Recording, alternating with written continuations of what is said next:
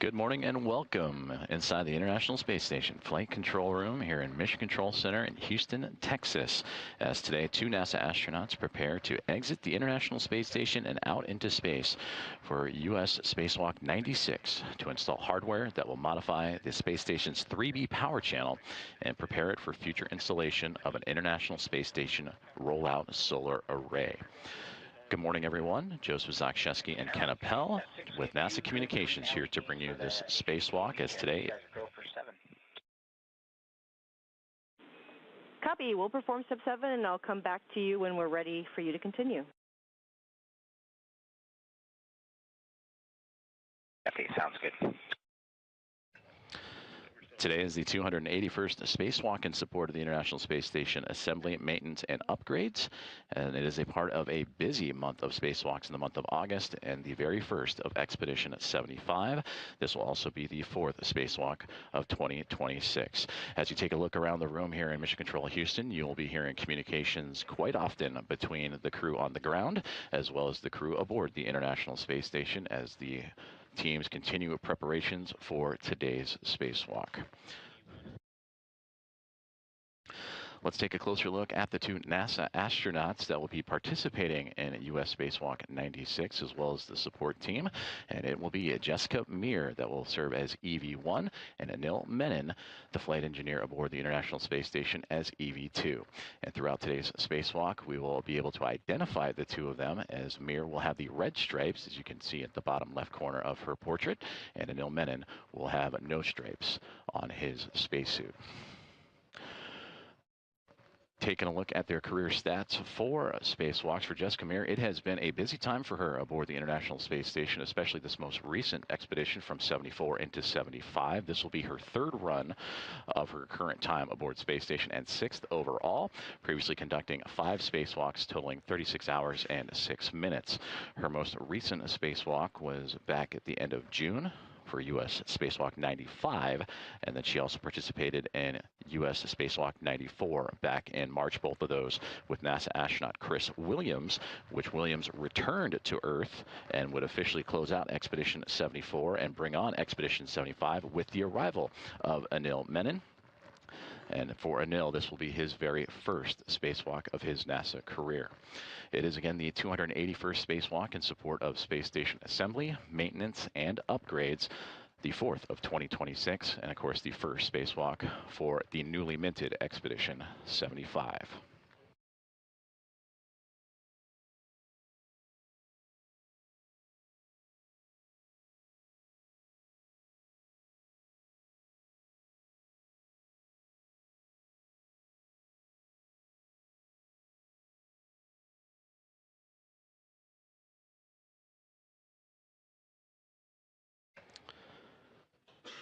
As we welcome you back inside Mission Control Houston in the International Space Station Flight Control Room. We're currently in a communications handover with the International Space Station, and we will bring you those live views of the astronauts in Anil Menon and Jessica Meir here shortly as they continue their pre-breathe procedures as they prepare to venture out into the vacuum of space again for U.S. Spacewalk 96.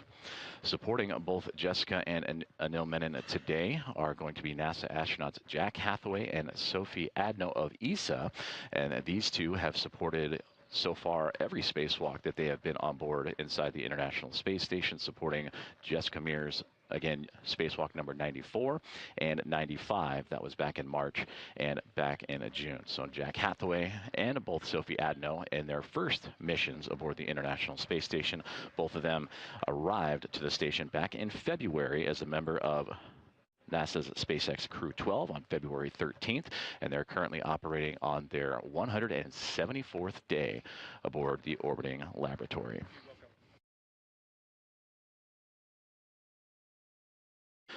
As the teams here on the ground are currently executing a handover inside of Mission Control, let's take a closer look at who is supporting today's spacewalk from the ground in Mission Control in Houston. As he hands over control from the Orbit 1 to the Orbit 2 team, it'll be Spacewalk Flight Director Ronak Dave that will take the helm. Stephanie Wilson, NASA astronaut, will be the Spacewalk communicator. We'll be hearing many communications between her and the crew outside, so that'll be with both Jessica and Anil throughout the day today. Aki Hoshide of JAXA will be the Capcom. He will communicate with the crew inside the International Space Station. Again, that crew of 7, so he will be handling communications of everything internally. Steve Villano, along with Drew Burr and Lucas Winder, will work things out as the lead spacewalk officer. And task officers for today's spacewalk, and Matt Hahn and Andrew Francis will support the spacesuit and airlock operations. And there is our first looks live inside of the Quest airlock aboard the International Space Station, and there you can see NASA astronaut Anil Menon on the left-hand side, and Jessica Meir, the commander of the International Space Station, on the right-hand side. And throughout today's spacewalk, we will have Jessica. She'll have the red stripes that'll be featured on the cuff of her pants, and we'll keep an eye out for her identification markers. And for Anil Menon, he will be in no stripes. And on the near side, against the wall, is Jack Hathaway, one of the 2 astronauts supporting today. And right on cue is going to be Sophie Adno, that's also supporting preparations for today's spacewalk. Again, the crew is currently executing their pre-breathe procedures, and they will do so for about 2 hours. They're about halfway through that point, and that is when they are breathing pure oxygen to remove nitrogen from their blood supply, and it helps avoid decompression sickness, or the bends, as they transition from the International Space Station to the vacuum of space. In terms of air pressure, the space station operating close to sea level that we experience here on Earth, and of course bringing it down to vacuum when they venture out into space. The astronauts have already completed some light exercises, or ISLE, where they complete those exercises in their suit. And that's all part of the pre-breathe procedures to help the body absorb oxygen faster. So these 2 crew members and their support crew, and Sophie Adno and Jack Hathaway, are currently in the equipment lock of the Quest airlock. This is where they get suited up and do the initial checkouts. The leak checks, which they performed earlier, all went well, and they'll continue to do checks on inspections of gloves, equipment. They'll test out their helmet cameras, which we will get great views from those as the spacewalk progresses. They'll also add their MEDOX canisters, or metal oxide canisters, that help scrub carbon dioxide from the astronauts as they perform their spacewalk today. And then eventually they'll move into the background, which is the crew lock, as Sophie Adno is floating that direction. And once we get a greater look, you'll see the equipment that'll be used for today's spacewalk. So let's take a look at what exactly these 2 astronauts, and Anil Menon and Jessica Meir, will be up to today outside of the International Space Station. This is to install a mod kit on the 3B mast canister that'll again help the International Space Station prepare for the future installation of a International Space Station Rollout Solar Array, or IROSA. Now, these solar arrays will be delivered later this year on NASA's SpaceX's 35 Commercial Resupply Services mission, and overall will be the 7th IROSA that will provide additional power to support critical station operations, including the safe and controlled deorbit. So these 2 will be building out that modification kit that'll be assembled on the canister itself. They will also run the cables that will be needed to power that IROSA during that future EVA, and of course set up that EVA for future success and put it in a good configuration before eventually meandering back into the Quest airlock to complete today's spacewalk.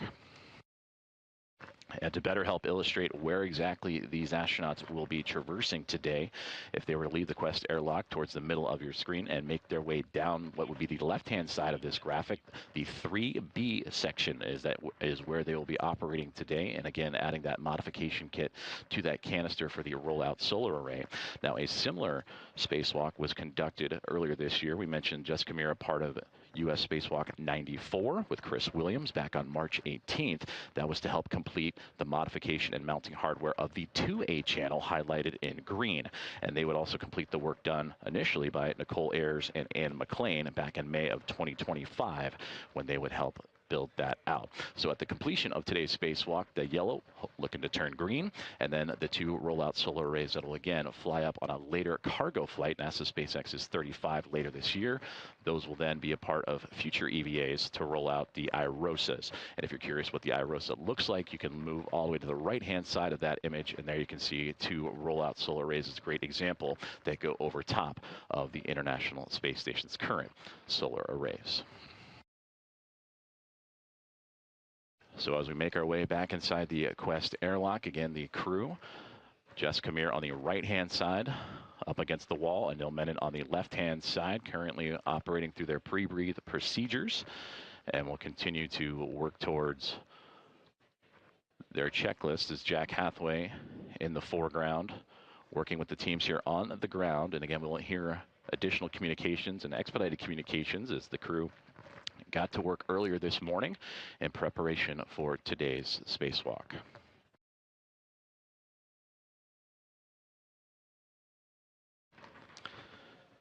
In about 5 minutes or so, the crew relayed earlier that they would begin. Airlock, just want to think. I think we're still waiting in step 7. Just want to make sure we're on the same page.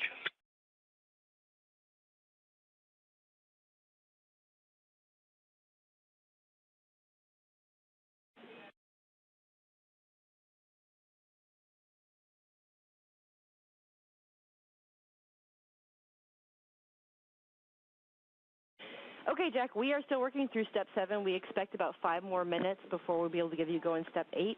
However, when you get to the designated time for MEDOX changeout at 11:15, you are go for MEDOX changeout.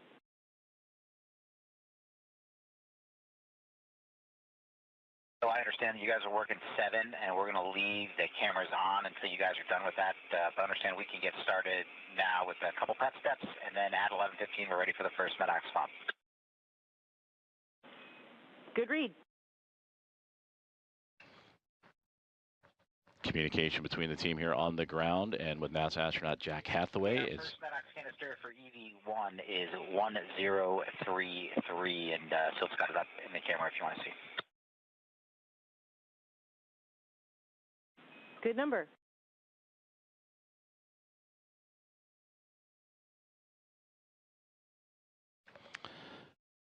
And Sophie Adno showing great displays is what Jack Hathaway is communicating down to the teams on the ground. The metal oxide canister that they will install in the back of the spacesuits of Jessica Meir and Anil Menon. Okay. And Sophie's going to unlatch Jessica's ETA and rotate her forward so she's got access. We copy.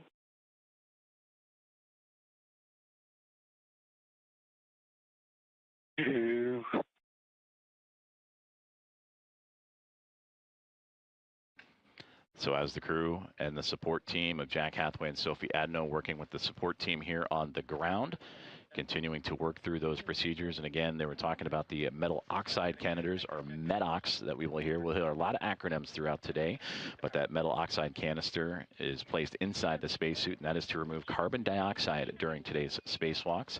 And it can be used multiple times, and once a spacewalk is completed, they can recharge those canisters. So they're working through the equipment themselves, the serial numbers, and sharing down with the crew.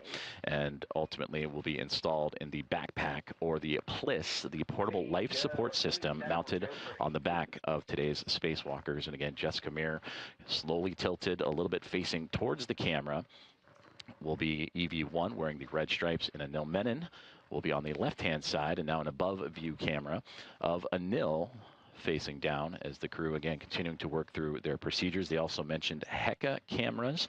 Those are the cameras that are mounted on the spacesuits themselves, the high-definition extravehicular mobility unit camera assembly, and that's where we're going to get great views from the astronauts as they venture out into space and perform today's spacewalk.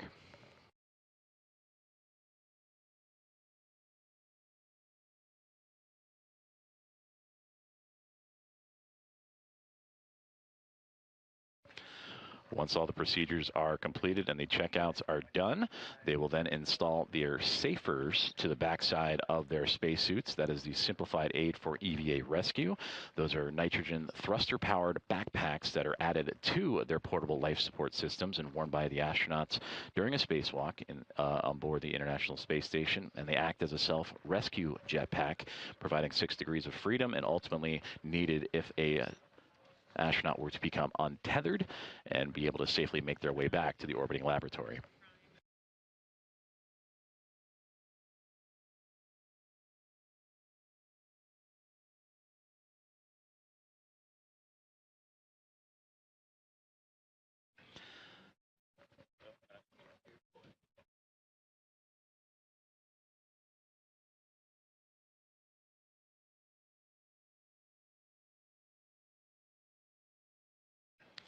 So again, we welcome you back aboard the International Space Station in preparations for today's U.S. Spacewalk 96 with NASA astronauts Jessica Meir and Anil Menon as the two, Jessica on the right side, Anil in his spacesuit on the left-hand side, receiving support from Jack Hathaway, NASA astronaut, in preparations for today's spacewalk. We're just moments away from the installation of the metal oxide canisters.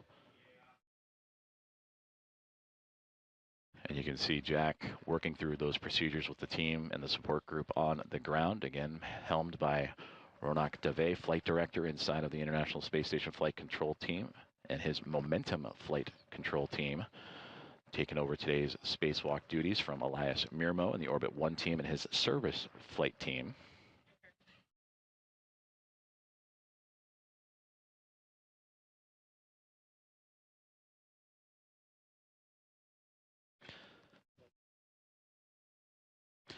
In the background, again, the crew currently in the equipment lock of the Quest airlock aboard the International Space Station.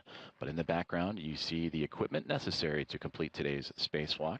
On the portion of the top left-hand side, you can see the struts that'll be required to install the 3B mod kit to the 3B mast canister of the International Space Station, and that involves 6 different struts and a mounting bracket that the two astronauts will assemble from start to finish.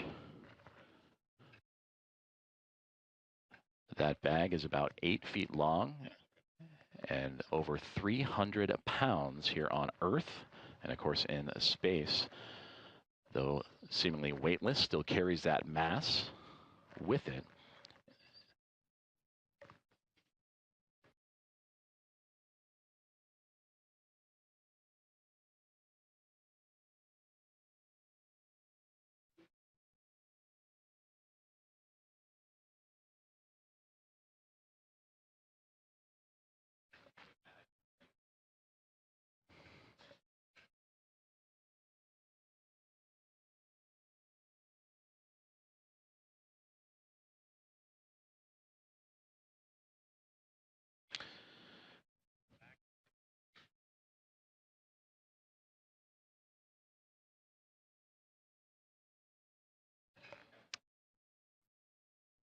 And though out of sight, Sophie Adno currently working on the portable life support system on the backside of NASA astronaut Jessica Meir, installing the Medox canister.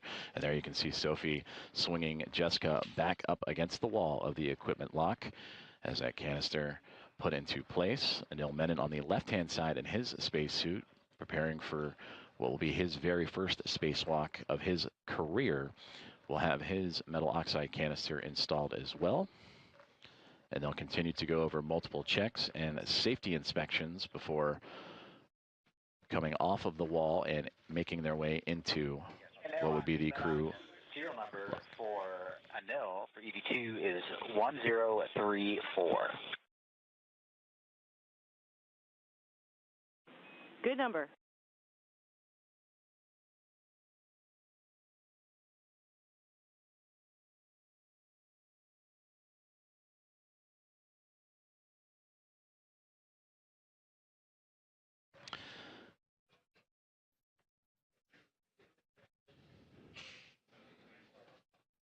So now you get a great view of Sophie Adno swinging NASA astronaut Anil Menon off of the equipment lock to install his metal oxide canister and unzipping the backside of the portable life support system. That backpack mounted on the back of the astronauts provides everything that they will need for today's spacewalk: self-contained, breathable atmosphere, cooling, power, and all that they can carry with them to work out into the vacuum of space for today's U.S. Spacewalk 96 and install the mod kit to the 3B canister of the International Space Station. And again, that is for the future installation of an International Space Station rollout solar array.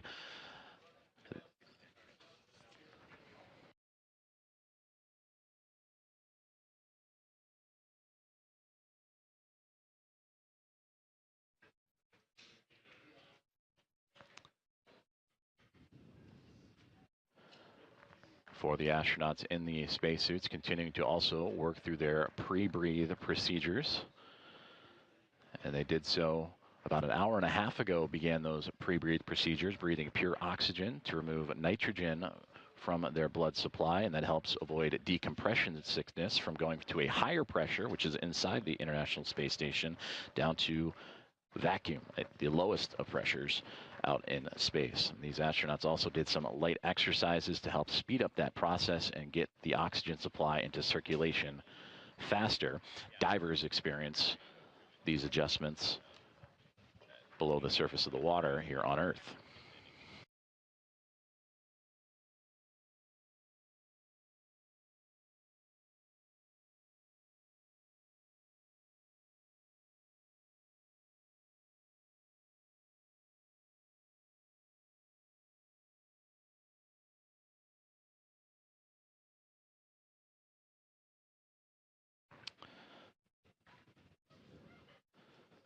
Jack Hathaway, NASA astronaut in the foreground. Sophie Adno of ESA working on the portable life support system of NASA astronaut Anil Menon on the left-hand side of our view here today inside the Quest airlock of the International Space Station, installing the metal oxide canisters. We're pausing the EMU pre-breathe in suit clock, GMT 1121.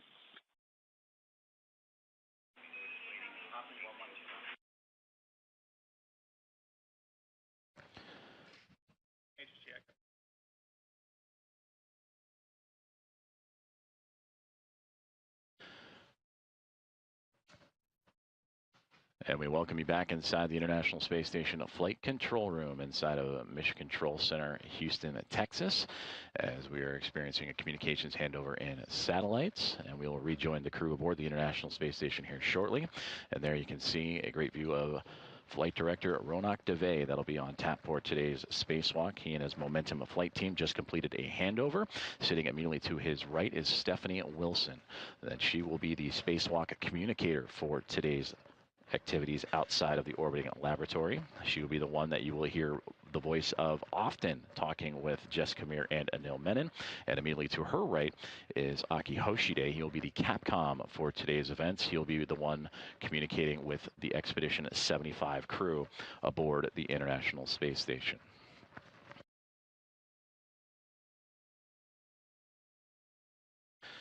And as we resume contact, we return back inside the Quest airlock of the International Space Station as Jack Hathaway and team continuing to work through today's procedures ahead of U.S. Spacewalk 96.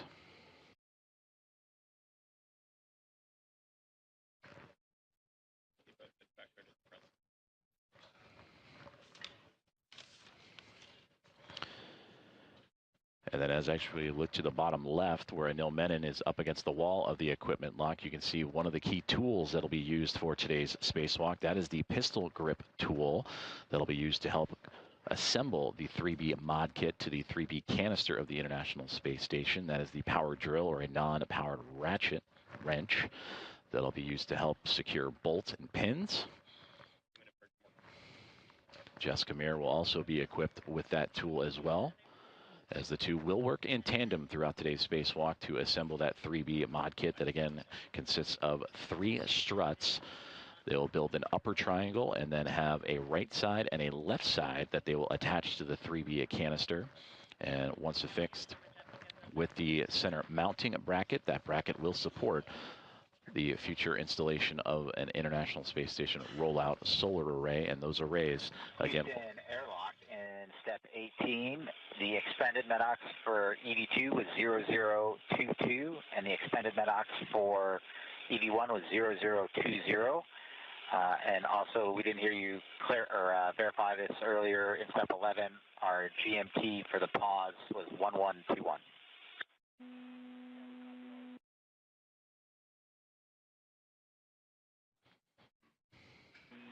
And station, this is flight. We copied 1121. We're getting Aki enabled here.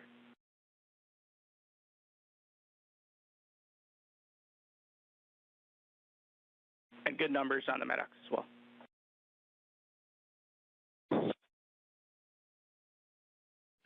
So the teams here on the ground working with Jack Hathaway there in the foreground, relaying the good information relayed about the metal oxide canisters that again will scrub carbon dioxide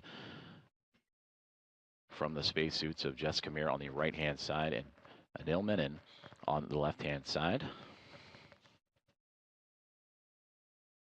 And again, for Jessica Meir today, it will be her 6th spacewalk of her NASA career, her 3rd during this recent stay aboard the International Space Station, when she would fly up on NASA's SpaceX Crew 12 back in February, and currently operating on her 174th day in microgravity. And for Anil Menon, he would join the International Space Station's crew of 7 and would briefly be a part of Expedition 74 and officially kick off Expedition. Clock resumed, GMT 1125. Copy 1125. Good morning, Jack. Yes, sir.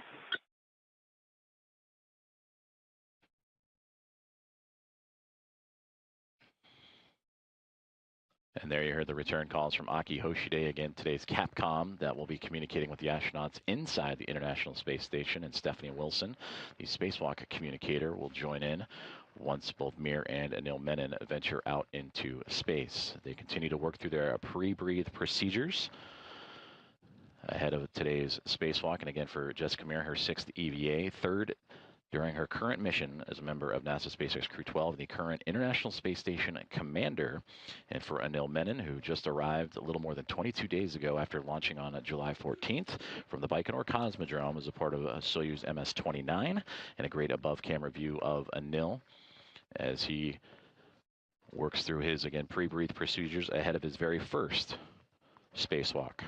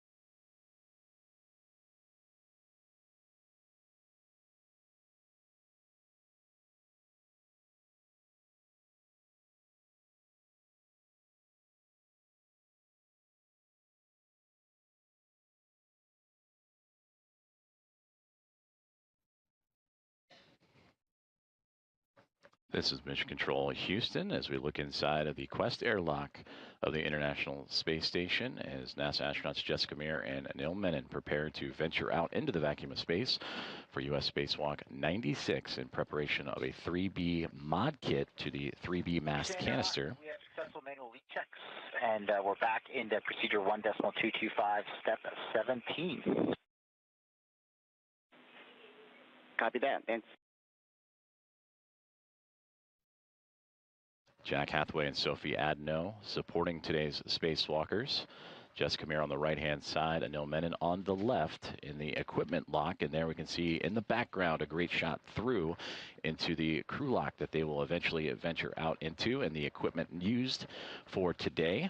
The larger bag that is floating towards the top of that lock is where the 6 struts and the mounting bracket that will be carried to the work site for today's spacewalk, and then the crew bag and equipment in the second bag, as we now see what will be the safers that are floating into view with ESA astronaut Sophie Adno. And these will be attached to the back of today's spacewalkers. And again, these safers, the simplified aid for EVA rescue, nitrogen thruster powered backpack used in the event an astronaut were to become untethered from the International Space Station and are able to safely maneuver back to the orbiting laboratory. So it'll be Jessica Meir that'll receive her safer first, shortly followed by Anil Menon.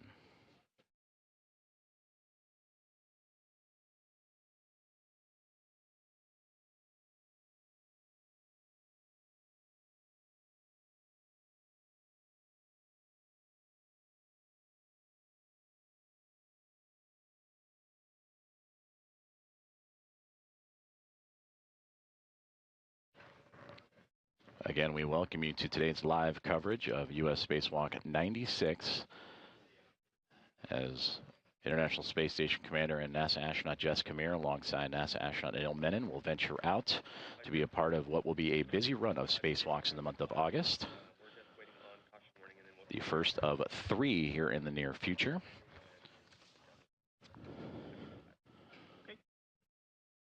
For Jessica Meir, having her safer currently installed after her MEDOX canister just moments ago was placed inside of her portable light support system to help scrub carbon dioxide.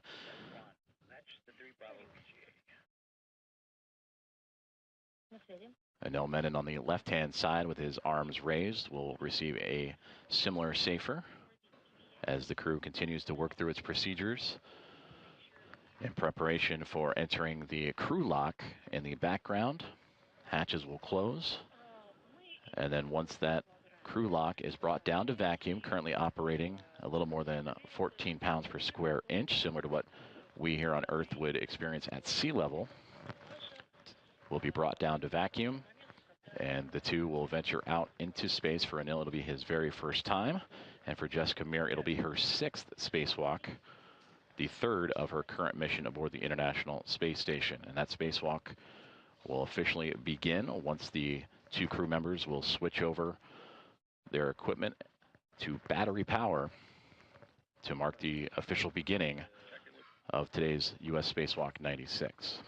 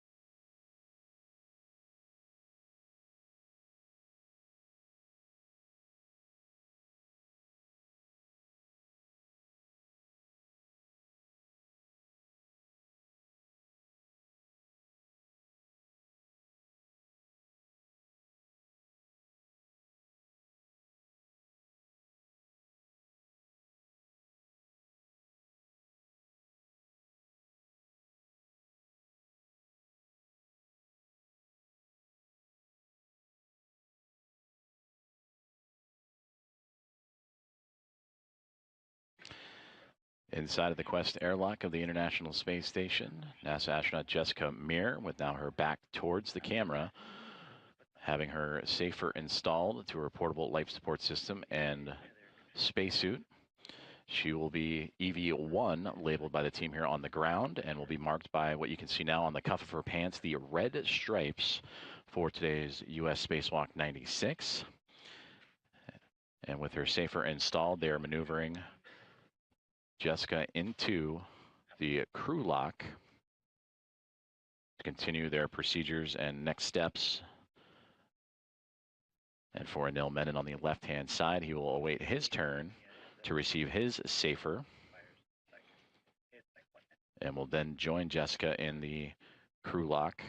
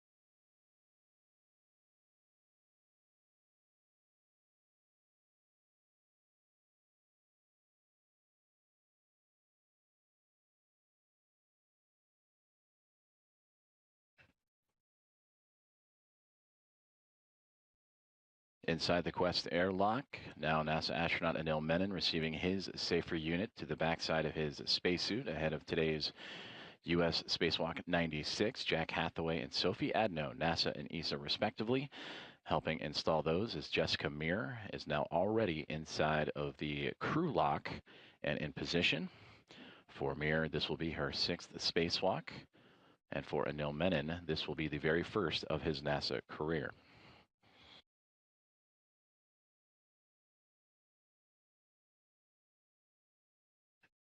We will continue to hear communications from the spacewalkers themselves and from Jack Hathaway and Sophie Adno as they continue to work through all the safety and equipment protocols and technical protocols necessary before sending them into the crew lock.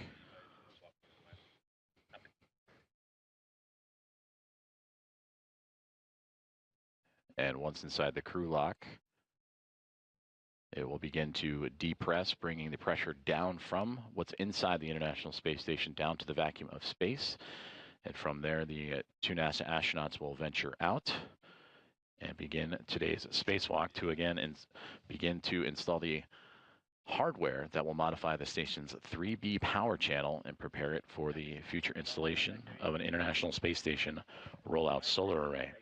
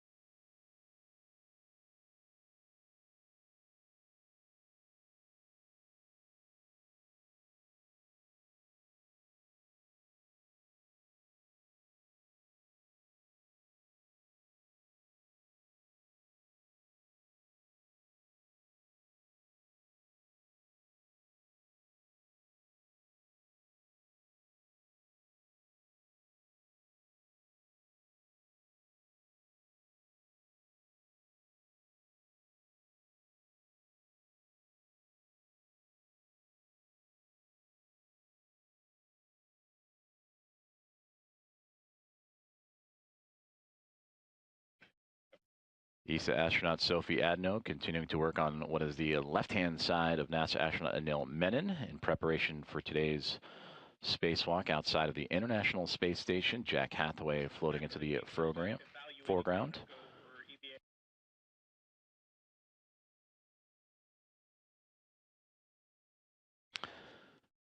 The crew continuing to work through their pre-spacewalk procedures as Jessica Meir joining Anil Menon for today's spacewalk, already in the crew lock in the background there that is illuminated.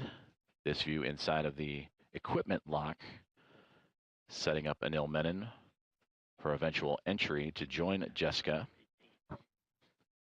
into the crew lock. Teams on the ground monitoring all these procedures and continuing to work towards the start of today's spacewalk. So far, everything has been on time for both the crew and team here on the ground as pre-breathe procedures have been worked through. Medox canisters to scrub carbon dioxide have been installed. The safers have now been installed with Jessica first and now Anil as they position him. Feet to head is the positioning inside of the crew lock as Jack Hathaway moving some of the equipment necessary for today's spacewalk to allow Anil Menon to float his way in and join the International Space Station commander.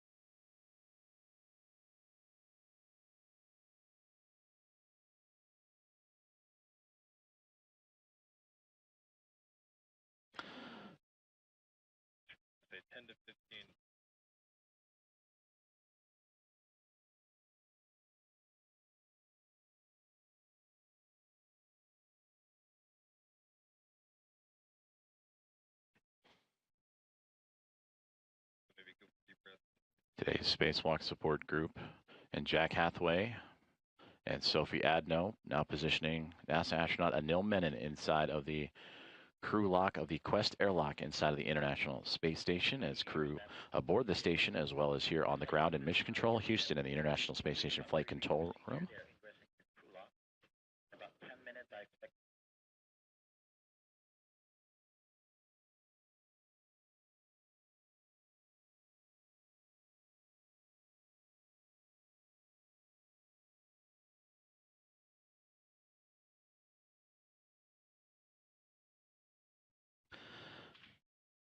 Now both astronauts have entered or egressed the crew lock of the Quest airlock with the necessary tools and equipment needed for today's spacewalk to again install hardware that'll help modify the station's 3B power channel and prepare it for the installation of the International Space Station Solar Array, or IROSA. And both The Aerospace 3B and the 2A power channel will arrive on a future cargo flight that'll happen later this year on NASA SpaceX's 35th commercial resupply services mission.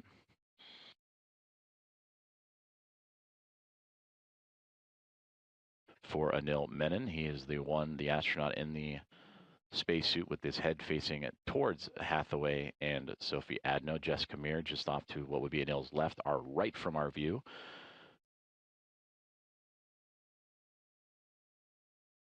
Once they are properly positioned and continue to go through their spacewalk procedures, the hatch will close.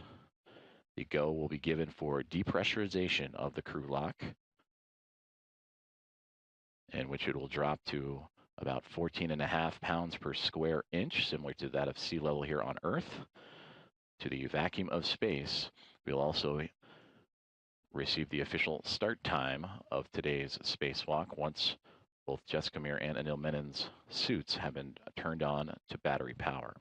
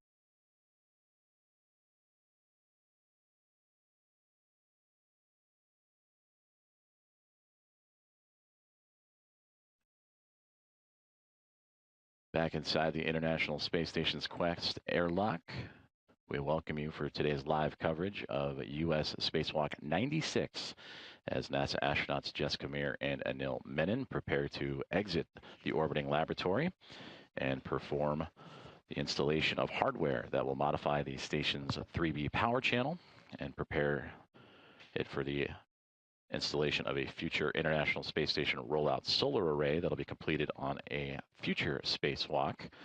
These two astronauts are currently inside of the crew lock portion of the Quest airlock, being assisted by Sophie Adno on the bottom right in the turquoise teal shirt, and Jack Hathaway of NASA helping support the two spacewalkers today. For both Adno and Hathaway, they have supported so far every spacewalk, U.S. spacewalk, that has been on the International Space Station since their arrival as a member of NASA SpaceX Crew 12 back in February. And that is also where Jessica Meir would arrive on station, and the current International Space Station commander. She is preparing for her 6th EVA of her career, the 3rd this mission, and over her career, 36 hours and 6 minutes out in space. And for Anil Menon, he is on his first flight to the orbiting laboratory, arriving just this past July 14th, as a member of Soyuz MS-29. So entering his 22nd day aboard the International Space Station.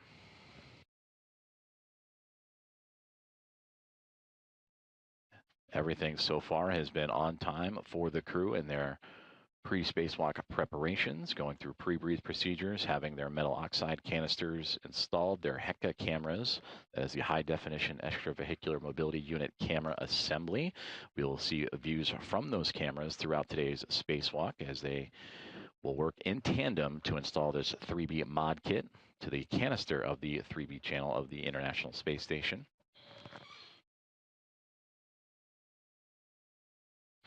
Teams here on the ground in Mission Control Houston continuing to monitor through these steps ahead of the start of today's spacewalk as they continue to communicate down and communicate with the astronauts, making sure everything and every procedure is checked off.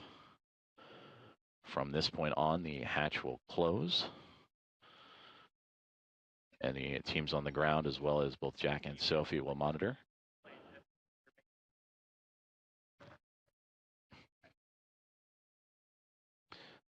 And once that hatch is closed, we will get the go for a depressurization of the crew lock. And there we see Sophie slowly lowering it, making sure the crew bag stays inside its proper placement.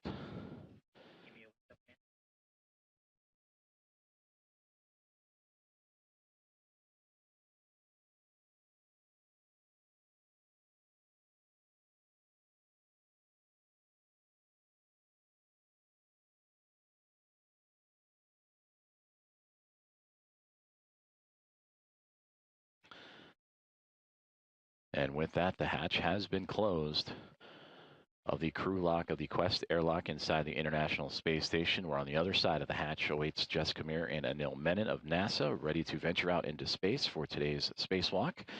Sophie Adno and Jack Hathaway in the foreground in the equipment lock portion, continuing to work through today's procedures.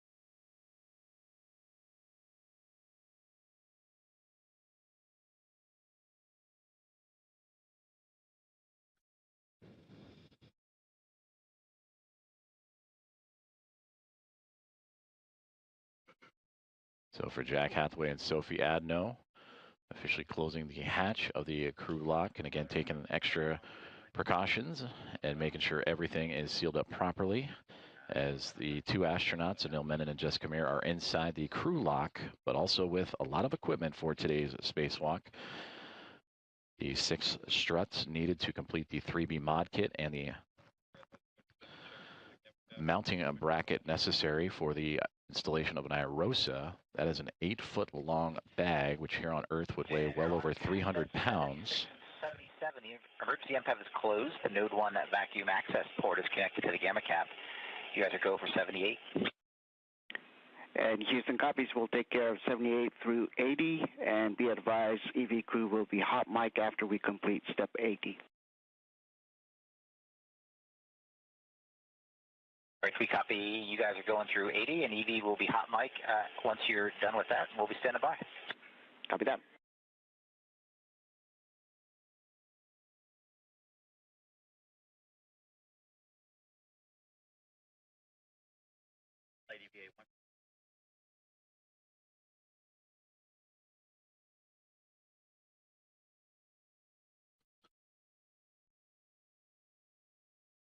So inside the International Space Station, Jack Hathaway communicating with the teams here on the ground with Flight Director Ronak Dave and his Momentum flight team for today's U.S. Spacewalk 96. continuing to work through the step-by-step procedures ahead of today's spacewalk. On the other side of that hatchway is NASA astronauts Jessica Meir and Anil Menon, our two spacewalkers for today. Sixth of the career for Meir, first for Anil Menon.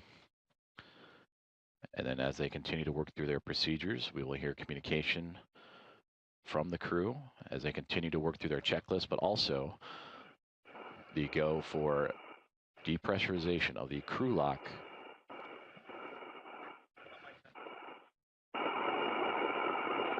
And EV crew, you are hot mic on Space Ground 1. EV1, good morning, Hoshida-san. You too, let's do this. Good morning, Jessica and Anil. Let's do this.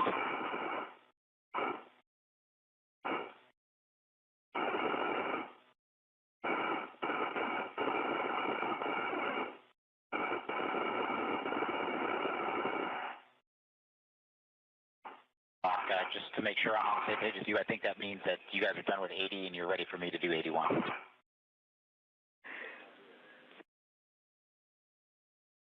And Jack, stand by. We're working on the other steps. We'll call you when we're ready. And a bye.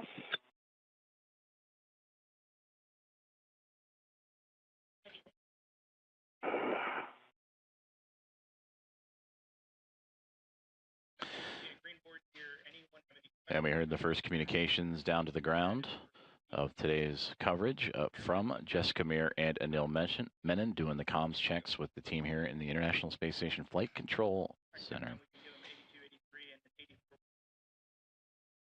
Meanwhile, Jack Hathaway and Sophie Adno continuing to work through their step-by-step procedures ahead of depressurization of the crew lock of the Quest airlock. Pick up in step 81, and in step 84, you have a go to perform the crew lock depress, repress cue card, depress section.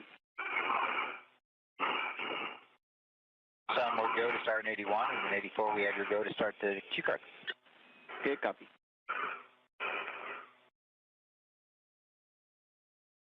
All right, ED2, I've got a couple of steps for you to verify. You're not actually throwing any switches here, but just verify for me on the UIA that the depress power switch is in the off. Depress pump power switch OFF. Okay, copy OFF, and one more verify step that the depress pump enable LED is on. Enable is on, ON. All right, that's the completion of this, and I'm moving into the crew lock depress cue card if you want to follow along. I'm tracking. All right, step 1 on the crew lock depress cue card on the UIA, and they'll go ahead and take the depress pump power switch to on. Currently on. Depress pump power switch. We're going to count 10 seconds.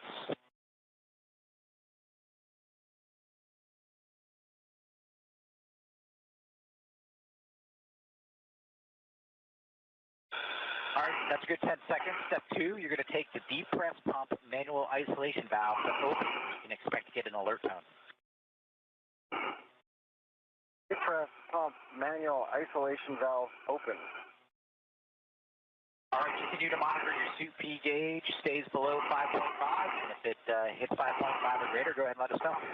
Stop the depress and let us know if the gauge gets above 5.5. V1. 82.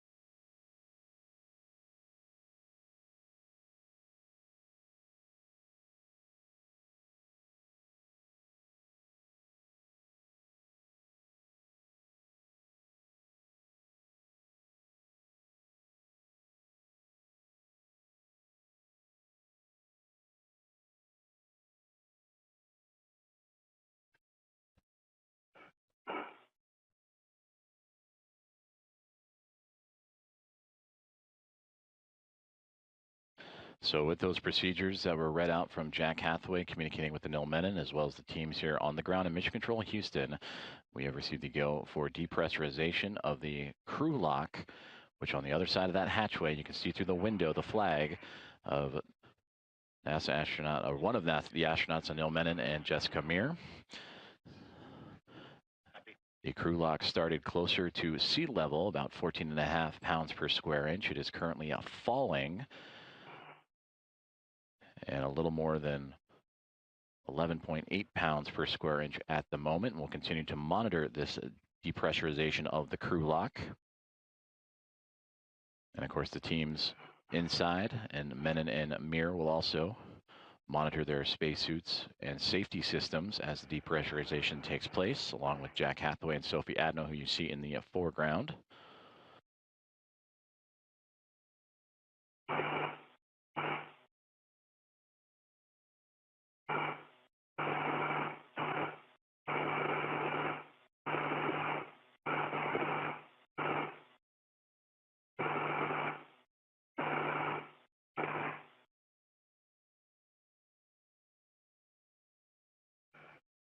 And again, depressurization of the crew lock is underway just shortly before the start of today's U.S. Spacewalk 96, now approaching 10 pounds per square inch.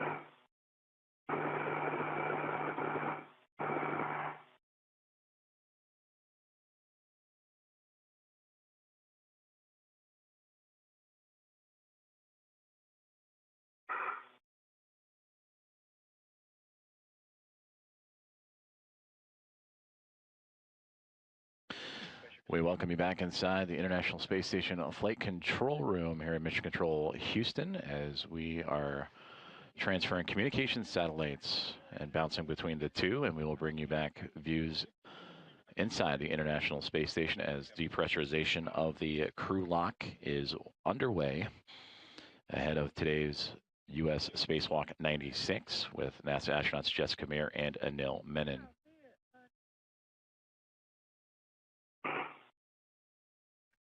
Flight Director Ronak Dave and his Momentum flight team you see before you, monitoring today's spacewalk. Flight Director Chris Dobbins joining in to his left.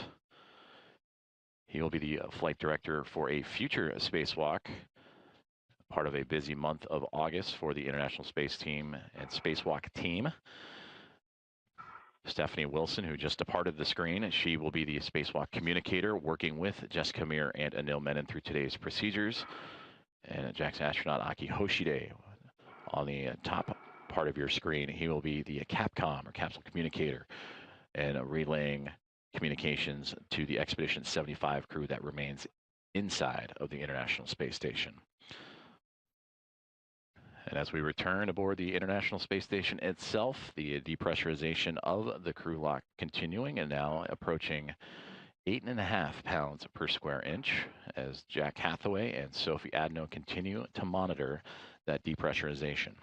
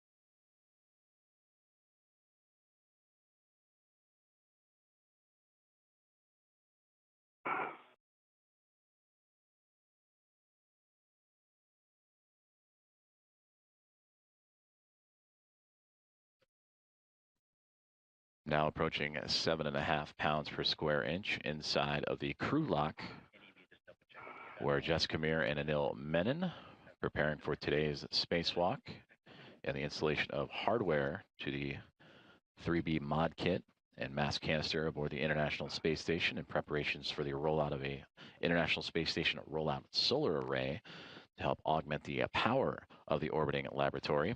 Jack Hathaway and Sophie Adno supporting today's spacewalkers. Also monitoring from the orbiting laboratory. And as we sit this morning at this hour,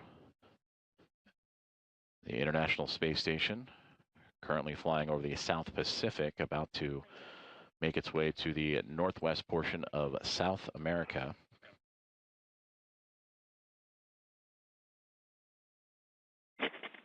Eric Houston on 1. We expect another 3 minutes until 5 psi.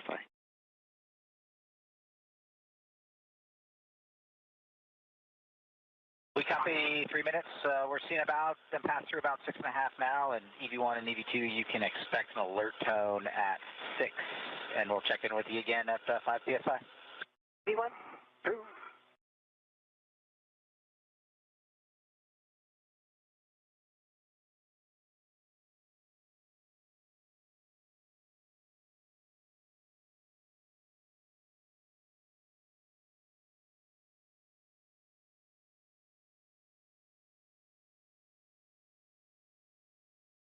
Communications with Jack Hathaway and the team here on the ground inside the International Space Station Flight Control Room. And also relaying those comms to the 2 astronauts inside of the crew airlock as the depressurization continuing on. Now it's 6.3 pounds per square inch inside of that crew lock.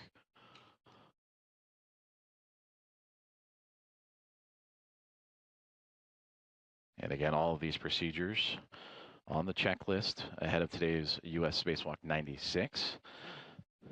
And once the checkouts for both these suits and the safety procedures for both Menon and Mir are complete, the hatch will open outside of the Quest airlock to welcome them out into the vacuum of space, and we'll await the call for the suits to be transferred to battery power, and that will again mark the official start time of today's spacewalk.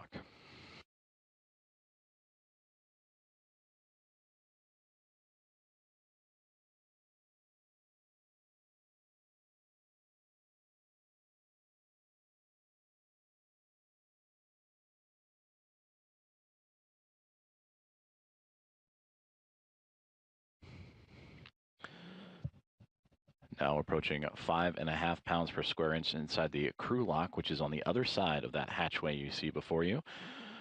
Sophie Adno and Jack Hathaway also monitoring from the equipment lock of the Quest airlock of the International Space Station.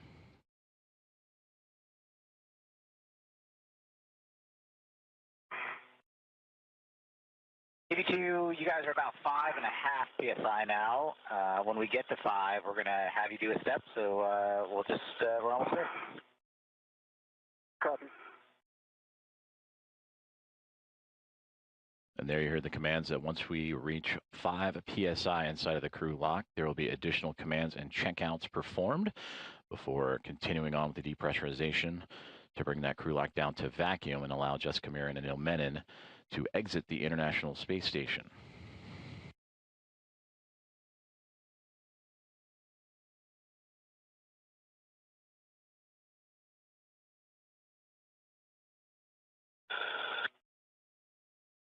All right, to EV2, if you'd reach out and put your hand on the depress pump manual isolation valve and move it to the closed position, you'll get an alert tone.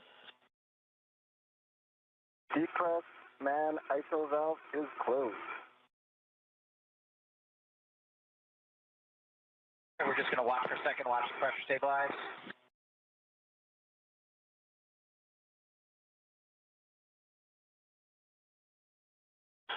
All right, we see you guys stable at 5 for EV1 and EV2. On your DCMs, take your display switch into status until you see leak check ? Then a long yes, and follow the displayed instructions. Let us know when you're done. EV1. EV2.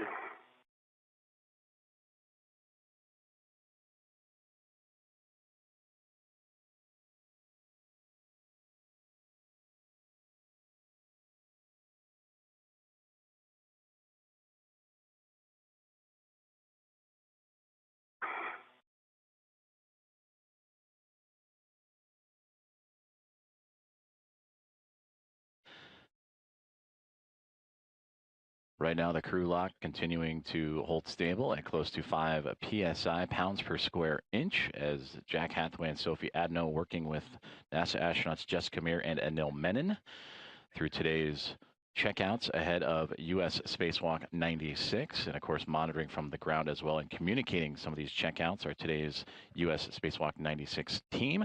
And there you see in the navy blue suit right in the middle of your screen is Ronak Dave, the flight director for today's spacewalk, and his Momentum flight team overseeing everything. EV2 leak check complete, going to EVA. Copy, 2 good leak checks, and then step 6, let us know when you guys are in EVA.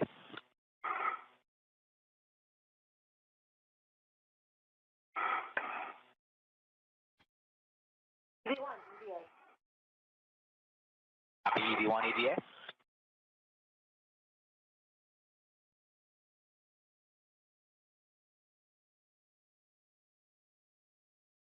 EV2 EVA. Copy, EV2 EVA.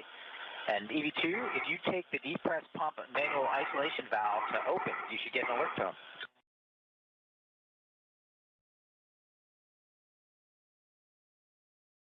The depress pump manual isolation valve is open. Copy that. Sophie's going to take the emergency MPEV out here to open.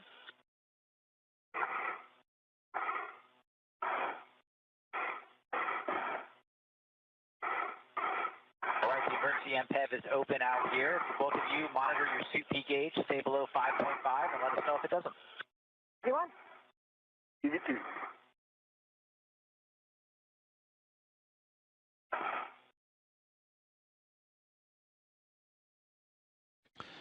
Two good leak checks reported by NASA astronauts Jess Kamir and Anil Menon as they are inside the crew lock of the Quest airlock with support from Jack Hathaway and Sophie Adno, as we have now resumed the depressurization of the crew lock ahead of today's spacewalk, U.S. Spacewalk 96, as we approach now 4 pounds per square inch, bringing down that crew lock from about 14.5 all the way down to vacuum. And from here, we'll continue to monitor on the ground with the flight control team, the Momentum Flight, and Flight Director Ronak Dave. And stand by as we get ready to begin the official start of today's EVA. And again, that'll occur when the suits are moved over to battery power for both Menon and Mir. But at the current moment, the pressure continuing to drop inside of the crew lock, now approaching 3.5 pounds per square inch.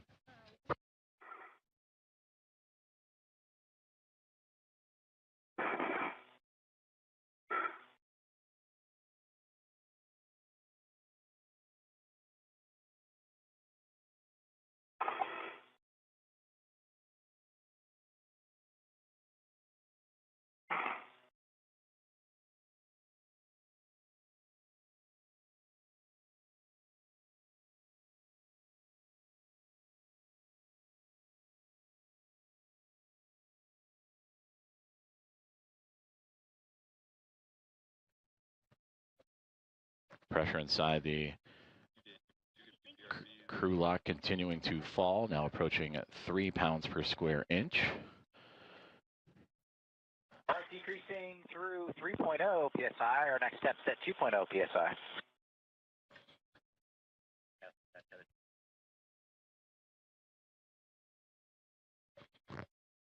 Again, the crew continuing to work with the teams on the ground and the 2 astronauts for today's spacewalk, and Jess Kamir and Anil Menon through their spacewalk procedures. And we heard that the next round of procedures will come as we near closer to 2 pounds per square inch, currently at 2.75.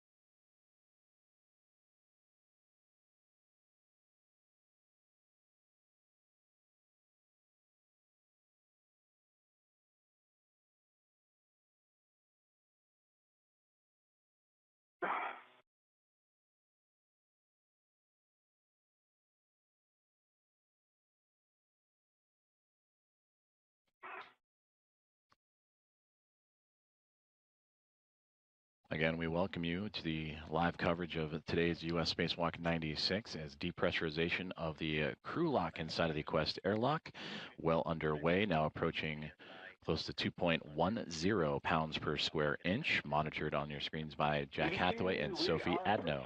2.0 psi. If you'd reach out, put your hand on the depress pump manual isolation valve and move it to the closed position.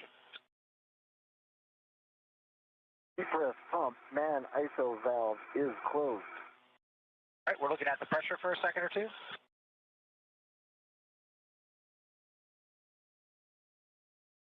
All right, and on the UIA EV2, you can take the depress pump power switch to the off position. Depress pump power switch is off, OFF. Copy off, OFF. It's been great working with you guys. We'll see you in a couple hours. Houston, you got them. Thank you so much, Jack and Sophie. Thanks, guys. Good morning. Jessica and Anil, thank you, Jack and Sophie. We are ready for your initial tether configurations for egress. Good morning, Stephanie. I can start the tether config. I have my waist tether on my right side on my mini workstation, and I have the small hook on my right steering extender gate closed slider lock. I have my anchor hook also on my workstation. I can see that my green reel is unlocked. My yellow hook is on the green reel, that's gate closed slider locked. My red reel is unlocked, and I can see my green hook is on the red reel that is unlocked. I have a Mills anchor hook also on the red reel that is gate closed slider locked. I can see his green reel is unlocked. And I can see his yellow hook on his green reel, gate closed slider locked. And I can see his red reel. So that's just disappearing out of my view. And now can you see the rest of yours? Yes, red reel's unlocked, and the green hook is on the red reel unlocked. Starting from my left E-ring extender, I see the small hook of my left waist tether. Closed lock, black on black. It's attached to the large hook of the airlock waist tether. Both hooks are closed lock, black on black. And that small hook goes to the airlock D-ring extender, closed lock, black on black. My right waist tether is attached to the D-ring extender, closed lock, black on black with the small hook. The large hook is unlocked on my MWF, and my red hook is on my right D-ring direct. It's closed lock, black on black.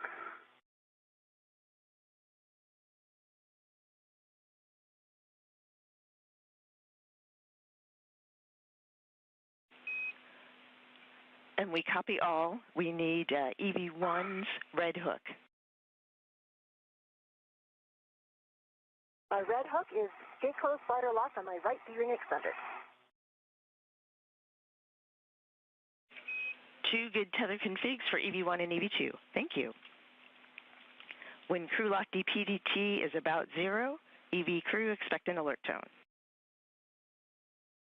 EV1. EV2.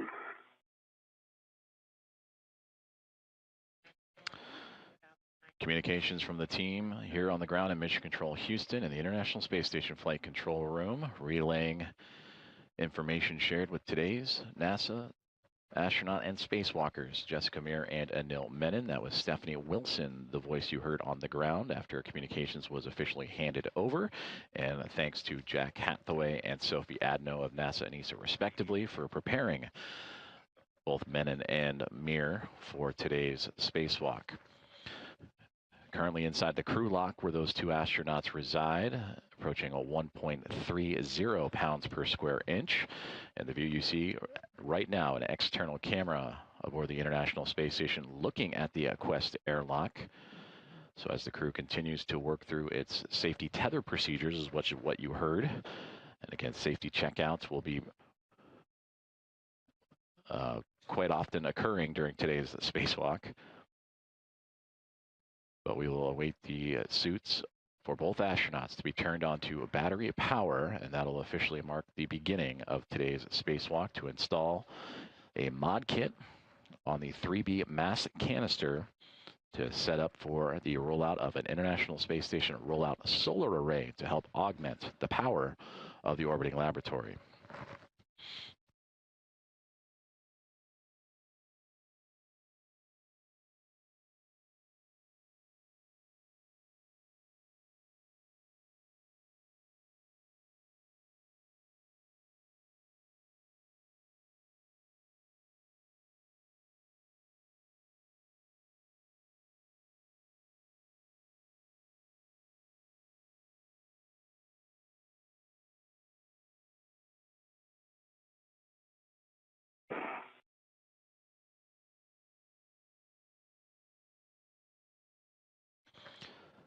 Depressurization of the crew lock continuing to occur as we now are approaching 1 pound per square inch inside of that crew lock of the Quest airlock, which you see the external views of outside of the International Space Station.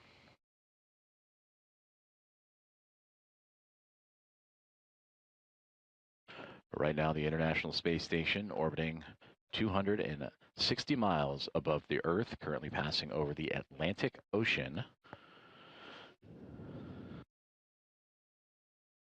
And we'll stand by and continue to monitor the falling of that pressure inside the crew lock, now about to hit 1 pound per square inch. And await for the calls to have the crew and Jessica Meir and Anil Menon switch their suits onto battery power. And then we'll begin the procedures to begin opening the hatch. And for Jessica Meir, that will begin what will be her 6th spacewalk of her career, her 3rd on her current time aboard the International Space Station. And for Anil Menon, this will be his very first venture out into space.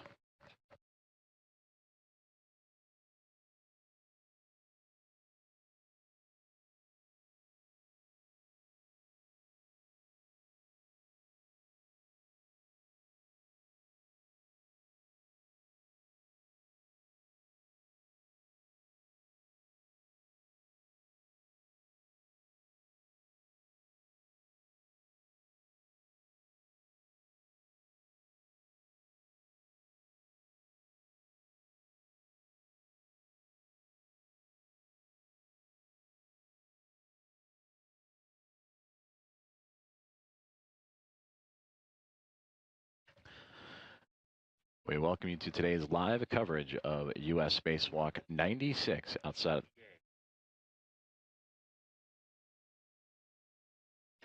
of the International Space Station, featuring NASA astronauts Jessica Meir and Anil Menon as the depressurization of the crew lock continuing onward, now under 1 pound per square inch, 0.88 pounds per square inch currently is the depressurization moving forward. Everything so far in their pre-spacewalk procedures have gone by the book. With the pre-breathe, the install of the safer and Medox canisters, the crew moved from the equipment lock to the crew lock. Additional safety checkouts and procedures performed by both the astronauts themselves and their support groups, both Jack Hathaway and Sophie Adno aboard the International Space Station offering assistance, as well as the teams here in Mission Control Houston.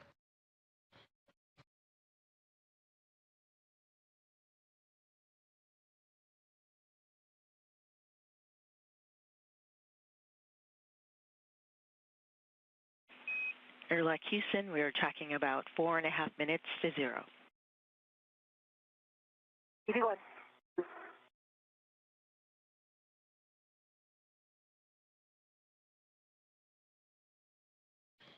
And with that communication, the relay from Stephanie Wilson up to the crew is that they are now tracking about 4.5 minutes until that crew lock will reach 0, the vacuum of space. And we continue to monitor and follow along with the process. But again, next steps from here will be the crew moving their suits, their spacewalk suits, to battery power to begin the formal beginning of today's spacewalk. And then the go will be given to open up the hatch thermal covers and the hatch itself before beginning their egress to begin today's spacewalk.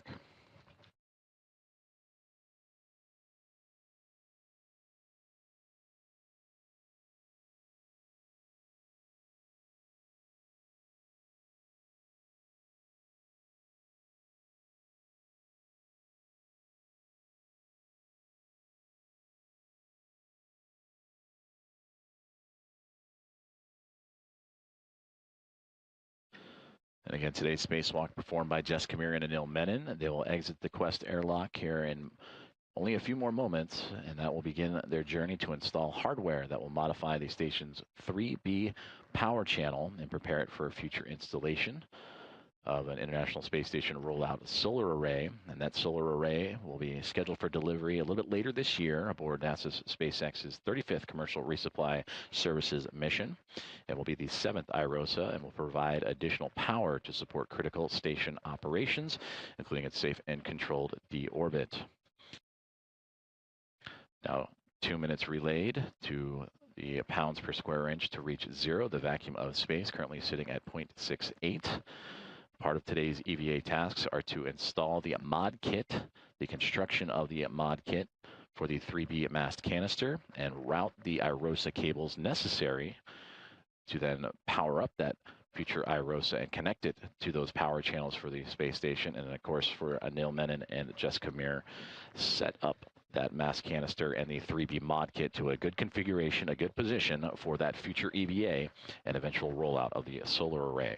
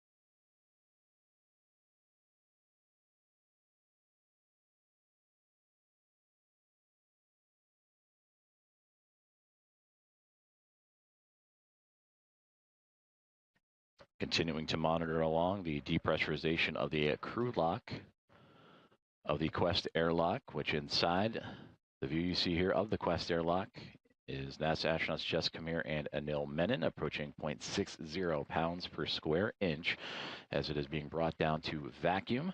All initial checks and safety checkouts have gone by the book,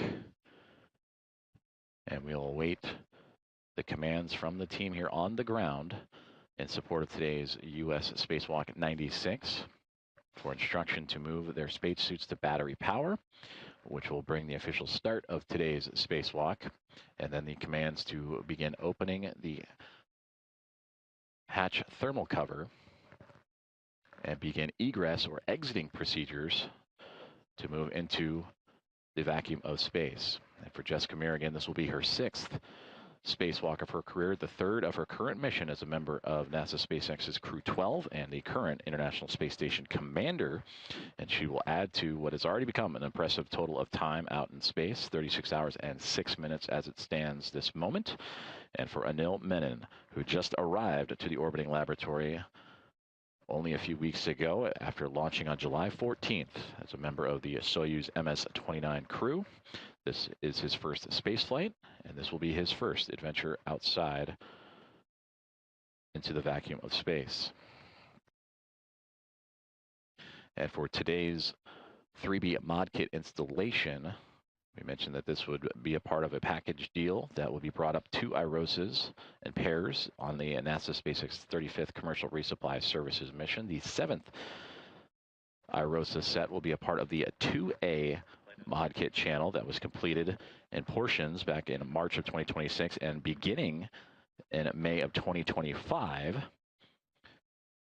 And then for this 3B power channel mod kit, it would be the 8th rollout solar array to make its way out of the International Space Station.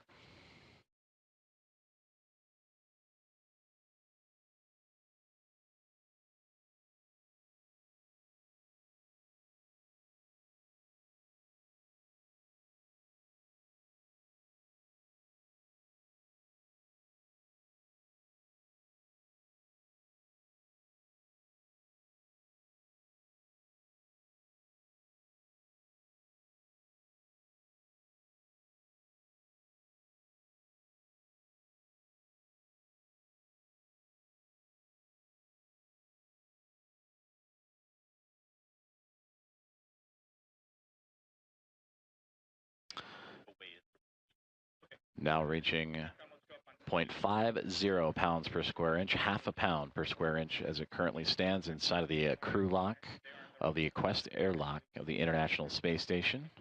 As we continue to methodically bring that down to zero, to the vacuum of space, before NASA astronauts Jess Kamir and Anil Menon will begin today's 96th U.S. spacewalk and install the IROSA mod kit on the 3B mass canister.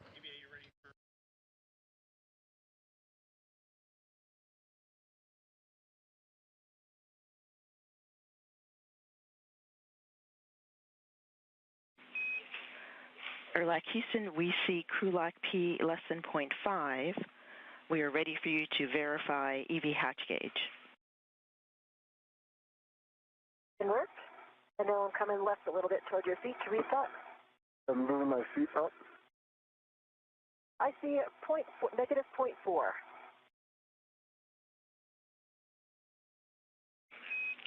That is a good number. You have a go to open the EV hatch and stow it. And work.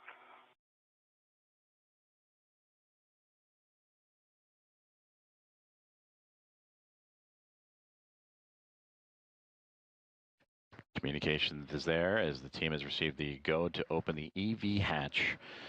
As Jessica Kamir radioing down to the team here in Mission Control Houston in the International Space Station Flight Control Room, that is now in work as we are under now 0.20 pounds per square inch inside of the crew lock, and we'll wait the call to hear that crew switch their suits to battery power, formally begin today's EVA or spacewalk extravehicular activity. And then from there, the views you see on your screen, the external cameras on board the International Space Station will begin to see movement and eventual exiting and egressing of the two NASA astronauts. A little bit toward you. Yes. I'm moving the cable bag out of your way to create space. The hatch is open. I'm just trying to slide it back to the hatch key. Yep. Okay, you should have more space for your feet. You have about a foot if you need to go a foot. Body. Okay, I got the right position now. Got it. Thank you. All right, hatch is open.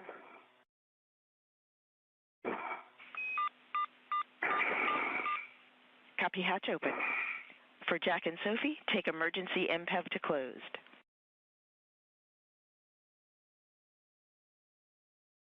Emergency MPEV closed. Copy that. That completes crew lock depress. Moving on to post depress. On your DCMs, take your power switches to bat.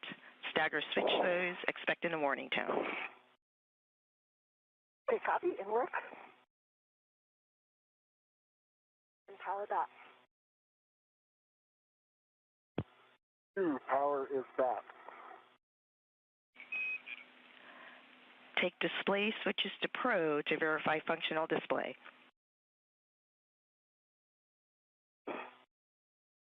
V1 functional. EV2 functional. On the UIA, take power EV1, EV2, two switches to off, OFF.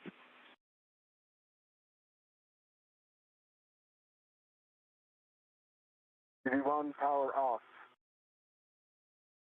EV2 power off.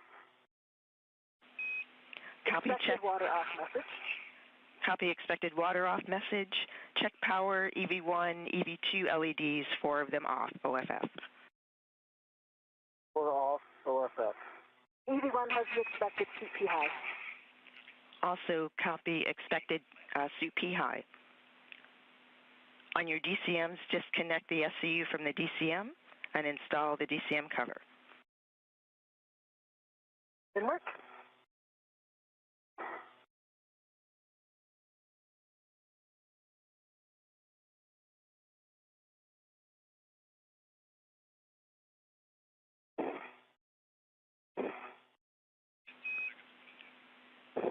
Ten seconds, 20-second handover.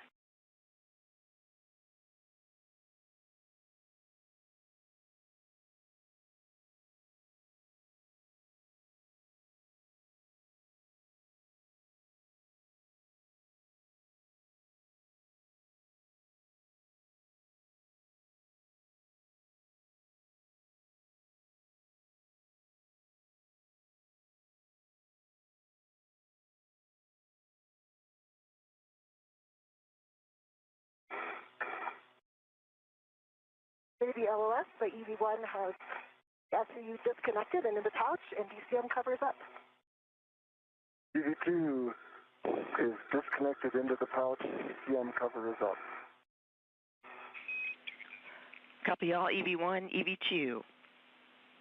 On the crew lock, check depress pump man ISO valve is closed. Press pump man ISO valve is closed.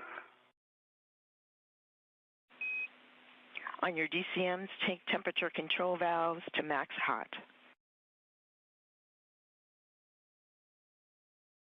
Good work.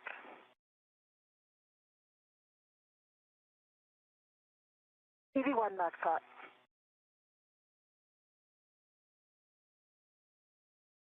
EV2 max hot. Take water switch to on.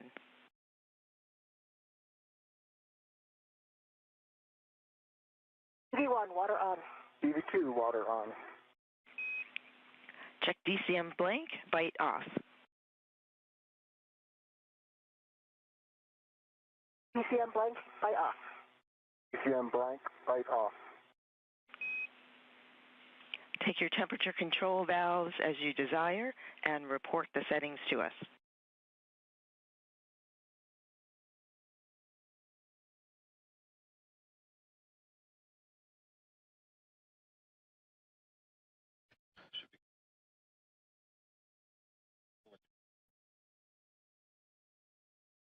Thank you for joining us for today's live coverage of EV2 set at 7.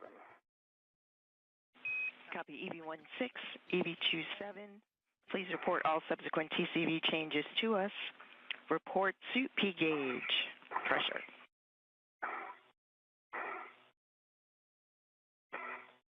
EV1 4.2 on the suit P gauge. EV2 is 4.2 gauge. Copy 4.2 for both EV1 and EV2 on the suit P gauge.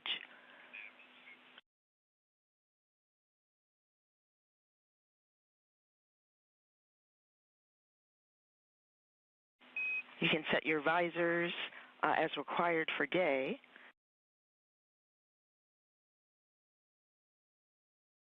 EV1. EV2.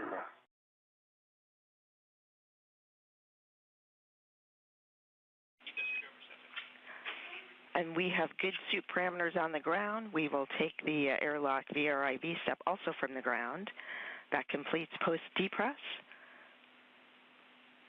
Jessica, we are ready for you to open the hatch thermal cover, release the hook from the magnetic plate D-ring, attach the hook to the stowage tether point, and cinch the strap until snug. Confirm 6 lines visible.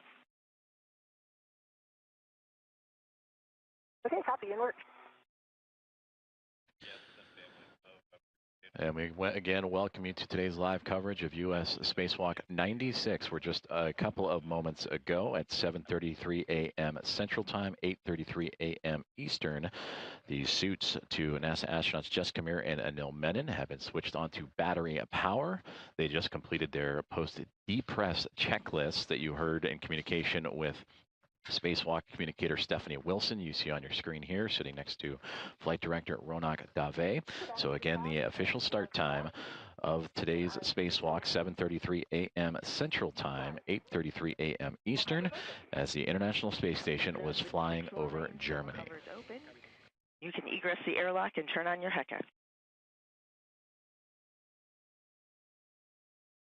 Good work.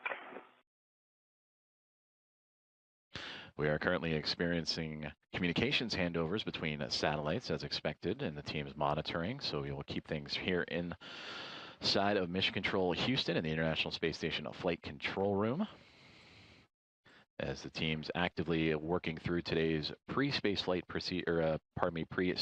procedures. Steve Villano, the lead spacewalk officer, along with Drew Burr and Lucas Winder, the spacewalk task officers to support today, along with Matt Hahn, the spacesuit support team, and Andrew Francis and his airlock support team. We also heard commands and Jessica Meir, NASA astronaut currently in work to... I have a tether down, and I have my HECA turned on. And as we regain communication and receive views, there we see Jessica Meir outside of the Quest airlock, as she has now formally begun her 6th spacewalk of her career. And we will monitor Jessica's progress through today. You can see towards the top of her backpack, the portable life support system, the red stripes. On your BRT, taped towards your head, and you can use an adjustable from your mini workstation as a load alleviating strap as desired for translation. You want copies? Strap bag is between the hatch and the staging bag, so it's going to take me a second to try to free that. Okay, take your time. I'm getting my BRT ready.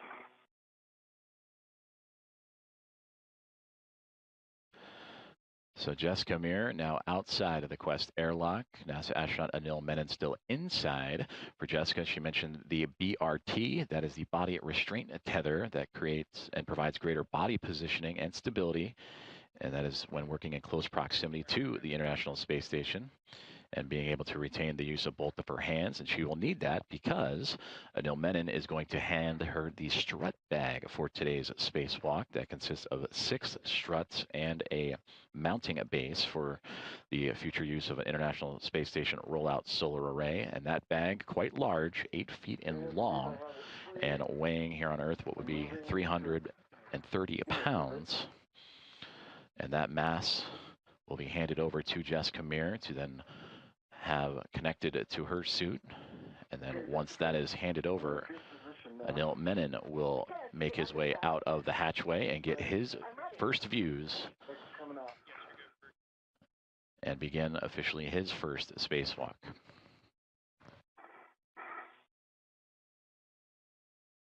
Stand by there. I'm going to try to rotate to the handle side. Handle yet.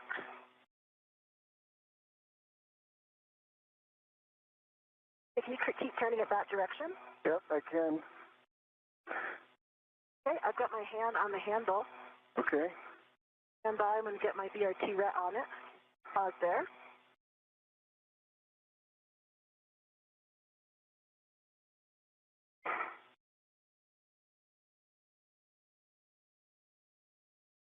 Okay, I have my BRT ret on it. I'm going to release this. Have the ret side actually. I do have I can easily release the ret if you'd like me to. You can go ahead. I have it retted. That is released. I copy. I'm going to pull it out a little bit more. Okay, hold it there.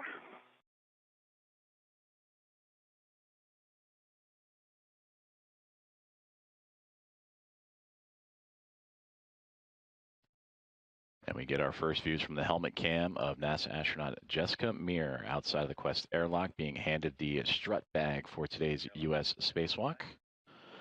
Being handed over to her from NASA astronaut Anil Menon. And you can see those body restraint tethers attached to the side of the space station.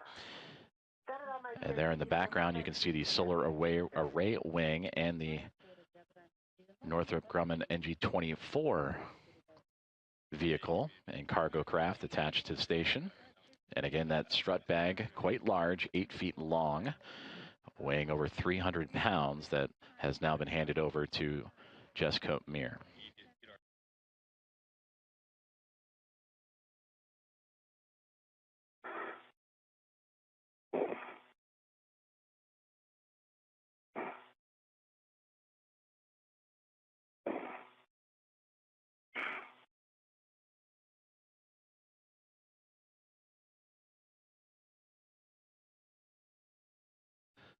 So Jessica Meir continuing to maneuver her body and the strut bag for today's spacewalk. And you can see on the handle of that strut bag for 3B, that is the task for today's spacewalk, to install the IROSA mod kit on the 3B mass canister for her and NASA astronaut Anil Menon.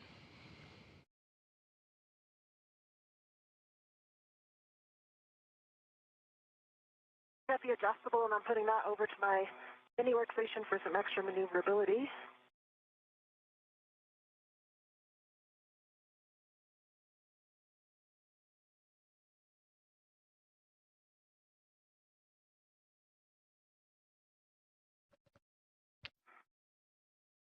And this view, again, from the helmet cams, the HECA cams from NASA astronaut Jessica Meir. Bag transfer to EV1 is next.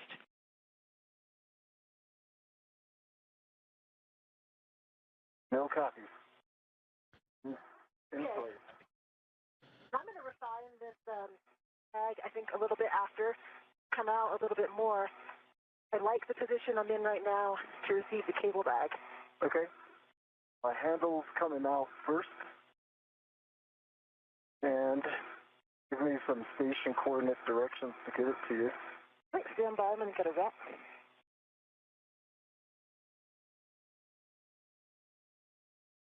Todd, stay right there. I'm going to get my red on it.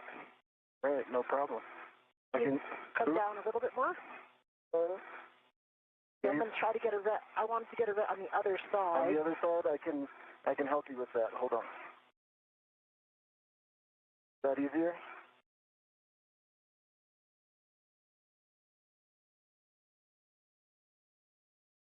Handle feature with you.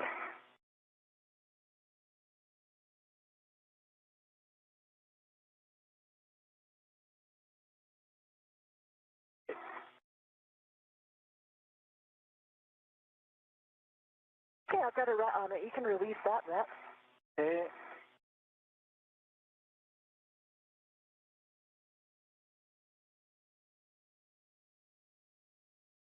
Thread is off, and I'm putting it on the UIA. It is now on the left side of the UIA and out of the way. We copy the tether config, and that EV1 has the cable bag. EV2 for met rate, we would like you to pause a couple minutes in the airlock before egressing.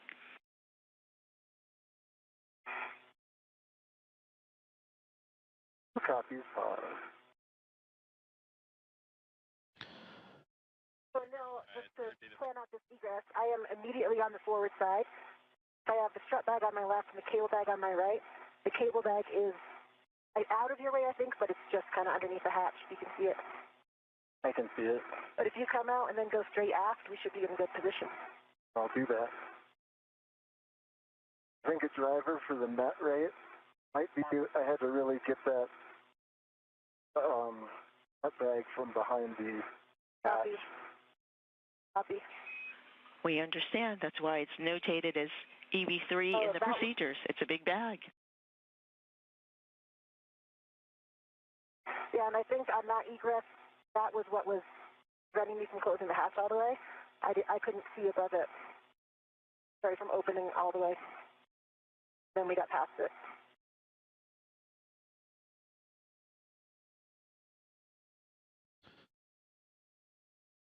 NASA astronauts Jessica Meir and Anil Menon working through their procedures as we are now 15 minutes into today's spacewalk, U.S. Spacewalk 96. And there you see Jessica Meir on the outside of the Quest airlock and her indicators on the cuff of her pants, the red stripes, the cable bag that houses all the cables, tethers, and necessary equipment for today's spacewalk. To her right-hand side, to her left, are key components for today's work. Outside on the 3B mass canister, where her and Anil Menon will install a mod kit to that canister and set up for the future installation of an International Space Station rollout solar array that will provide additional power to support critical space station operations. So Meir currently outside of the airlock, Menon still inside as they have transferred the appropriate equipment bags and are currently pausing for a moment before Anil Menon will make his way out of the Quest airlock and get those first views of what is now 15 minutes into his very first spacewalk.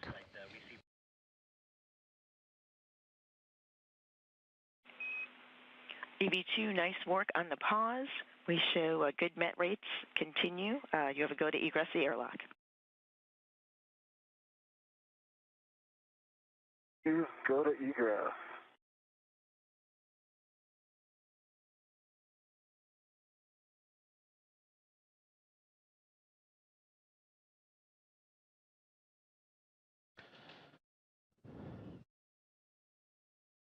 And with that communication, we are seeing the first movements of Anil Menon out of the Quest airlock.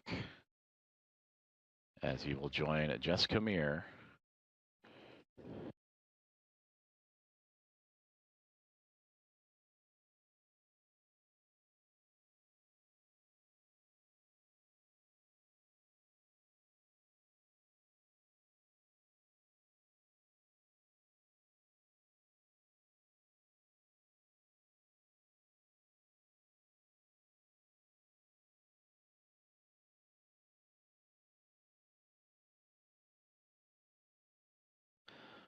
So now both Menon and Mir have exited the Quest airlock. Mir, with the red stripes on her cuff of her pants, closest to this camera view, and Neil Menon just on the other side to her right, as they will continue to maneuver into position.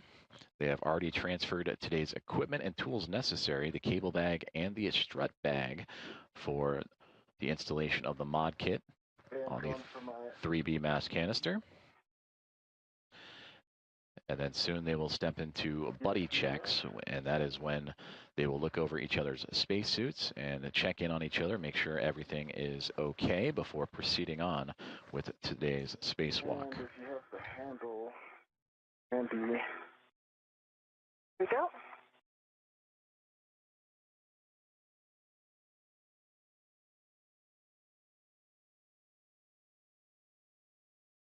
So the official start time of today's spacewalk, 7:33 a.m. Central Time, is when the suits were transitioned over to battery power, and we are now 19 minutes into U.S. Spacewalk 96. Once you get a red on it, you can release that. Okay, my red is on it, and it's on my BRT as well. Okay, I can't return it enough. You can push it to me, or you can get it off. I think given this position, I'm going to rotate towards you. Okay, I see it. Stand by right there.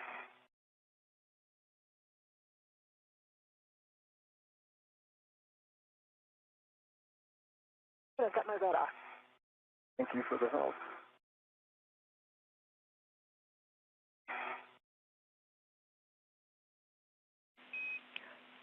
Copy. Nice work between the two of you on that choreography. Jessica, when you're ready, 10, the hatch thermal cover closed. And you'll turn on your HECA when you have... Open until...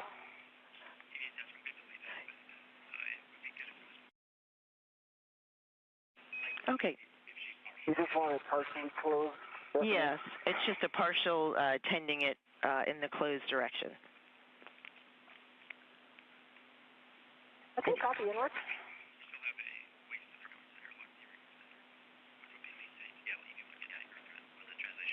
And Anil, you can turn on your HECA when you have an opportunity, and after that is buddy checks.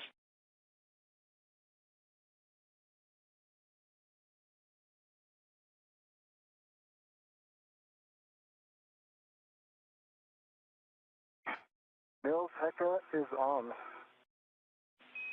Copy.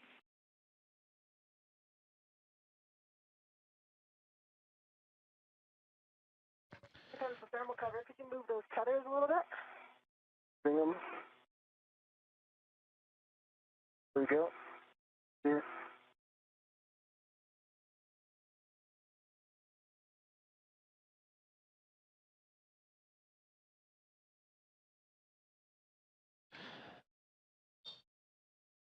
The tandem of NASA astronauts Jessica Meir and Anil Menon have now successfully exited the Quest airlock and are closing the thermal hatch cover. Jessica Meir would depart first. Anil Menon would hand her the cable bag and strut bag for today's US EVA and spacewalk. Okay, let me move the cable bag out of my way.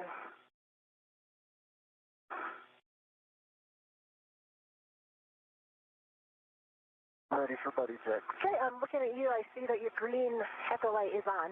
Your lights are not on yet, so you can go ahead and turn those on. I see 1, 2, 3 taps, and I see both of your safer handles are down. Okay. I'm looking at you. I see one green light. I see 3 taps up. And can you roll to your left? Can you... Other way? Other way. And I see 2 handles down. Okay, and I have a dry hop, and I'm going to give a baseline glove check. Gloves look nominal. I have a small black smudge on the middle finger of my left hand. The tip. I've got dry hats and 2 good gloves.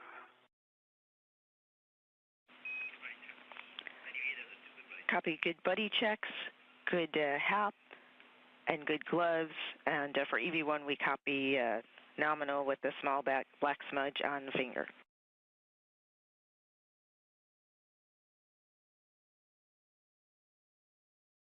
Okay, and the thermal cover is not going to stay closed with the tether coming out there. Do you want us to try to get it closed again? Jessica, we're happy with the config. Yeah, we just wanted it tended closed, but we're happy with the config. We are ready for you to start translation. I have 2 cautions for you both and 1 caution for EV1. Avoid inadvertent contact with deployed test cable, zenith and nadir cedar rails to prevent kinks, folds, or real issues. Avoid contact with radiator and flex hoses. And for EV1, keep translation rates below 0.7 feet per second with the strut bag on your BRT. EV1 copies. EV2 copies. Hey, Neil. You doing? Great. All right. Yeah, I can do all the adaptations while you translate. Sounds like a plan.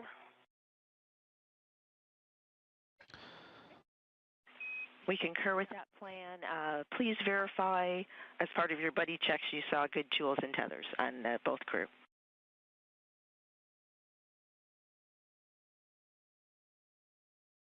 Confirmed. The tools and tethers on Anil. And a reminder, we've got our slingshot here, so all those wheels are in the middle. I don't see any twists that we don't need. Concur. Good tools and tethers. Hey, copy. Copy. Good tools and tethers. Jessica, you are en route to the anchor hook locations on S1.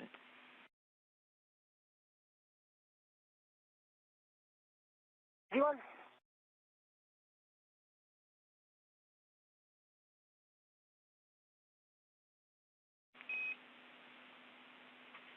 For Anil, for translation adaptation, you can attempt a body rotation, pitch yaw roll, various hand grips, stable light fingertip hand between handrail and structure, translation without rotation, and attaching local tether and releasing both hands.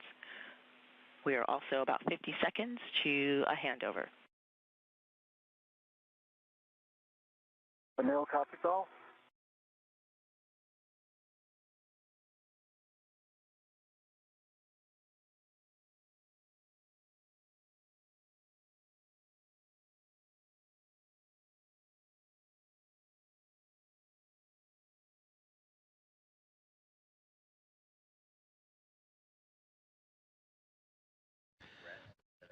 Side-by-side views of NASA astronaut Jessica Meir and Anil Menon as they have just recently completed their buddy checks after exiting or egressing the Quest airlock, successfully handling over the tools. Some of the procedures they went through is to make sure their tethers were attached properly, their safers were in a good setup, and also their HAPS, the helmet absorption pad, the safety device developed by NASA to address any possible risks of water inside the helmets. Everything went well. As we now welcome you back inside the International Space Station flight control room, where the teams on the ground continuing to monitor the progress of today's spacewalk, as we are now 26 minutes, 20 seconds, and counting into today's 96th U.S. spacewalk.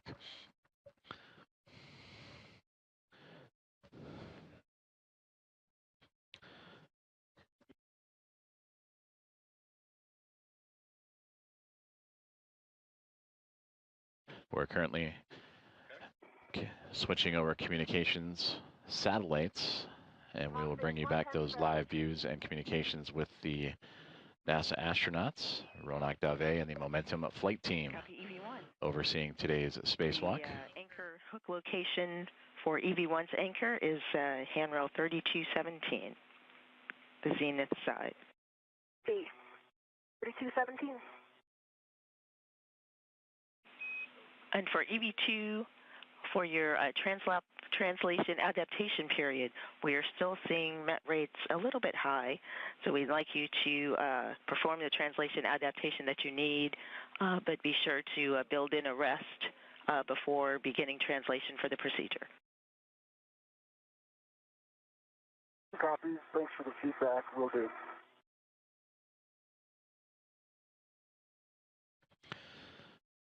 As we return to views from the helmet cams of NASA astronauts Jessica Meir and Anil Menon. This is Jessica Meir's camera as she is translating across or moving around the International Space Station in preparation for receiving additional equipment necessary for today's spacewalk to install the 3B mast mod kit on the 3B mast canister. The International Space Station currently in an orbital nighttime, so the cameras aboard the spacesuits are now on as the space station now crossing over the Indian Ocean, about to pass over the west coast of Australia at 266 statute miles above Earth.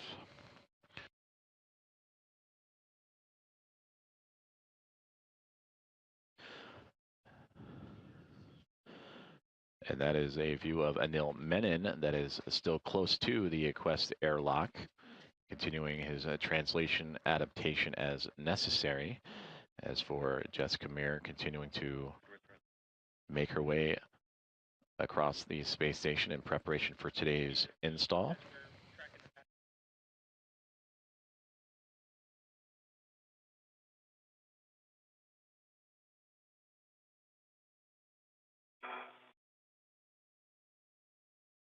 And side-by-side views, there you see Anil Menon and his helmet cam looking back into the International Space Station in the Quest airlock on the right-hand side. As for Jessica Meir on the left, continuing her movements across the space station. As the two will be working in tandem today to install that 3B mast, or the mod kit to the 3B mast canister.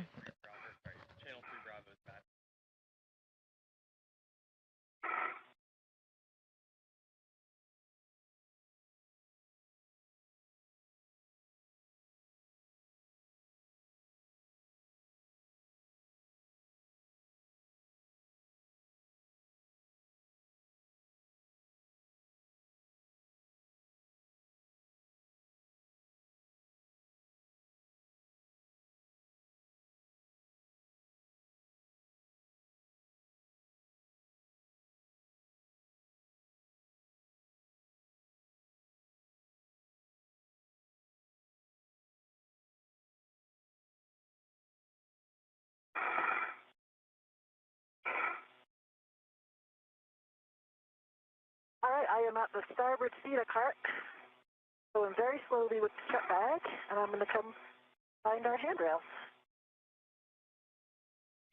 Copy, EV1.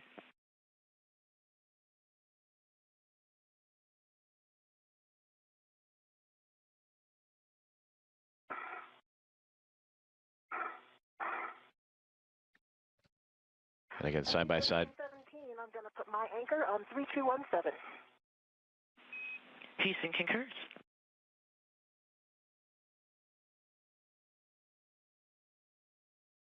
My anchor hook is on 3217, gate closed, slider left.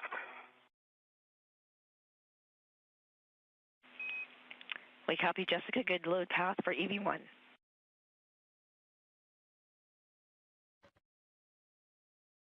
"31 minutes into today's U.S. Spacewalk 96 as Anil Menon still in his translation adaptation near the Quest airlock, and you're hearing communications between Jessica Meir and the teams on the ground as Jessica has arrived to a crew equipment translation aid cart, a CETA cart.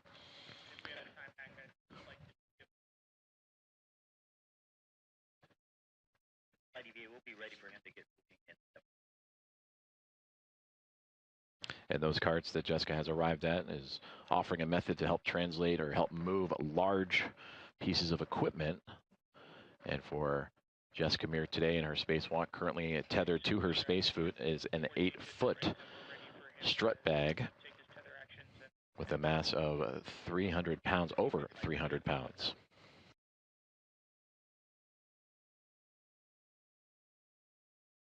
EV2's anchor hook is on 3215, gate closed, slider locked.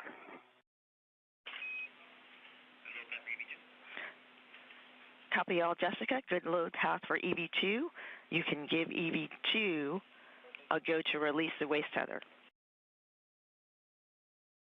All right, EV2, I see a good load path here. You have a go to release. Copy, go.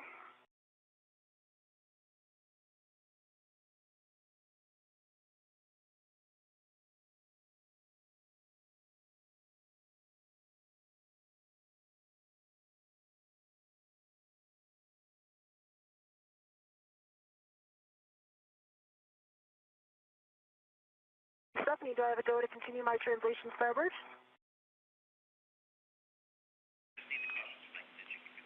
Yes, and while you're translating, I have 2 cautions and a warning to read. Do not translate on Sarge DLA. Do not load DLA cable under MLI.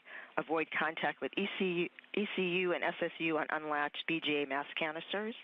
The one warning, avoid inadvertent contact with grapple fixture targets and target pins to prevent suit damage. V1 copies.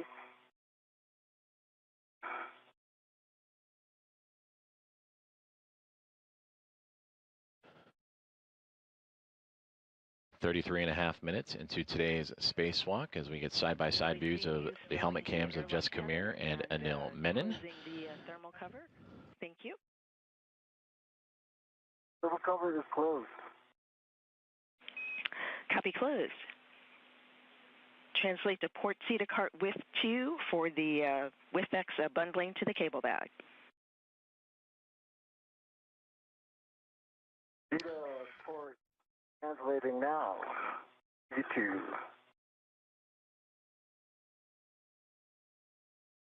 So for Jessica Meir on the left-hand side of your screen, a CETA cart that will help offer her extra support in maneuvering large pieces of equipment, much like the 8-foot-long, 330-pound strut bag that is attached to her space suit. And you just heard commands for NASA astronaut Anil Menon on the right-hand side to begin translation to another crew equipment cart to pick up a WIFX, a worksite interface extender. And this will allow the crew member to reach work sites that are not easily accessible with the articulating portable foot restraint. We'll hear a lot of those acronyms here soon as well, the APFR. And this WIFX with the APFR adds additional length and maneuverability that will be necessary to help out with today's spacewalk activities. And again, these crew members will be installing an AeroSA mod kit on the 3B mass canister of the International Space Station. They will build an upper triangle portion, attach the right and left struts to connect that upper triangle, which also contains the mounting bracket for today's EVA and future IROSA, or International Space Station Rollout Solar Relay install. They'll route the cables and then set up that stage for the future EVA that will see the installation of that rollout solar array.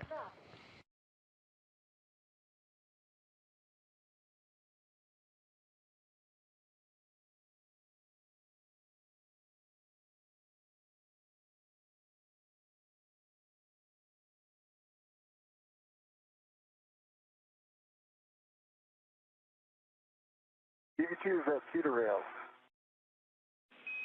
Copy EV2.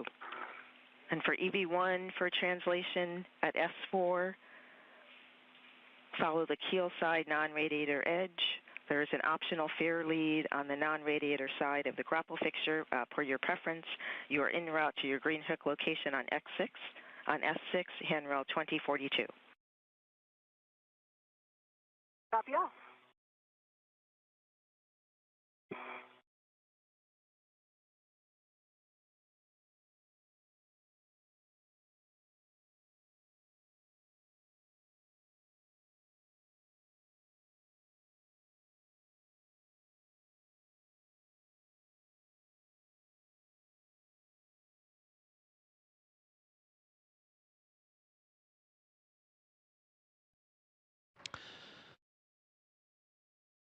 That is NASA astronaut Anil Menon with the cable bag attached to his left, currently translating along the truss of the International Space Station, where he will pick up some additional equipment necessary for today's spacewalk.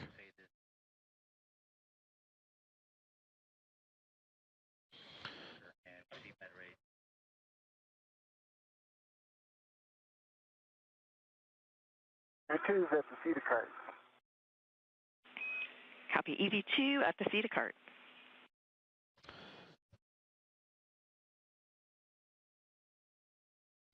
So he has arrived, Anil Menon. You just heard to the Cedar Cart, that again, the crew equipment translation aid cart.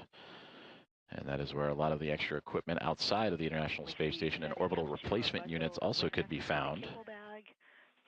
And you're doing great. Slow is smooth, smooth is fast. It is on this Cedar Cart that Anil Menon will pick up a WIFEX, a work site interface extender that'll help add extra length and maneuverability with the articulating portable foot restraint that the astronauts use to lock their feet into place as they will work on the 3B mast canister and the 3B mod kit for today's spacewalk. And you can see the ties that are angling off that cable bag. That is where he will bundle that WIFEX extender. You had a PT of 30.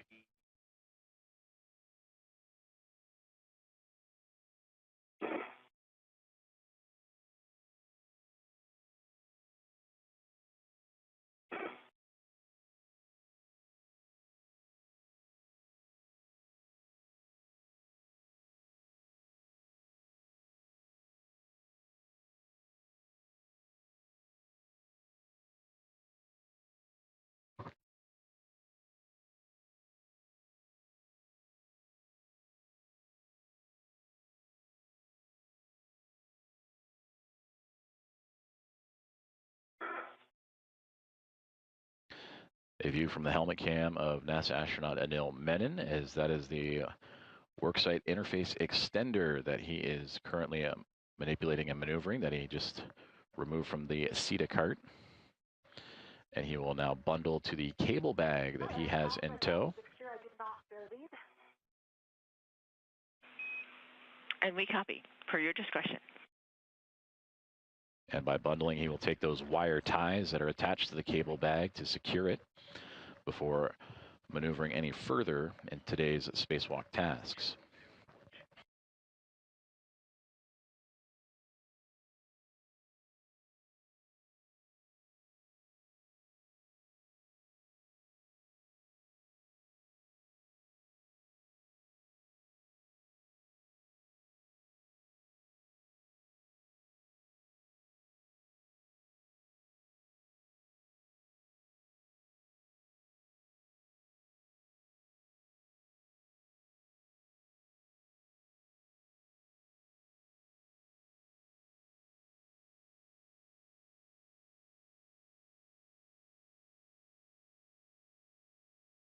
Is secured.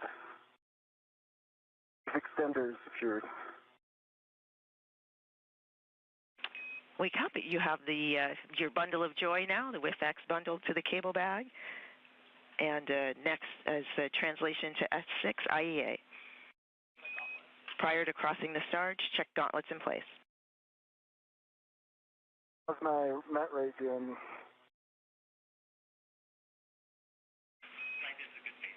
And this is a good pace here. You're doing a nice job.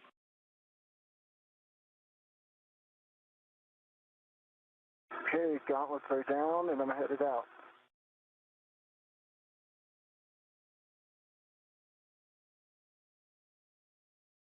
I'm at 2042, Stephanie. I'm working on my green hook. Copy that. Inboard stanchion. Just over 41 minutes into today's U.S. Spacewalk 96, as NASA astronaut Anil Menon has successfully bundled the worksite interface extender to the cable bag. And now we'll translate across or move across the International Space Station to the IEA, the Integrated Equipment Assembly.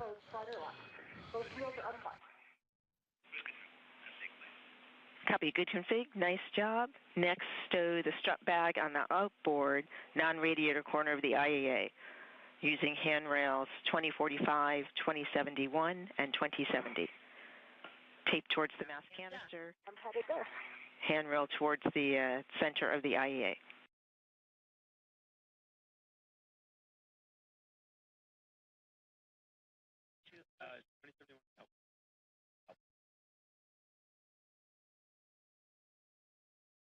I will be very happy to go to strut bag. Yes, you also have an opportunity to drop your bundle of joy.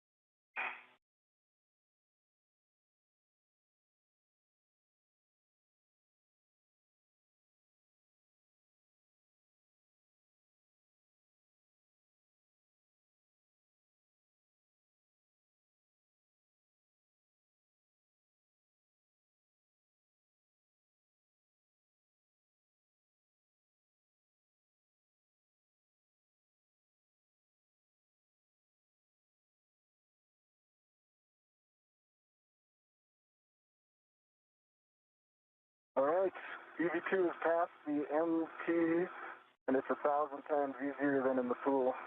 Told ya. Copy all.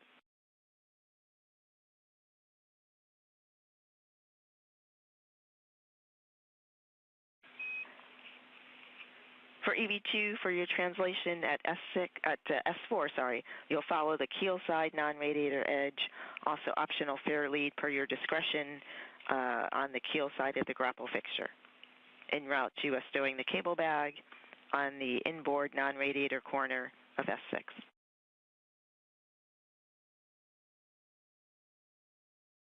Copy, non-radiator side. Optional fair lead, EV2 copy.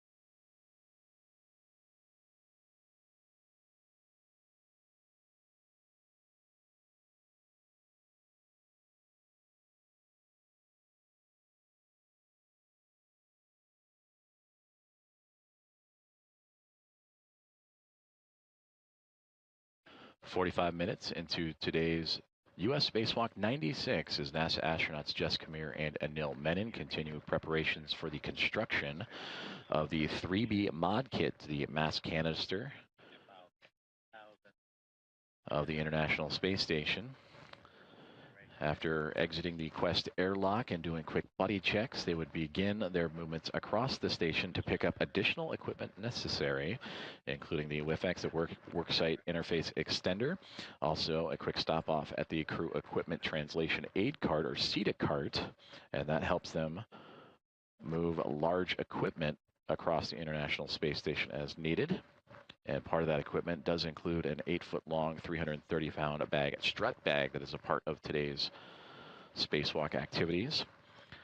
And now the two making their way to an IEA that you may have heard in communications with the team on the ground here at Mission Control, the Integrated Equipment Assembly. And that's the assembly of several power system orbital replacement units, or ORUs, that transform and control power from the solar array wing to the power channel. So direct access to some of the tasks required for that future rollout of an International Space Station rollout solar array. We copy. That hook on 2071 is a large, small, adjustable large hook. Large, small adjustables on 2071. The crew currently working in an orbital nighttime for the International Space Station, which orbits Earth every 90 minutes, so a sunrise and sunset every 45. And You see lights off the helmet cameras of the two NASA astronauts. You see Jessica Meir ever so faintly off on the left-hand side.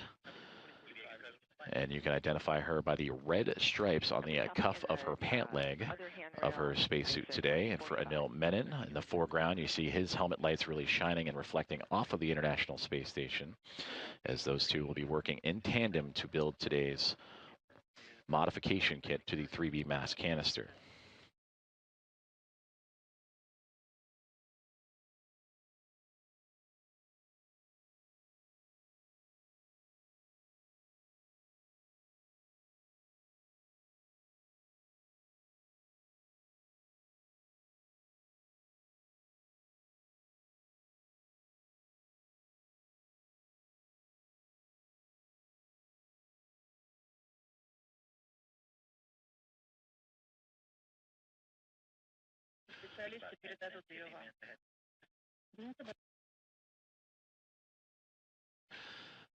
Now 48 minutes into today's U.S. spacewalk, as you continue to see Anil Menon and Jessica Meir, two NASA astronauts, continuing their preparations for the installation of a modification kit to the 3B mass canister. And with that, I am thrilled to welcome in colleague and friend of NASA Communications, Ken Appel, for additional commentary.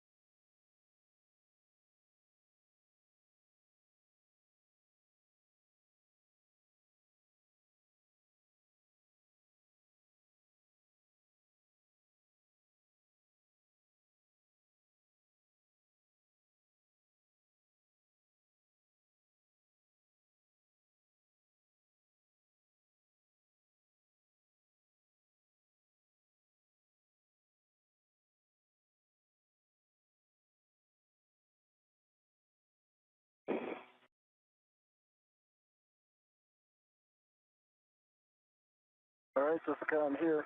I got eyes on 2039 and 2042.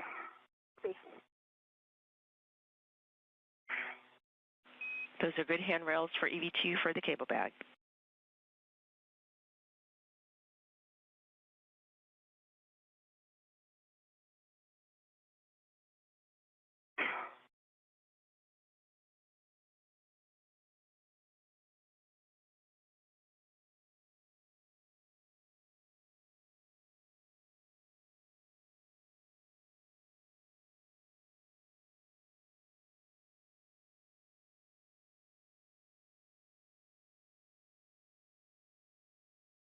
Stephanie, I've got this third strap on 2045. Copy, third strap 2045. Nice work stowing the strut bag. At your convenience or when you're ready, we'll take a glove, hat, and gauntlet check. We also would like to check that your HECA green light is on. Click this way, I can check. I see my green light. Light is on, and I have a dry hat, and still no change to gloves.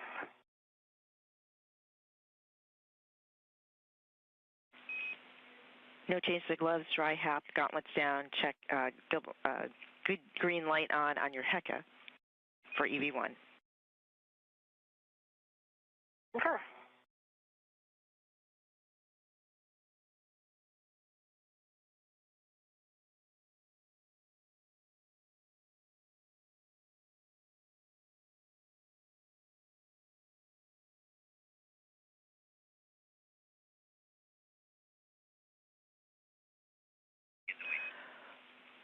For EV1, we would like a power cycle on your HECA.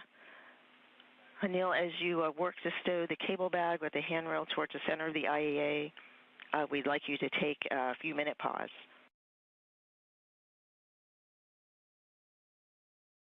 Well, clarification, you want me to pause now or continue with bag stow? After the bag stow. So once you've got the bag stowed, friendly reminder handrail towards the center of the IAA, then we'd like you to pause. Okay. And I will cycle my HECA in just 1 second. Copy.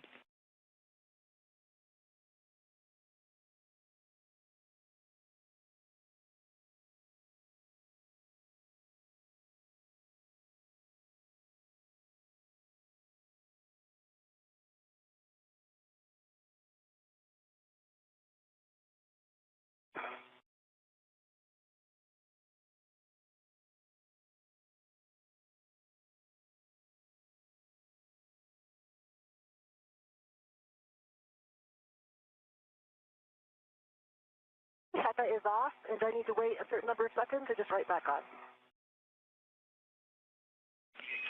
Right back on for the HECA power cycle.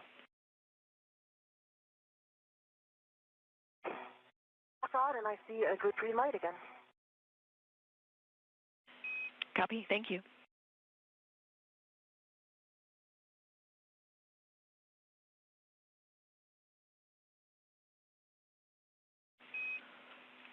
With that work, Jessica, we are ready for you to begin working to build the upper triangle.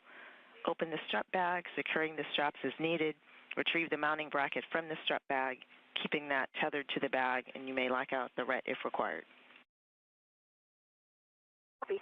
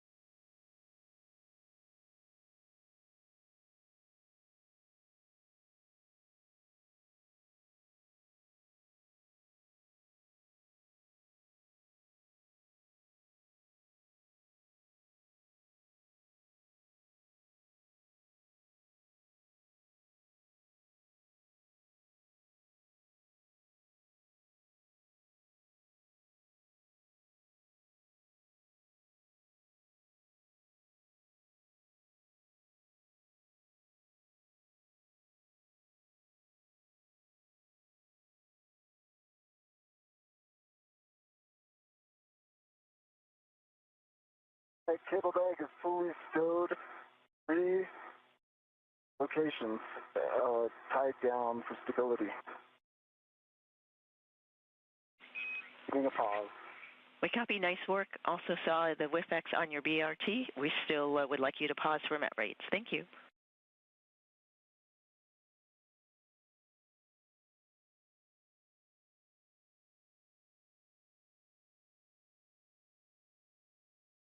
I'm going to increase my TCV during this pause.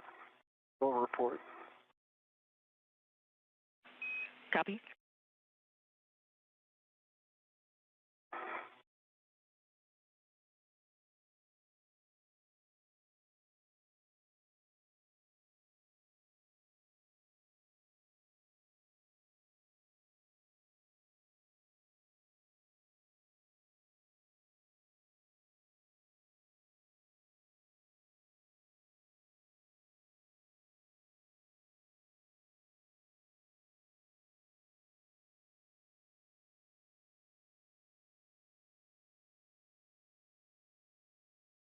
I have the mounting bracket out, and I'm going to retrieve the upper right strap.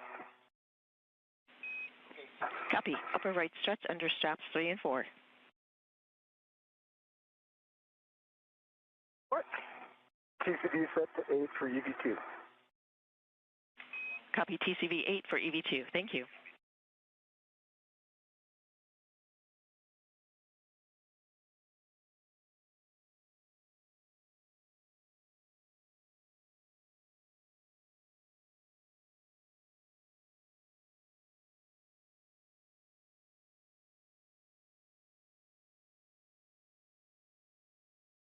Stephanie, just for feedback from the team, when I do something like install an APFR, I'm going to try to do it a little bit slower.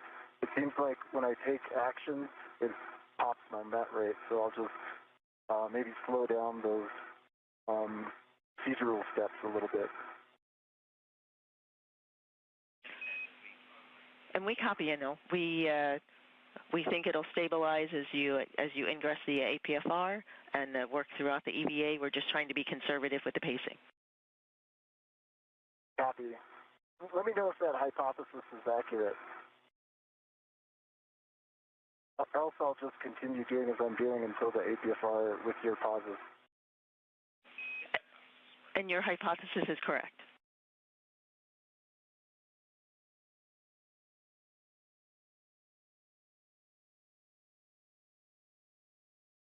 If your pause is close enough by here, you could help me stabilize this mounting bracket. But up to the team on what they want to do there.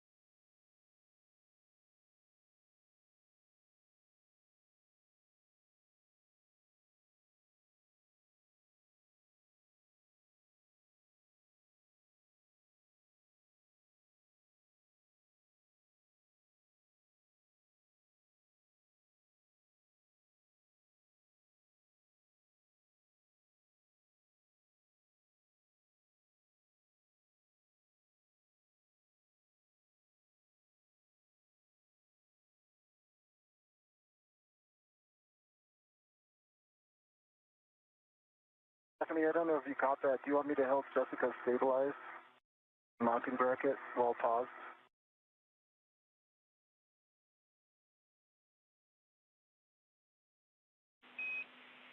No, yes, you can help Jessica stabilize the struts. We're almost done with the pause, and once we show good met rates, we'll get you moving.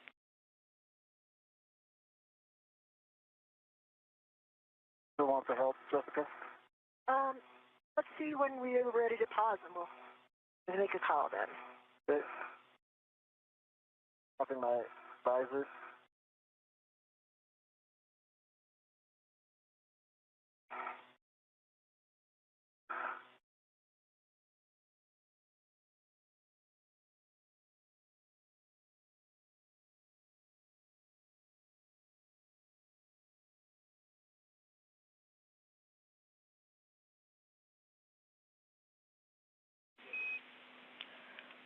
For Anil, we show good met rates. We're ready for you to translate to your green hook location, S6, handrail 2029.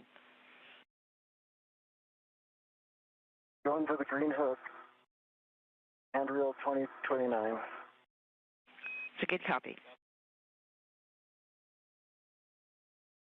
Hey, Stephanie, I've got the lip underneath the guide here, lining up the black lines. See if I can try to hand start it all.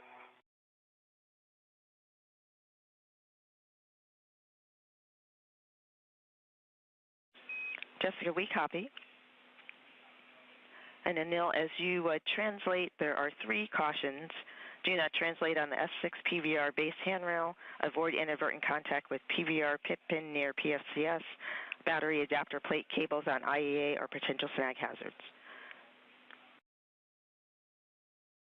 No copies.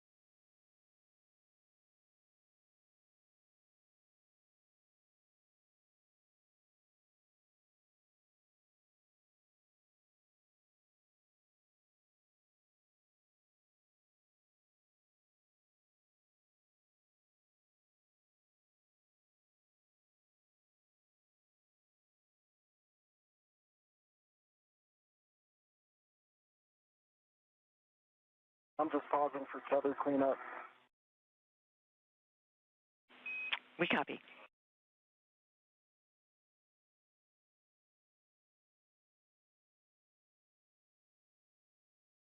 Stephanie, this is kind of a three-handed operation to try to line these up, keep them both in position, and then go for my PGT. So any suggested strategies are welcome. I'm right here in case you need to pivot now. Copy, checking.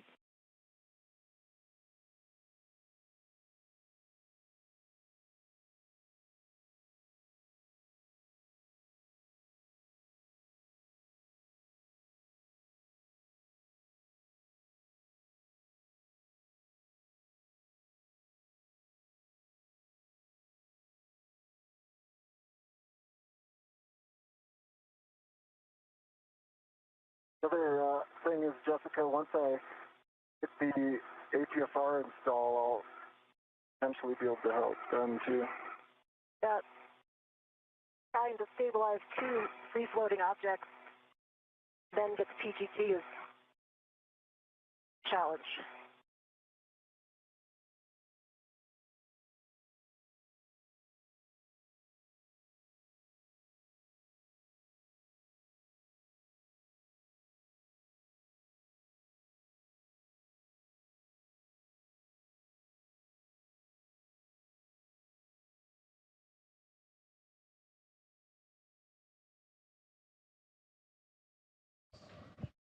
This is Mission Control Houston, and if you're just joining us, we're covering U.S. Spacewalk 96 that began at 7:33 a.m. Central, 8:33 a.m. Eastern this morning.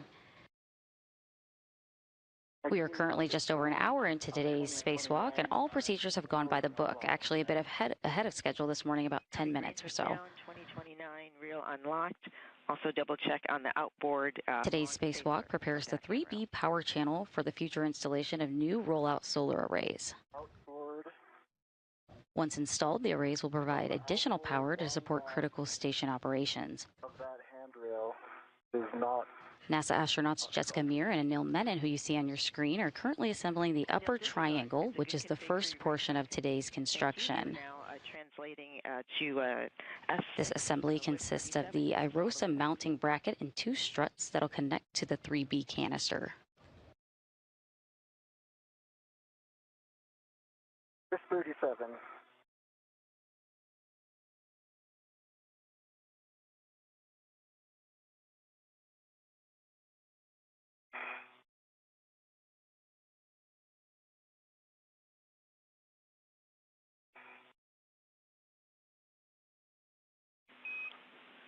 For Jessica, for help stabilizing the two parts of the upper triangle, the mounting bracket and the upper... Live view on your screen of NASA astronaut Anil Menon. Try to clamp the mounting bracket with the upper strut, hold it together and pinch it in that way. You also might be able to use tethers from the either adjustables or tethers in the bag to hold the mounting bracket in place as you're working to align the upper strut with it. I've got it aligned now, so I think I'm in a pretty good spot to get my PGT. Well, I can take PGT settings. PGT settings, Bravo 3, clockwise 2.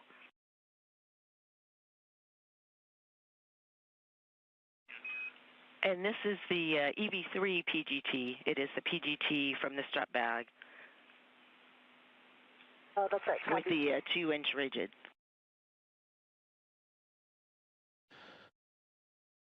So as you just heard, that we are over an hour into today's U.S. Spacewalk 96, an hour and 7 minutes to be exact, as NASA astronauts Anil Menon and Jessica Meir have maneuvered into position to today's work site, the mass canister, to start construction of the 3B mod kit on that same mass canister. The upper triangle is the initial stages of that construction, which includes the mounting bracket for the future International Space Station rollout solar array, and then two upper struts, and when angled together will create that triangle with the point connecting to the mass canister that will, a mounting bracket that will attach to the mass canister. and then they will move into constructing the right and left struts to further secure this modification kit to the International Space Station.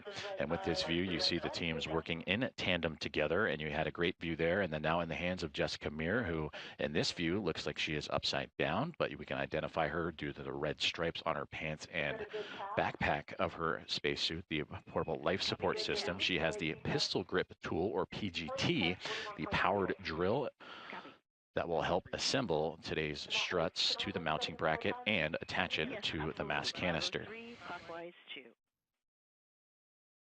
Bravo 3 clockwise 2. Drive M13 and M14, 4 turns.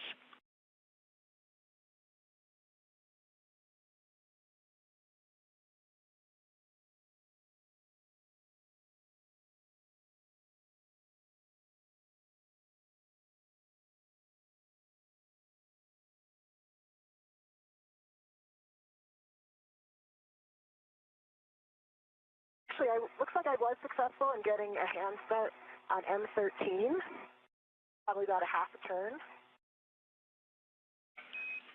Copy, half a turn, M13.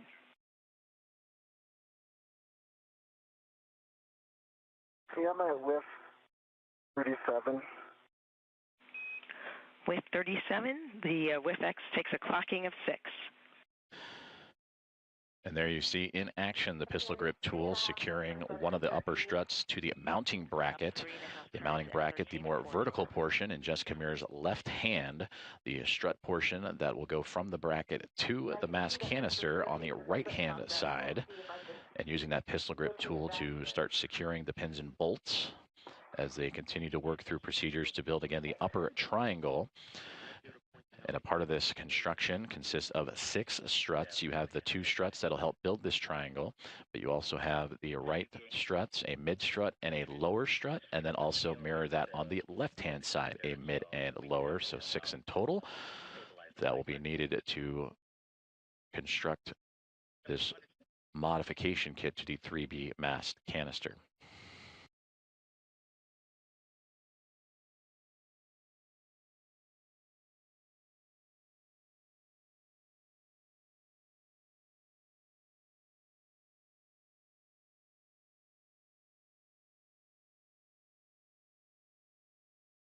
And I've got a hand start, 1.5 turns on M14. And then the struts are right behind you.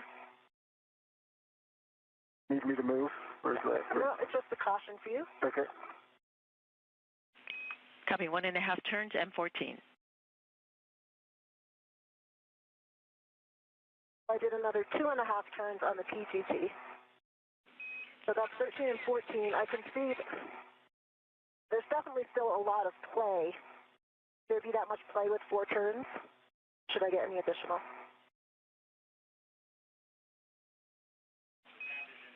This is as expected. We copy a 4 turns total on M14. And verify the tab is in the groove. Tab is in the groove, and I can no longer see the first black line. We copy, that's a good config. Next, retrieve the left upper strut from the bag. Copy left upper, and that'll be center pad first. And I'm going to change my settings first because I think this one is Bravo 1, correct?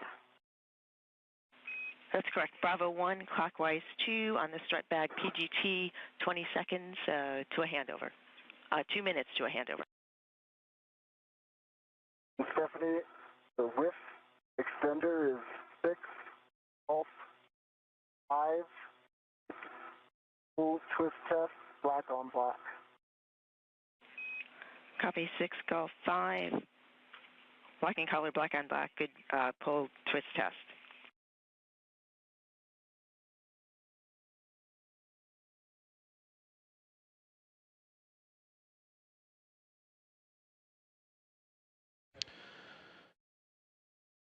This is Mission Control Houston, and thank you once again for joining along for today's live coverage of U.S. Spacewalk 96. As you see on your screen, aboard the International Space Station, just on the exterior, NASA astronaut Jessica Meir and Anil Menon. Meir with the red stripes around her pants and top of her portable life support system. And for Anil Menon, just off to her right-hand side. We're ready for you to translate to with 31 to retrieve the APFR. So fair lead on handrail 2066. And you're moving zenith on the outboard side of the trunnion pin. This outboard side is T, and I'm headed to with 31. The opposite side, copy share lead 2066. Good readback. So tasks so far have included a full translation from the Quest airlock all the way to the 3B mod kit and power supply that the mod kit will then attach itself onto for the International Space Station rollout solar array. Jessica Meir, with some additional assistance from Anil Menon, have started the construction of the upper triangle, which you see Meir holding on to right there. But as we have transitioned communications between satellites, we welcome you back inside of the International Space Station Flight Control Room here in Mission Control Center, Houston, Texas, as the Momentum Flight Team, manned by Ronak Dave, Flight Director, with Stephanie Wilson as the spacewalk communicator. That is her voice that is relaying instructions to Anil Menon and Jessica Meir. There you see her sitting just to the right-hand side of Ronak Dave. And to the right side of Stephanie Wilson is Aki Hoshide, the Capcom. He has taken over communications with the crew inside of the International Space Station and the Expedition at 75 team. And then for Ronak Dave, you can identify him in the Navy suit. Just to his left side is Flight Director Chris Dobbins, who is on tap for a future spacewalk coming up here quite shortly. Again, this is the first of 3 in the month of October, all outside of the International Space Station. Today, the 281st in support of ISS assembly, maintenance, and upgrades. The 6th in the career for Jessica Meir, and the very first for Anil Menon. Houston's back with you. Jessica, how's it going with the left upper strut L2 clevis to the center pad L2? I'm working on the clevis right now. Excellent, thank you.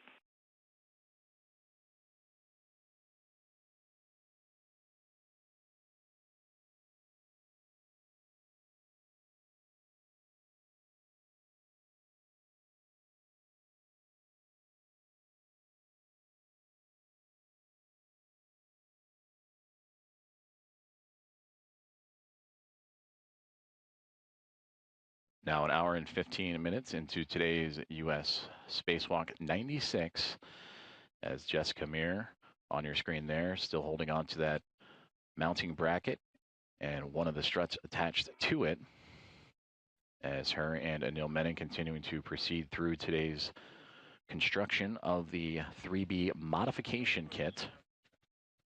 Again, this modification kit will modify the station's 3B power channel and ultimately prepare it for the future installation of the International Space Station rollout solar array. For this 3B power channel specifically, once the pair of solar arrays arrive on NASA's SpaceX 35th Commercial Resupply Services mission later this year, that'll bring the pair of IROSAs for future spacewalks to power up and connect to the 2A and 3B channels. So again, today, spacewalk addressing the 3B channel. 2 prior spacewalks helped construct what is the 2A channel on the International Space Station. Those were done back starting in May of 2025, thanks to NASA astronauts Nicole Ayers and Ann McLean. And the rest of that construction of that modification kit on the 2A channel was just this past March on U.S. Spacewalk 94, in which Jessica Meir, who you see on your screen there with the red stripes, was joined by NASA astronaut Chris Williams to complete that construction. But for today on the 3B mod kit, it'll be from start to finish, as again, they are working on that upper triangle. And you see Jessica Meir working with the strut bag, 8-foot long bag that contains the 6 struts and upper mounting bracket.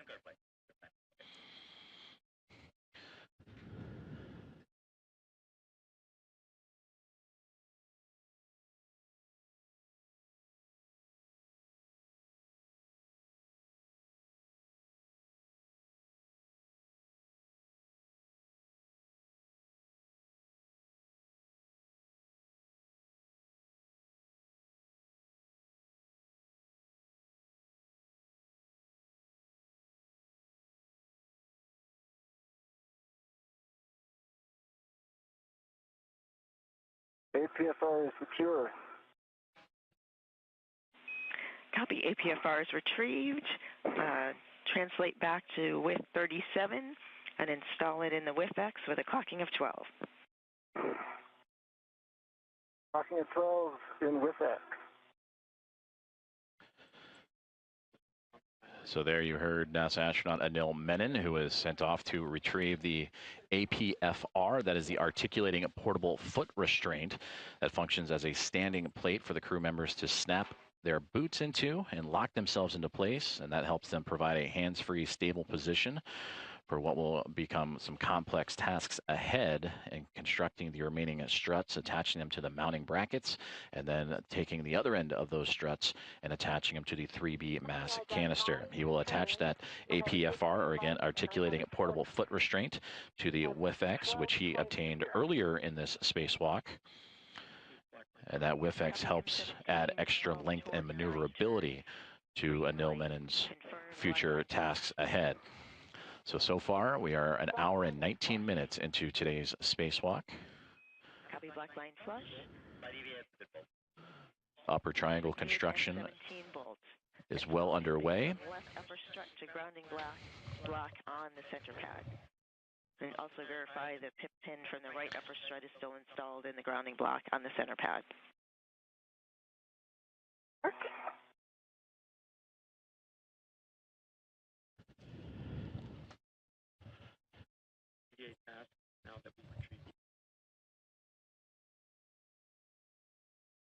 I can confirm that the right side is installed, and I'll work on the left. Copy.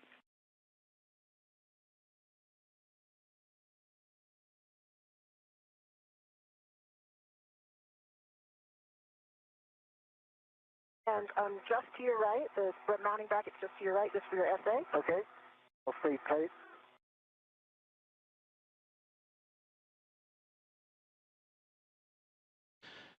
And there you can see that upper triangle is starting to take shape, that mounting bracket, the base of the triangle, if you will, just off to the right-hand side, angling outward into the hands of Jessica Meir, as the right and left upper struts being assembled.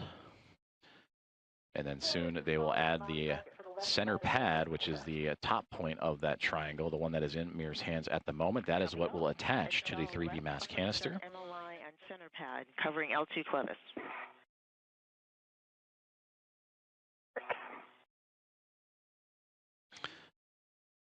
Jessica currently installing the left upper strut to the center pad, the portion that will attach to the 3B mass canister. And then complete the triangle. You can kind of see it just above Jessica's head. Again, she is the one with the red stripes on the cuff of her pants. And that will attach to the IROSA mounting bracket. And for Anil Menon, you see him off to the right-hand side, upside down from this vantage point. He has the articulating portable foot restraint that he is attaching to the WIFX. MLI is installed. I'm moving the APFR close to you. See it? And Stephanie, am I okay now that this bolt is on the center pad? Can I remove the strut, the rep from the left strut? Checking. Jessica, you can release the ret on the right upper strut, but not yet on the left upper strut. I thought the right upper strut was the one that was staying attached the whole time.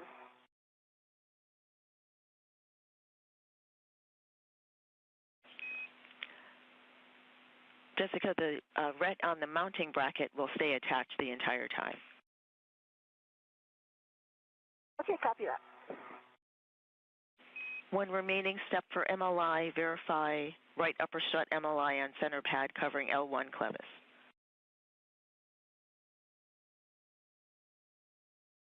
It is. It's covering the L1 clevis on the right upper strut. Copy. Next is to install the left upper strut LA to mounting L8 to mounting bracket left side. Work. And APFR CPFR is attached. Clocking 12, locking color black on black, good pull and twist on it.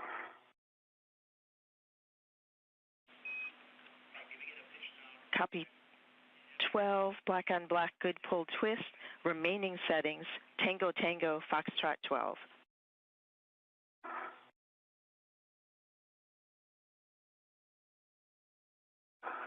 And Stephanie, I'm back to Bravo 3 for these folks. Bravo 3, clockwise 2 on the strut bag PGT, drive M15, exactly 4 turns. 4 turns on 15, Bravo 3, clockwise 2 is set. Good settings.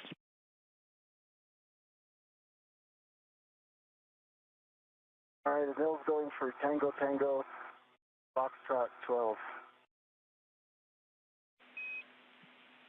Those are good settings. Verify pitch knob can be depressed.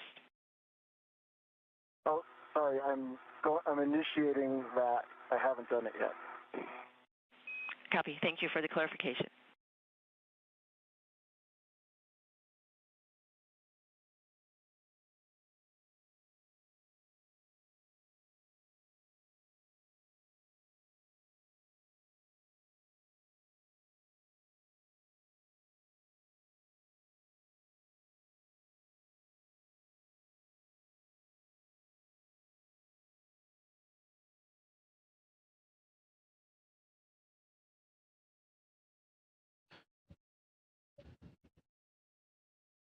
One hour and 25 minutes into today's U.S. Spacewalk 96, featuring NASA astronaut Jessica Meir operating to the right side of your screen, and Anil Menon floating towards the upper portion as they continue construction on the upper triangle.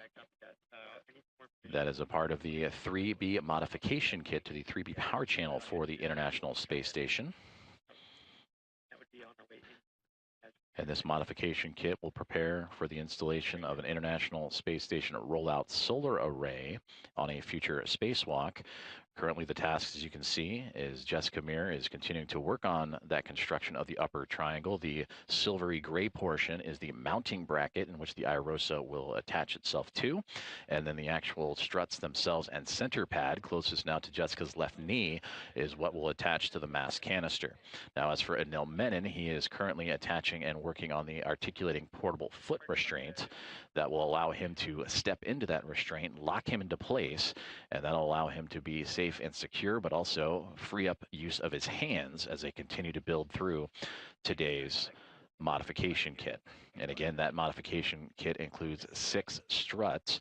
So once these upper left and right struts to the mounting bracket are complete, there will be a mid and lower for each the right and the left side. So 2 of the 6 currently in action right now. And that is where the extra reach and portable articulating portable foot restraint will help Anil Menon and Jessica Meir extend access to the areas they need to in order to not only assemble but also secure this 3B modification kit to the 3B mass canister.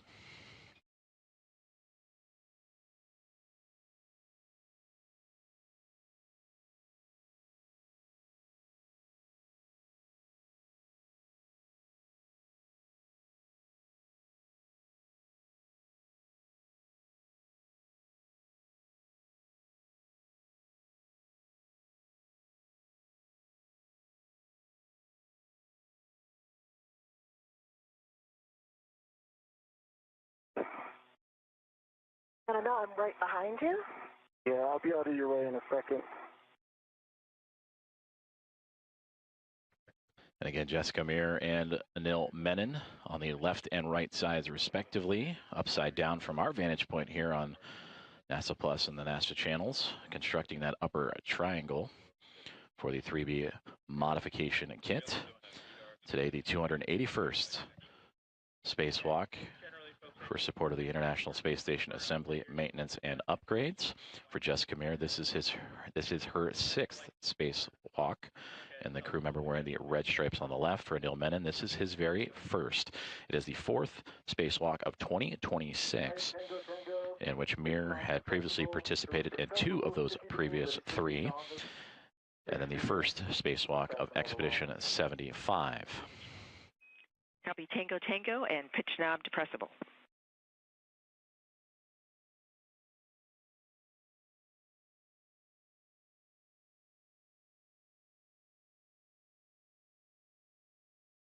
I've got some hand start turns on M15. Got 1.5 turns. Copy 1.5 turns on M15.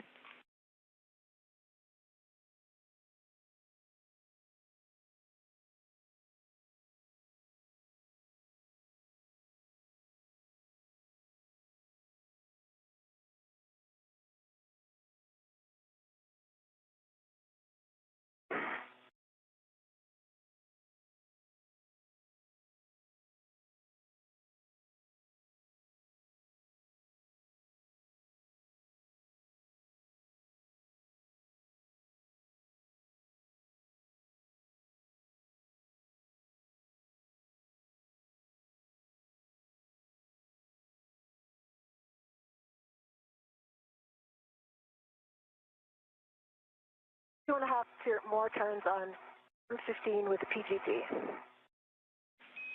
Copy 2.5 more turns with 4 turns total on M15. Now drive M16 to torque, expecting about 20 to 23 turns. Work.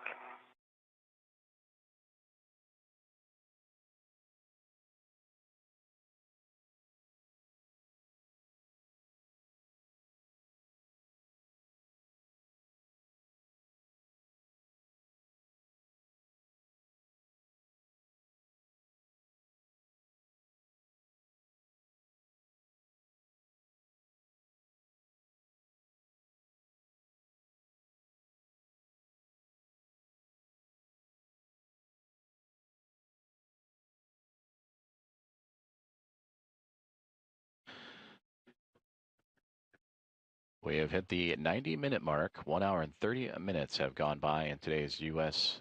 Spacewalk 96 as NASA astronauts Jessica Meir and Anil Menon continue working on the 3B modification kit for the 3B mass canister. For Jessica Meir in the top left, she is working on the upper triangle. As for Anil Menon with the white stripes on his right-hand side, his pant leg, he is working on the articulating portable foot restraint.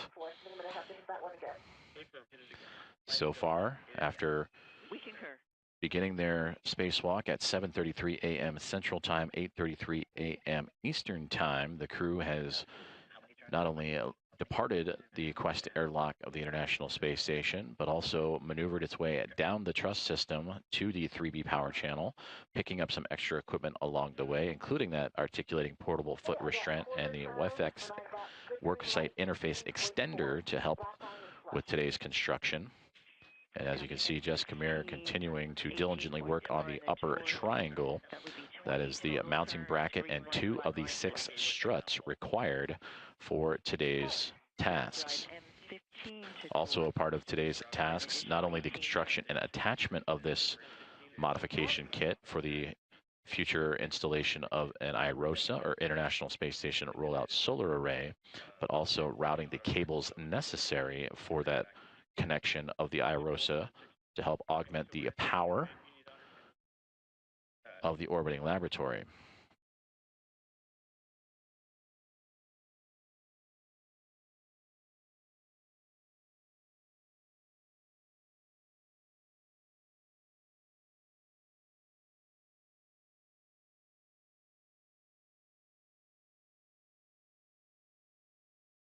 I got 16 turns, good green light, 18.2.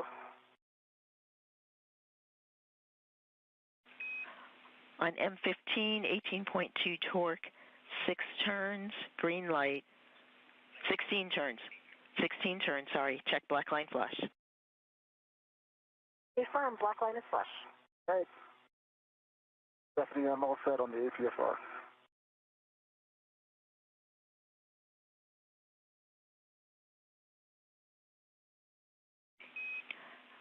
And Jessica, we have an additional good bolt on M15, so M16, M15 are good bolts. Release the ret from the left and right upper struts. Copy.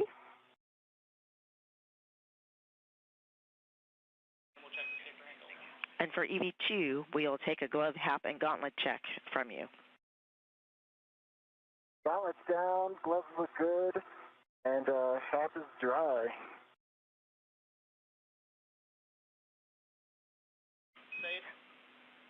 Copy, good gloves, dry hap, gauntlets are down. Give us your HECA light.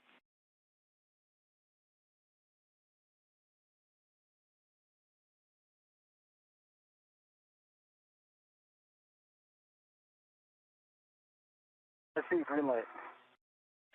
Copy, green light, verify, left safer handle down.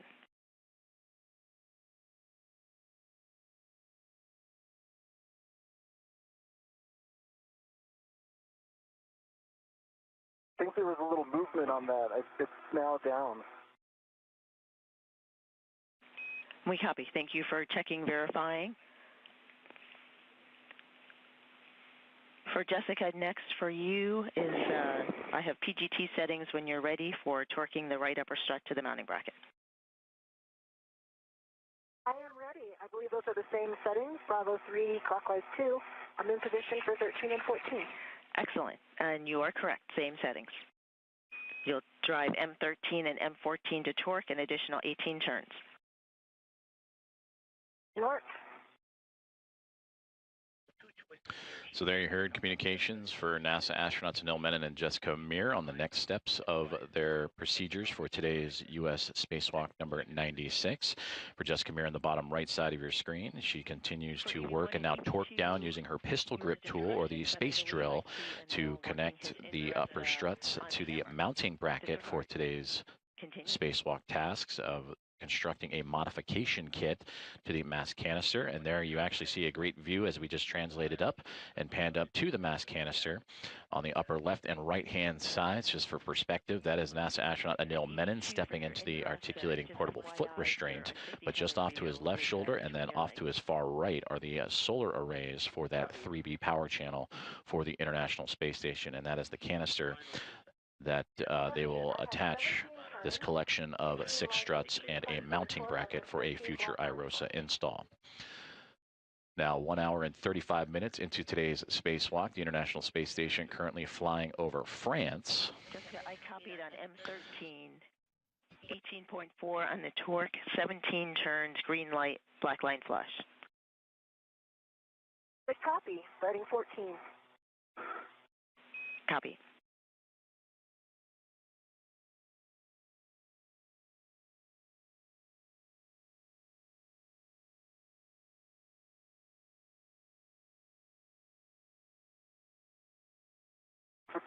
When you get a chance, let me know.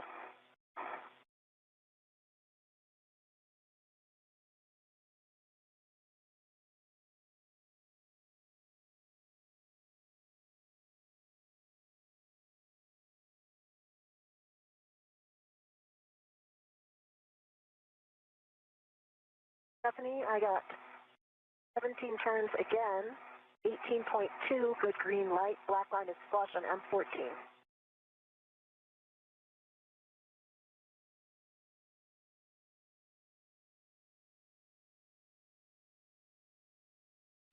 On M14, copy 18 torque, I believe 17 turns. So as NASA astronaut Anil Menon locks himself into the articulating portable foot restraint and prepares for the next steps of the construction of this 3B mod kit, let's take a closer look at where exactly the astronauts are operating today.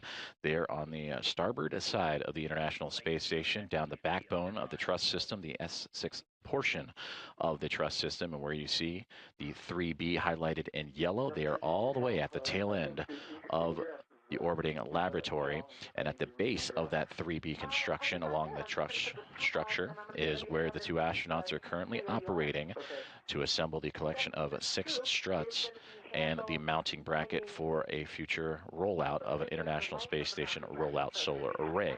Now, what do those look like, you may wonder? If you look at the far right-hand side of this graphic, there is an example of what that IROSA, or International Space Station Rollout Solar Array, would look like once fully unfurled.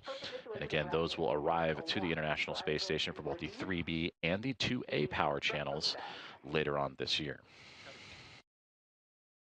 I'm going to release the adjustable that's on the scoop. And as we were explaining that breakdown of where Jessica Meir and Anil Menon are, we just received confirmation that the upper triangle has been completed. And there you get a great illustration at the bottom of your screen right there of what that looks like. It is the mounting bracket with 2 struts and then the center pad. That is the small gray structure. That is what will attach to the 3B mass canister. And then the mounting bracket is where the International Space Station rollout solar array will be affixed to on a future spacewalk. Top is dry. My gloves are nominal, no change. Copy dry hap, no change on the gloves and your gauntlets. My gauntlets are down. Copy gauntlets down. Nice work, both of you. We are now in the upper triangle handoff portion. I have 3 cautions, which I'm going to read to you within the 2 minutes that I have till handover. No sudden movements on the ECU, 4-bar linkage, BGA, mass canister, or mod kit. Maintain less than 0.45 feet per second on BGA. Limit loads to 40 pounds. Avoid cyclic loading. Do not impart forces into the mod kit struts before they are fully installed. V1 copies all, and I am changing my TCV. I am now at a setting of 4. Copy TCV4, EV1. And copy EV2, copies the cautions. When you're ready, EV1 present non-tethered left side of upper triangle to hand off to EV2. Okay, stand by now. I'm going to come get into position for that. Can you do a quick boot check to make sure my heels are in? Sure thing.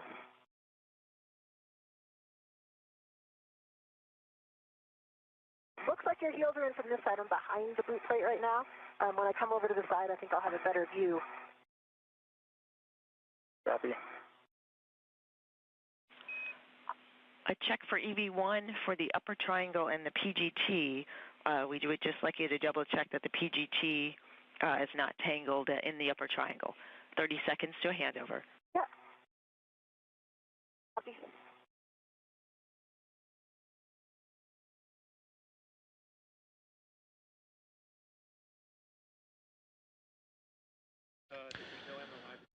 You heard the communications as we prepare for the handoff of that upper triangle from Jessica Meir to Anil Menon and begin preparations of installing that to the 3B mass canister. You have also heard from both Anil Menon and Jessica Meir some safety checks as they check over their gloves, their gauntlets, their HAPS, which is the helmet absorption pad, the safety device developed by NASA to help address the possible risk of water inside the helmets as they sweat through today's EVA opportunities and task list. And everyone so far so good working through. Again, the upper triangle build has been completed as we are now an hour and 41 minutes into today's spacewalk.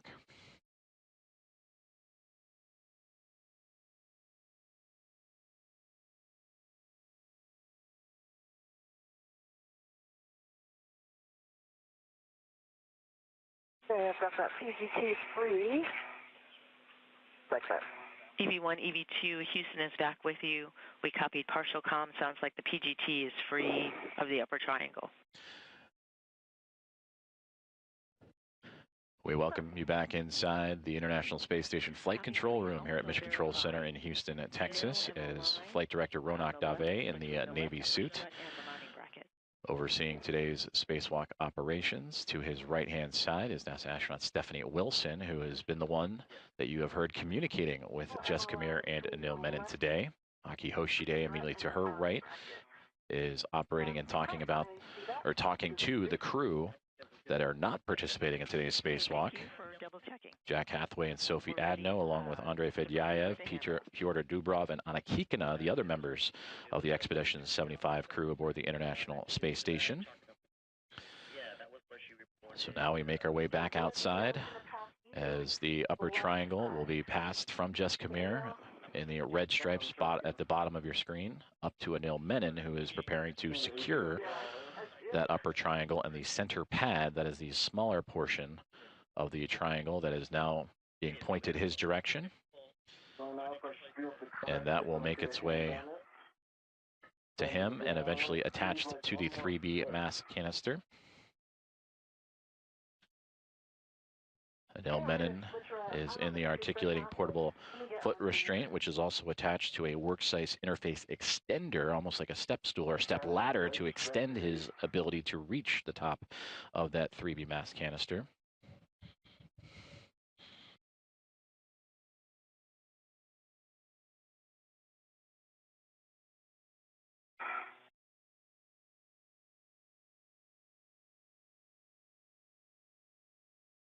Here it comes. Okay. Keep it coming. Keep it coming. Can you get it up any higher? Oh, it's so close. I got it. Okay, you got it. Control. You've got control.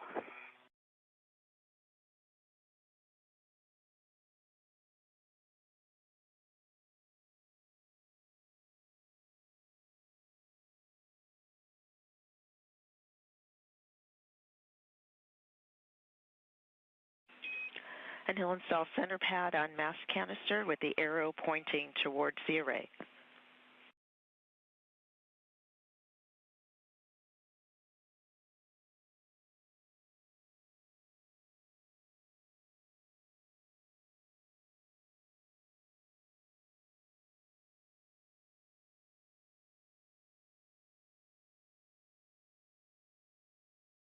Okay, it's installed and in soft dock.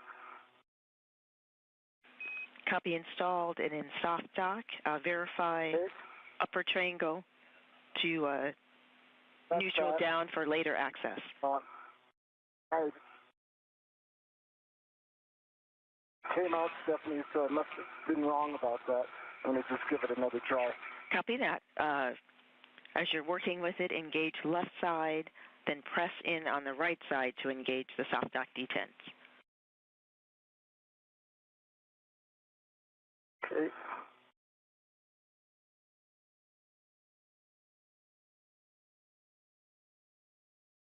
Just going to move this ingress aid.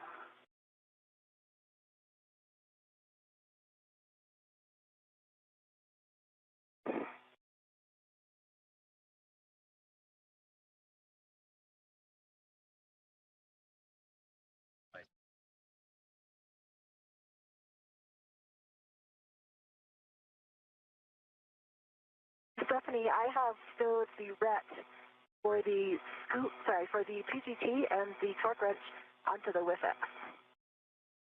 So we're in a position where I think I'll be able to reach them.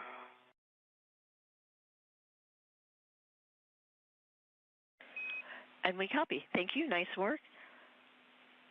Next, visually inspect and report spherical bearing alignment on both sob brackets.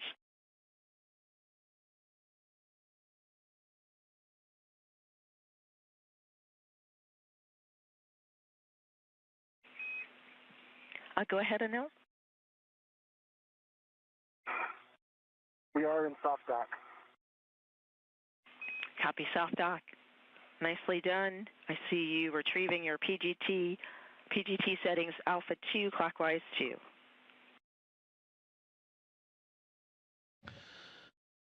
And I see good alignment on both of the spherical bearings.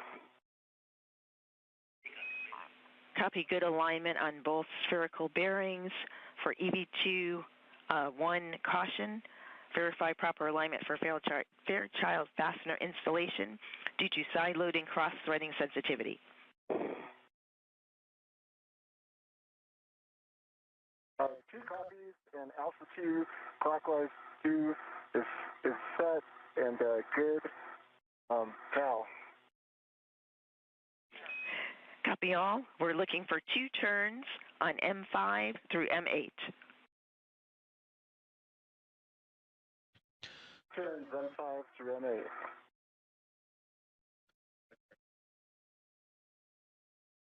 Communications between NASA astronauts Anil Menon and Jessica Meir to the teams on the ground, and Spacewalk communicator Stephanie Wilson. And all good news to report so far, as Anil Menon has received the upper triangle. He is now at the bottom portion of your screen and will begin the formal attachment of that upper triangle to the 3B mass canister. Meanwhile, Jessica Meir, who you see at the top portion with the red stripes on her pantsuit and portable life support system, has begun preparations for assembling the right struts of today's construction. And again, this is for the installation of the 3B mass or modification kit to the 3B mass canister that consists of 6 total struts and a mounting bracket. You see the mounting bracket at the knees of Anil Menon towards the bottom of your screen, with the first 2 struts now connected, and he will attach that to the mass canister. And then they will move into the right side of the construction, and there we see upright as we would view it here on Earth, as that is the upper triangle. And then they will have 2 more pieces, a lower right side and a mid strut on the right side, and then copy that over to the left-hand portion. So essentially 2 of the 4 struts have been connected and now being formally attached, as you see Anil Menon with his pistol grip tool, the space drill that will help him affix this to the top of the mass canister. And Jessica Meir now out of sight, assembling the next steps in the phase, which is putting together the right lower strut and then right mid strut to follow. We are 1 hour and 49 minutes into today's spacewalk, U.S. Spacewalk 96, as the International Space Station currently orbiting 262 miles above the Earth and about to pass over the northernmost portion of Somalia on the continent of Africa. On the torque 5-turn screen light.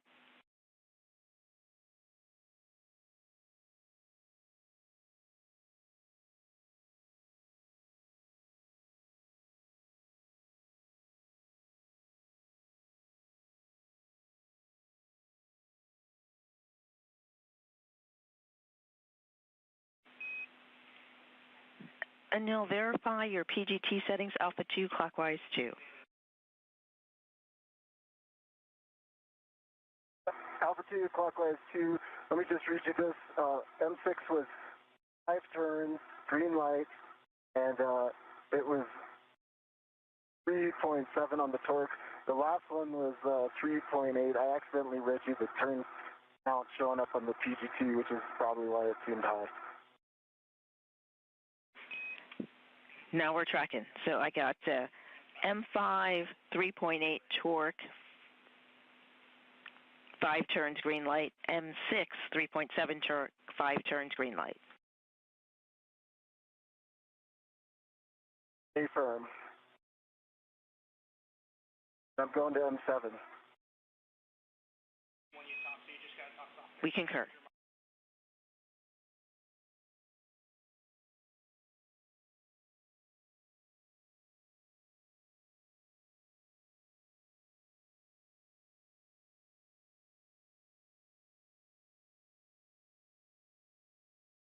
M7, 6 turns, 3.7, green light. Copy on M7, 3.7 torque, green light, and the turn count was clipped.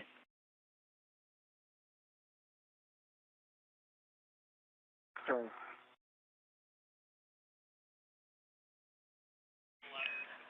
I believe 6 turns.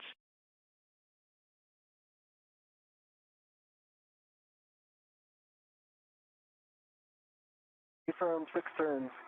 M8 is now 6 turns as well. Green light, 3.8 torque. M8, 3.8 torque, 6 turns, green light. Copy also 6 turns on M7. Thank you for all. Check center pad MLI and PIP pins 2 still installed.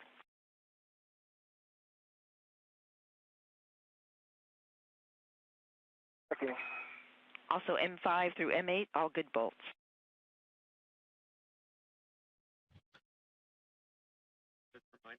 That is NASA astronaut Anil Menon relaying the torque and settings of the 4 bolts that are attaching the center pad, which is the top tip of the triangle, of the upper triangle of today's 3B modification kit.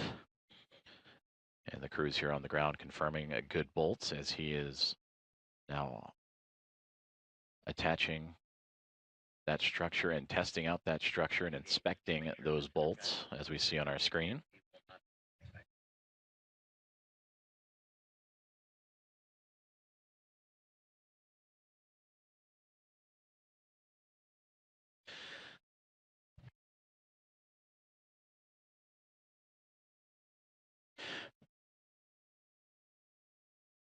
Meanwhile, NASA astronaut Jessica Meir, just off screen, preparing for the right struts to be assembled to the 3B mass canister. And there you now see her appearing to the upper portions where she has the strut bag that she brought from the Quest airlock all the way down to the very end of the starboard side of the International Space Station where the 2 astronauts are working today.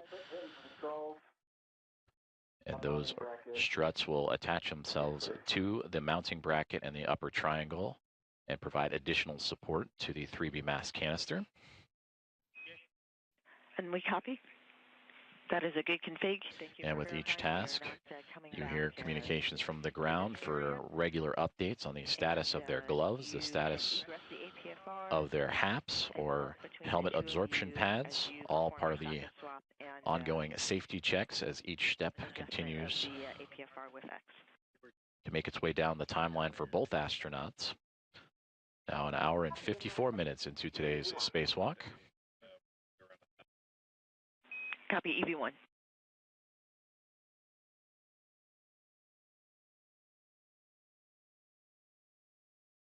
Now, Jessica. Hey, copy.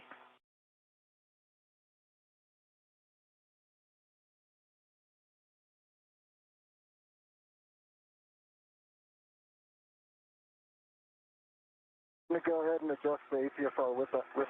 That's okay. Okay, sure thing.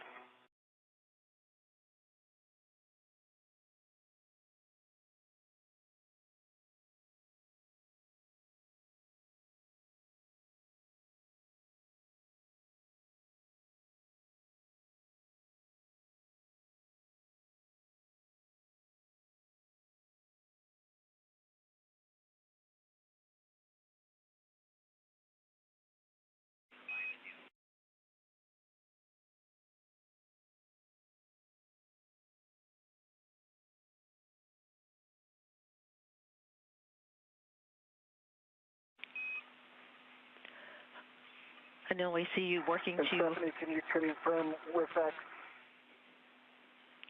Yes, with X extension is 1. Full settings are 6 Golf 1.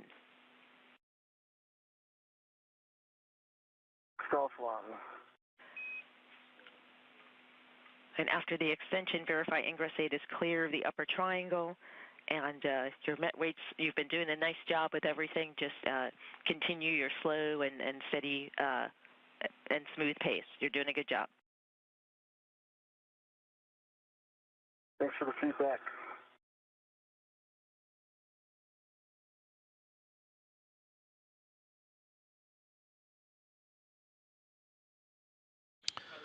Communication with NASA astronaut Anil Menon as he has removed himself from the articulating portable foot restraint and is now adjusting the WIFX that is attached to the worksite interface extender. He had a bit of a higher setting in relative to his positioning along the 3B mass canister.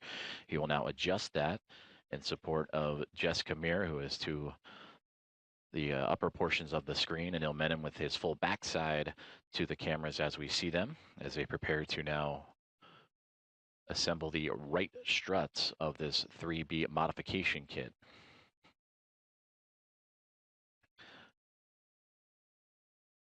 Closing in on 2 hours for today's spacewalk, 1 hour and 57 minutes at the moment.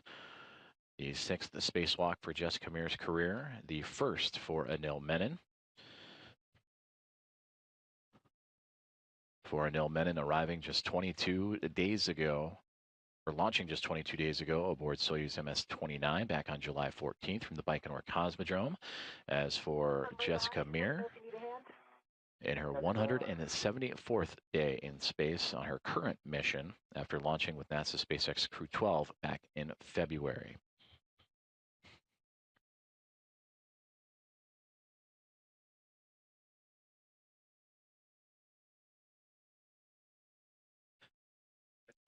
And you can see just past the portable life support system, or the backpack, the spacesuit backpack of Anil Menon, right in the center of your screen, the next strut assembly that Jessica Meir is preparing. And again, we're going to be working on the right side next.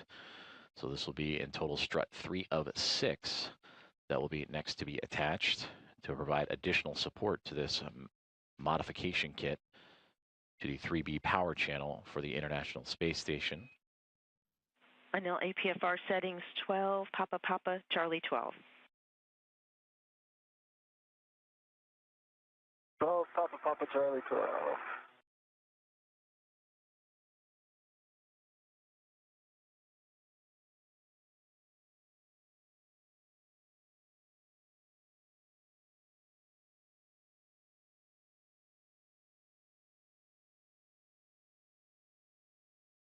We still have the ret going to the mounting bracket as well. That will get released after you're back in there? I believe so. And Houston concurs. That's affirmative, Jessica. Copy.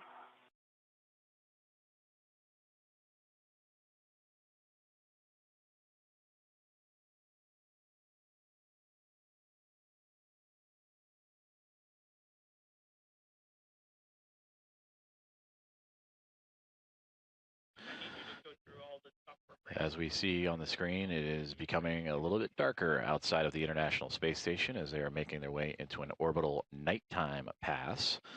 Again, the space station orbiting the Earth every 90 minutes, so a sunrise and sunset witnessed by NASA astronauts Jessica Meir and Anil Menon every 45. So they have their helmet cameras, or helmet lights on, in addition to their helmet cameras, of course, as they continue work on adjusting the WIFX and portable foot restraints ahead of the next task of today's spacewalk, which will be assembling the right struts of the 3B modification kit. We have now officially passed the 2-hour mark of today's spacewalk. After getting underway at 7:33 a.m. Central Time, 8:33 a.m. Eastern Time. So far, the astronauts, after departing the space station's Quest airlock, have translated to the far side of the starboard side of the International Space Station to the 3B power channel and solar array, and that is where they are operating now. They have completed construction of the upper triangle, which is, you somewhat see portions of it, namely the mounting bracket towards the bottom of your screen, with some of the reflection of the lights from the camera, or from the helmets of the 2 astronauts. So that upper triangle consisting of the IROSA, or International Space Station Rollout Solar Array mounting bracket, which it will attach to once delivered on a future cargo flight later this year, and then installed on a future spacewalk itself. That mounting bracket with 2 struts attached and attached to the mass canister. 6 struts in total and 1 mounting bracket, so 2 of the 6 have formally been completed. And again, working on the right side, a right lower strut and right mid strut will be next, and then the 2 astronauts will move to the other end and work on the left lower and left mid of today's build out. This knob was depressible. This is the main change that I made, and the whiff extender was set at 1, and the pin is at the pull test. Copy. With extender 1, 12 Papa Papa Charlie 12, pitch knob can be depressed. From Houston, we recommend you ingress the APFR and then perform your socket swap on your PGT to the 2-inch rigid. That's a great idea. That's what I was thinking too. Love it when great minds think alike.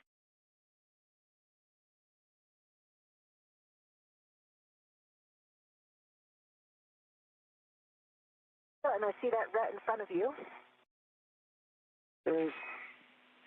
And also a friendly reminder, prior to ingress with the safety tether reel behind you, you may want to clear it or put it in a different position.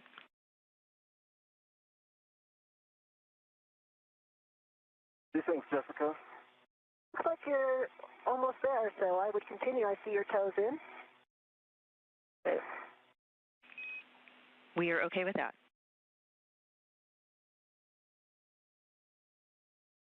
Please come more forward.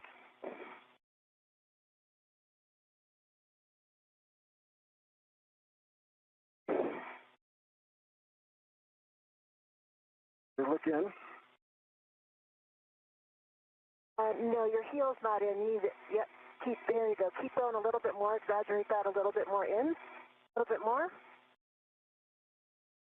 Now, yeah, I think that your foot is a little bit too far back. So when you're rotating, you're ending up on top of the heel guide.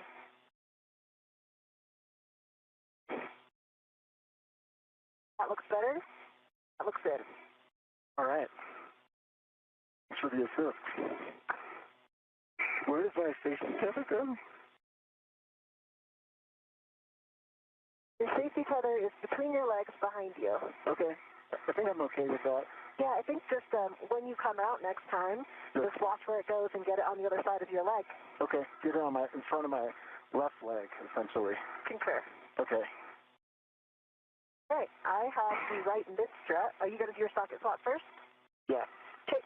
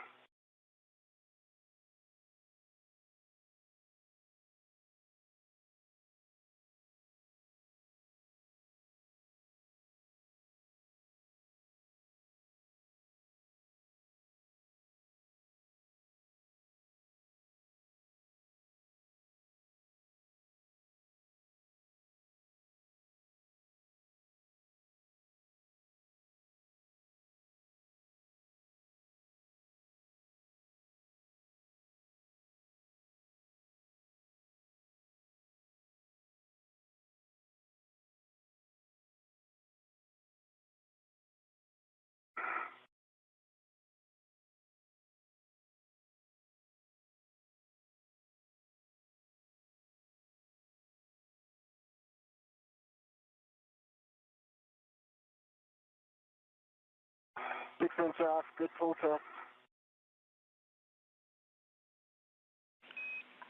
Copy. Good socket swap. Good pull test. Verify access to mounting bracket ret. 2 hours and 5 minutes into today's spacewalk, U.S. Spacewalk 96, featuring NASA astronaut Jessica Meir at the top of your screen and NASA astronaut Anil Menon at the bottom as they continue working through procedures and construction of the 3B modification kit that will attach to the 3B power channel and support the eventual installation of an International Space Station rollout solar array that will help augment the power of the orbiting laboratory. And that future installation will be on a future EVA. The solar arrays themselves will be delivered on a future cargo flight, NASA's SpaceX 35th Commercial Resupply Services mission. So far, after departing the Quest airlock, picking up additional tools as necessary, they have completed the upper triangle build. Upper triangle consisting of the IROSA mounting bracket and the upper left and right struts. They have since hard-mated that to the 3B mass canister and now have adjusted their foot restraints and tools needed to continue to proceed what will be now assembling the right side of the struts of the 3B modification kit. And that right side consists of a right mid strut and a right lower strut,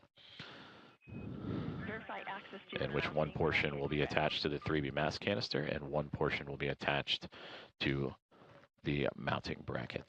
The mounting bracket, right. Copy. Verify access lower strut clevis.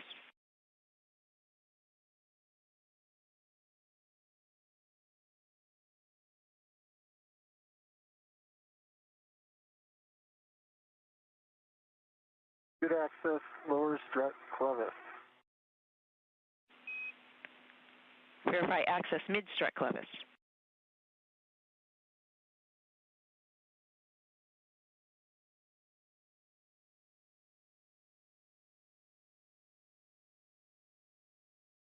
Good access, mid-strut clevis. Copy. Verify mounting bracket pit pin grounding block. Good access, mountain bracket, pit pin, grounding block. Copy. Good access to all those items. Release mounting bracket ret back to the strut bracket.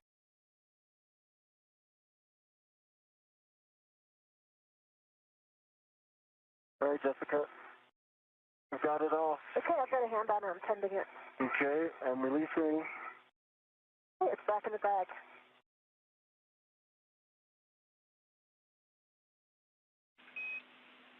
Copy. Mounting bracket ret is released back to the strut bag. We are 30 seconds to a handover for EV2. During that time, we'll take a HECA power cycle. EV2 is cycling HECA. So as you hear the communications there, they are anticipating a handover, which is a handover in communications satellites. So we will temporarily lose views, but in the process of that handover, asking the astronauts Jessica Meir and Anil Menon to power cycle or essentially turn off and turn back on their HECA cameras, the high definition extravehicular mobility unit camera assembly. So we welcome you back inside the International Space Station Flight Control Room here in Mission Control in Houston, Texas at NASA's Johnson Space Center as that handover in communications satellites is ongoing. We should resume communications with the station here just momentarily as Flight Director Ronak Dave and his Momentum flight team overseeing today's EVA. He is in the middle of your screen in the Navy suit. Immediately to his left is Chris Dobbins, Flight Director that'll be overseeing a future spacewalk. This is the first, today's spacewalk is the first of 3 scheduled for this month. The next will be on Thursday, August 13th, US Spacewalk 97, which will replace a communications antenna on the International Space Station called the Space to Ground antenna, among other tasks. And then also US Spacewalk 98 on Thursday, August 25th. And that will focus on connecting power channels and cables and data relay systems as a part of ongoing space station maintenance, among other tasks. So that is Chris Dobbins to the near side foreground with Ronak Dave for today's EVA. Stephanie Wilson, the spacewalk communicator, immediately to his right, communicating tasks to the team outside of the space station and Mir and Menon. And immediately to her right is Aki Hoshide. He is the Capcom. He is communicating to the other 5 members of Expedition 75 that are inside the space station right now, and they consist of NASA astronaut Jack Hathaway, ESA astronaut Sophie Adno. Those 2 helped support preparations for today's EVA. Andrei Fedyayev, along with Pyotr Dubrov and Anna Kikina, all 3 of Roscosmos, also inside the space station today going through their daily activities.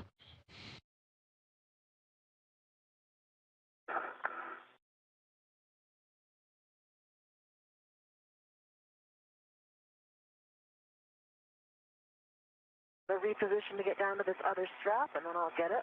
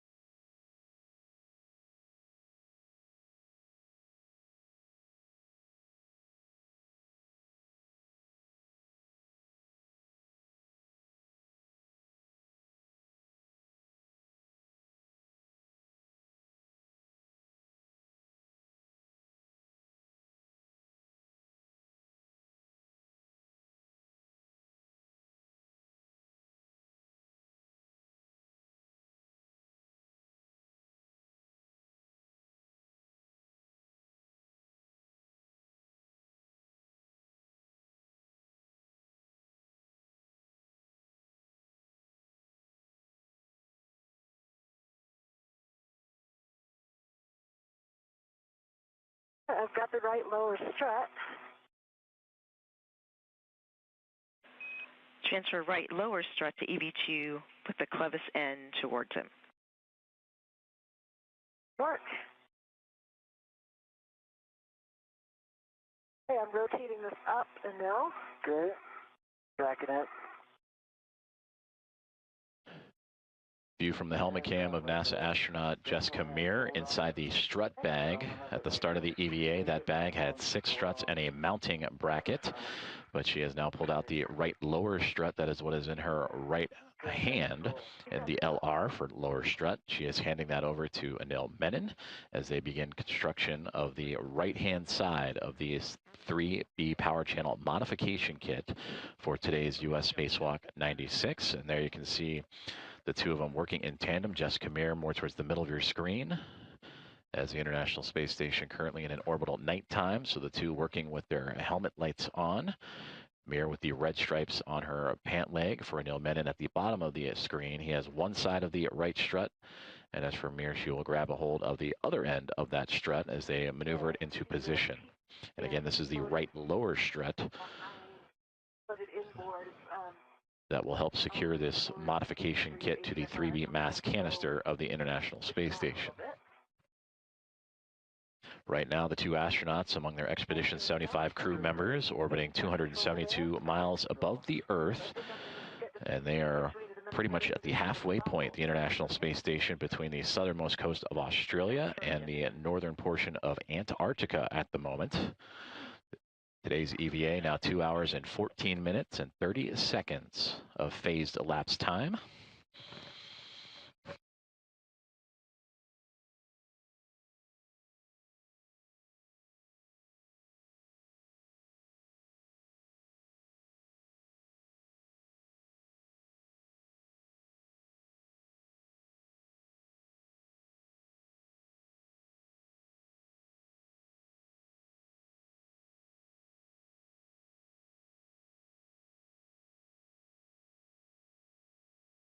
I know this is much closer than it looks in Doug.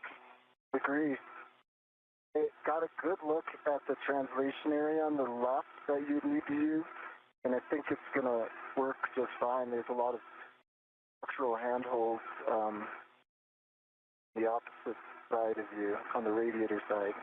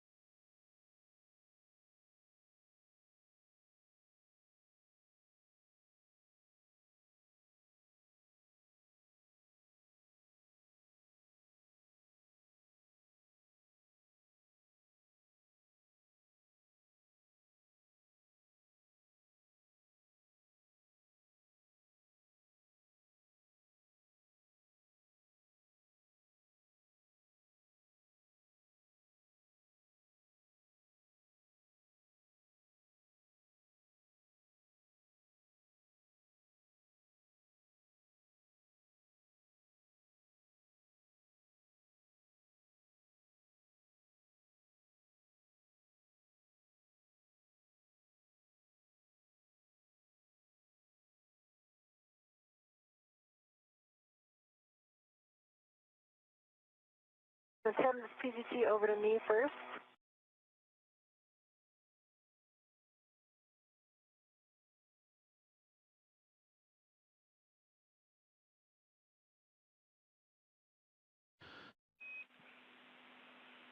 Jessica, A point of view from NASA astronaut Jessica Meir. I have one warning. Pinch point, keep fingers clear of lower strut pad to BGA interface when driving both. You want copies? And for both of you with the consumables check here, PET 2 hours 17 minutes. You're on the timeline. Limiting consumable is EV2 Medox 6 hours 20 minutes. We do expect that to get better. Yeah, and I'll take settings for the PGT 370. PGT settings, alpha 1, clockwise 1 on the strut bag PGT.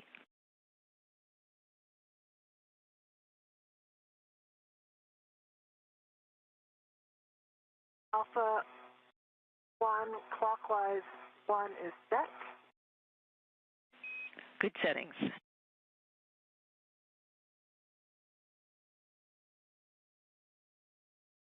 And now, Align lower strut M19 to the spherical Saab bearing.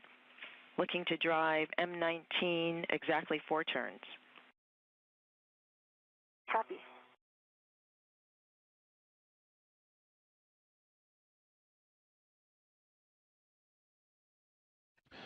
Communications with NASA astronaut Jessica Meir, whose view we had from her helmet camera just a moment ago, but now we see her working with... Rotate a little bit counterclockwise. Rotating counterclockwise. Up there.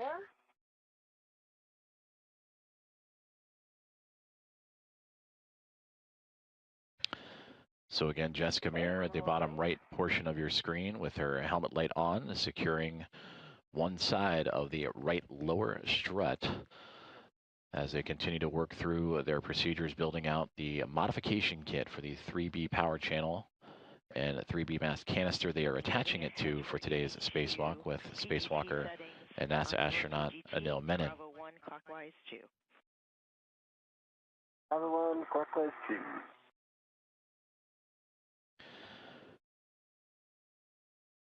And understand you're helping with alignment, just giving it to you early. I'm with you. Sounds great. Thank you. Starting turn. So Jessica Meir again on the bottom right-hand side with her pistol grip tool, the space drill, securing that right lower strut to the mass canister as you start to see it slowly but surely become more and more illuminated. The International Space Station and its 2 spacewalkers, currently in orbital nighttime, but will be coming up on a sunrise here shortly. Anil Menon towards the top half. Now onto Jessica Meir, who is using that pistol grip tool to secure that strut to the mass canister. Prior to that, you heard an update from the spacewalk communicator Stephanie Wilson, providing an update. Now 2 hours and 20 minutes into today's spacewalk. They are on timeline, so they are right on time, both Menon and Meir together, working in tandem today. And they also provided updates on consumables, just how their suits are performing, how they are performing. You heard the term MEDOX canister. That is the metal oxide canister. And that is what is installed in the backpack-like structure you see right there on the backside of Jessica Meir. That is what is called the Portable Life Support System, or the acronym here at NASA is PLIS. And that contains everything that an astronaut needs to venture out into the vacuum of space: breathable atmosphere, carbon dioxide scrubbing, cooling, power, water supply, and the like. PPC turned off. Copy that. PGT turned off. I'll give it another cow. We copy.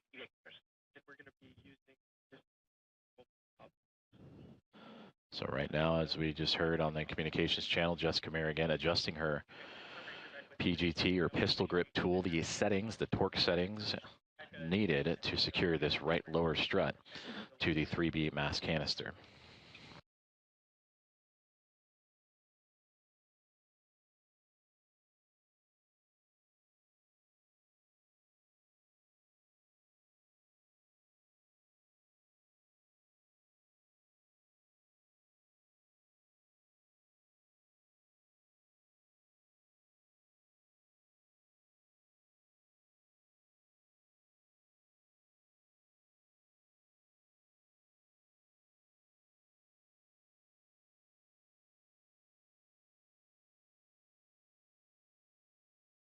All right, cow pass. I've got a good LED test. Battery is 42.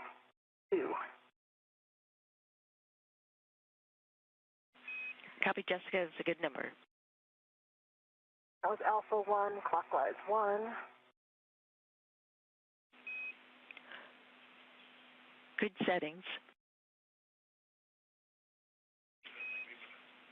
And looking for 3 more turns on M19. Work.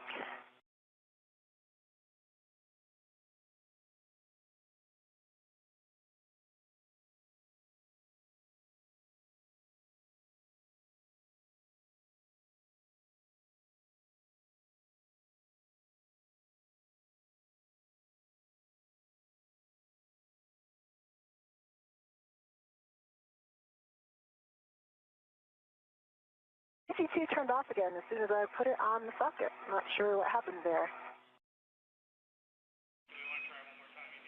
And we copy PGT turned off. Definitely did not hit the button, so interesting. I think this is similar to what happened on the last EVA. So I'll get back into Cal again.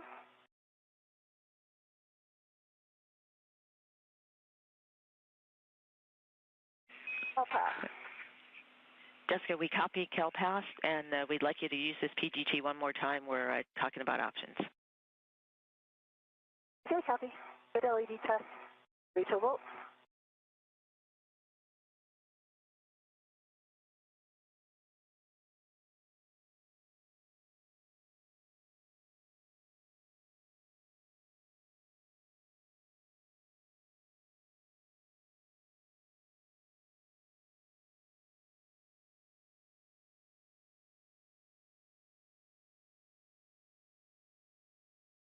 It is not driving. It appears to be off again. And I'm seeing, when you hit the button, I see 2 red lights, 2 green lights. It says LED test. Is it still on the, okay, so maybe it didn't get all the way switched. Am I? Okay, I got, didn't get all the way over.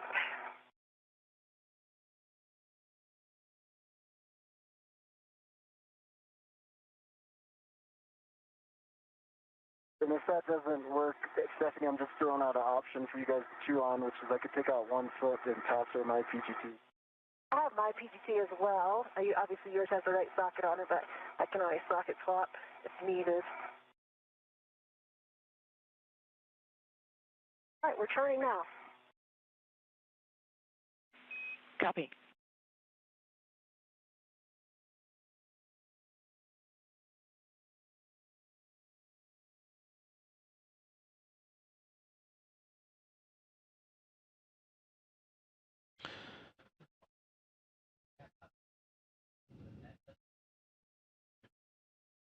NASA astronaut Jessica Meir, front and center on your screen with her pistol grip tool, currently troubleshooting some settings and ability to use that tool to help secure the right lower strut with the teams here on the ground. For EV2 now, align lower strut clevis to mounting bracket L6. You'll drive M20 exactly 2 turns with Bravo 1 clockwise 2. M20, 2 turns, Bravo 1, clockwise 2. Bravo 1, clockwise 2, set on the PGT. Good settings.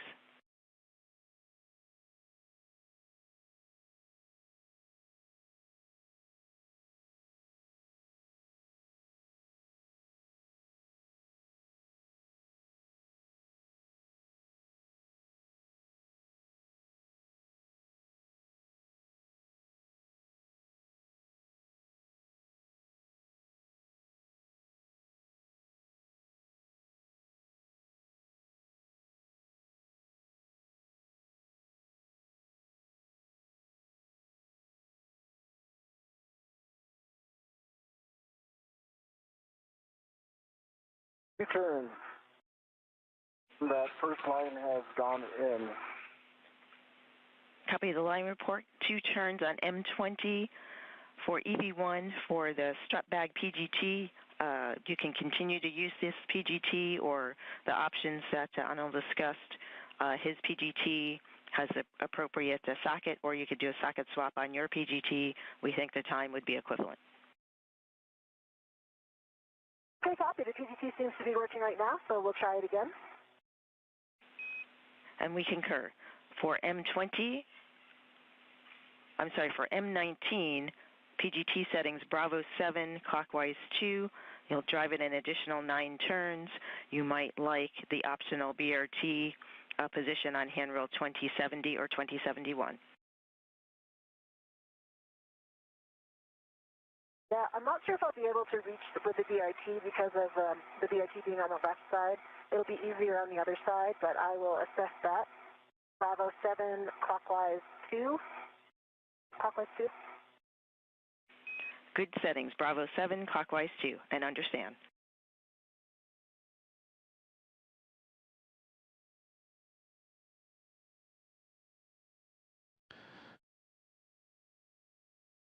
NASA. Bravo 7, clockwise 2 is set. Good settings. And remind me how many turns are expected here? We're expecting an additional 9 turns. Copy 9. And this bolt, you will drive to torque. Copy to torque.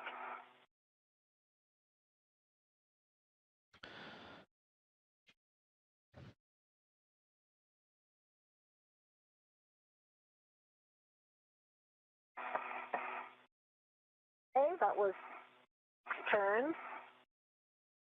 Do have a low torque at 3.8, so I can drive a go to hit it again.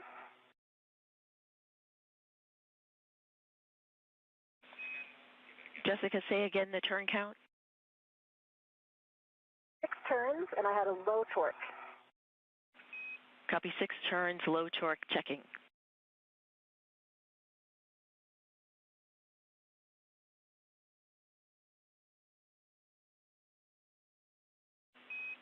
Jessica, double check PGT settings, Bravo 7, clockwise 2.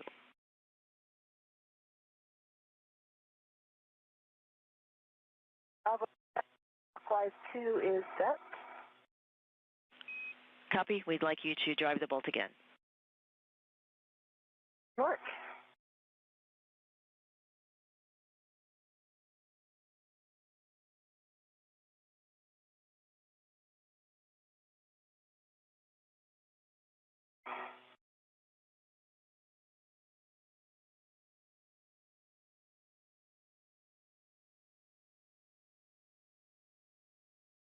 I did get a good green light that time. I have a 23.2 torque. It only turns maybe an eighth to a quarter of a turn.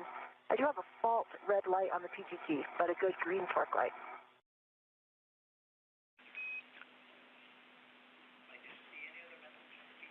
Copy for M19, you had a torque of 23.2, an additional, after the 6 turns, you got an additional 1/8 to 1/4 turn. Green light with the red fault light. Any other lights? No other light, but it is interesting because the torque is green, but it does say low torque underneath the 23.2. Copy, checking.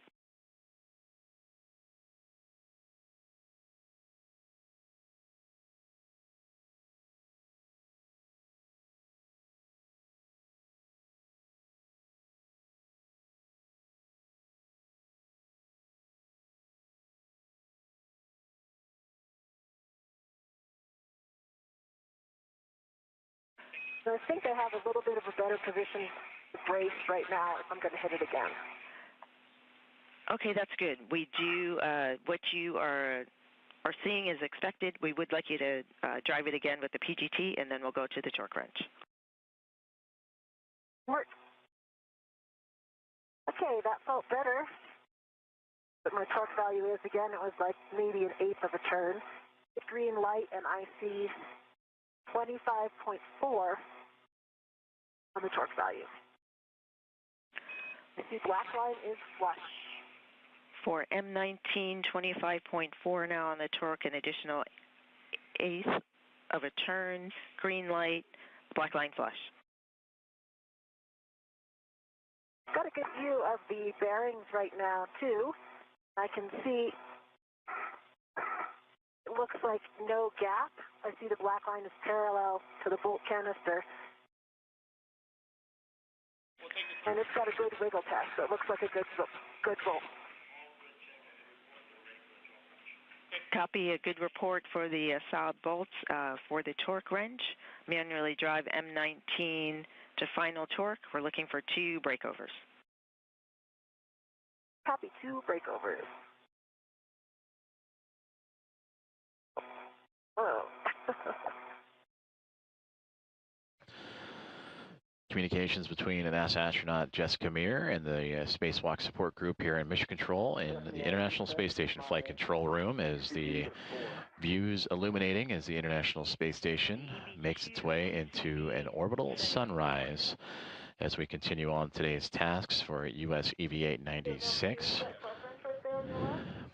And there you see Jessica Meir more in the middle of the screen with the red stripes on her spacesuit. Anil Menon joining her on this spacewalk today. In the bottom left-hand side, he is currently standing in the articulating portable foot restraints.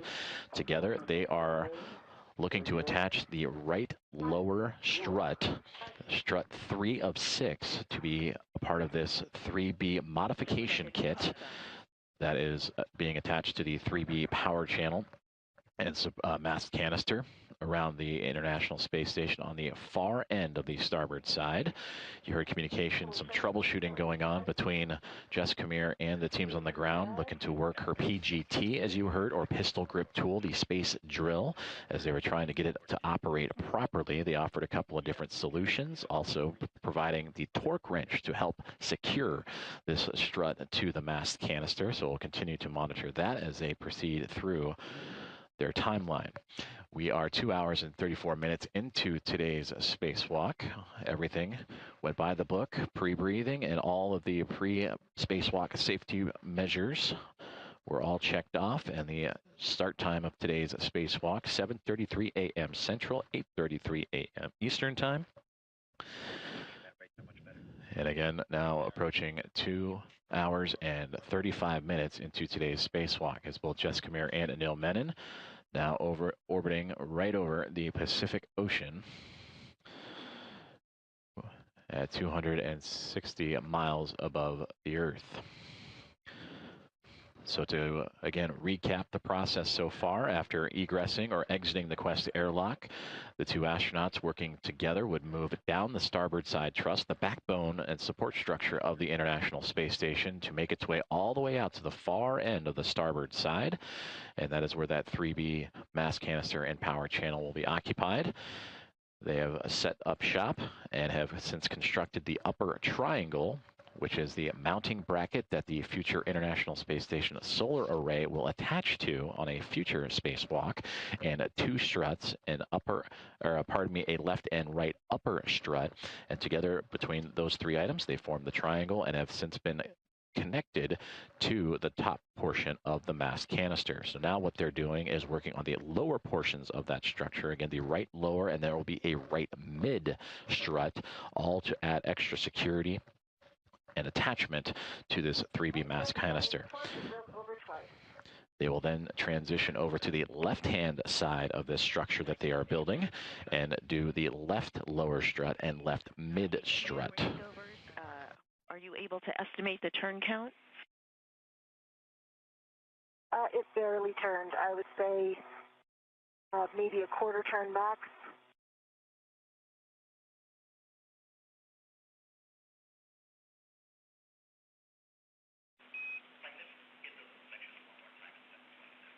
And we copy a quarter turn and 2 breakovers with the torque wrench on M19. With that additional driving of the PGT and the breakovers with the torque wrench, we'd like you to reperform the ASAB bolt checks. Verify black line, parallel. Okay, yes, go ahead. I see black line is parallel. I can see the strut boss, the bearing boss, and the spherical bearing with no gap in between them, and I'm giving it a good wiggle test. It does not wiggle.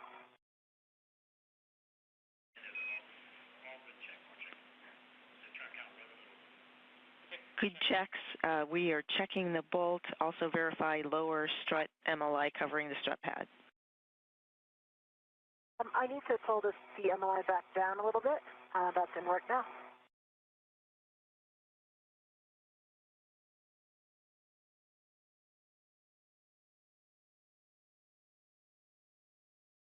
And Stephanie, the MLI is in place.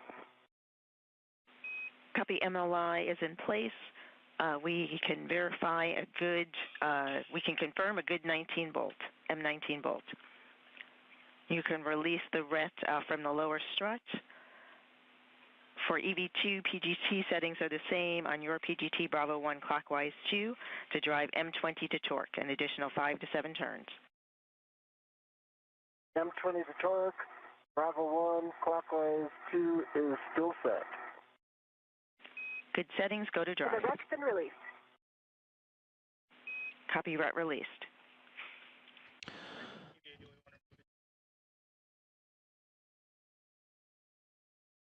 Stephanie, while he's driving those bolts, I translate up into position for the mid-strut. Yes, translate to side pad location on the right side of the mass canister. In work.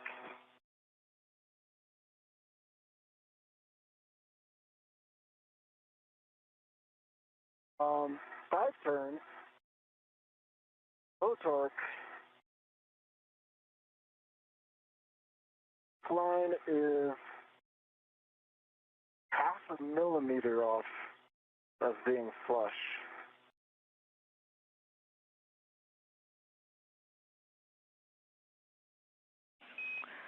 Copy, 5 turns. I believe you said low torque. We'd like you to drive M20 again.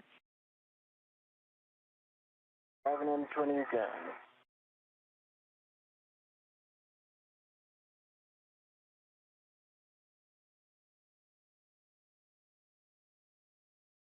All right, one additional turn. Green light, 11.9 torque, black line flush. Copy, M20, 11.9 torque, 6 turns total, green light, black line flush, good bolt M20. Stow PGT, install lower strut grounding pit pin into the grounding block on the mounting bracket, and then install the MLI over the lower strut clevis. EV2 is moving to pit pin and MLI. Stephanie, I'm in position for the mid-strut. I've got my DRT down, the long handrail.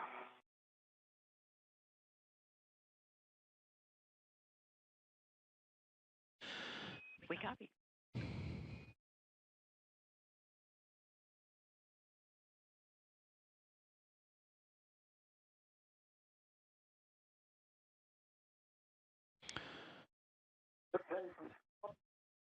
Wrapping up the MLI, and I'll be ready.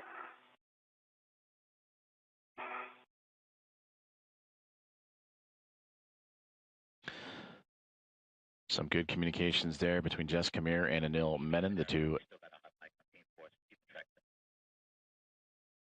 talking to the teams on the ground as they just have completed the bolting of the right lower strut. Jess Kamir attached her portion of the right lower strut to the 3B mast canister and then transferred bolting and assembly over to Anil Menon, who then attached the topmost portion of the lower strut to the mounting bracket, the IROSA mounting bracket, and together now they are working to begin the right mid strut. So in total, 6 total struts for today's assembly and a mounting bracket, all to support the installation of a International Space Station rollout solar array. The first 2 struts were used to help complete a triangle shape with the mounting bracket for the IROSA. That was built first and attached straight on into the 3B mast canister. Then at an angle from top left to bottom right, as we see, or pardon me, bottom left to top right, we see that lower strut assemblage to the mast canister. That has since been bolted into place. And then there is a support strut, a right mid strut that will go across from the mounting bracket directly across to the mast canister, and that will complete the right hand side. So that is what Anil Menon and Jess Kamir are operating and beginning working on now.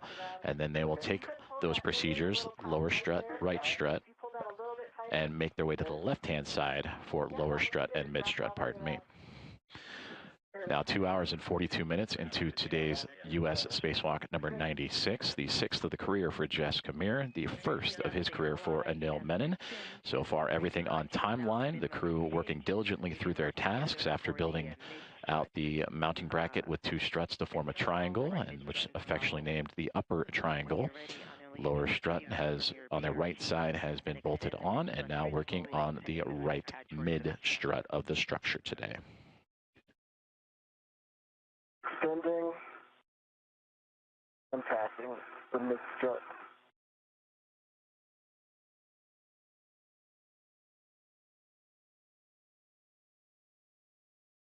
I've got a hand on it. Okay, I'm going to keep control too.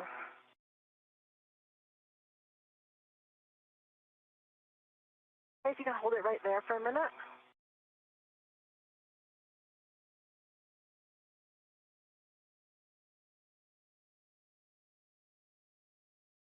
And can you pitch? So right now I need you to bring your end up a little bit. My end is going up, which is pitch movement.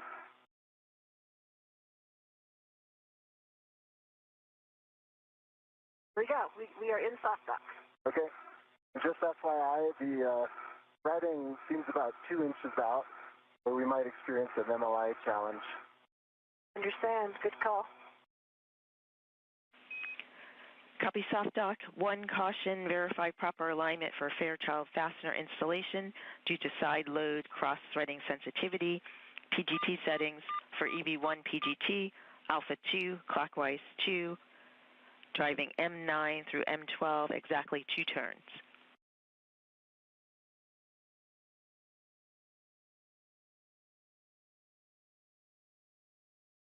Copy. 2 turns. That was Bravo 1, clockwise 2. Is that correct? It is Alpha 2, clockwise 2. Okay, sorry about that. Alpha 2, clockwise 2. PGT is off, so I'll get it on.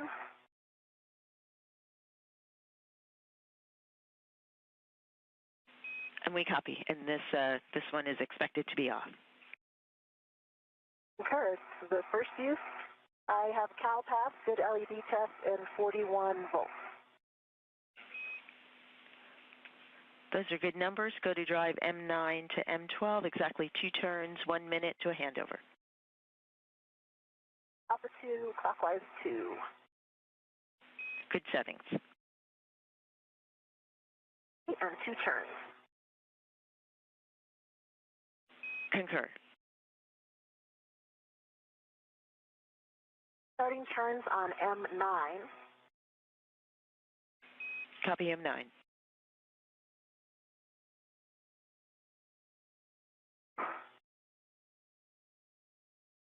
Position a little bit here.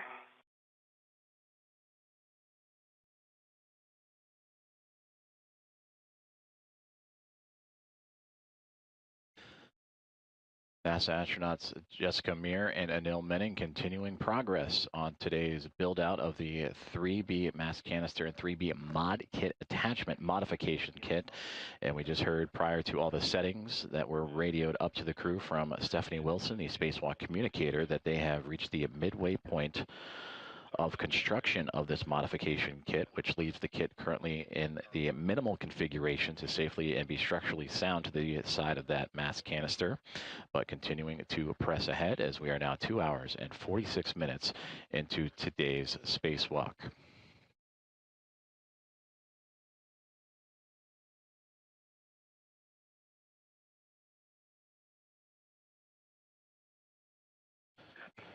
We are currently in a communications handover, and we welcome you back inside the International Space Station Flight Control Room at NASA's Johnson Space Center in Houston, Texas, where the team's on the ground continuing to follow along and work step by step in procedure with NASA astronauts Jessica Meir and Anil Menon. Got 2 turns on M9 and 2 turns on M12. I'm about to start M10. Copy 2 on M9, 2 on M12, M10 in work. Thank you. And there you see Stephanie Wilson, that spacewalk communicator, right in the middle of the screen. Ronak Dave to her left-hand side in the Navy suit, the flight director for today's spacewalk and his Momentum flight team overseeing. And Aki Hoshide, the Capcom, to Stephanie Wilson's right side, managing communications for the other 5 members of this Expedition 75 crew aboard the International Space Station. So he handles the internal space station communications, Wilson the external for Menon and Meir. As we return to views outside of the orbiting laboratory, and again, these two working in tandem to now assemble the right mid strut, and they're working through their bolt settings to how to attach that to not only the mounting bracket, but the actual 3B mass canister itself using the PGT. You've heard that acronym used several times here recently.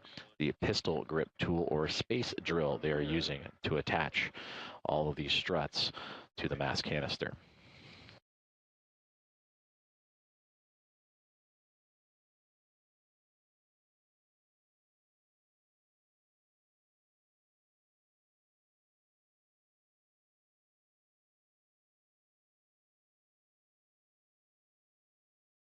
Got it.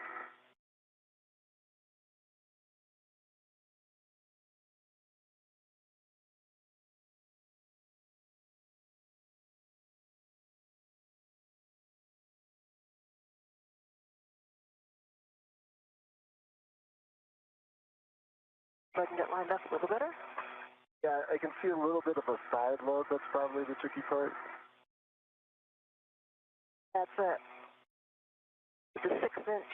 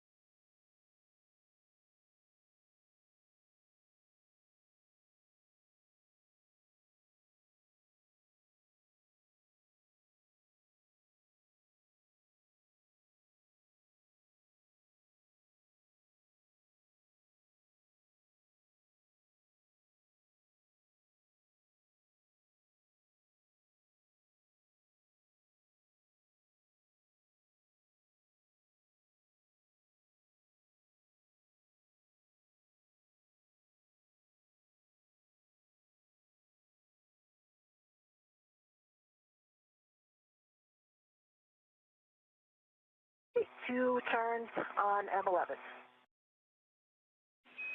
Copy, 2 turns on M11. Nicely done. Now drive M9 to M12 to torque, expecting an additional 3 to 7 turns. North.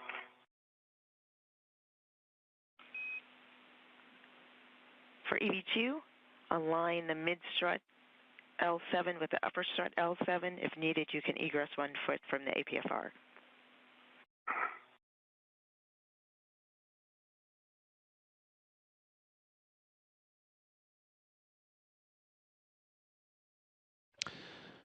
Just over 2 hours and 50 minutes into today's spacewalk. That's affirmative. Alpha 2, clockwise 2, same settings. NASA astronauts Jessica Meir and Anil Menon now operating the installation of the right mid-strut of today's 3B modification build around. Copy aligned. PGT settings for your PGT are the same. Bravo 1, same as previously for you. Bravo 1, clockwise 2. And that is around the 3B mass canister. The communications you are hearing are with Stephanie Wilson, the spacewalk communicator, relaying the different PGT or pistol grip tool settings to help drill this right mid strut into place. Torque of 2.8. The light is green. Sorry, green torque and 2.8. That was 3 more turns. 2.8, 3 turns on. And which bolt, please? It's on M9. Copy M9, checking. Oh.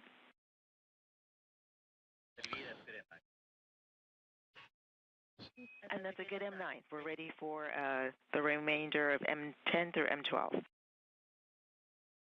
North.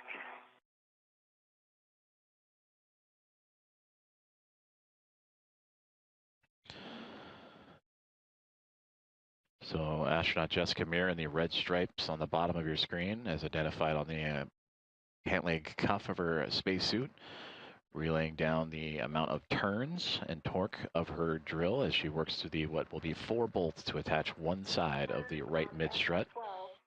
The green light 3.6 torque.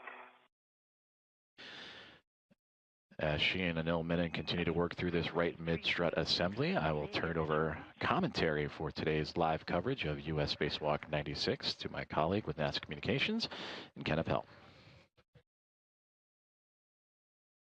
M24, eight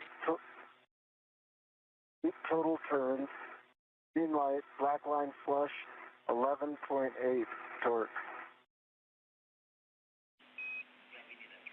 Copy EV2, hold here. What I understood for you for M24, torque 11.8, 8 turns, green light, black line flush. Affirmative, and that included, the 8 included the hand start. Understand, 8 total with the hand start. You can stow your PGT and work to install the mid-strut grounding tip pin into the mounting bracket. Grounding block, words for Jessica, understand for M10, 3.6, green light, your turn count, somehow the short words are getting clipped, so just FYI, we did not copy the turn count. And negative, that was not M10, that was M12. It was 6 turns. Correct. Copy M12, 6 turns, 3.6 on the torque, green light. Thank you for the correction.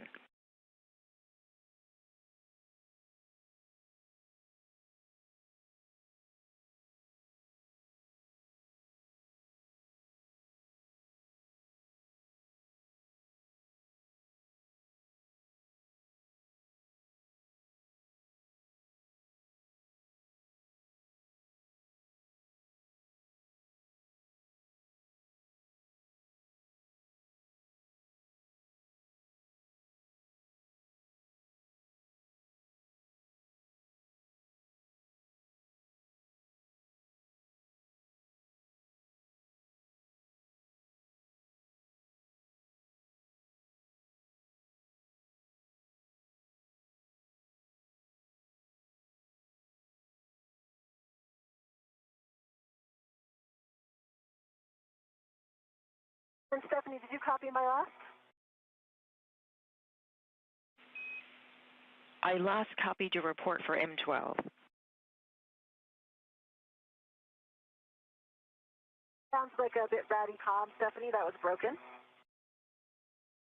This is Mission Control Houston, and if you're just joining us, we're covering the U.S. Spacewalk 96 that began at 7:33 a.m. Central, 8:33 a.m. Eastern this morning. We are currently just under 3 hours into today's spacewalk. The International Space Station is currently flying 259 statute miles over the United States over the state of Iowa. Sorry, we did not hear that. You can move on to M10. Today's spacewalk prepares the 3B power channel for the future installation of new rollout solar arrays. Once installed, the arrays will provide additional power to support critical station operations. The MLI installed over M13 and M14, ensuring that the mounting bracket upper surface is clear. Here on your screens are NASA astronauts. Jessica Meir there with the red stripes, and then NASA astronaut in the foreground, Anil Menon. And Stephanie, I had 5 turns on M10. To recap, they have completed assembly of the upper triangle, which you see in front of Anil Menon there on your screen. M10, 3.8 torque, 5 turns, green light. 11. They've also completed install of the right lower strut, and they are currently installing the right mid strut. Understand M11 in work, your go. Just a bit ago, spacewalk communicator and NASA astronaut Stephanie Wilson communicated to the spacewalkers that they reached the midpoint of the construction of this mod kit.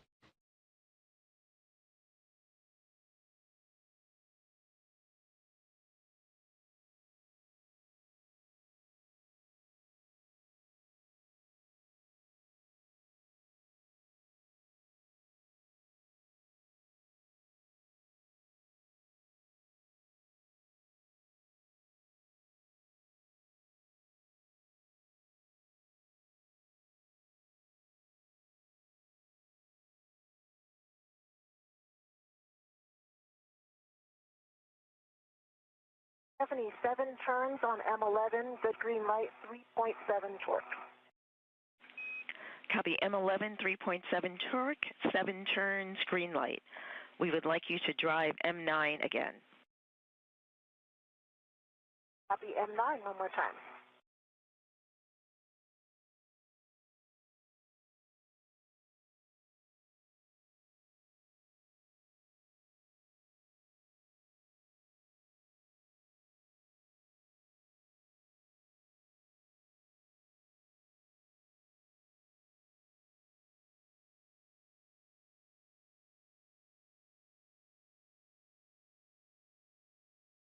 And Stephanie, that torqued out right away. I got 3.6 torque and like barely any turn.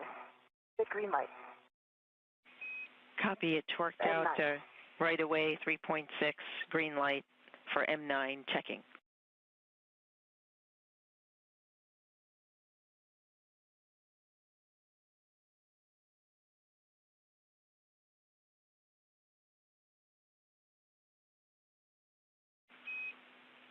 Meanwhile, while we're waiting for either verification or additional steps, both EV1 and EV2 turn your HECAs off. Back here in the International Space Station Flight Control Room here at NASA's Johnson Space Center in Houston, Texas. This Momentum flight team is led by Flight Director there in the Navy suit, Ronat Dave. To his right is NASA astronaut Stephanie Wilson, who is supporting today's spacewalk as the spacewalk communicator, speaking to both NASA astronauts directly, Jessica Meir and Anil Menon. And to her right is JAXA astronaut Akio Shide, supporting as today's Capcom and communicating with the crew inside of the International Space Station.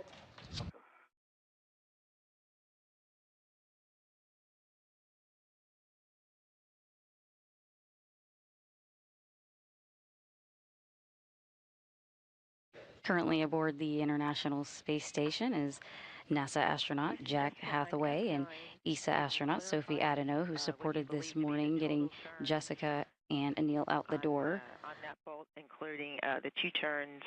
Also aboard is Roscosmos cosmonauts Andrei Fedyayev, Pyotr Dubrov, and Anna Kikina. I cannot remember how many I called. It would be whatever I called down. Final torque was 3.6 and it barely turned. So I'm not sure. Whatever I said back then, that was the first one I did.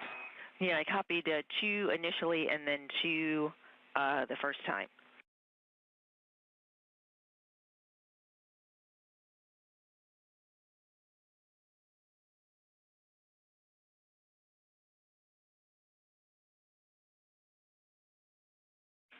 I copied Jessica. We're checking the bolts. For EV2 at a good time, I can take a glove, hap, and gauntlet check from you.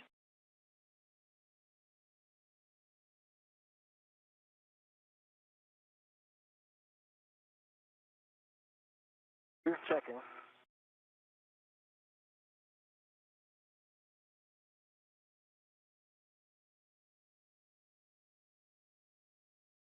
EV2 above nominal, just a little black scuffing.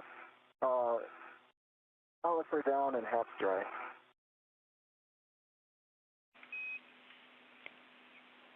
Copy EV2. Gloves are nominal with a little bit of black scuffing, hap dry, gauntlets down. Stay firm.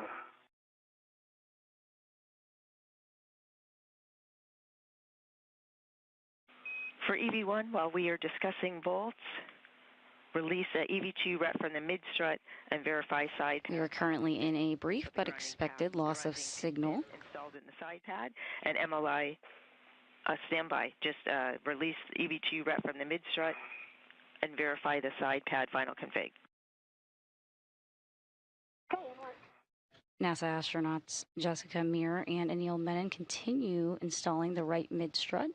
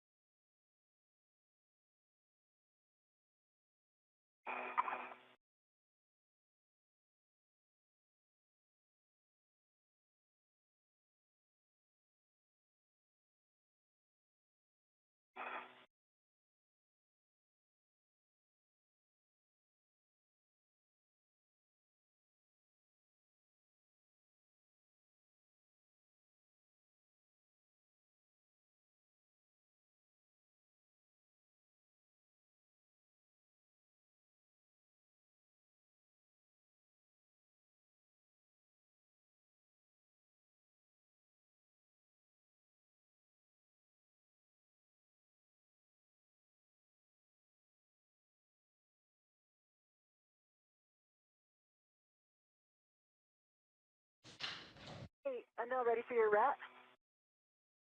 I am ready for my rat. Here it comes. Back to views of the International Space Station. To recap, NASA astronauts Jessica Meir and Anil Menon. Jessica Meir there with the red stripe and Anil Menon there in the foreground. They've completed assembly of the upper triangle, installed that upper triangle. And I got words. We are now ready also for you to verify MLI covering side pad clevis. Okay, that's in work.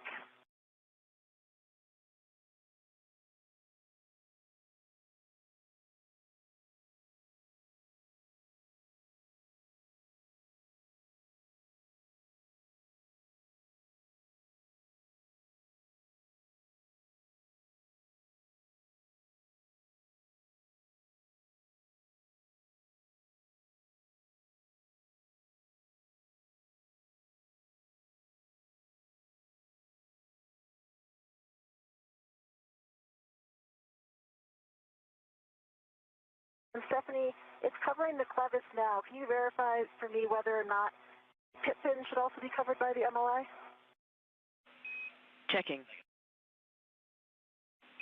Pit pin should not be covered by the MLI. Okay, copy. And I think we're in a good config here. Clevis is covered. I'm giving it a good squish. Copy. It's a good side pad final config checks.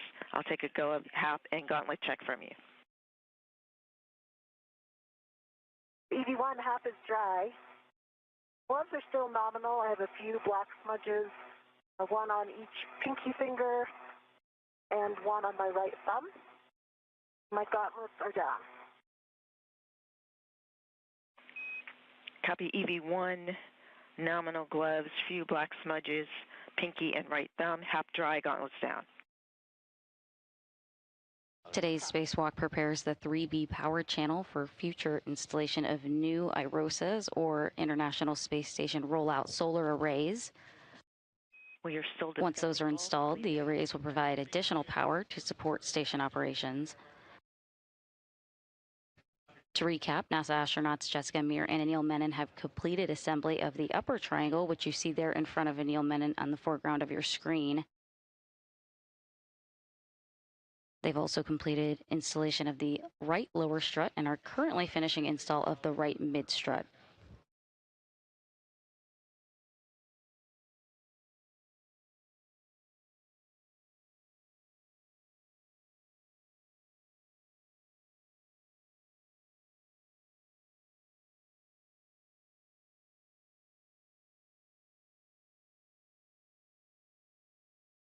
While we're standing by, could you give us our ET, Stephanie, and where we are in the timeline? PET 3 hours, 6 minutes, checking timeline. We are about 5 minutes down on the timeline. EV2 MEDOX limiting 7 hours for MEDOX. Copy. Good improvement. Definitely. Hope that you're in an ACFR not moving. Yes, concur with all. And after discussion with the bolts, we are calling M9 through M12 good, at least at this time. So we are ready for you to continue to install the left lower strut. Jessica, translate to the strut bag, and Anil, prepare to receive the left mid strut. EV2 copy. EV1.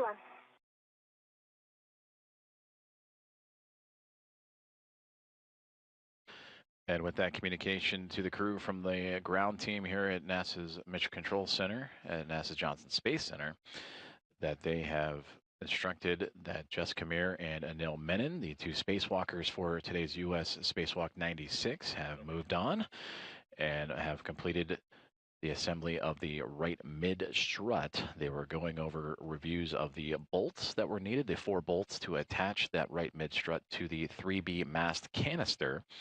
And with that, they have since given the go for Jessica Meir, who you see towards the top of your screen in the red striped spacesuit to move along and return back to the strut bag and now begin the left side of the assembly. And that left side will start with the left lower strut. So going over everything that has transpired here over the last 3 hours and 8 minutes, that's how far along we are in today's spacewalk. The crew has completed the upper triangle build, which consists of the IROSA mounting bracket. That is what the future IROSA installation will attach to help provide additional power to the International Space Station through the 3B channel, which is the channel on the far side of the starboard side of the International Space Station. So with that mounting bracket attached to 2 struts, forming a triangle of the 3 sides, and that would attach to the top portion of the mast canister. Then they would assemble the right side portion, which consists of the right lower strut and right mid strut. That lower strut completed a little while ago, and you just saw and heard the communication with Jess Kamir and Anil Menon to begin procedures to now move over to the left-hand side and begin pretty much what they just completed on the right, mirror to the left lower strut and then the left mid strut. Also still to look ahead for today's spacewalk is to also assemble the collars, cables, and MLI. You've heard the term MLI a few different times today, and that is multi-layer insulation that provides protection to areas around the International Space Station that are exposed to space. In reviewing our config, we realized during the last year.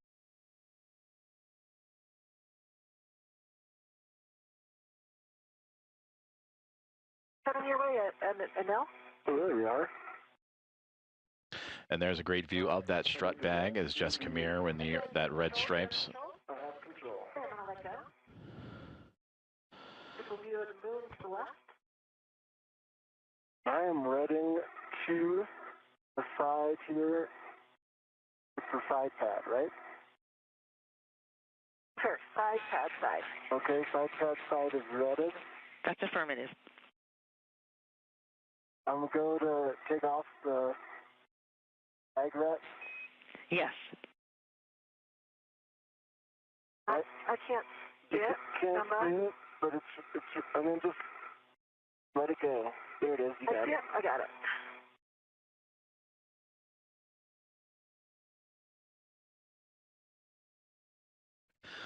So that is Anil Menon on the bottom left and Jess Kamir on the top of your screen, starting to begin assembly of the left side of today's 3B modification build outside of the 3B mast canister of the International Space Station, and all in support of the future rollout of a rollout solar array to provide additional power to the orbiting laboratory.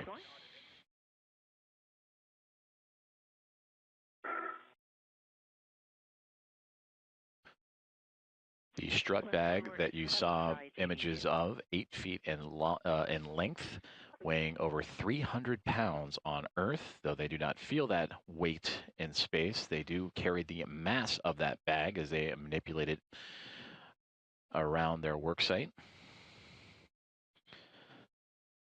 So now they'll begin the assembly of what will be the left lower strut after completing the right-hand side, verifying that all the bolts to attach the struts to the mounting bracket are safe and secure against the mast canister. And they will just mirror that assembly, but now on the left-hand side, the left lower strut and left mid strut upcoming. Hey now, here it comes. All right.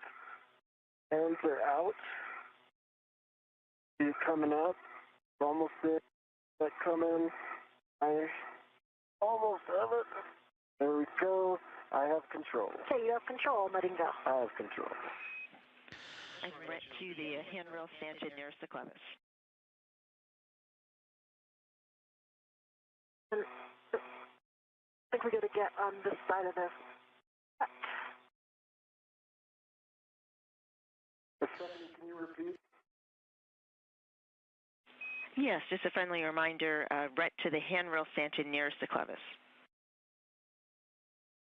Okay.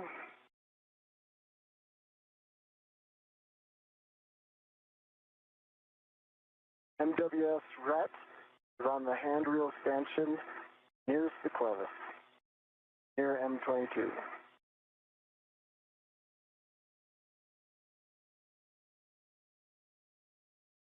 This one's not just staying right to the bag.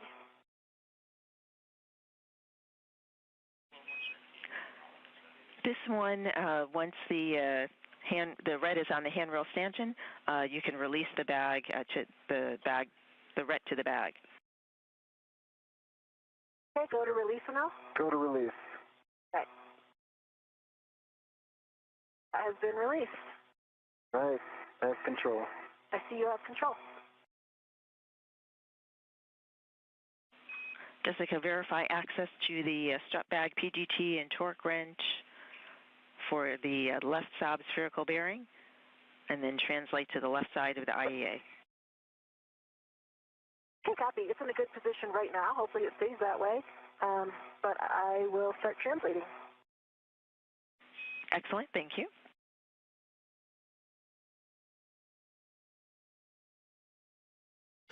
Zeroing in on 3 hours and 15 minutes into today's U.S. Spacewalk 96, featuring NASA astronauts Jessica Meir and Anil Menon, the sixth of Jessica's career. And for Anil Menon, who just arrived to the station after launching 22 days ago, it is his first of his NASA career. Today's spacewalk is to build out a modification kit to the 3B mast canister and augment the 3B power channel for the International Space Station. And this modification kit, this structure that they are building, is to support an International Space Station rollout solar array that'll be installed on a future EVA. Those solar arrays will arrive to station both to support the 3B channel that we've been talking about today, and also the 2A channel that EVA would complete a similar structure over the last couple of EVAs for these astronauts and for the International Space Station. The most recent back on March 18th, U.S. Spacewalk number 94, that Jessica Meir was a part of alongside with NASA astronaut Chris Williams.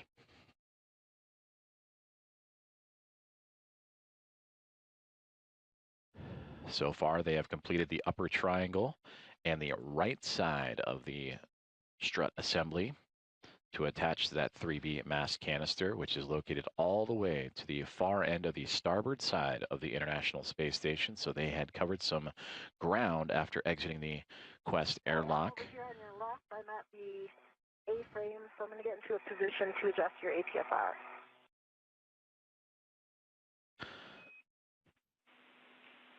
Copy, friendly reminder for the roll changes from Charlie to Hotel. Copy, Charlie to Hotel.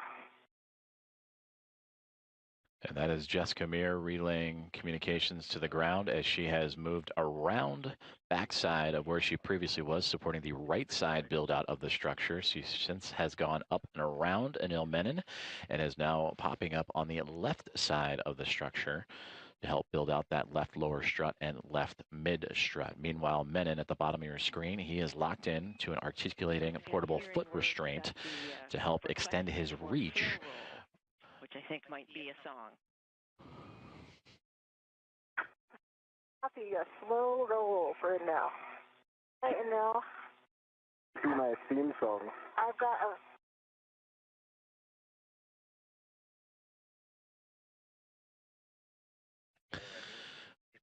Currently experiencing a communications handover for the next handful of seconds as we take a live look inside of where we are located inside the International Space Station Flight Control Room inside of Mission Control Center in Houston, Texas at NASA's Johnson Space Center.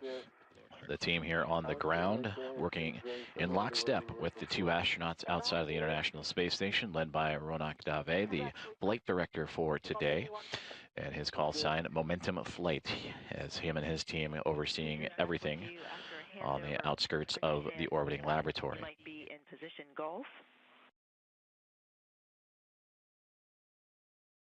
Golf, we're going one over. Copy, golf. Are you ready to verify the access steps? I see you in. 1 by 1 sec. I see you in hotel now. Orbital. Good job. And that is Stephanie Wilson in the middle of your screen that is relaying these communications up to Anil Menon and Jessica Amir. Aki Hoshide to the right of Stephanie Wilson, handling all other communications to the remaining 5 members of Expedition 75 inside of the International Space Station. As we have now regained communications as the handover complete between satellites, and a view there of that is Anil Menon on the bottom right-hand side. As I look a little closer there, if you were to flip it upside down, the upper triangle has now become the, quote, lower triangle in this view, with the long lower struts now extending from the base all the way to the basically top of that 3B mass canister.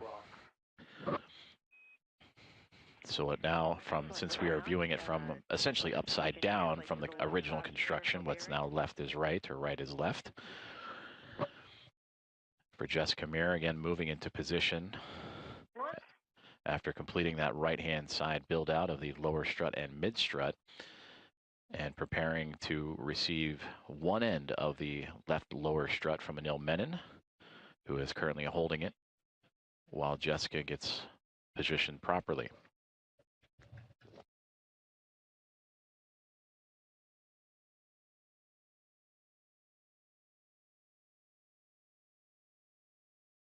Stephanie, I'm at that location. I am going to get a BRT down on this side. It'll make it a lot easier. You're on the appropriate side now.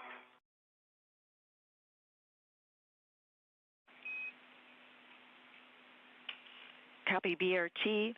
Oh, you doing that? Do you want me to get that PGT?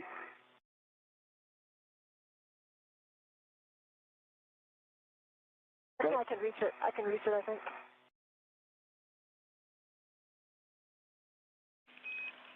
BRT handrail. I can get that to you. Okay. Go ahead, Stephanie. Just suggested handrail for the BRT 2082. And when you're ready, the PGT settings for the strut bag PGT Alpha 1 clockwise 1. Copy, and I actually used 2081, and I'm getting the PGT. Copy 2081.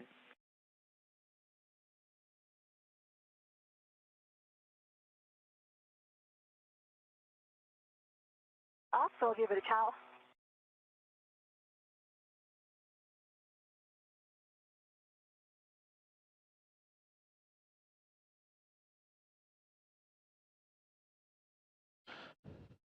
Cal, good LED test battery 40. I'll actually take settings before we line up this strut. Copy your report on the numbers, PGT settings, Alpha 1, clockwise 1. Alpha 1, clockwise 1. Good readback.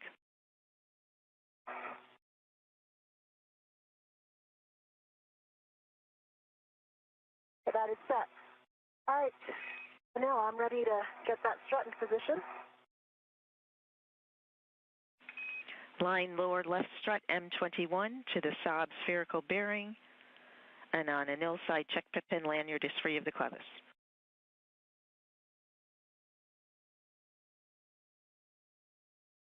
And now? I'm just checking the lanyard. See, I can help you out with... Okay, the bolt is aligned right there. Can you hold steady there? Holding steady. We're ready for 4 turns, Stephanie? Drive M21, 4 turns. You have a go. And with that, Jessica Amir now on the left-hand side of your screen with the PGT, the pistol grip tool, the space drill, turning the bottom portion of the left lower strut to attach to the 3B mast canister as Anil Menon, more towards the now middle of your screen and right side. He is essentially holding in place the top portion of that left lower strut and holding it in place. You hear the word clevis, that groove in which the 2 pieces fit into the left lower strut, moving into the mounting bracket, the IROSA mounting bracket. strut L5 to mounting bracket L5.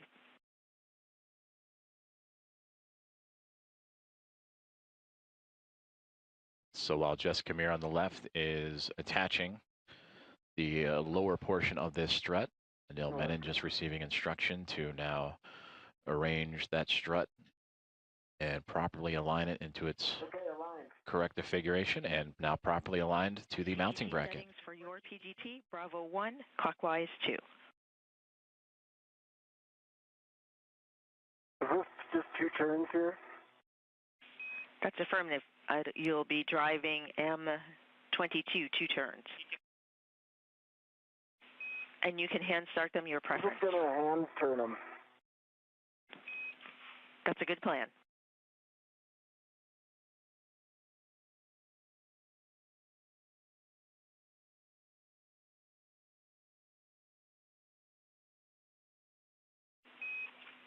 For EV1, while EV2 is hand driving M22, get ahead PGT settings for you, Bravo 7, clockwise 2 on the strut bag PGT. Bravo 7, clockwise 2. Right. Good read. 2 turns, Stephanie. Copy 2 turns M22. That means we are ready for EV1 to drive M21, 9 turns, driving to torque. Copy, inward. So the initial secured bolt turning for Jessica Meir and Anil Menon taking place. Now they're providing additional torque and security to, again, the bottom left and top left portions of the lower strut in today's build out of the 3B mast canister. Okay, Stephanie, that was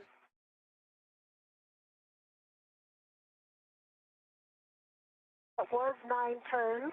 I've got a red light and low torque 16.3, so I can hit it again. I do see black line is like pretty much flush, so I think we're very close.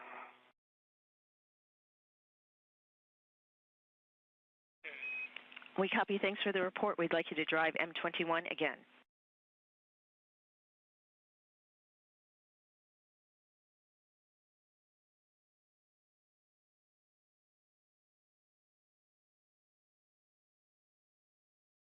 Okay, that was about a quarter turn. I got a good green light.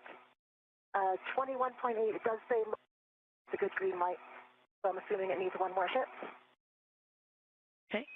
Negative will go to the torque wrench, but M21, 21.8 torque, quarter turn additional to the 9 that you got previously, green light. Go for the torque wrench. Looking for 2 breakovers with a turn count.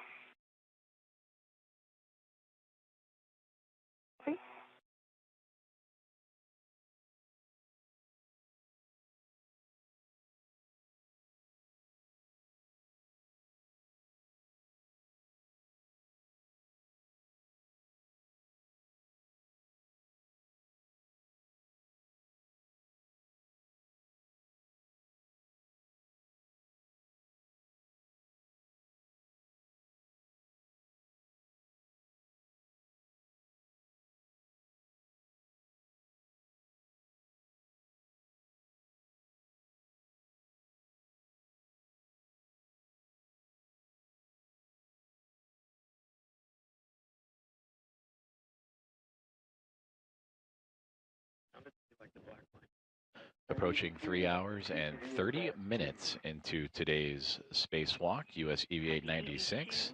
TCV setting of 2. Right now, NASA astronaut Jessica Meir with the teamwork of Anil Menon of NASA joining her on this spacewalk, currently assembling the left lower strut of today's build-out. A modification kit to the 3B power channel to help augment the 3B power channel and support the hardware of a rolling out solar array, an International Space Station rollout solar array, or IROSA. And there you can see that Jessica Meir is near the bottom of that mast canister and using the torque wrench to secure the lower portion of that strut. Anil Menon up at the top of this image is holding that topmost portion and will continue to secure his side once Jessica Meir has completed her end. But you can see the structure that has been built out quite well actually in this image. There you see the quote upper triangle just to the right side of Anil Menon, again more towards the middle right of your screen, and that is the main portion of the build, the first portion of the build. Everything else is support structures to help attach the mass canister. That is the IROSA mounting bracket, supported by two upper struts that have attached to the upper portion of the mass canister. Then you can see towards the bottom middle of your screen, that is the right mid strut to provide additional structural support going from the mounting bracket to the side of the canister, and then of course the right lower strut going from the top right corner all the way down to the bottom left there. So they are just repeating these procedures on the other side, the left-hand side, doing the left lower strut first. Once that is secure, they will move over to the left mid strut. Confirm the MLI is in place. Copy, thank you. For EV2, PGT settings are the same, Bravo 1 clockwise 2 to drive M22 to torque, an additional 5 to 7 turns. 5 to 7 turns on M22, same PGT setting, they're set.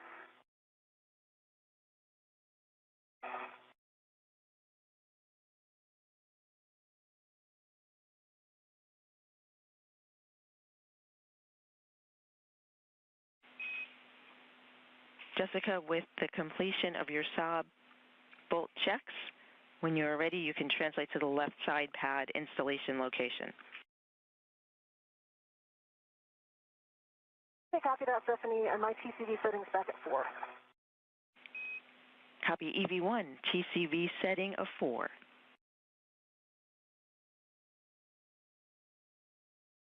And on M22, 7 turns, green light, 11.8 torque, backline flush. Copy M22, torque 11.8, 7 turns, green light, black line flush. Stow PGT, release the ret from the lower strut.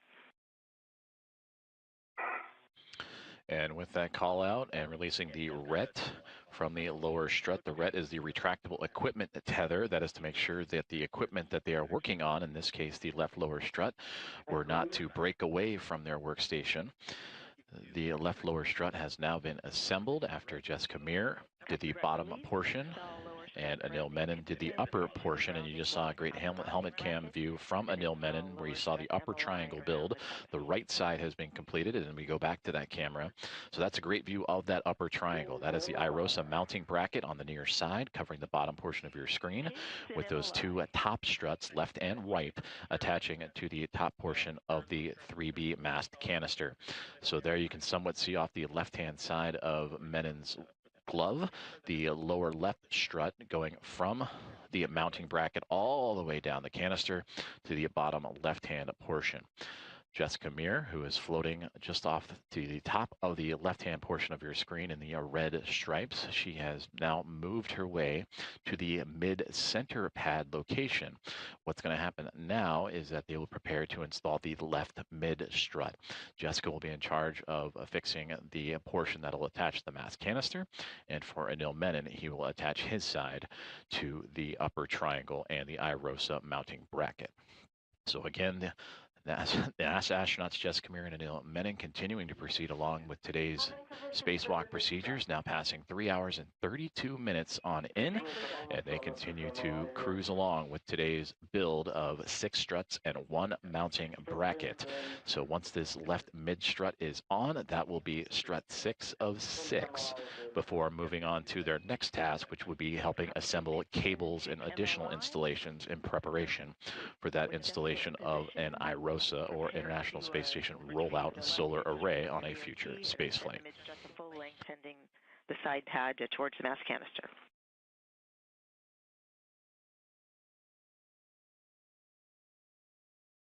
Okay, doing that now.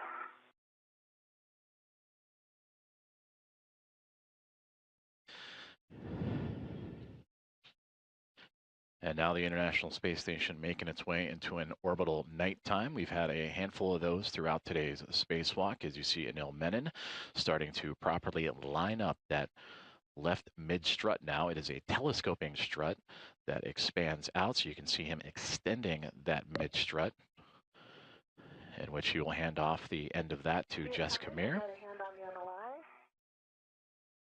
I'll get a hand on the handrail. Okay, can you pull it toward you, actually? Towards me, okay. All right, we're in soft dock. Great.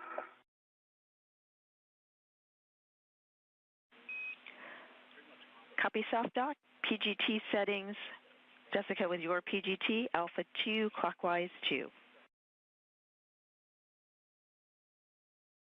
So from this view, Anil Menon, those are his hands. He is holding in place one side of the left mid-strut as it is extended out, and Jessica Meir has the other end. The constructions of her pistol grip tool to help Alpha 2, clockwise 2 is set. connect that other end of this left mid-strut to the side of the 3B mast canister. Roger, 2 turns. 2 turns. And we go inside the point of view of Jessica Meir in her helmet cam, and there's that pistol grip tool. You can see the settings on that tool as she is Copy 2 turns, M1. attaching the bolts to the side of the mast canister.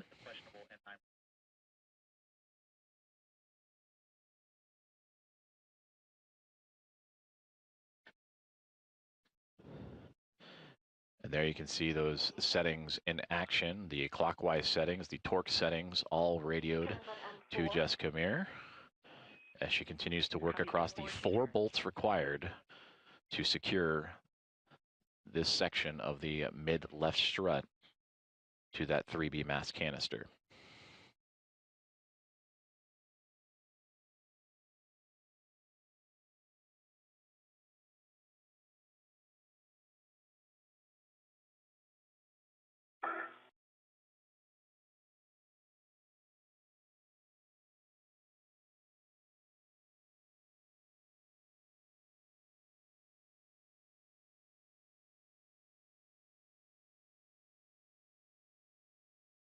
Turns on M2. M2, 2 turns.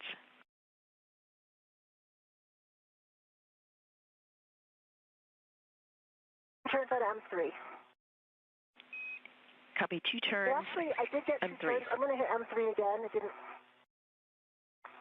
M3 did not engage, so I'm going to do 2 more. Copy.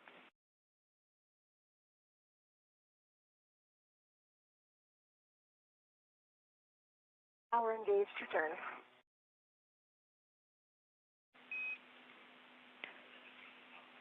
Copy 2 turns, M3.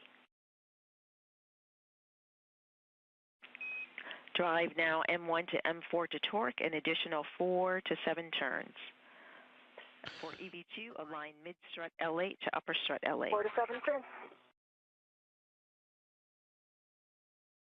EV2 has aligned L8 to L8. PGT settings for your PGT, Bravo 1, clockwise 2, to drive M28 to torque, expecting 7 to 8 turns.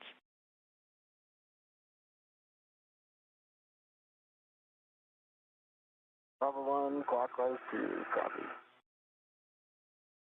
Hey, M1, I got 4 turns, good green light, and 3.7 torque. M1, 3.7 torque, 4 turns, green light. Good M1.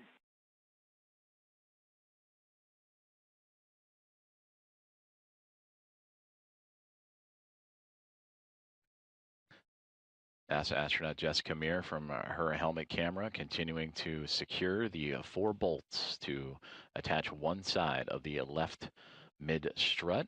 M4 was also 4 turns, good green light, 3.8 torque. M4, 3.8 torque, 4 turns, green light. Good M4 bolt.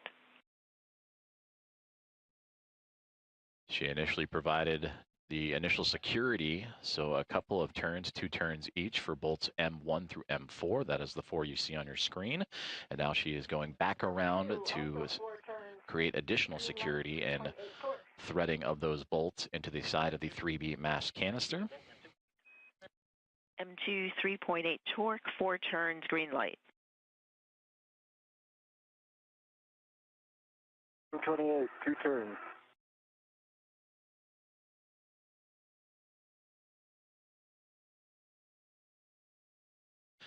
And once this is secure on the perspective of Jessica Meir, we will then transfer over to Anil Menon, who is holding the other side of this left mid strut and holding it up against its appropriate position against the IROSA mounting bracket, the International Space Station Rollout Solar Array mounting bracket.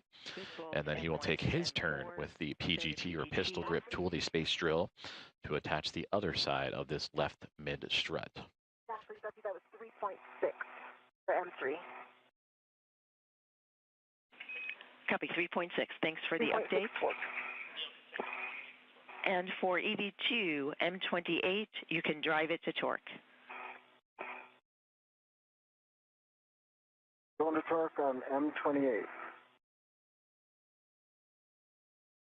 Stephanie, I see a good pit pin in the center, in the side pad, and I will get the MLI in place. Copy.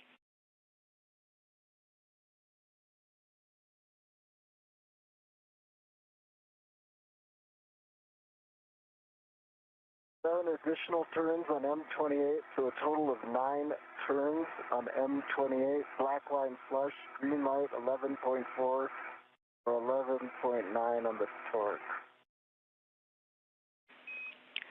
M28, 11.9 torque, 9 turns total, green light, black line flush. Affirm. With that, one of you can still your PGT. When you both are ready, the EV2 rec can be released from the mid-strut handrail. And Anil, you also have installed the mid-strut. Anil, you ready for it? Ready for it.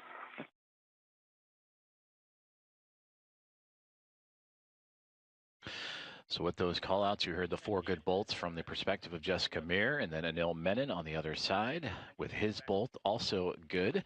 That means that the left mid strut is now attached and constructed as a part of today's spacewalk tasks. 3 hours and 41 minutes into today's task. Now the crew will move into safety checks. They'll go back over their glove inspections, their HAP checks, their helmet absorption pads to absorb any possible risk of water inside the helmets. They'll do gauntlet checks as they have been diligently working through today's spacewalk timeline using that pistol grip tool to secure multiple bolts across 6 different struts and a mounting bracket, all a part of today's modification kit for the 3B mass canister, and attached to that canister, all in support of the future rollout of a solar array, a rollout solar array to help augment the power and provide additional power to the International Space Station.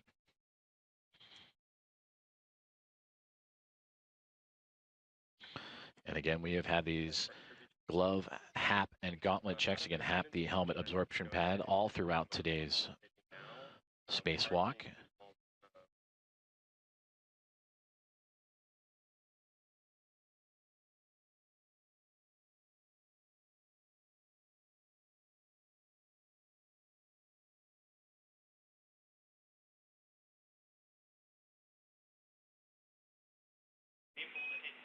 When convenient, I'll take a glove, HAP, and gauntlet check from EV1 and EV2.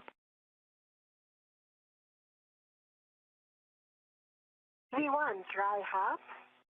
I see the same nominal gloves, a little bit more of the black smudging now on my right index finger as well, and some really small ones actually really on all fingertips.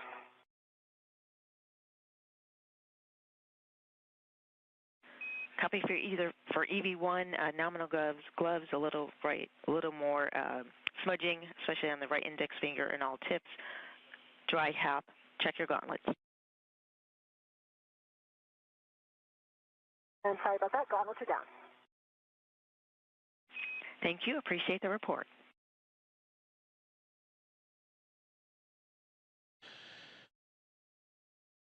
As they move through those safety procedures, temporary loss of communication and loss of signal with the International Space Station, which we will regain here shortly. It is anticipated with the handover of communication satellites. So we bring you back inside the International Space Station Flight Control Room at NASA's Johnson Space Center in Houston, Texas.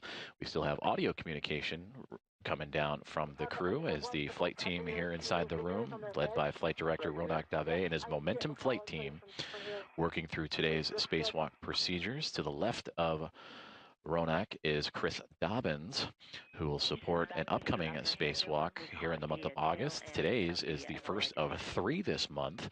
The next one, U.S. Spacewalk 97 on Thursday, August 13th, and then U.S. Spacewalk 98 scheduled for August 25th. So it is a busy month for astronauts inside the orbiting laboratory to journey out into the vacuum of space. Stephanie Wilson, the spacewalk communicator, was to the right of him, followed by Aki Hoshide, the Capcom, who's communicating to the other 5 members of this Expedition 75 crew. Now we return to communications and visuals from the International Space Station. This is from the helmet cam of NASA astronaut Anil Menon. He is on the very edge of the upper triangle build of today's modification kit construction. Nominal gloves dry half, gauntlets down for EV2. EV1, perform socket swap to the 2-inch rigid from your trash bag on your PGT. Work.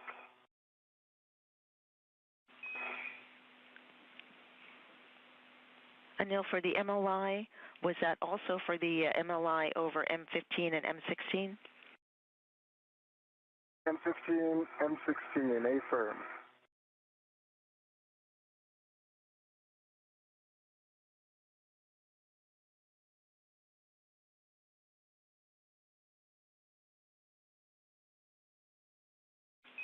And we like the action that you're taking now. Thank you.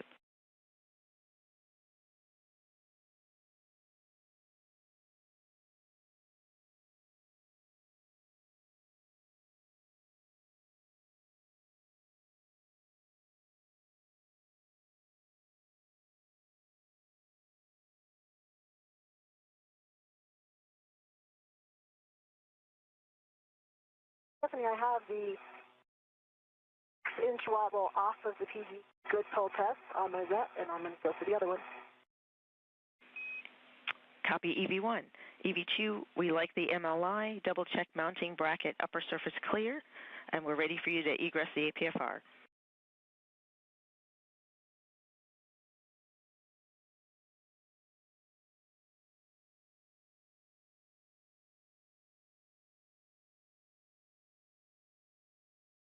Line bracket up from the surface is clear. Thank you for the report. Egressing.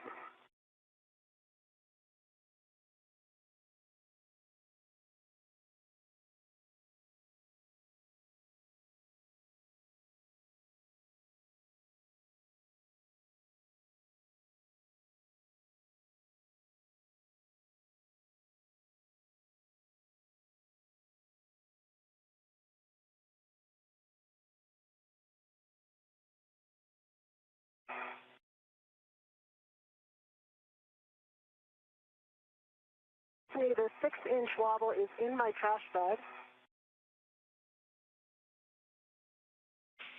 Copy, Jessica.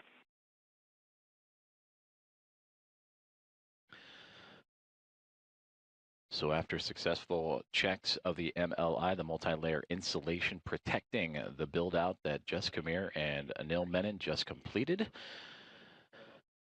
Anil Menon has been given the clear to exit the articulating a portable foot restraint and begin the next tasks on today's spacewalk journey. Non-axial loads into mid-strut while driving collar bolts.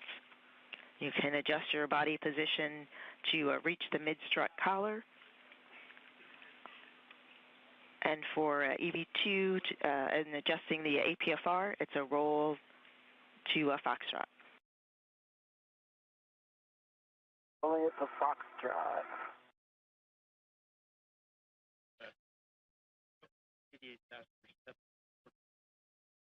So now the two NASA astronauts will dive into individual tasks. You see Anil Menon on the right-hand side. He is manipulating the portable APFR, articulating portable foot restraint, as he has just departed his position where he was locked in during the construction of today's modification kit.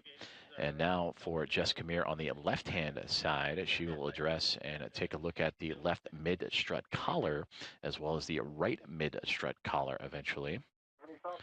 And that will help cover up additional pieces of hardware that were recently built out by the two astronauts. Goes with you to the cable bag in the middle layer.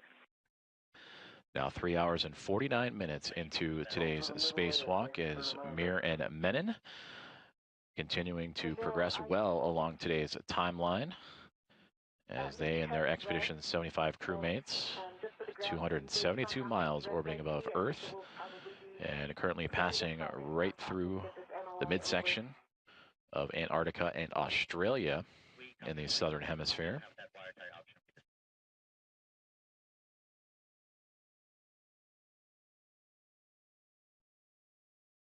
After egressing and beginning today's spacewalk officially at 7:33 a.m. Central Time, 8:33 a.m. Eastern, Anil Menon and Jessica Meir would make their way all the way down the starboard side of the International Space Station's truss structure, the backbone and support system of the orbiting laboratory, to the 3B channel and mast canister, where they would take a collection of 6 struts as well as the IROSA mounting bracket, and have since constructed all 6 of those pieces and the mounting bracket, and are now, for Jessica Meir, working on work on the left mid-strut collar.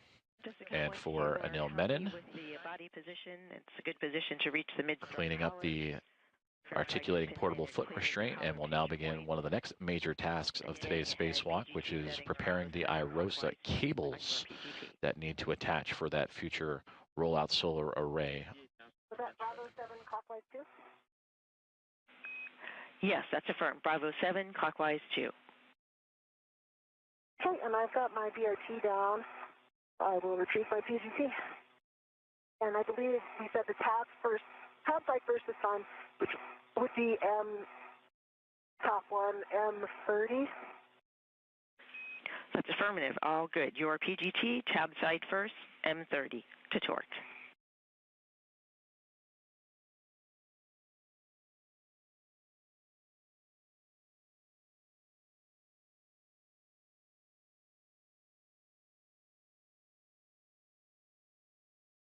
All right, I believe I have my detailer fixed. I'm headed over to the cable bag. Copy. Nicely done. And just a reminder that my tether is on top of your tether. Copy. That's okay. Just I recommend translating back the same way you come. So.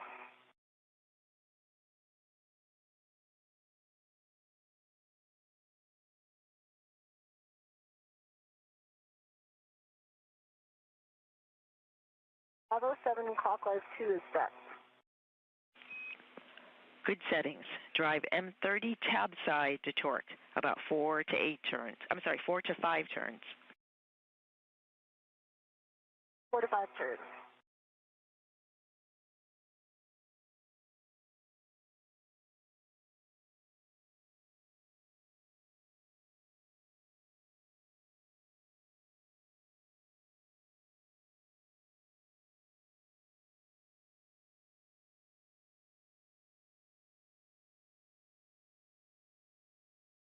Hey, Stephanie. I was actually 6 turns. I got a green light and 25.3. M30, 25.3 torque, 6 turns, green light, verified tab is rigid.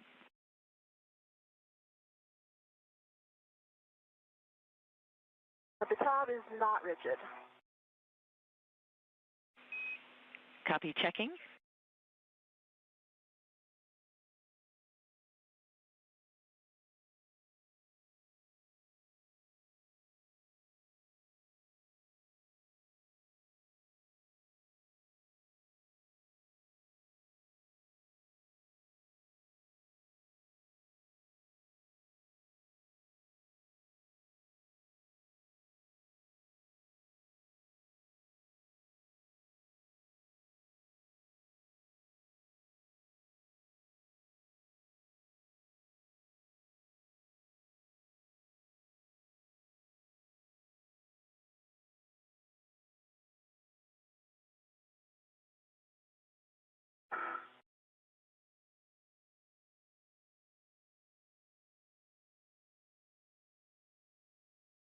No, you see the moon to the, I'm not sure what way you're facing, but. To my right, yeah, I see it. Thanks for the heads up. I can see a future moon base there. See it too.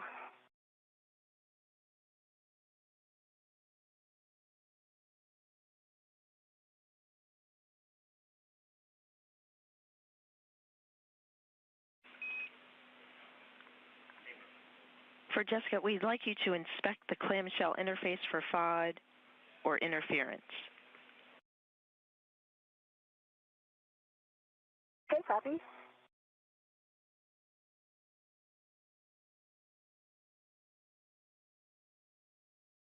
Don't see any FOD or interference. It looks like it's almost all the way to the cab on both sides, but I can still move the cab. I don't know if you can see that in my view or not.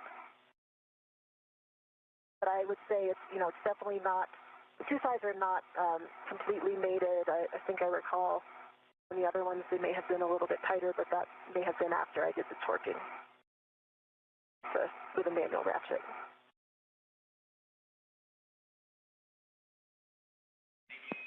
Copy, checking.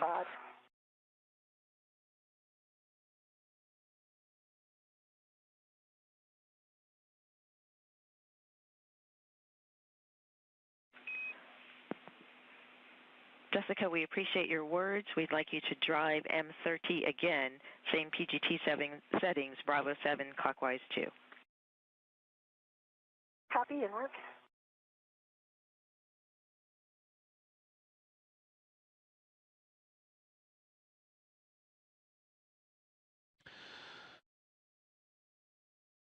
Closing in on 4 hours into today's spacewalk, U.S. Spacewalk 96, as NASA astronauts Jessica Meir and Anil Menon continue to work through their tasks after installing hardware that will modify the International Space Station's 3B power channel, all in preparation for the future installation of a International Space Station rollout solar array.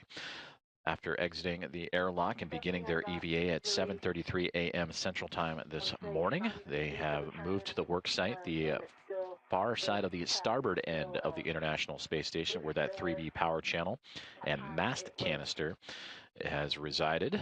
And from there, they took a collection of 6 struts, 3 on each side of left and right, an upper, a mid, and a lower, and have since constructed that hardware to support the International Space Station rollout solar array. And for now, Jessica Meir, you see she is currently affixing collars to the struts, as Anil Menon has since gone to retrieve now the cabling that will be required to connect those IROSAs to the International Space Station. Check a good body position and drive M30 again. I believe I was really well braced. I mean, I felt very secure, and I had 2 hands on the PCT, so I will repeat that. Copy all.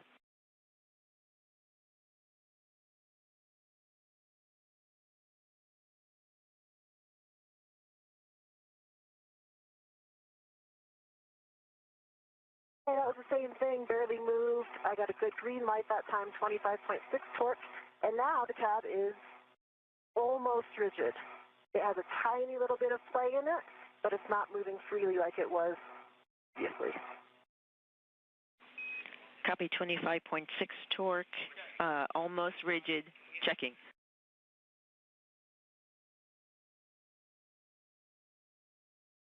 If you have a heck of view right now, I can move it for you and show you, but I'm not sure if you have a view. Thanks for the report and your work on M30. We are ready to move to M29, drive M29 to torque, 4 to 5 turns.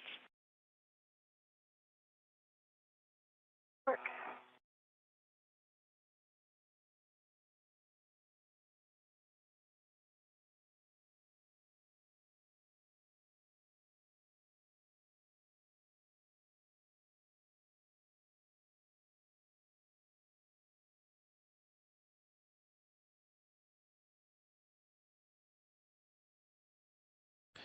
A view from the helmet camera of NASA astronaut Jessica Meir as she continues to torque down or tighten down the collars on the left mid strut. I did get a low torque that time. It's actually reading only 5.2. Red light. So I can try hitting that again, try to brace a little bit better. Yes, we'd like you to drive M29 to torque. Anil, nice work with the cables. And a nice update there for Anil Menon as we continue to monitor Jessica Meir's tightening of that left mid-strut collar. She will then move over to do the right mid-strut collar, part of the assembly that they did earlier on in today's spacewalk. And you heard the update on Anil Menon. He has since gone off and grabbed the cabling required to set up the portion of today's spacewalk that'll help the future spacewalkers connect the International Space Station rollout solar array to the space station's power systems and provide additional power to support critical station operations. The tab side to final torque. Okay, copy, and just wanted to give you one note before I do that. Maybe it's expected at this phase, but I do remember, like last time we did this, there was an uneven gap. Right now, it looks like there is still a gap, but it's fairly even. It does look like it's a little bit more open on the M29 side. Very slightly. Only not the same difference as the previous one I installed. Copy the report and appreciate the words. We are still ready to manual ratchet clockwise M30 to final torque. Copy, I'm in manual ratchet. I'll put that in work.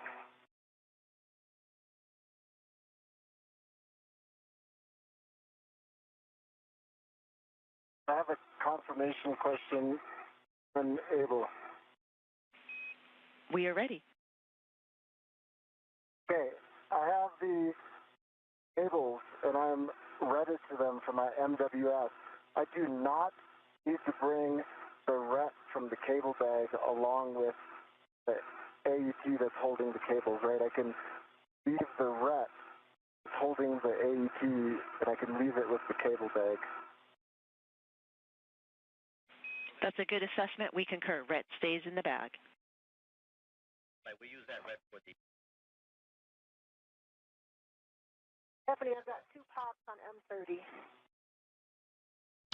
And with this communication, we have officially surpassed the 4-hour mark of today's spacewalk, now going in on 4 hours and 2 minutes.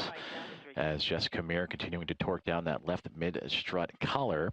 And now we see the right-hand side, the view from Anil Menon's helmet cam, as he has gone off to retrieve cabling that will be used and routed by these 2 astronauts to help support the connection of the International Space Station rollout solar array during a future spacewalk. I'm headed your way, Jessica. All right, copy. So to recap, these 2 have built out the entire structure and are now securing it. Jessica Meir has 1 more mid-strut collar to go. That'll be the right mid-strut collar. And then the 2 of them will get together again to start routing that cabling. A collection of 6 struts to attach a mounting bracket to the 3B mast canister have been completed. 3 on the right side, 3 on the left by Meir and Menon. And then for the IROSAs themselves, they will fly up to the International Space Station on a future cargo flight later this year, NASA's SpaceX's 35th Commercial Resupply Services mission. And it'll be a pair of IROSAs that'll help support not only just this 3B mod kit, but also the 2A power channel as well. For M30, we'd like manual ratchet again clockwise, looking for 2 pops. Work.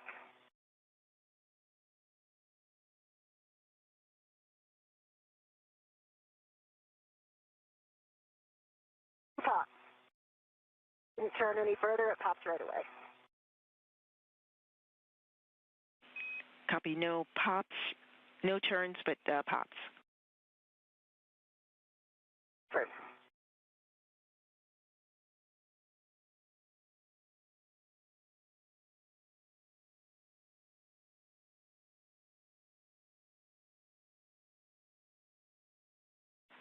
Jessica, check the tab again for M30, but regardless, we will move on to M29. Unfortunately, tab is still moving. Copy. Ready to manually drive M29 to final torque. Manually drive with 2 pops. Copy, M29.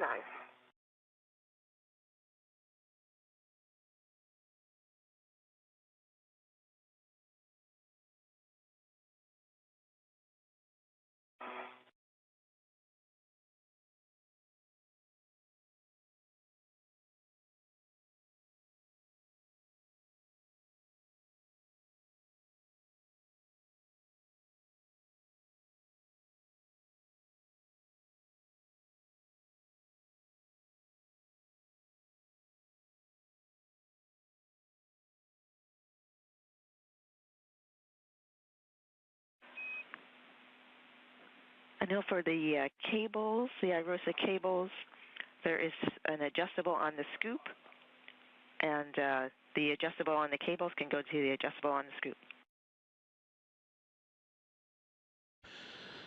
View from the helmet cam of NASA astronaut Jessica Meir as she continues to torque down that left mid-strut collar.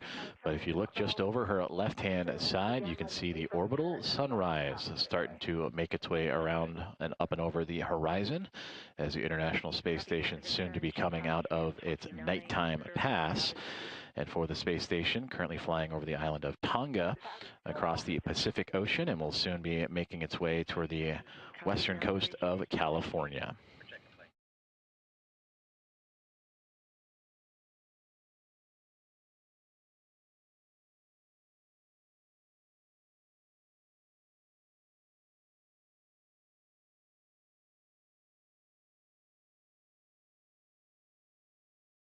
Cables on the adjustable. Copy. Nice work.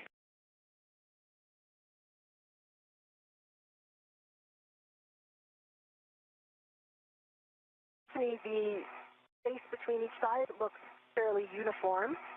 And I'm looking in, I've got a good view to see like the threads of the M29, so basically in that, I would say, less than a centimeter space. And I can see some yellow substance. I believe that's just the locking glue, but I can see that on one side of the thread.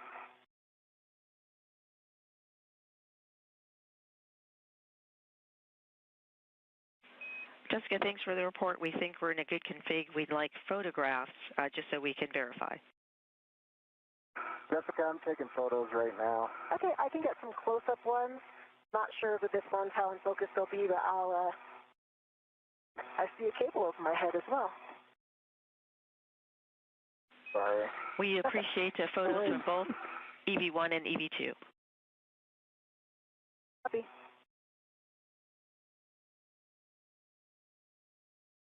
I'm going to get my PGT stowed first. I'm pretty sure we think we're done with it. Are we intending to drive this again? Checking.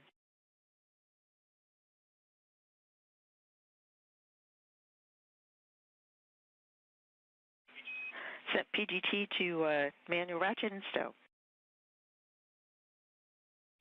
Sorry, set to MTR and stow. Let me get the motor.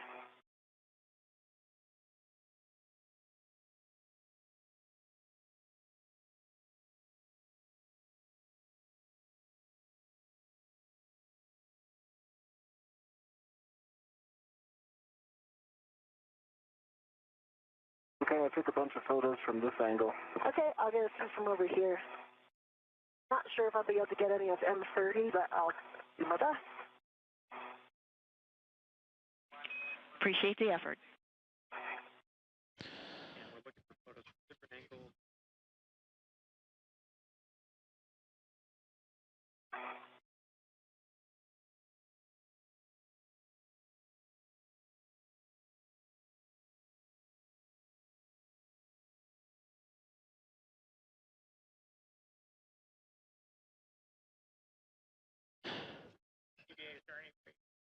A view from the helmet camera of NASA astronaut Anil Menon as we approach 4 hours and 10 minutes into today's U.S. Spacewalk, U.S. Spacewalk 96. As Anil just moments ago taking some photos of the construction of the strut package that is now part and put together for today's 3B modification kit. And that is all in support of helping provide additional power to support critical station operations with the eventual rollout on this modification kit of a rollout solar array. We see it. Checking. So now, as Anil Menon looks at the mounting bracket, that's the view we see, the mounting bracket and upper triangle. You see the right upper strut and the left upper strut, aptly labeled as we see on our screen.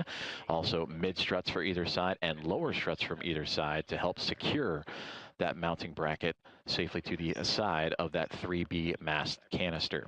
Anil, good eyes. Yes, if you can adjust that side that you're pointing out, that would be great to match the other side.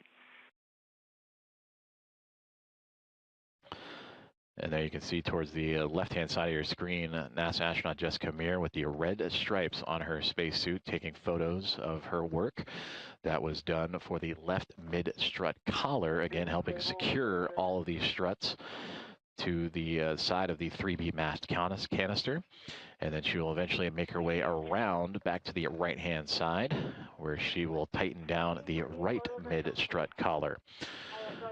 While Jessica was doing the left side, Anil Menon went off and grabbed the cabling that will be required to support the connections of the future rollout solar array to the International Space Station's power supply systems.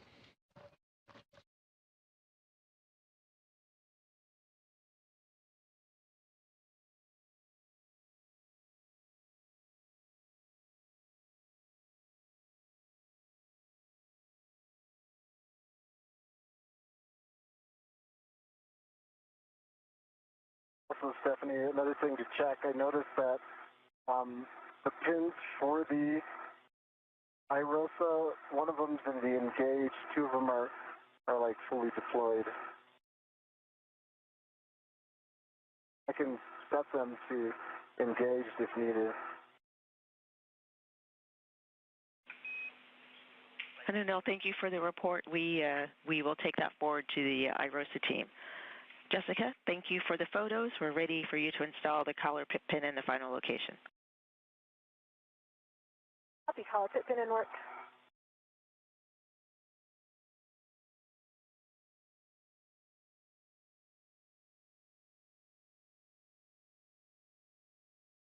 Collar pit pin's installed. Copy. Work now on the right mid-strut collar. Translate to the right mid-strut. In work.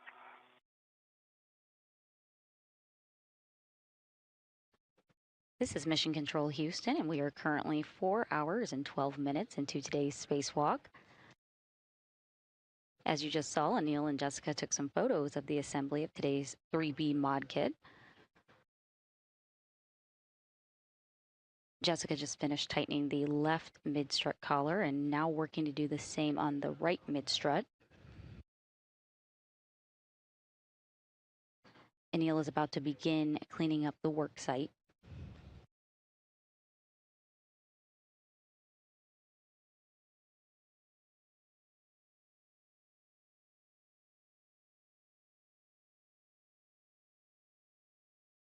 Dual view here of the helmet cameras. On your left is camera on Jessica Meir's helmet. To the right is Anil's camera.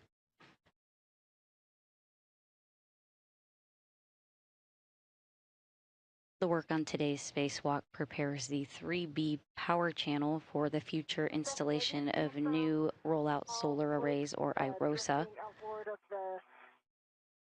Canister, and I just think we saw these last time. I think the suspicion was that they were the mounting glue. They're very small.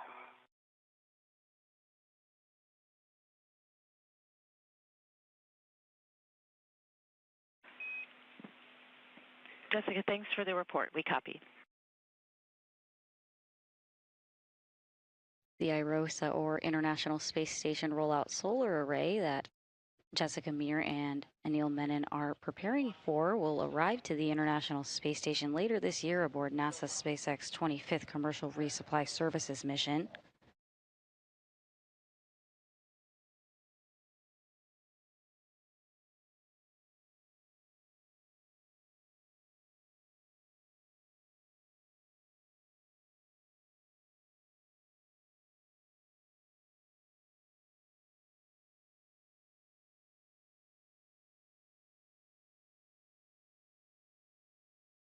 The International Space Station is currently flying 257 statute miles over the Pacific Ocean heading towards California.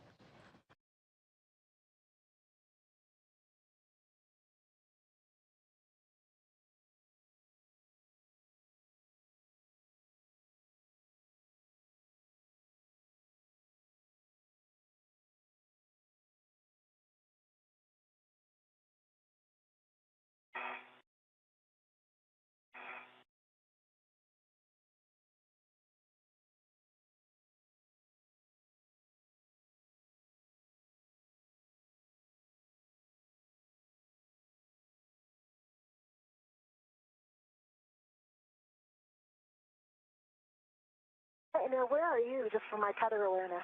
I am over your left shoulder high. Your head's pointing at me. And if you happen to see my tether, you could tell me if I got it. I think it's going off to my right. Please stand by. But just when you get a chance. It is between your legs again, going straight back. I'm pretty good at that. You are. 2 for 2. The view you're seeing on your screen is from NASA astronaut Jessica Meir's HECA, or High Definition Extravehicular Mobility Unit camera assembly on her helmet. As mentioned, she just finished tightening the left mid-strut collar and now is making her way over to the other side, as you see her here traversing over that way to do the same on the right mid-strut.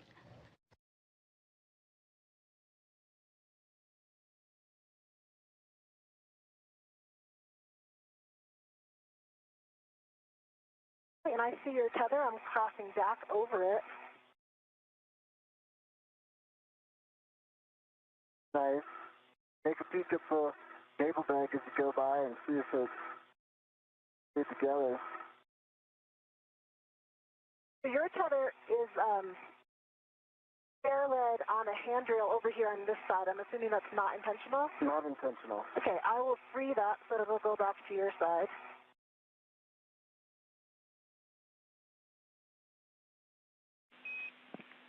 Question for Anil. We are evaluating how you might be able to get ahead.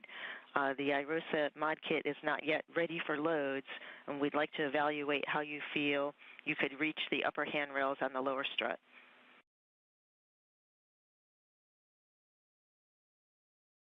You can absolutely reach the upper handrails on the lower strut. And you feel you could do that without putting loads into it as you're doing some of the cable routing? Absolutely.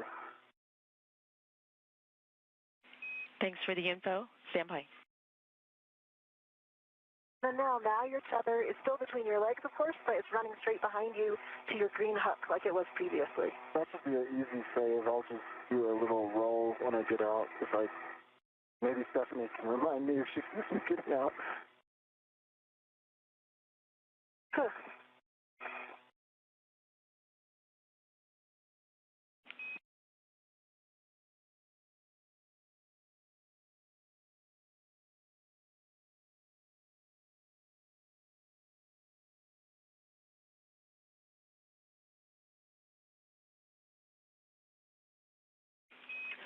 Anil, with your report, we are ready for you to start the left side cable routing. Friendly reminder, as you egress and as you've discussed, your safety tether is behind you. Do that. Thank you.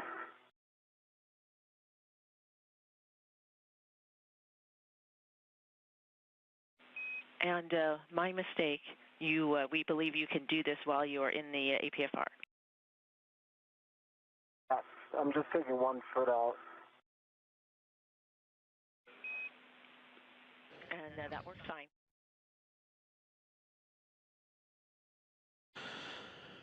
And just to be super sure, the red stripes go to the right, so I'm grabbing the left one. I'm taking off the first wire tie, and that one is going to go to the upper handrail on the left lower strut.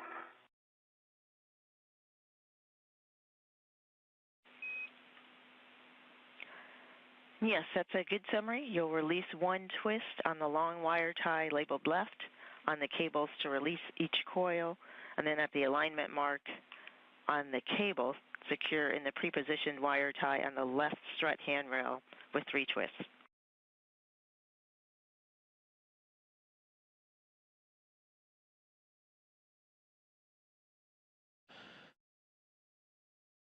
A view from the helmet cam of NASA astronaut Anil Menon as we have now reached 4 minutes and 20 seconds, or 4 hours and 20 minutes into today's US 96 spacewalk. And he is receiving instruction on the cabling that will be used to help connect the International Space Station to a futurely installed International Space Station rollout solar array. Meanwhile, you see Jessica Meir on the far right-hand side of your screen, marked by those red stripes around the pant collars, around the knee. She has moved from the left side of the 3B mass canister around to the right-hand side, and there she will further secure the right mid-strut collar to provide further stability to the structure that has been constructed by these 2 astronauts today. All of this a part of the 3B modification kit to the 3B mass canister located to the starboard side of the International Space Station. They constructed 6 struts and a mounting bracket, and that mounting bracket you can see in prime view of Anil Menon's helmet cameras, as we see right here. That is where the future International Space Station rollout solar array will reside. The cabling that he is currently looking to attach and begin routing to will connect that solar array to the station's power systems, and it will provide additional power to support critical station operations, including its safe and controlled deorbit. So a key structural component for the IROSA, built out today by Jessica Meir and Anil Menon.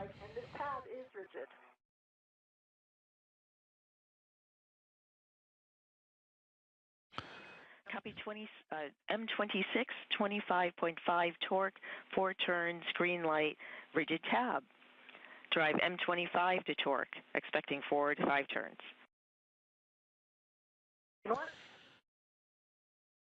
And that communication between Jessica Meir and Stephanie Wilson, the spacewalk communicator, as she is driving, you can see her pistol grip tool, the space drill, at the far top right-hand side of your screen. That is what she is using to tighten down that right mid-strut collar. 5 turns. I got a green light and a torque of 25.5 again. And with that one, it did loosen the tab. So the tab was rigid, it's no longer rigid. Copy M25 was 25.5 turns, 25.5 torque, 5 turns, green light. Did loosen the tab a bit. Thank you for the report. We're ready for manual ratchet for M26, driving it to final torque. Expecting 2 pops. Good work. Manual ratchet starting with M20. So with the drill setting now switched to a ratchet setting of the pistol grip tool, additional maneuvers for Jessica Meir to again continue to tighten down that right mid-strut collar, and there you can kind of see a zoomed out version of that full build that her and Anil Menon would complete today. In front of Anil on the left-hand side, you see the mounting bracket for the IROSA, the upper triangle that it is attached to with the 2 upper struts, and then just off the right-hand corner, if you will, bottom right corner of that upper triangle is the right lower strut, and where Jessica is currently tightening down that mid-collar is the mid-strut, and that is what they built on the right side and left side for today. And you can see in the hands of astronaut Anil Menon the cabling that will be routed here shortly, as the 2 have been working in tandem today for the modification kit of the 3B mass canister for the eventual installation of an rollout solar array. Stephanie, I got about a half a turn and 2 pops. Copy, half turn, 2 pops on M26. Verify tab is rigid.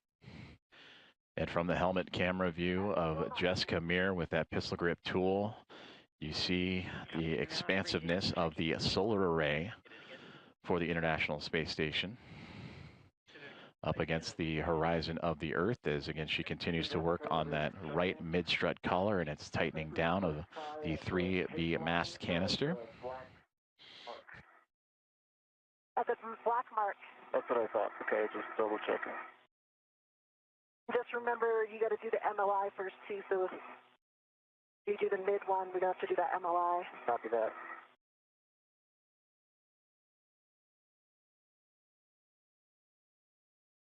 Incredible view down the solar array right now.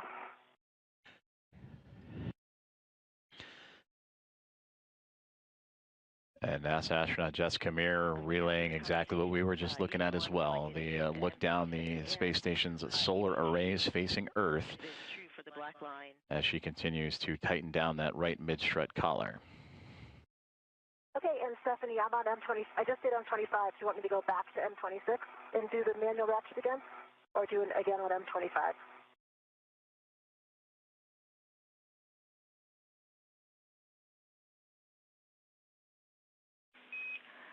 We would like the tab side again.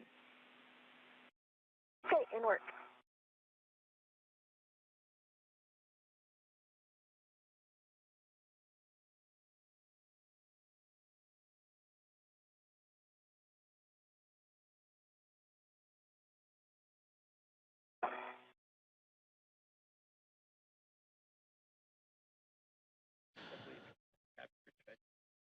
Four hours and 26 minutes into today's spacewalk as NASA astronaut Jessica Meir continuing to tighten down that right mid-strut collar. And then you heard communication about MLI. That is the multi-layer insulation, that protective covering that will protect the hardware that the two NASA astronauts have just put together. That provides protection to areas of the station that are exposed to space, both thermal and micrometeoroid. Now you can drive M25 to final torque, expecting 2 pots. Okay, we did do that once already, but you want 2 more? Checking.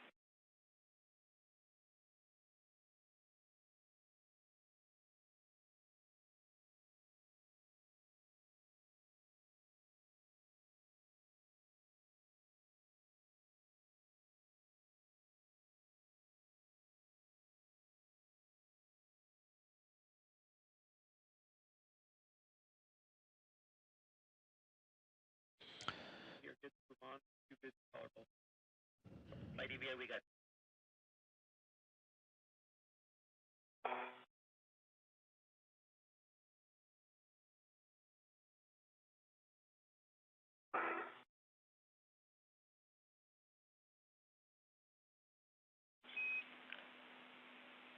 30 seconds to a handover. Jessica, we're in a good config. You can stow your PGT, set it to motor, and install the collar pin in the final location. Work.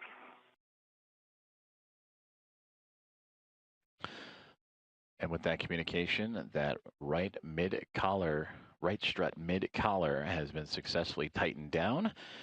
And instructions that NASA astronaut Jessica Meir can now put to the side her pistol grip tool as we have an expected loss of signal with the International Space Station, but should be acquiring it here in the next couple of seconds. We bring you back inside Mission Control Center here in Houston, Texas at NASA's Johnson Space Center in the International Space Station Flight Control Room, led by Flight Director Ronak Dave, talking with his team, with Stephanie Wilson to his right, the Spacewalk communicator, and Aki Hoshide, the Capcom for today's events. For Stephanie Wilson, that's the voice you have been hearing talking directly to NASA astronauts Jessica Meir and Anil Menon. And for Aki Hoshide, he has been talking to the other remaining 5 members of the Expedition 75 crew. So to recap, that Meir and Menon have constructed all 6 struts and the mounting bracket on the 3B mass canister as part of the modification kit for the International Space Station, and will now begin routing IROSA cabling to help start the beginning of a setup for that initial or that future installation of an International Space Station rollout solar array. 1, 2. Pin is installed on the mid-collar. Copy, pin installed. We have you now working on the right and left side MLI on the mid-strut.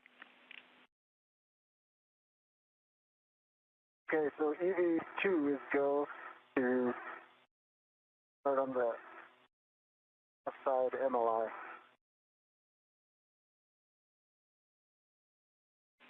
And that's a EV1 didn't work.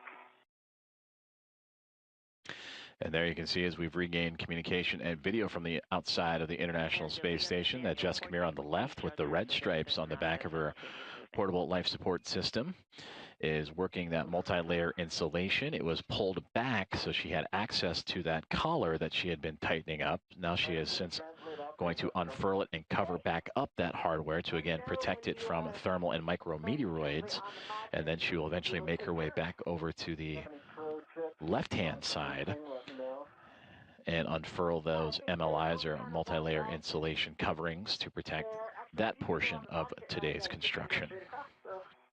We have just crossed over the 4-hour and 30-minute mark of U.S. Spacewalk 96, and everything going to plan. In fact, they just made an update that they are a little ahead of schedule now as we continue to check off today's procedure and task list. Anil Menon just off to the right-hand side. You see his feet. He is holding on to the IROSA cabling as Jessica Meir continues to use the multi-layer insulation to wrap up that right mid-strut. And then again, we'll move back over to the left-hand side. She's been covering some ground from right to left and back again, and cover up that left mid-strut as well. That's affirmative, yes, and fold it over around the collar. And while I have you PET 4 hours, 30 minutes, 5 minutes ahead on the timeline, limiting consumable EV2 MEDOX 7 hours, 19 minutes. Copy. All right, Jessica, I'm done translating. Okay, I'm still in place. I'm wrapping this, getting some first wraps on this MLI.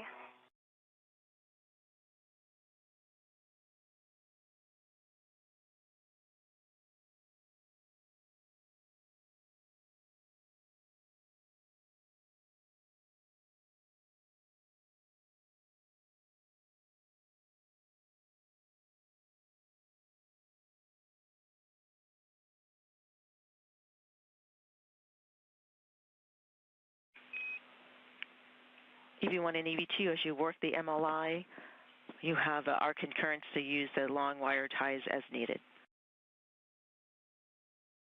EV1?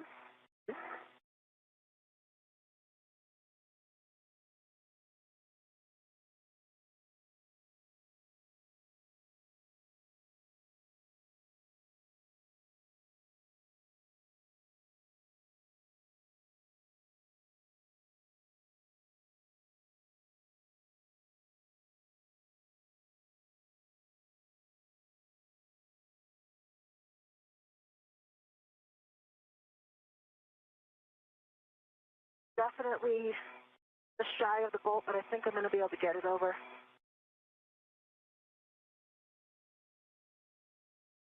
Yep, I got it over on this side.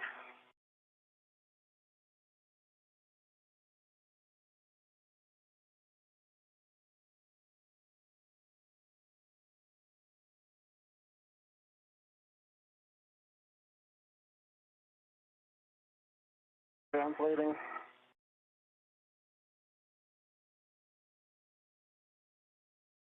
Done translating. Copy.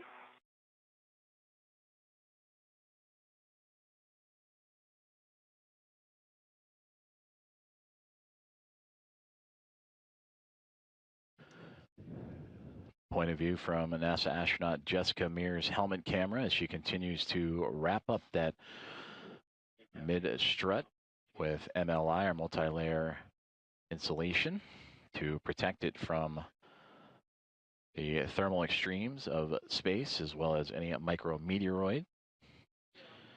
And again, she will be working from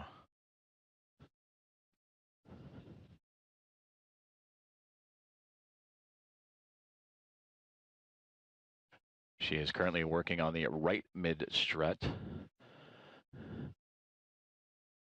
And then we'll also be able to wrap up that left mid strut as well. And then both her and NASA astronaut Anil Menon will move into the International Space Station rollout solar array cable routing. And that is what we have seen images of Anil Menon holding in his hands, that cable bundle. So as soon as Jessica completes this task, that'll be up next for today's spacewalk, as we are now 4 hours and 35 minutes into U.S. Spacewalk 96.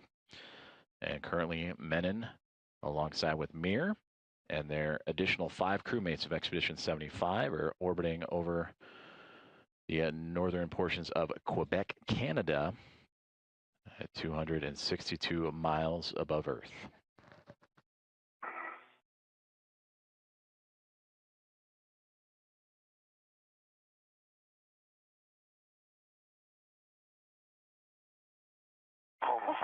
Hallelujah.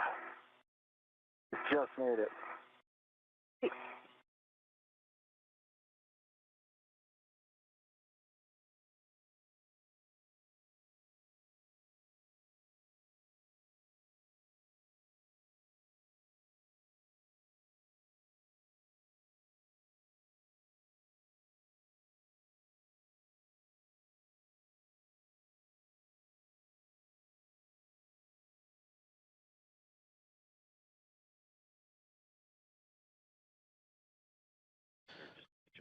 And again, another great view from the helmet cam of NASA astronaut Jessica Meir. And she mentioned it earlier, just moments ago, about having a great view looking down the solar arrays towards Earth, as her and NASA astronaut Anil Menon continuing to work the multi-layer insulation wrap around the mid-struts.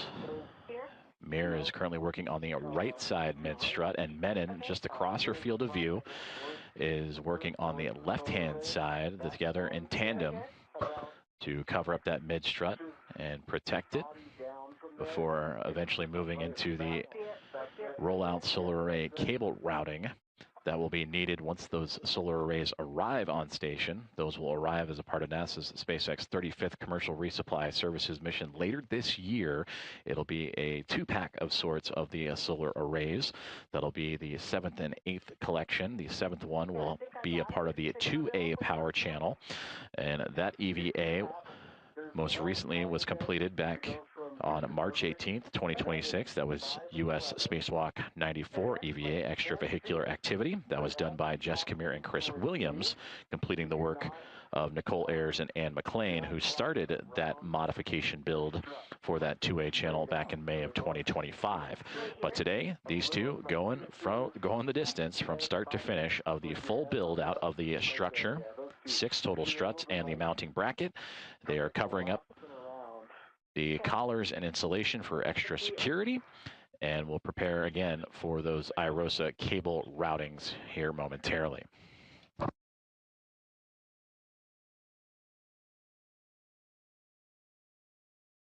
How about now?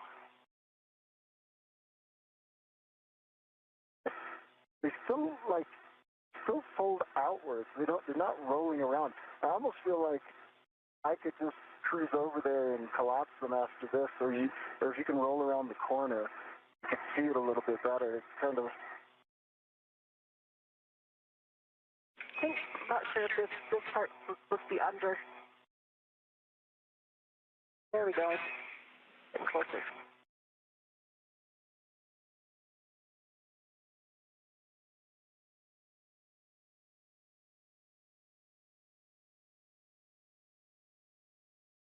Okay, are you stationary right now? I'm going to release my DRT so I can move around a little and try to see those. I am stationary.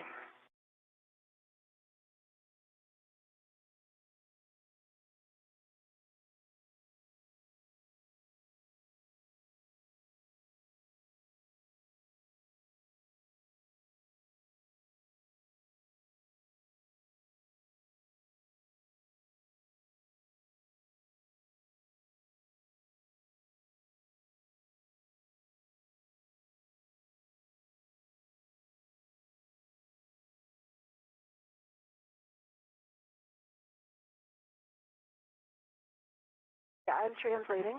You're translating.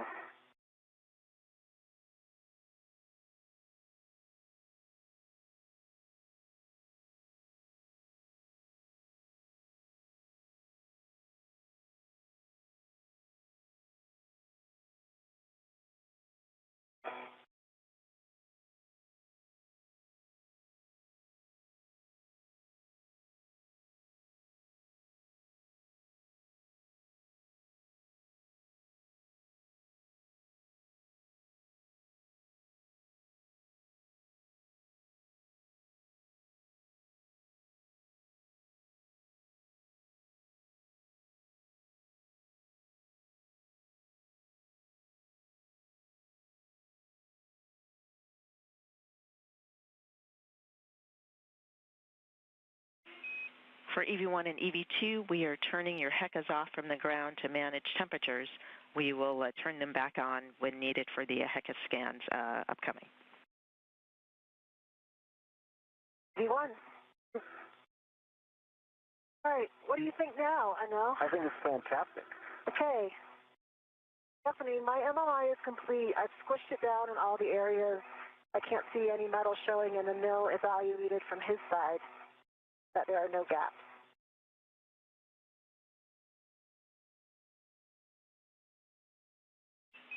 And we copy. Right side MLI complete. Nice work. We'll have a note to continue the left side, and then we'll do the HECA scans. And I'm going to translate. Is that okay? Go ahead. I'll remain still. Okay. Communications with Stephanie Wilson, Spacewalk communicator, up to the crew of NASA astronauts Jessica Meir and Anil Menon during today's spacewalk that they have turned off their helmet cameras to monitor temperatures. Meanwhile, Jessica replied down that she has completed her MLI multi-layer insulation security around the right mid strut of today's 3B modification kit against the 3B canister that is going to support the structure that will ultimately hold the 3B IROSA on the mounting bracket. And for Anil Menon, he has since translated. He has gone a little out of view, most likely down to the bottom right-hand side. You can see some commotion, but he is wrapping up the insulation, the multi-layer insulation of the left side strut. Give me one rotation, and then it's all you. Okay. It'll take 5 seconds. All right, Maria. I just see one more strap to tighten on the further end away from me. I'll do that. I can also do that later. Okay, go for it. Okay.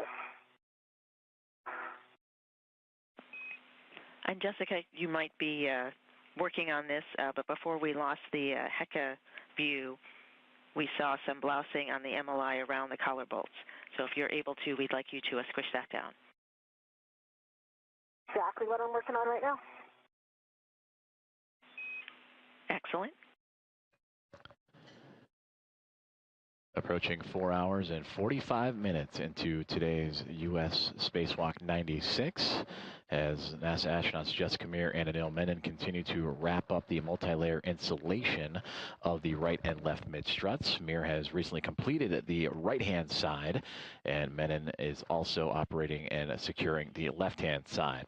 We've temporarily lost communications and video from the International Space Station, but that is to be expected with the communications handover between satellites. So we bring you back inside the International Space Station Flight Control Room as Momentum Flight Team, led by Flight Director Ronak Dave, overseeing today's EVA activities. He is being joined on the Flight Director console by Chris Dobbins, who will be up next for the next spacewalk for NASA, and that'll be U.S. Spacewalk 97 for Thursday, August 13th, and that is where Dobbins will oversee 2 astronauts replacing a communication antenna on the International Space Station called the Space-to-Ground Antenna, or you'll hear the term SGANT, Space-to-Ground Antenna, a little smushing of the two.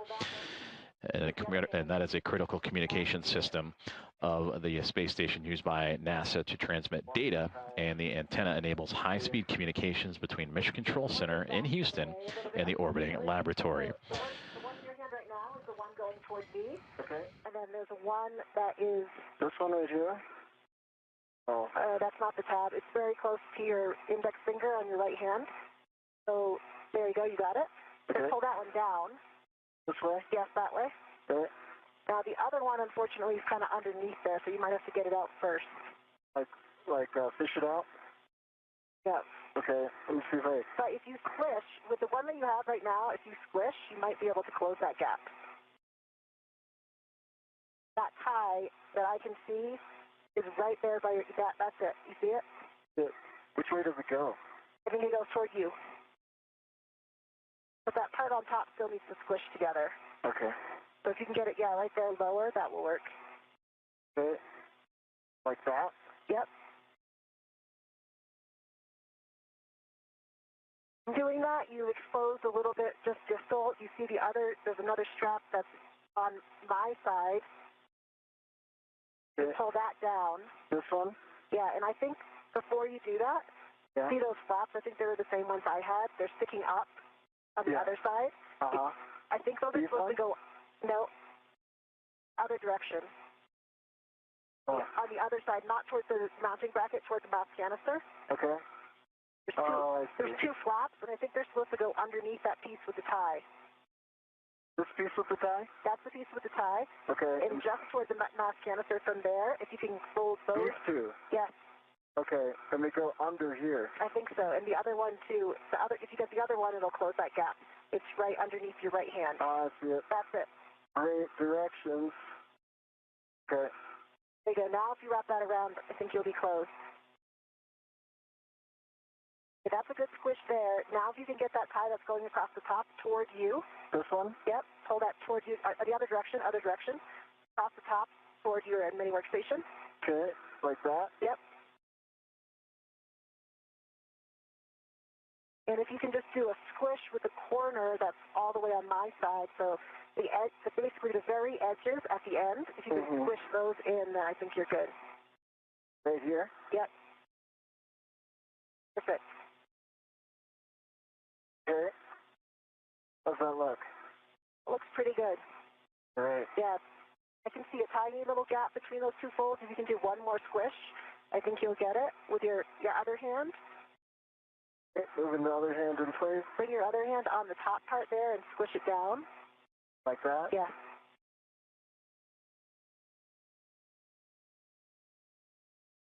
This is like blind MLI. I know.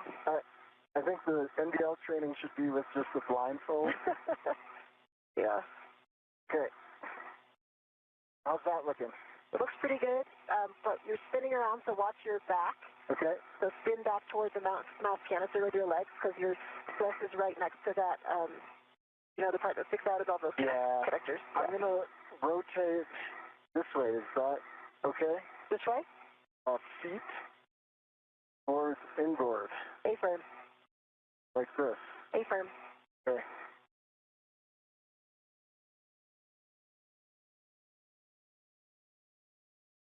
I'm tracking my tether either. Do you see it?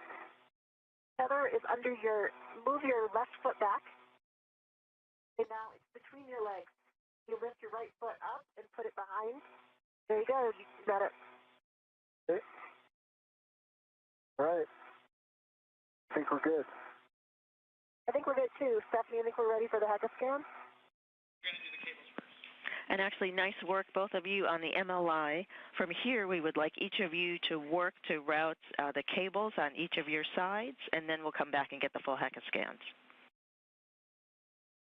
Copy. So it looks like you did this first one, Anil? Yeah. There's a chance that the next tie, you might have to take out 2 ties. I study it super hard, but it almost looked like the next tie you need is buried. I see that. Shouldn't be. I think it's just the way the wire tie is right now. Yeah, Yeah. We're good. Okay, good.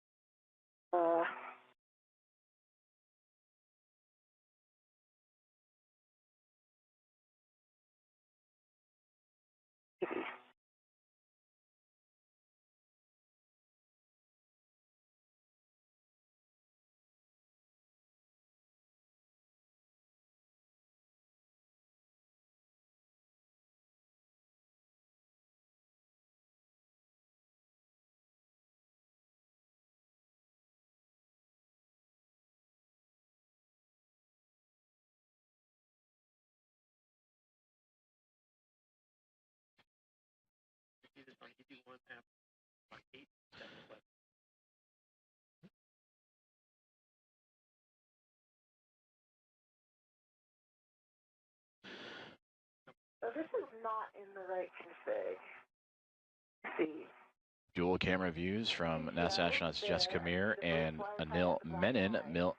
Meir on the left-hand side, just outside of the right, mid, and lower strut, working alongside in tandem with Menon on the right-hand side of your screen, and he is working on the left side of the 3B modification kit that has since been constructed by the two NASA astronauts. They have the cabling that they are currently routing through, and this cabling will support the connection of a future IROSA, or International Space Station Rollout Solar Array, that will help provide additional power to support critical station operations. We are 4 hours and 50 minutes into today's spacewalk, US EVA 96, the sixth of the career of Jessica Meir.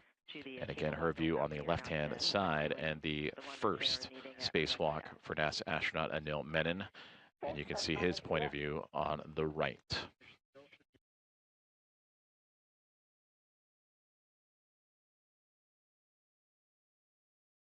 I'm translating it now. Okay, I'll stay still. Tell me when I'm go to move.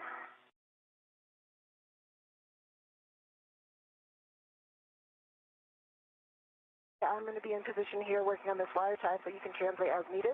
Okay, I'm translating.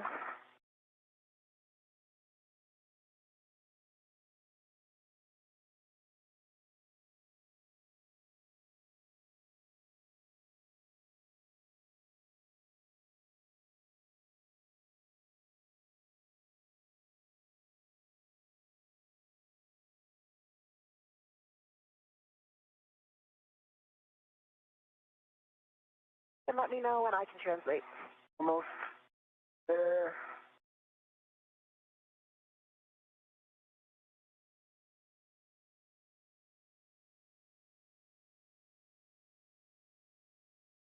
Okay, go ahead and translate.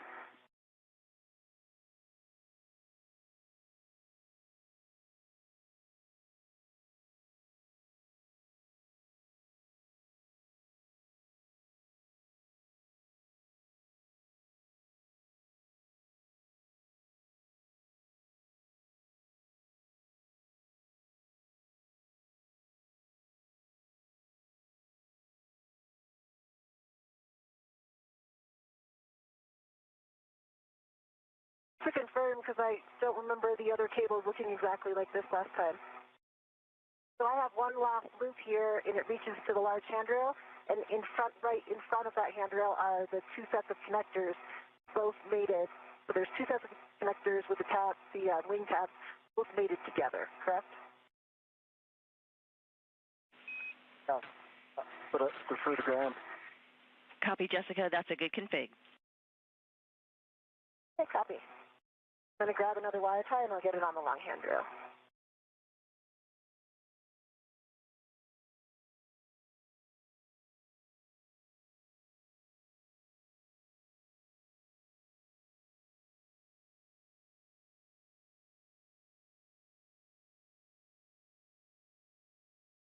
And I think this one will work with a short wire tie. I'm going to use a short one if that's okay, Stephanie.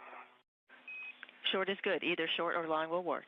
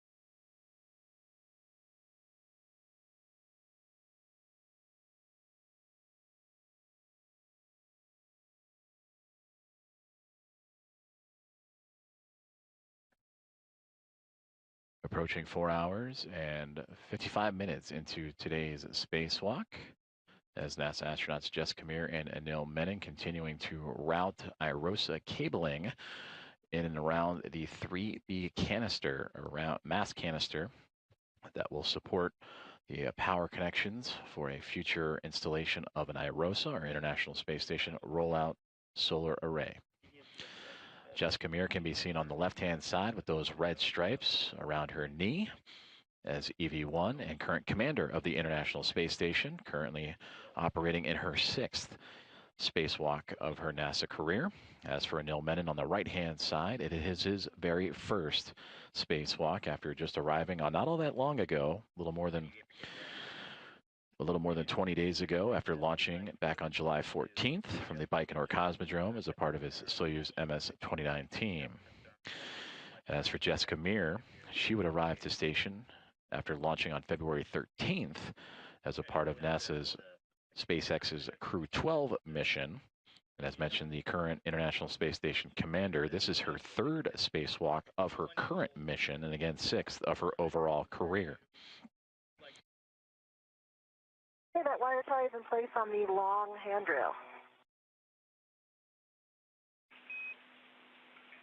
Copy right side. Cable installed on the long handrail.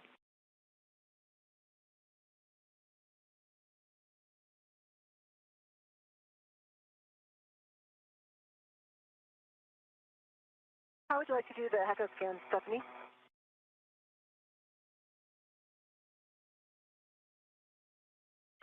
Checking.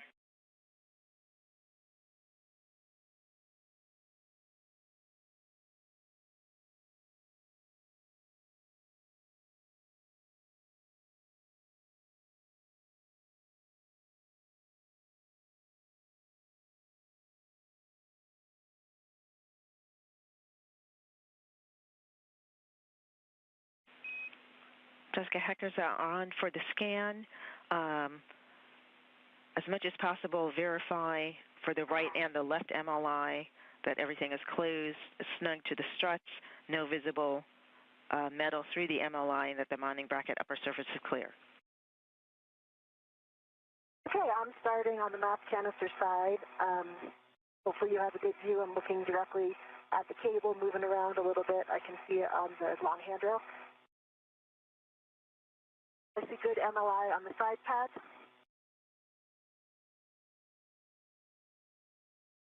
I see good MLI all the way up. I don't see any gaps or any metal.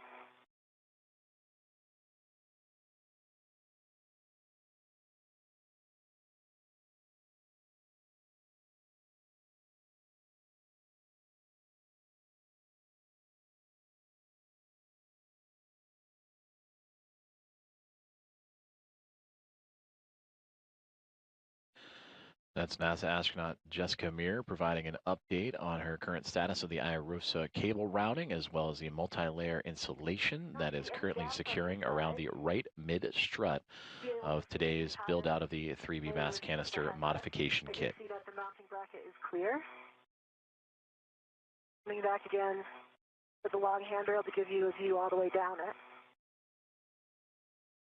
Then I can see no side. I see it all covered up. There's a tiny little gap on the mounting, kind of between the mounting bracket and the mass canister at the distal end, opposite of the bolt side, but I don't see any metal.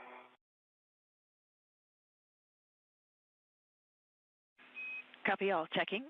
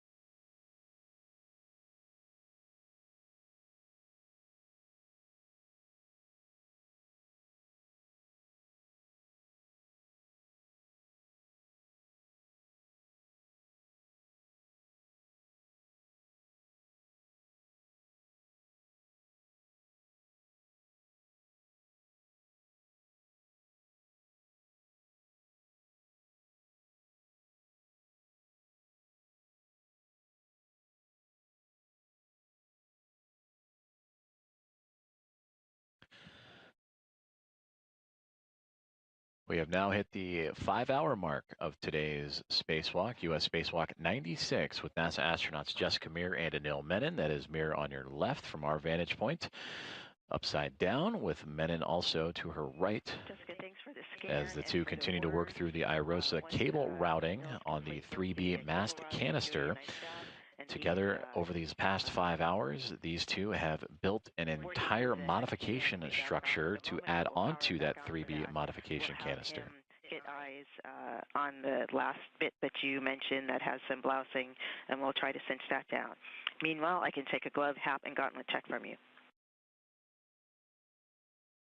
Like a good plan. My hat is dry. Glove. Still nominal. Gauntlets are down. Nominal gloves, dry hat, gauntlets down. 1 minute to a handover.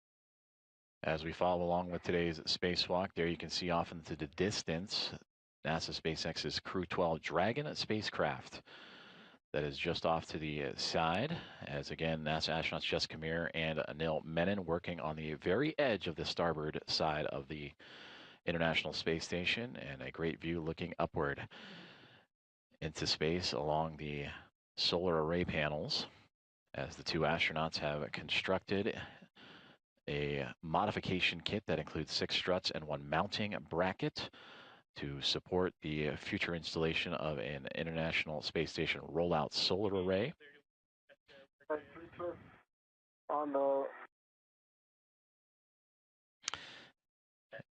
And we welcome you back inside the Space Station flight control room here in Mission Control Houston, as we are experiencing a handover in communication satellites, and we'll bring you back those views from the International Space Station and the cameras on the exterior or the orbiting lab, as well as the helmet cams from each astronaut.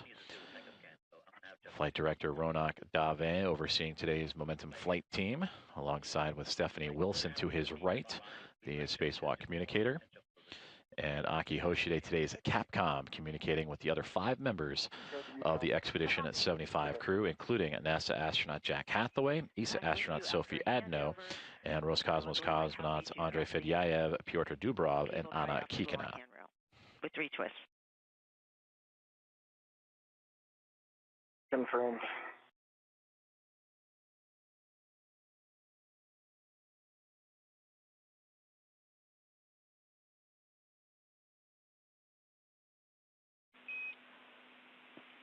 While we wait for KU for Anil's HECA scan, Jessica, we would like you to cinch down the 2 adjustables that are on the mounting bracket side that are on the scoop holding the cable. We'd like you to take out the slack.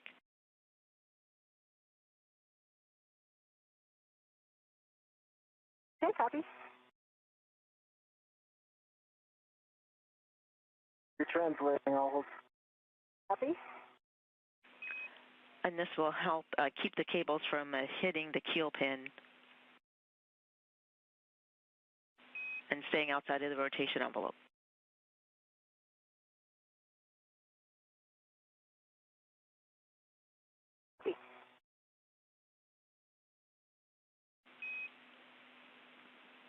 Anil, we're ready for your HECA scan. Similar report as Jessica. Verify in the view, and per your words, MLI closed, snug into the struts, no metal visible through the MLI, mounting bracket, upper surface clear from your side.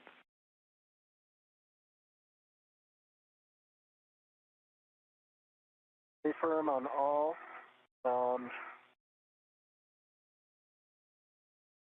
MLI is snug.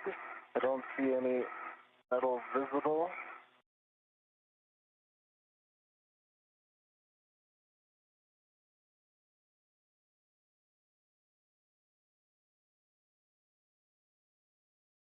Would you like me to translate down and the HECA across? And both of those adjustables are fully tightened. Copy, 2 adjustables tightened. And yes, if you could translate down as well. I'll stop moving. Okay, doing a flow translate. Go to translate. Translating.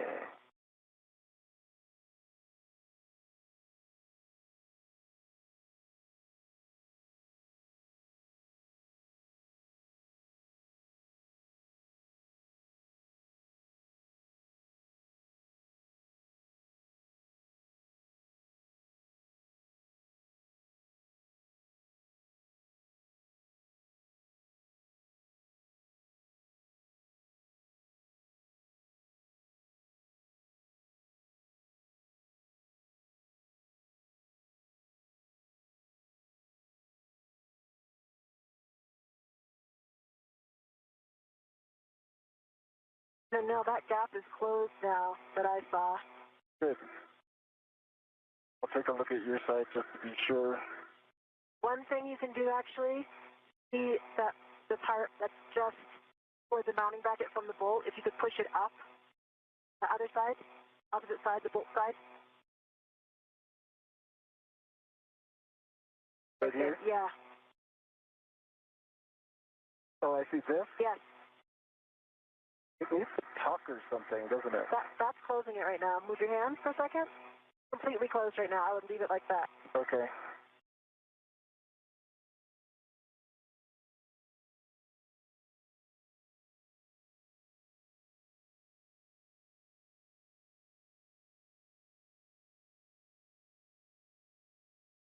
Okay.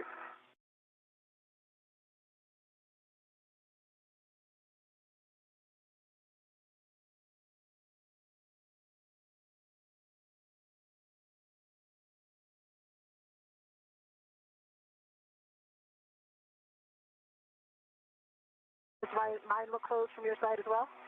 Does. Yeah. Great.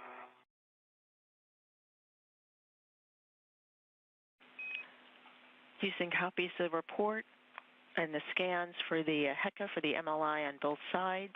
We are doing a quick double check, and then we will send Jessica off to start working on the strut bag.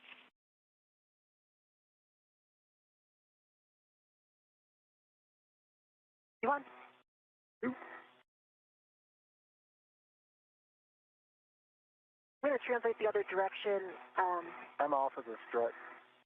Oh, I see. You're just planning ahead. I see. Yeah, well, I want to see if I could translate on the strut now, and I can, because you're off it.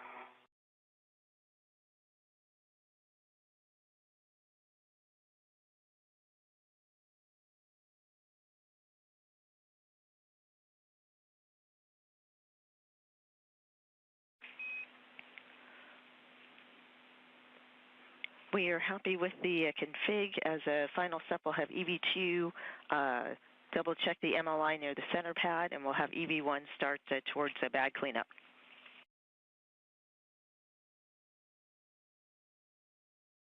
Copy and work. Just going to go double check.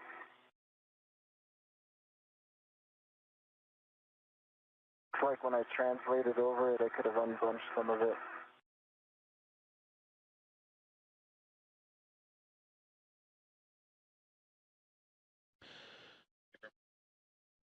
Coming up on 5 hours and 10 minutes into today's US EVA 96 as NASA astronauts Jessica Meir and Anil Menon receiving instructions for their next tasks. As Anil Menon, labeled EV2, will continue to inspect some of the MLI, the multi-layer insulation surrounding the struts, and namely the center pad of the 3B modification kit that has been installed by the 2 astronauts here today.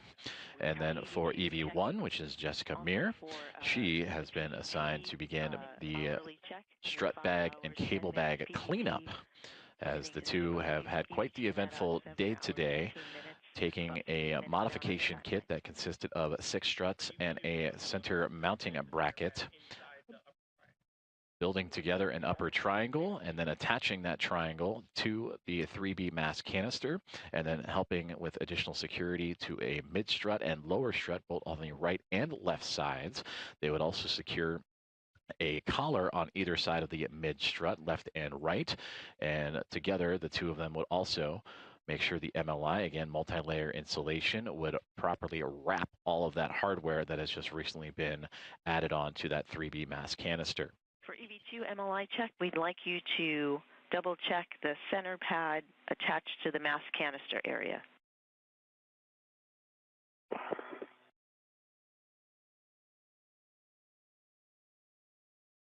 And as Anil Menon is checking that MLI on that center pad, as we see from his helmet camera, we also see the cabling that both he and Jessica Meir would route through this modification kit in preparation for the arrival and eventual installation of an International Space Station rollout solar array that'll provide additional power to support critical space station operations.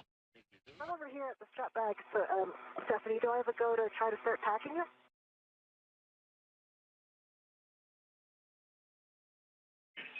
Checking.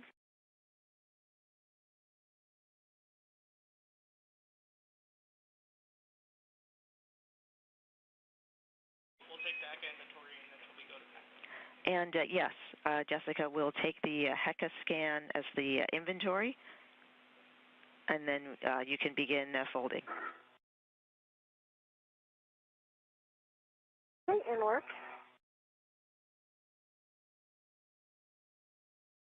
Would you like me to read it to you? It might be easier than the scan given my body orientation right now.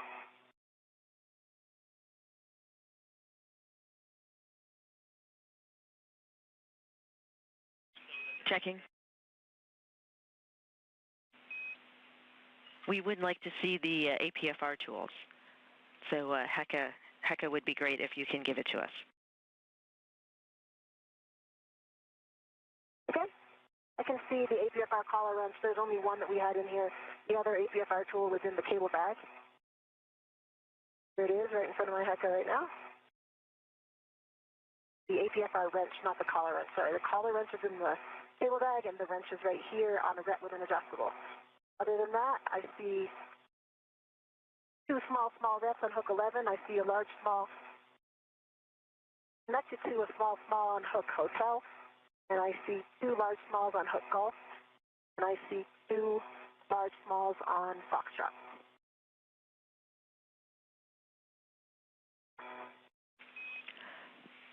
Jessica, thank you for the report. That is a good inventory. You can start closing up the bag.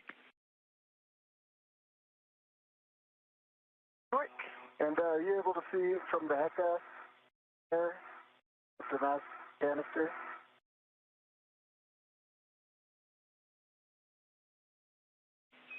And it will take a verbal. Yes, it is well covered.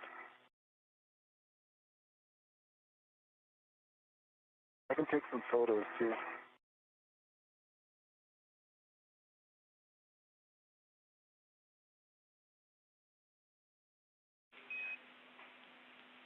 Anil, thanks for the report. No photos needed. That's a verbal report. That's good. We are ready for you to translate to your green hook to retrieve it from handrail 2026 and then Go on the green. en route to the cable bag. All right, moving to the green hook. Yes, and sorry, it's a handrail 2029. When convenient, I'll take a glove, hap, and gauntlet check from you.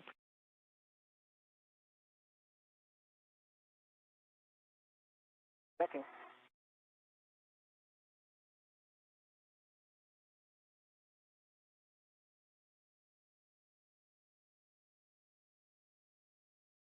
Gloves look good, nominal. Map is dry. Now let's slow down. Hey, Copy Jessica, now. how do you want me to navigate this? I should actually go this way, right? Yeah, you should go toward the way that your green hook is, the other side.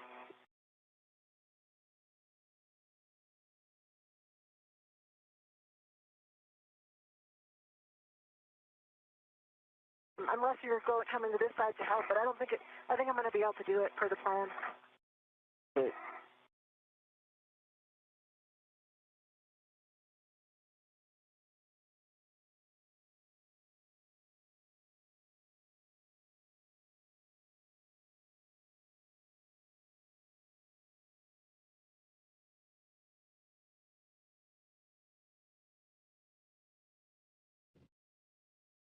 5 hours and 16 minutes into today's spacewalk, U.S. Spacewalk 96 with NASA astronauts Jessica Meir and Anil Menon. And you just heard communications between those two and the ground here at Mission Control Houston.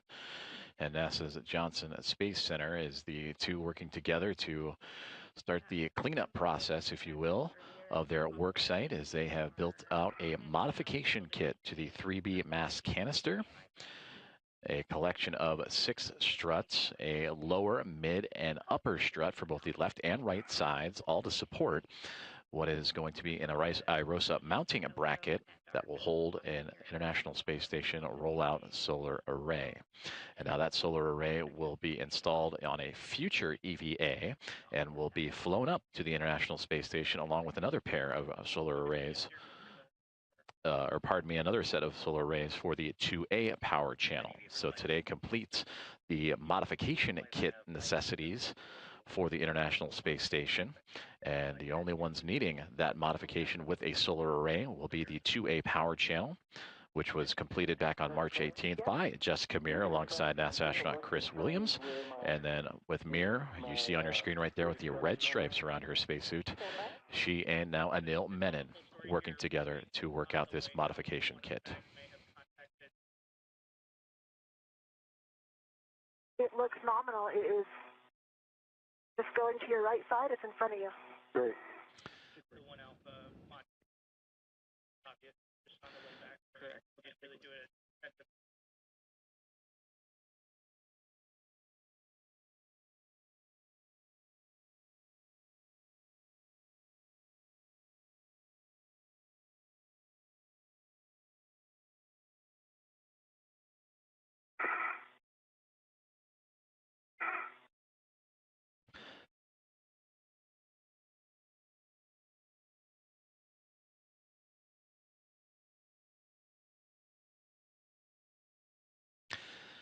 As you can see on your screen, both Anil Menon and Jessica Meir working through the cleanup process as they are working to stow the strut bag that carried out the 6 struts and IROSA mounting bracket to today's work site. They brought them out with them when they departed the Quest airlock and officially began their spacewalk today at 7:33 a.m. Central Time, 8:33 a.m. Eastern Time. And now 5 hours and 18 minutes into today's spacewalk, that cleanup process has begun. That strut bag, which carried struts 8 feet long and a full mass of 330 pounds out to the work site, is going to feel a little bit lighter as they clean up, as those 6 struts and mounting brackets have been installed. The multi-layer insulation wrapping up the hardware to protect it from the harsh conditions of space, and then securing all bolts and tethers as necessary in the process. And the two now again continuing that cleanup with the strut bag, and they will add it to the cable bag that was also brought out for today's hardware. Hooks on my mini workstation, so I'm going to release the left side so that I can fold that in. Houston copies.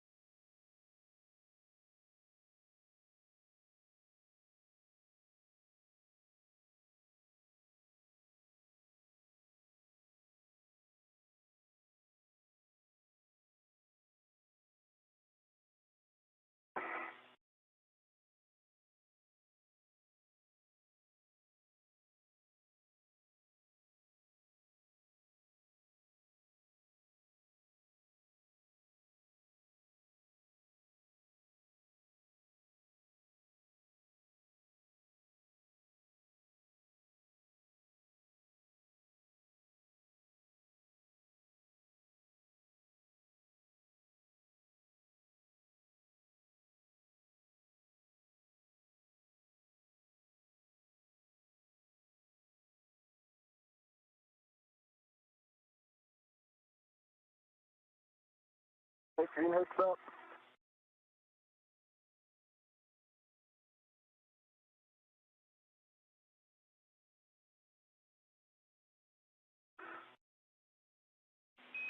Copy EV2, green hookup.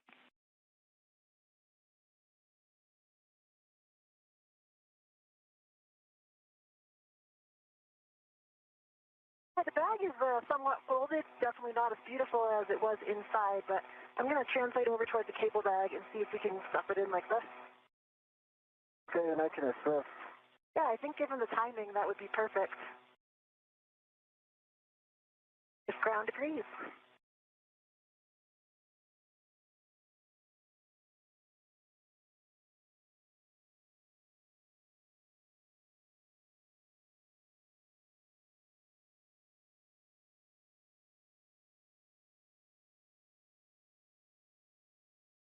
Right. We concur with the plan.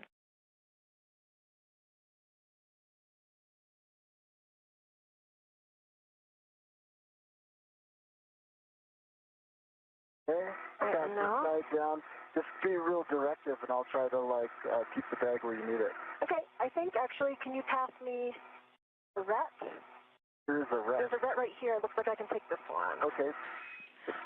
And before placing the strap bag into the cable bag, we'd like to verify in the cable bag PGT torque wrench, wire tie caddy.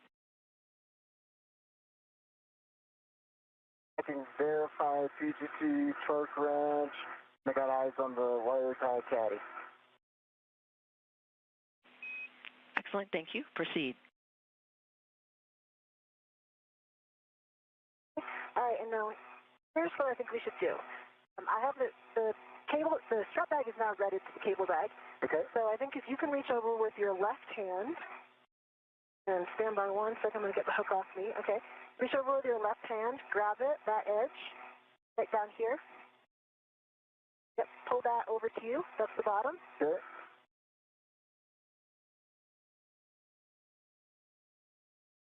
Stand by.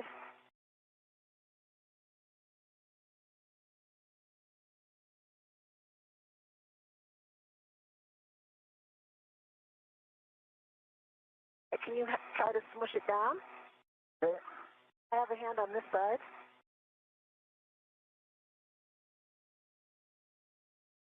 I think we're in there if we can get the lid over. This side is popping out a little bit. I think I can fix that. Give me a few seconds. Oh, okay, now my side's out. Okay.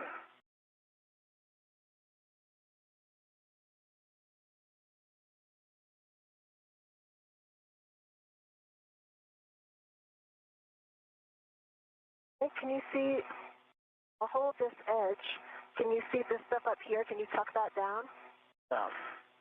Try. I got this side. Can we get the lid over? Keep a hand on it. I'm going to double pinch the tree area, and I'm going for the lid.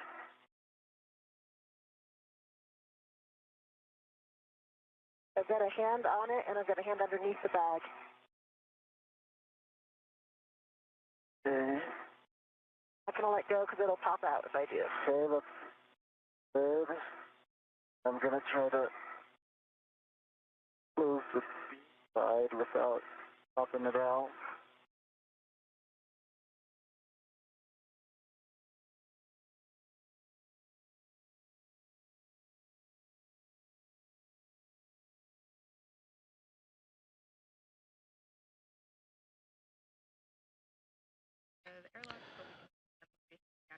Five hours and 25 minutes now into today's spacewalk as NASA astronauts Jessica Meir and Anil Menon placing the strut bag inside of the cable bag as a part of today's cleanup activities after constructing a modification kit to the 3B canister, mass canister on the far starboard side of the International Space Station today, and that canister, or that modification kit, supporting the IROSA mounting bracket. Very close. You can just keep this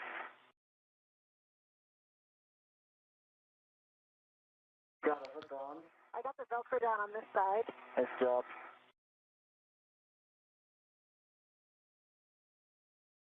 Okay. You can try to fix this side. Can you get the front Velcro first? That might help. Wait, hold on, stand by.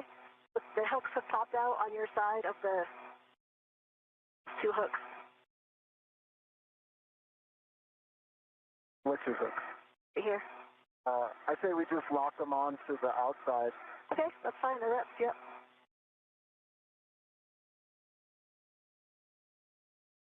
I also have these wire ties that had the whiff on it that we could use. I'll pull the lid down. The torque wrench is popping out above your right hand. I see it.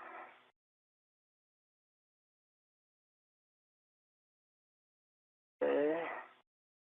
Let's get these hooks down.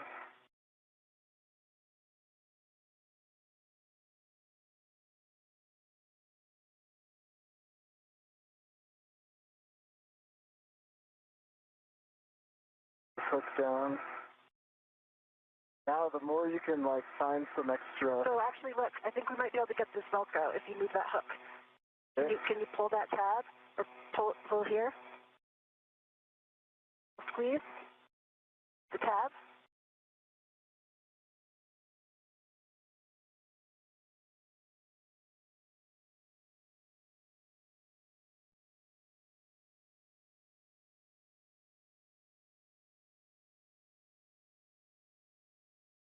That's a limit. I need an assist of somehow.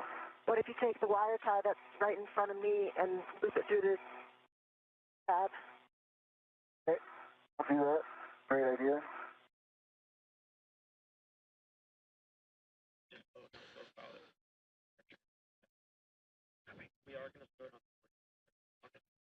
Continuing to follow along with today's spacewalk, U.S. Spacewalk 96, as NASA astronauts Jessica Meir and Anil Menon continuing to work through their cleanup tasks as they have taken the strut bag that carried out 6 struts and 1 mounting base, 8 foot long, weighing 330 pounds, out to the 3B mast canister to construct a modification kit.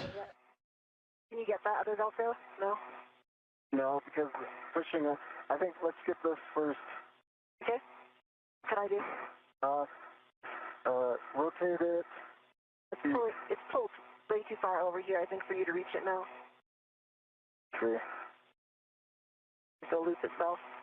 Yeah. If you, what if you got that way part of the tab? Yep, exactly what I was going to say. That will keep it closed.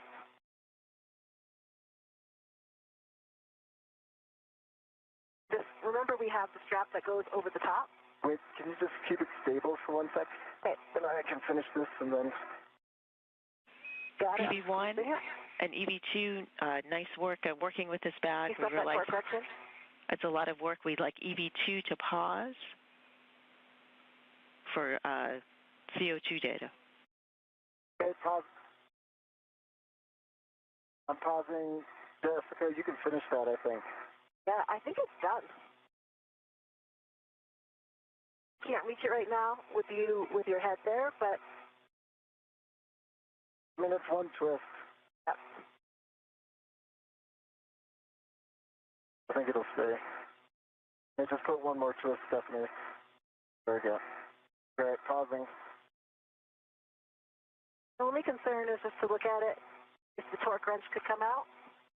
Are you there? I am there. I'm looking at the torque wrench. It honestly feels pretty wedged, but you could. What we could do is, once we release that rep that's on the handrail, you can stretch it across the top to the. There's a D-ring on the top. Yeah. There's also that handle that we use. This rep right here? Yep. Somebody just give it to you. You've got 3 reps down, right? Well, the hook's on your side. I can't reach that hook from here. I think if we snug that a little bit. So remember how we had that left strap over the top? Mm-hmm. If you can get that left strap back over, or if I can after you move, I will keep the torque wrench in. Which strap was that? Right here. I'm pointing to it. Okay. Where's it hooked to? It's hooked to that loop that the wire tie goes through. Oh, so is that helping?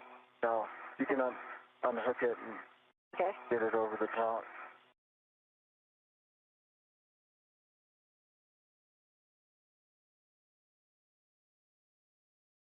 Okay, so the top would be toward you, right there where your left hand is. All right, I'll just wait until we balance out. All good. I think that should keep the torque wrench in, and that would be good. If you have bandwidth to loosen it, and it'll make it easier for me when I have to submit, but maybe you can't reach it. Stephanie, and we're kind of holding right here. Would you like me to get started on the APFR relocate while Anil's waiting? Yes, we are ready for that. 20 seconds to a handover.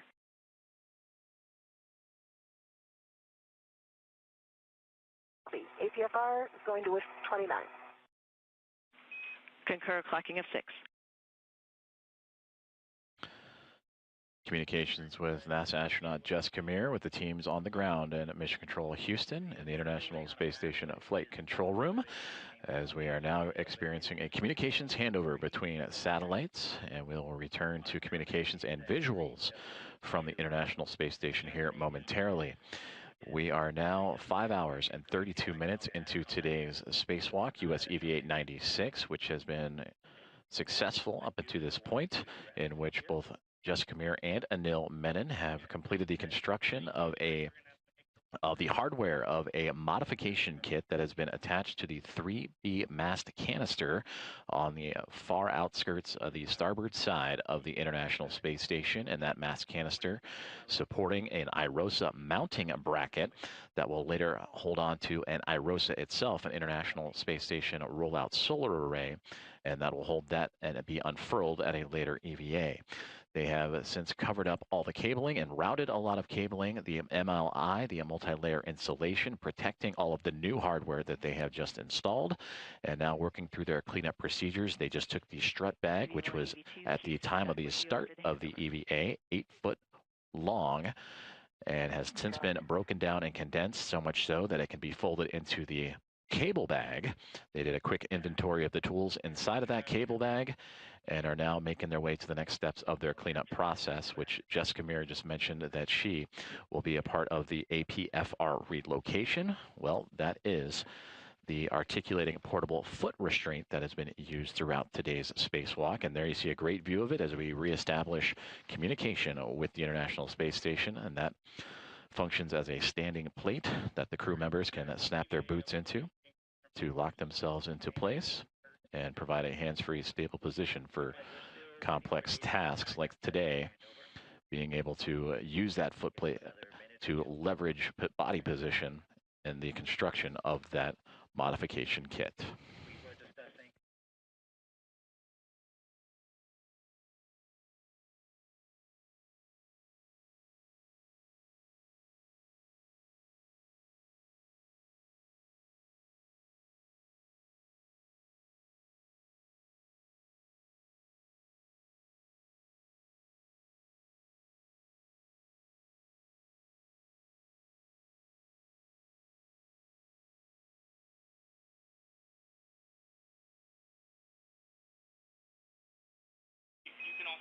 And for EV1, EV2, we're just waiting a couple more minutes for additional data passes.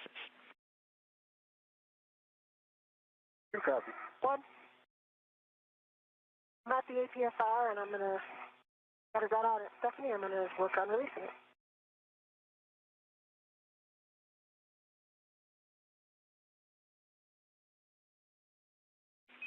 Copy.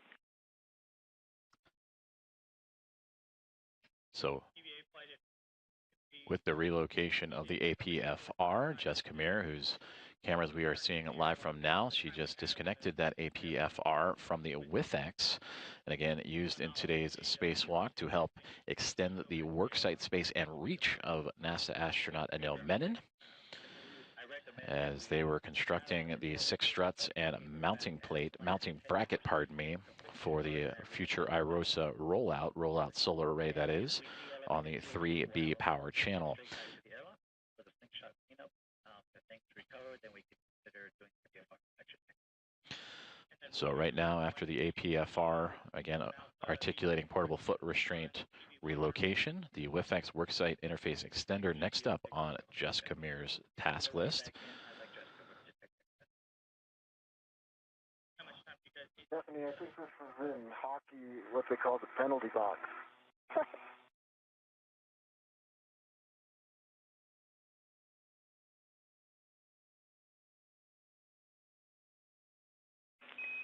And copy that. And we are just taking an additional look at your CO2 data. It's looking in a way odd to us, and so we just want to make sure we have good data and we're interpreting it correctly. No worries. I was just joking, of course. If you need any, symptomatology, I feel fine from a medical perspective, doctor. And we copied. That's good information. Thank you.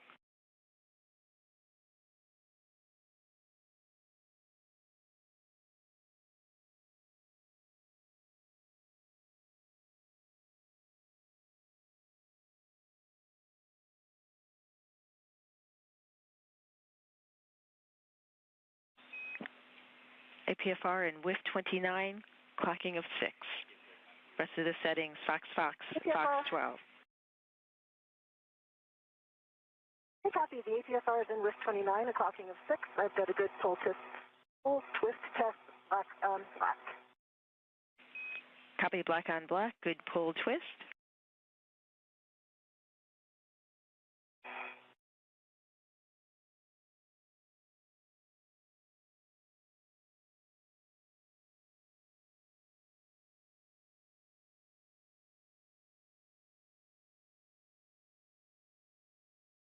Could you give me the rest of those settings again, please? Yes, absolutely. It's triple foxtrot, Fox, Fox, Fox 12. Okay.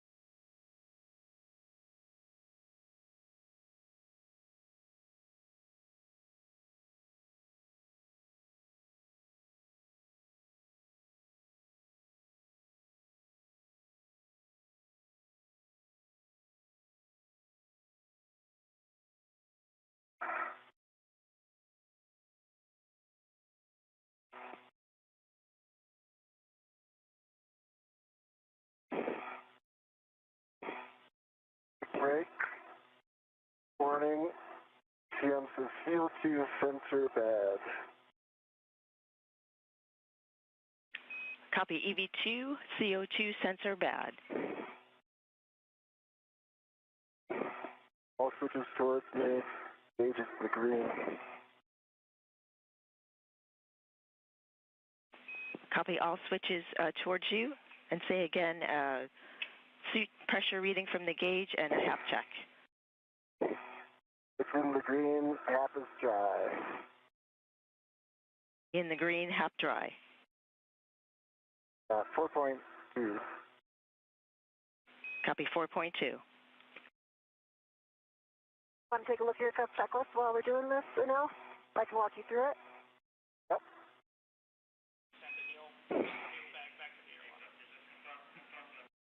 Will I be walking through it, actually, like we planned? Yes, and we are checking the steps, and with that, periodically monitor physical condition with the CO2 sensor failed. Got it. Page 26. And I'll monitor physical conditions, understand it's just a sensor issue. Good readback and good page 26. Stephanie, I have the APFR in 12 Fox 12, so it is all set. Good full twist test, black on black. Would you like me to get the WIFX to expedite getting in, or pause here? Got no water or symptoms. Copy.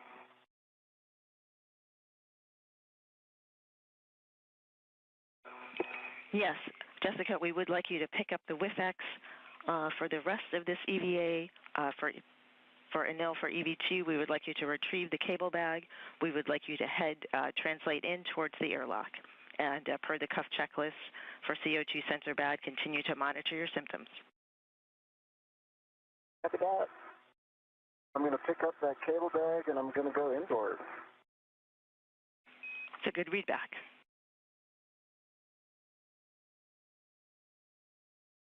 Double check the ingress date.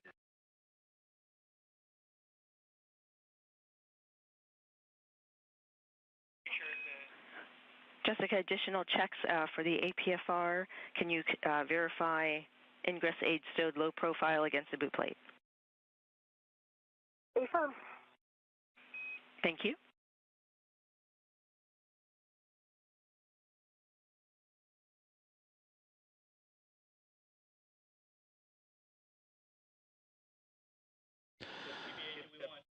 EV2 to wait.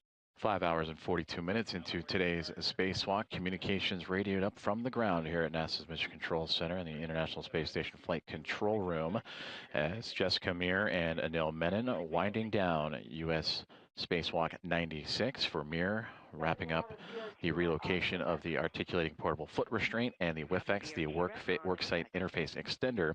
As for Anil Menon, going over his CO2 gauges, and he will begin making his way back to the Quest airlock. He will bring the cable bag in tow, which recently just had the pitch knob on that APFR, it seemed to go in nominally when I returned it to the lock position at Foxtrot. It took some extra pressure to get it all the way to lock. It is all the way in lock, but it was a little bit sticky in that very last zone.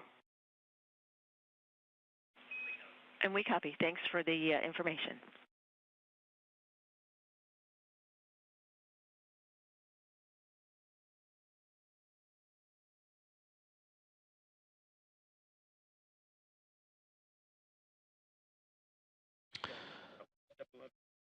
And again, that communication from NASA astronaut Jessica Meir as she continues to wrap up and clean up today's spacewalk activities, as her and NASA astronaut Anil Menon have completed the build out of a modification kit to the 3B mast canister on the far starboard side of the International Space Station that will support the rollout of an IROSA, an International Space Station rollout solar array. Jessica, while you're placing the WIFX on your BRT, we have an inspection that we would like you to perform as you are translating inboard.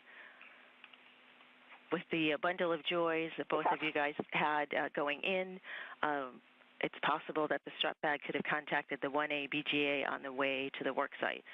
We would like you to inspect the 1A mod kit on your way back inboard. Okay, copy.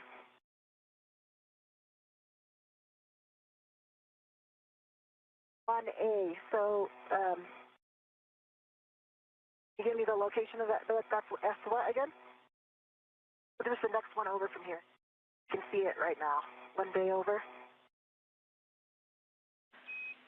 And it's S4, same side as 3 Bravo, and it's the lower struts to the mass canister that we're interested in.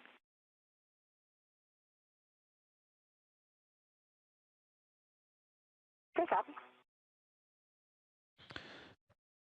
And some additional instruction given to astronaut Jessica Meir to take a quick look at the 1A mast canister.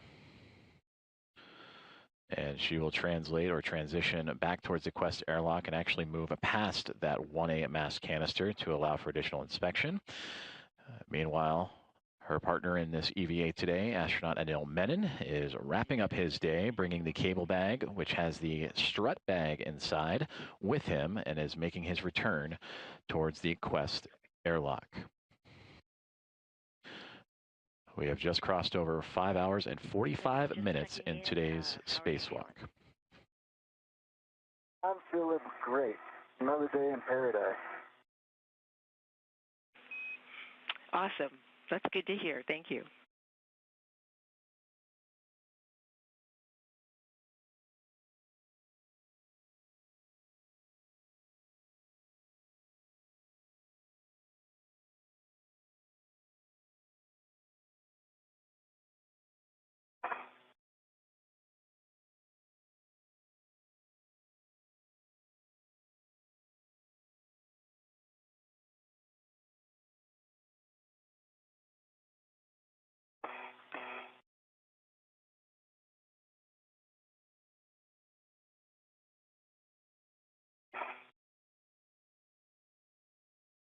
All right, cable bag is up. It's on the DRT, and I'm headed in.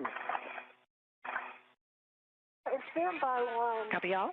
And now I just want to make sure I can get this whiff back up. DRT slipped a bit down, so a little bit out of my reach. But if I turn, I might be able to get it.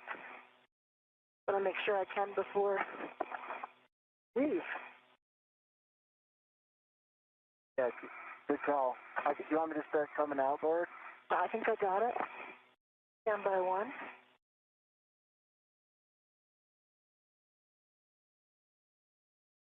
I've got a good visual on it. I've got it now. Okay. Nice job.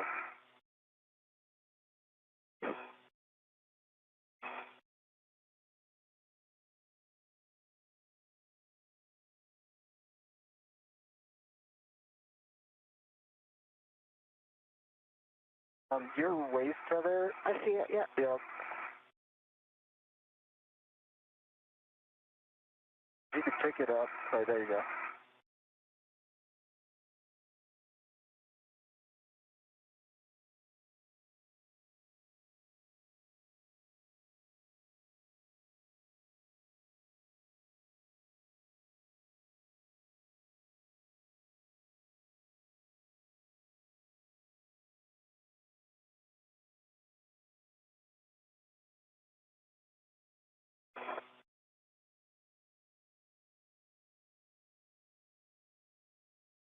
Doing good, Stephanie. Cap's dry. Copy dry hap and feeling good. Jessica, you want me to start heading in? I'm good, yeah. Go for it.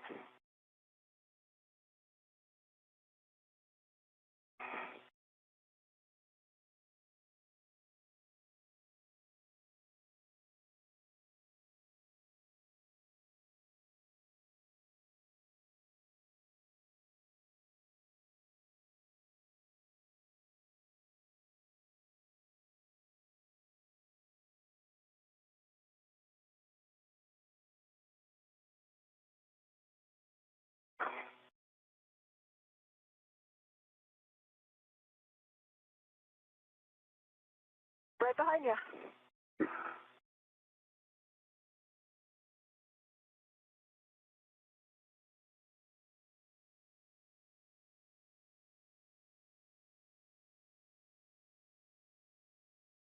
Hey, Stephanie, I'm going to pick up my green hook. That's affirmed. We'd like you to pick it up en route, handrail 2042. Plan is still for you to install the WIF-X into the port Zeta cart with 2. Copy?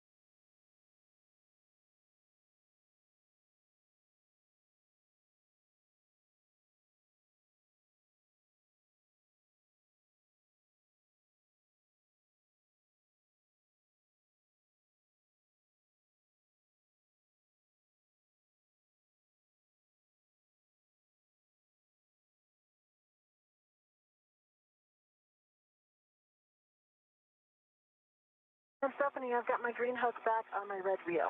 Ready to come in. Copy green hook on red reel, and a friendly reminder about the inspection of the 1A mass canister. See, 1A. And so, like, sure that we're clear, the mass canister on the same side as this or the opposite side? It is on the same side. Okay, copy.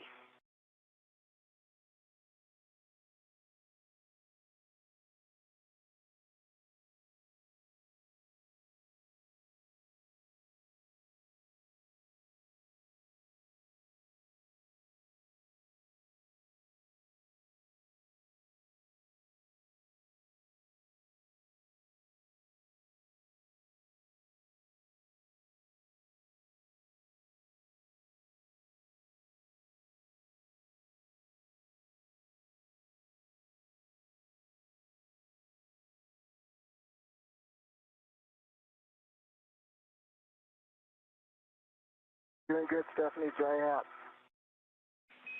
Copy dry, feeling good.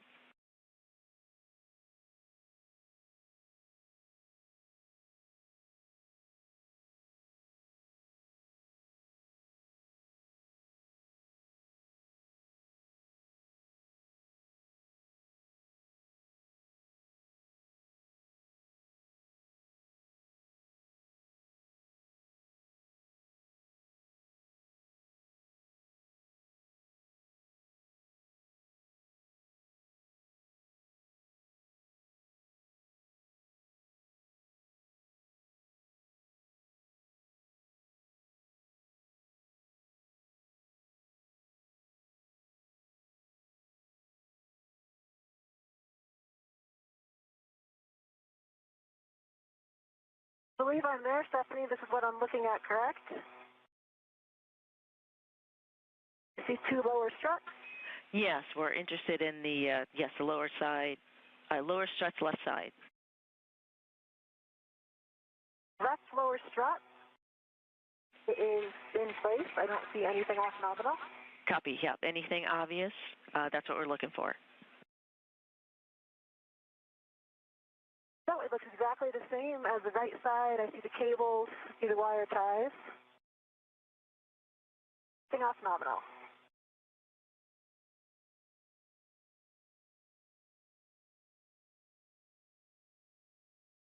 Copy the report, checking.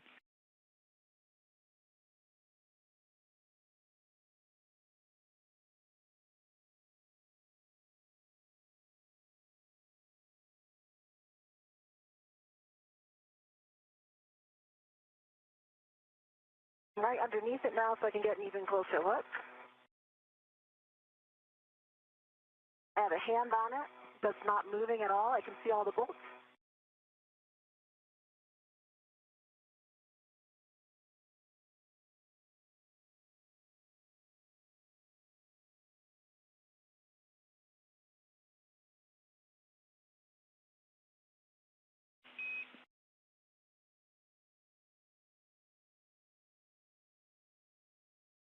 Pause here right now until you give me a go. Yes, and we just got the final words. You are go. Thank you for the report and for the verbal. We see you en route to the port CETA cart with 2 for the WIFX install. Copy.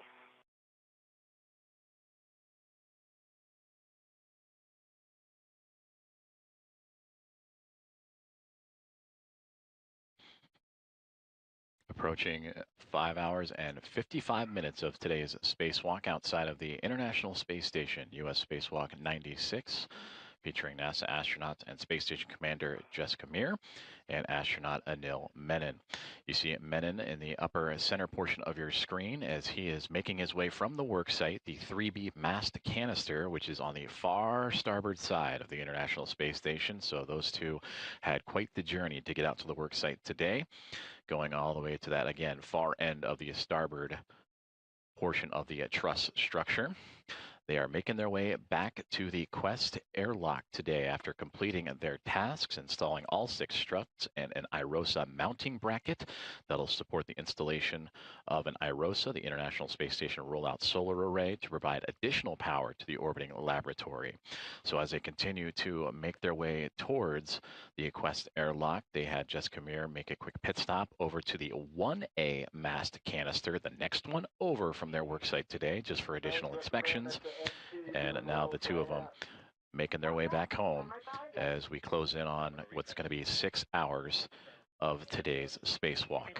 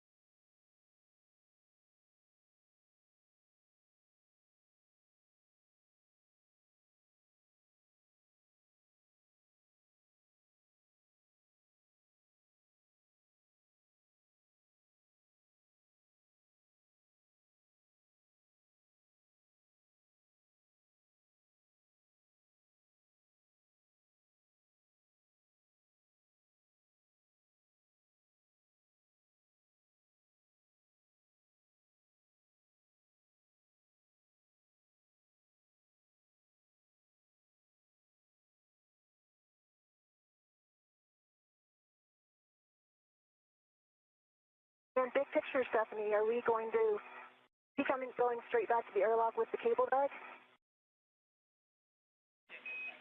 And that's affirmed. We'd like Anil to head back with the cable bag. We'll have you stow the WIFX on the port CETA cart. We are forgoing the APFR work at ESP2 for today. And after you stow the WIFX, we'll have you perform the slingshot cleanup.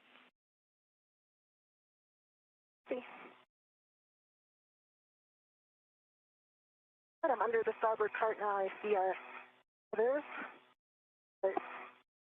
I'm under the port. I'm just clearing it now. Copy EV1, EV2.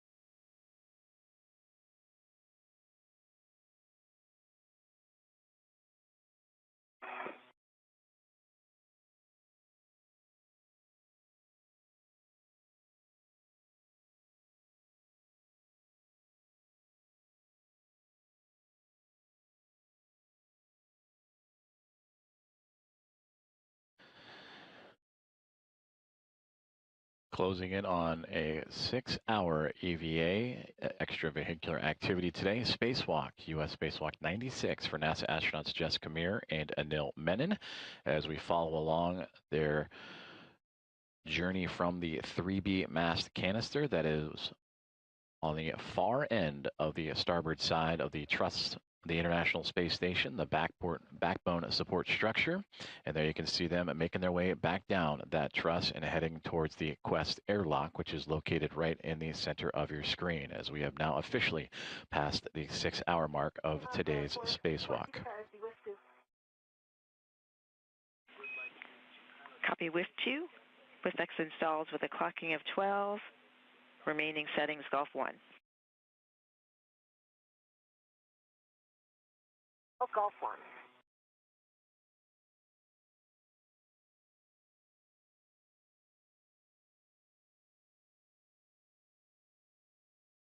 At speed of spur, descending. Copy EV2.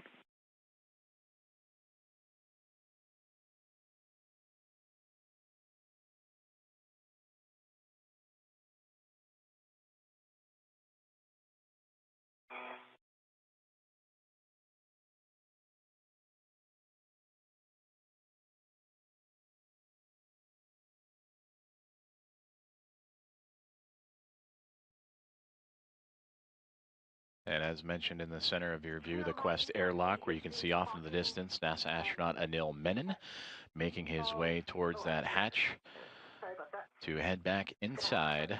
You also see the cargo spacecraft at the top of your screen, the Northrop Grumman Commercial Resupply Services Mission NG-24 cargo spacecraft. And slowly but surely making her way into the field of view off the left is NASA astronaut Jessica Meir joining Menon today on today's spacewalk as EV1, Menon EV2. Meir with the red spacesuit with the stripes. I've got a clocking of 2. Do you want me to get it back to 12? Or do you lock in? Clocking of 2 is good. Okay, and then what were the other settings? Other settings, Golf. Twist test. Copy good pull twist. Check locking color black on black. Remaining settings, Golf 1. Black on black, and I'll set Golf 1.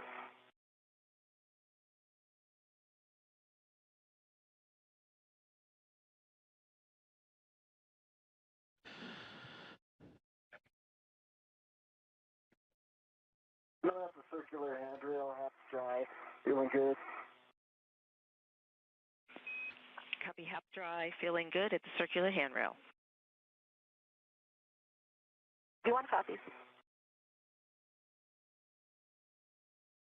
Want me to open the thermal cover and start getting the bag in? That's affirmative. You have a go to open the hatch thermal cover.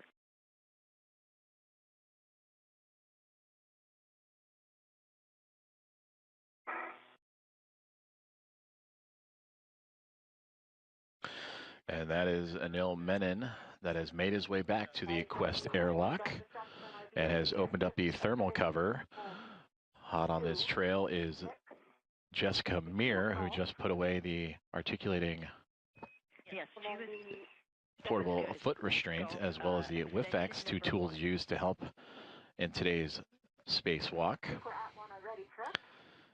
And once those are secure, she will also continue her journey on to return to the Quest airlock. Just over 6 hours into today's spacewalk. And Jessica and Stephanie, I'm at the hatch. I've got the airlock waist there on my right E-ring extender, closed lock, black on black. The small hook is on the airlock E-ring extender, closed lock, black on black. So we have a good load path now. Copy that. Houston concurs. And just to confirm, Stephanie, are you okay if I put the cable bag in there now? Yes. Well, you're okay with that. That's a good plan.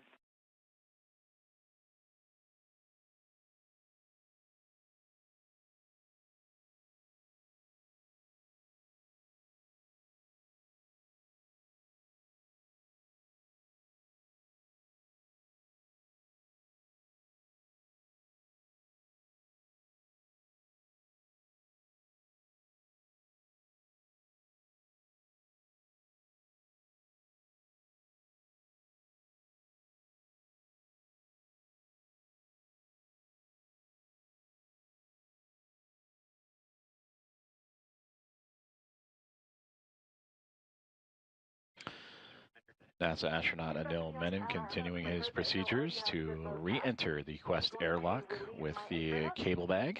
Then I will release his. EV2's anchor hook first. Oh, copy it. So you'll release the EV2 on anchor my red hook? reel first. Yes.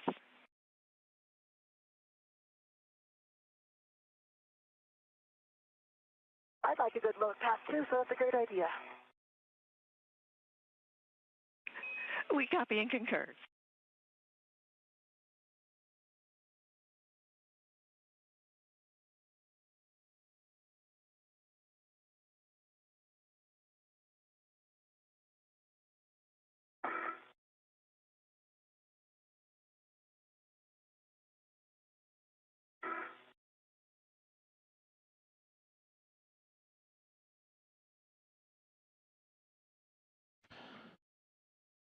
Anil Menon, NASA astronaut, continuing to work to re-enter the International Space Station and the Quest airlock. The thermal hatch cover is open. He has the cable bag just off to his left-hand side, working those procedures to return to where his spacewalk would begin a little more than 6 hours and 6 minutes ago. Astronaut Jessica Meir, who off screen will be making her way back towards the Quest airlock and begin re-entry and repressurization procedures shortly thereafter. And now taking a look, Menon has now brought back in that cable bag and will make his way into the crew lock here momentarily. My anchor hook is back on my workstation. Copy. Before you depart the CETA cart, hit the brakes, starboard and port CETA cart brakes 2 times. 1 minute to a handover. 2 CETA brakes.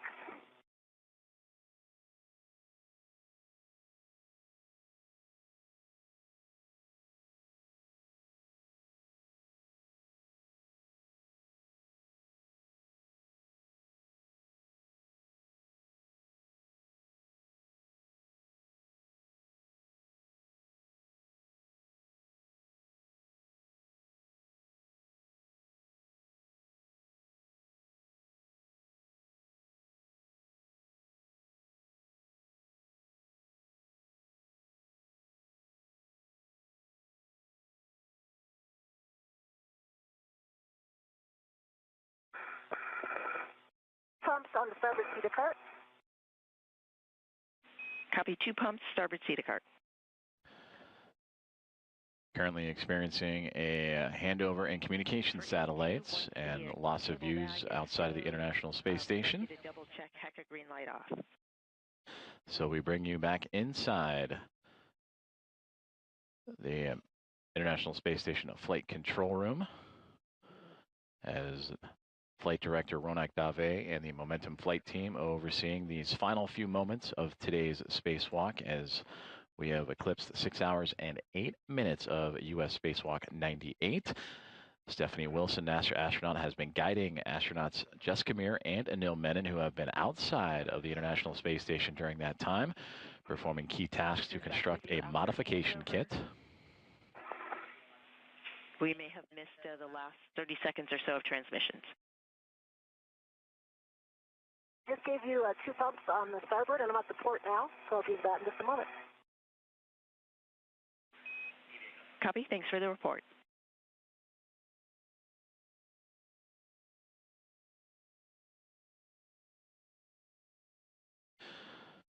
So again, the team here on the ground inside Mission Control Houston, continuing to monitor the return of astronauts Anil Menon, who has, last we saw, will be returning back inside the Quest airlock. And we'll get those live views here momentarily as we check in now on astronaut Jessica Meir with the red stripes. That's how we know it's her on the pant leg of her spacesuit. Double check HECA green light off.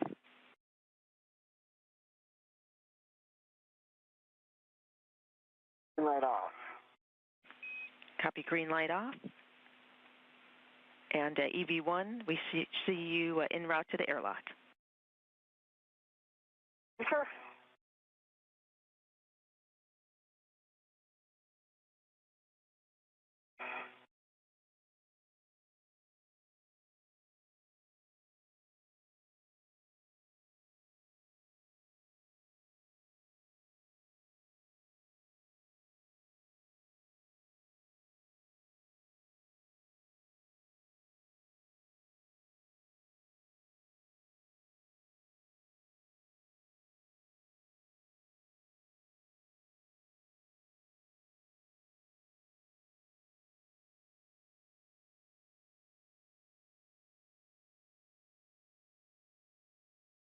Not the seat of first. Houston copies.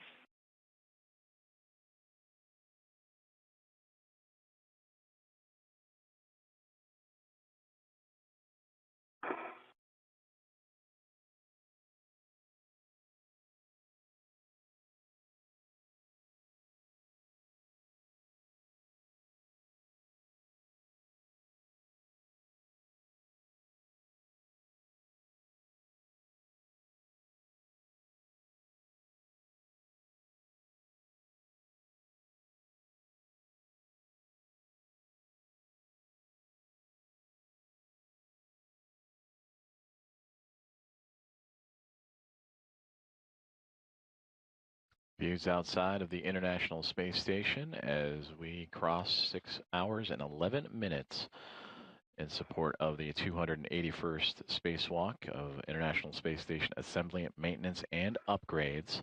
NASA astronaut Anil Menon has made his way back towards the Quest airlock. Hi, Anil, I'm here. Great. The airlock is clear. There's no FDUs in the way. The cable bag is in the location we briefed. It should be out of the way. Now, keep it a little more towards me even. I see your feet right in the middle of the hatch, so I'm going to come in. I'm going to get my end effector on the cover.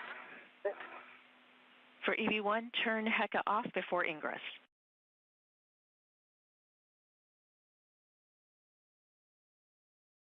EV1, heckles off.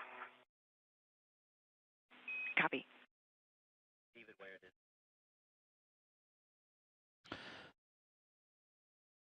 NASA astronaut EV1 and International Space Station Commander Jessica Meir has arrived to the Quest airlock. There you can see her feet just above the thermal cover of the airlock's hatchway. Thermal cover. They come up just like we talked about. See your feet. Let you know if I need you to move them.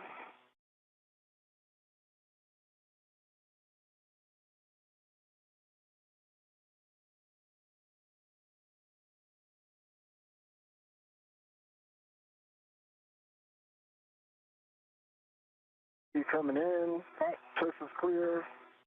Your feet. I'm going to come up a little more and get my feet back. Thermal cover, I see it closing. Your feet are by the Oscar. Perfect position. Put them straight back. Okay. I think there's something behind me. Your feet are on the UIA. Yeah, it's not my feet, it's my breast. Okay. I'm looking.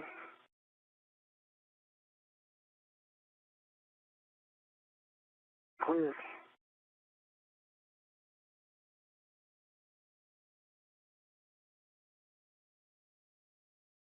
Okay. Thermal cover's closed. I'll get the strap.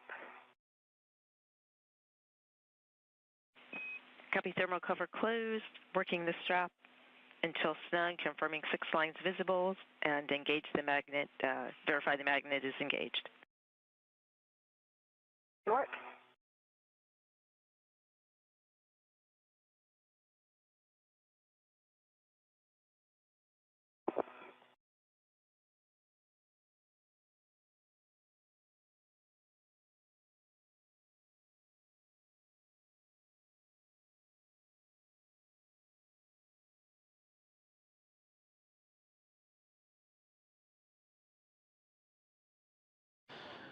And as we see just outside of the Quest airlock, that thermal cover being pulled back behind NASA astronaut Jessica Meir, now joining Anil Menon inside of the crew lock. Stephanie, I see 6 lines, and the magnet is engaged. Copy, 6 lines, magnet is engaged. For both EV1 and EV2, remove the SCU from the pouch.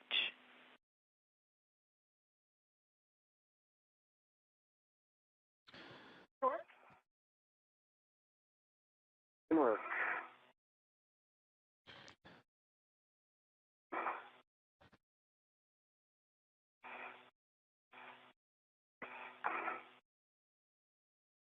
SCU removed.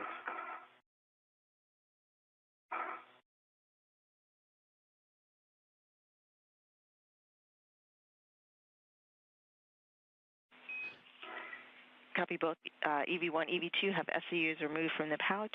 Remove DCM cover, Velcro to DCM. Connect SCU to DCM. Check SCU locked. North. North. And with that communication from Stephanie Wilson on the ground in Mission Control in Houston, we now return inside of the Quest airlock, where we see NASA astronaut Jack Hathaway on the left and ESA astronaut Sophie Adno anxiously awaiting their return of their friends and crewmates as they have returned inside the Quest airlock. You heard them with a couple different acronyms relating to reconnecting their spacesuits back to the space station. And Sophie will take the opportunity to peer through the window and monitor her friends and colleagues and snap a few photos as we will monitor. For EV2, I'll take a moment to give you some additional words given the CO2 bad sensor. As we repress, and we'll do a nominal repress, you may have some additional water inside your suit that may affect water on your comm cap that may affect your comm.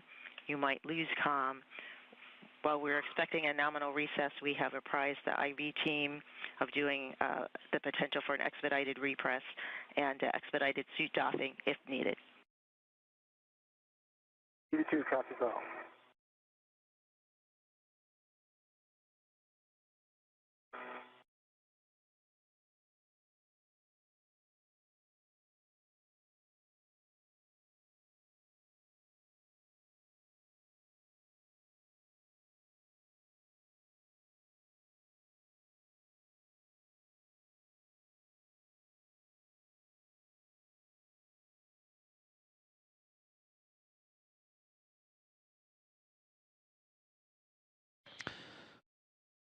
We return inside the Quest airlock and the equipment lock as NASA astronaut Jack Hathaway and Sophie Adno. Copy. EV1, SCU locked. There's a note about TVC settings, a TCV setting of 8 to max cold, minimizes time for SCU cooling. Next. EV1. Next, take your water switches to off, OFF, the forward position. Expect water off. Water is off message. EV1, water off. Expected message. EV2, water off, expected message. Copy. One caution, do not close hatch until EMU water is off for 2 minutes. EV1. And Stephanie, we've got a few words. On this day in 2012, NASA's robotic rover Curiosity successfully landed on the surface of Mars, the goal of understanding if the planet could have fostered life. Curiosity achieved that goal within a year, and it discovered that ancient Mars possessed all of the key chemical ingredients and stable water environments to support microbial life. One day, humans will visit Curiosity, propelled by the groundbreaking science, technology demonstrations, and operations conducted here on the International Space Station, almost 26 years now. Today, we made one more step toward expanding the ISS power system, further sustaining our human presence in low Earth orbit as we prepare to take those next steps. Speaking of water on Mars, this also happens to be International Scuba Diving Day, so Neil and I wanted to give a huge shout out to the divers who helped train us for this mission. Today, I also had the added privilege of escorting a first-time spacewalker out the hatch once again. Congratulations to my friend and colleague, Anil Menon, on completing his first spacewalk. Welcome to the club, Anil. Excellent work out there. I'm thrilled to see the 5 swarming both inside and outside the ISS these days. Over to you. Thank you, Jessica, for passing on your knowledge and experience from 6 spacewalks. The entire experience has taught me that a smooth AVA is entirely about the team. Thank you to our exceptional team on the ground, including first-timers like Stephen Villano, and to Jack and Sophie for their attention to detail in ensuring our safe return. Happy birthday, Christy Ray. This spacewalk is a small part of what we accomplished. Other parts were all of the preparation and getting back safely, so thank you for that. Over to you, Stephanie. Thanks for being an awesome ground diving. Well, thank you very much. We appreciate the kind words and the great words, and congrats to both of you and to the entire team of Momentum Flight, of having great momentum to work through this last mod kit. You have worked very hard, very expeditiously, with good momentum, and we appreciate your words and your work today for future endeavors.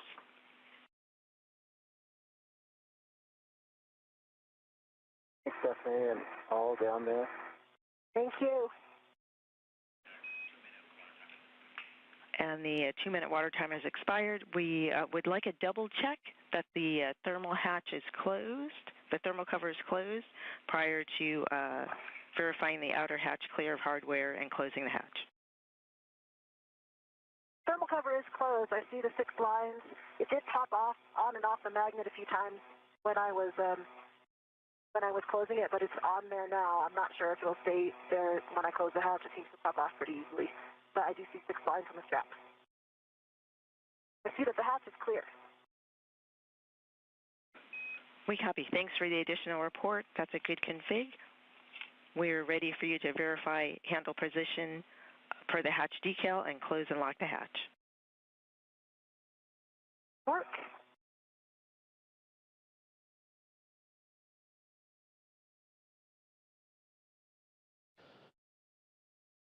NASA astronauts Jessica Meir and Anil Menon is sharing words. Position. Let me get the hatch key.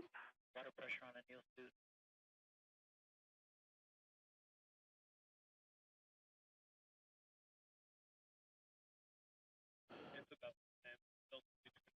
Both Meir and Menon continuing to work through their re-entry procedures back inside the International Space Station after both now inside the crew lock of the Quest airlock, and we are seeing what is on the other side of that hatchway, and you can actually see the NASA logo through that window just for a brief moment as Sophie Adeno of the European Space Agency and Jack Hathaway of NASA anxiously await for their safe return of their friends.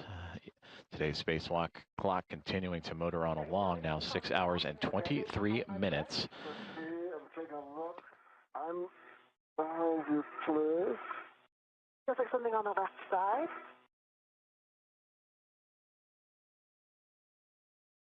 The cable bag is out of the way. How now?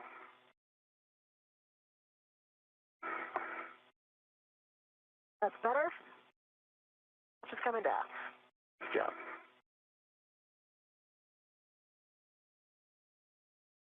Yeah, I see the hatch is clear. I'm going to go ahead and latch.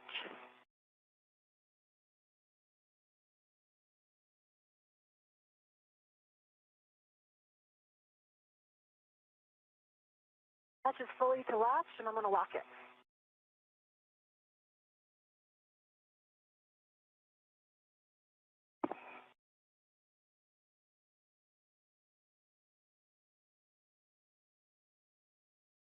Close and lock. Copy hatch closed and latched. We are in pre-repress. On your DCMs, check SCU connected to DCM. SCU is connected, EV1. EV2 is connected.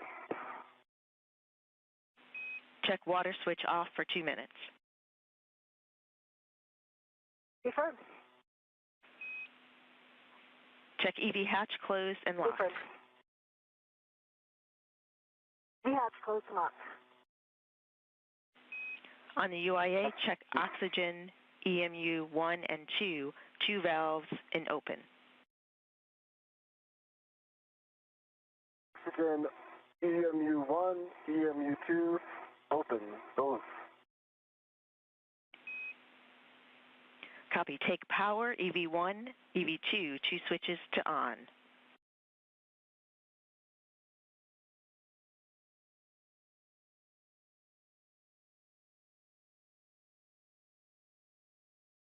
Switches on, I see 2 lights. Copy. 2 LEDs on. Check power, EV1, EV2 volts between 18 and 19. EV1 18.8, EV2 18.6. Copy. 18.8 and 18.6, EV1 and EV2 volts. On your DCMs, take power to SCU. EV expected warning tone.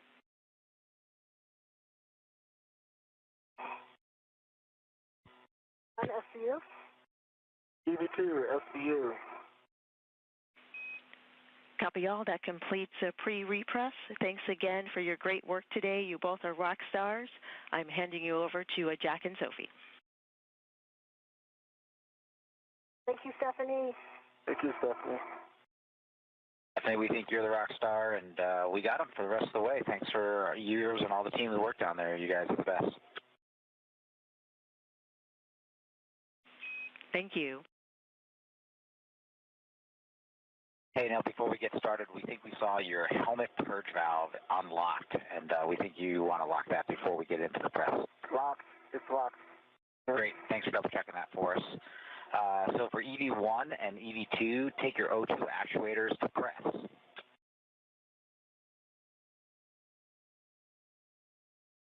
V1, press.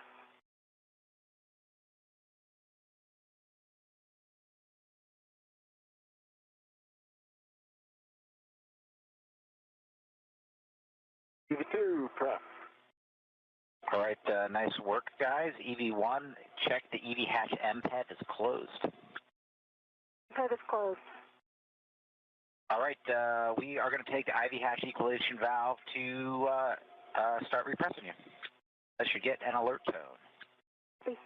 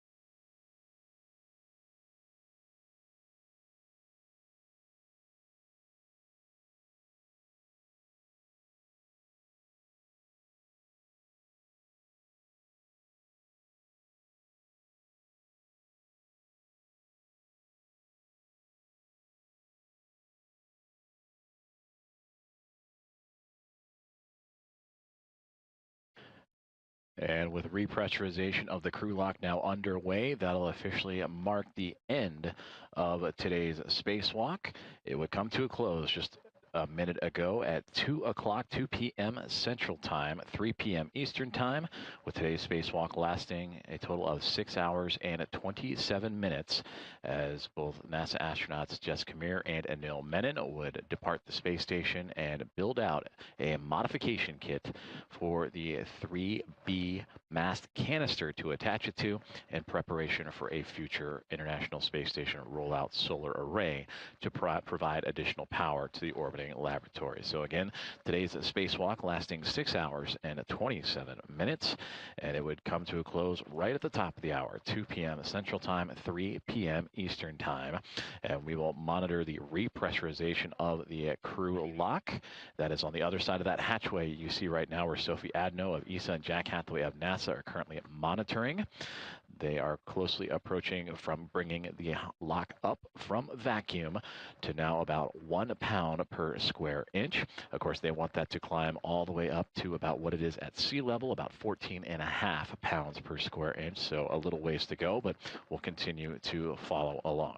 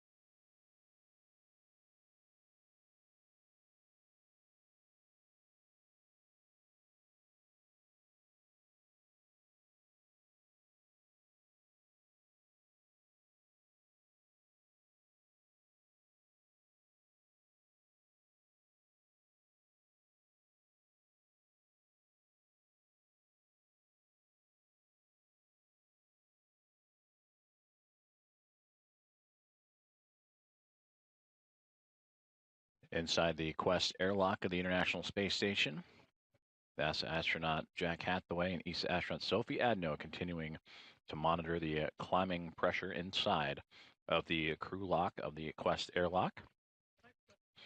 Approaching now about 2 pounds per square inch, part of the repressurization at the conclusion of today's spacewalk with NASA astronauts Jessica Meir and Anil Menon. Increasing through 2 PSI.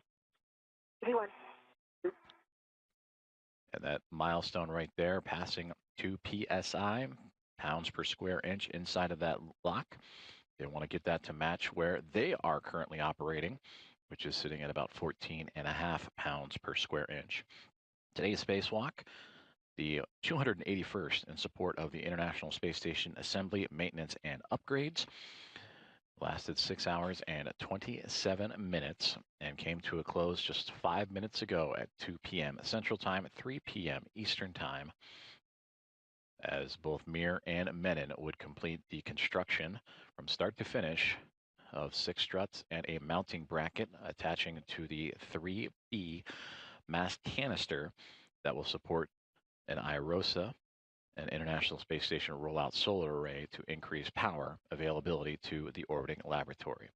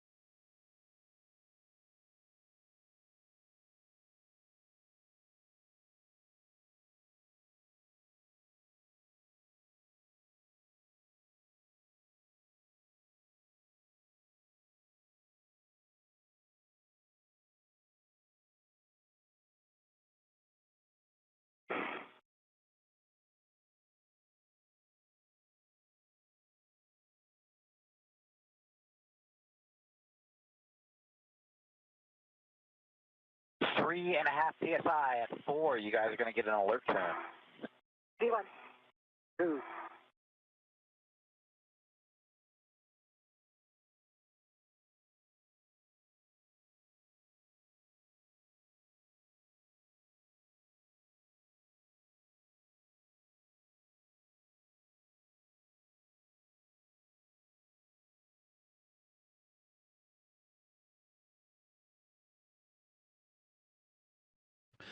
As we continue to follow along with the repressurization of the crew lock and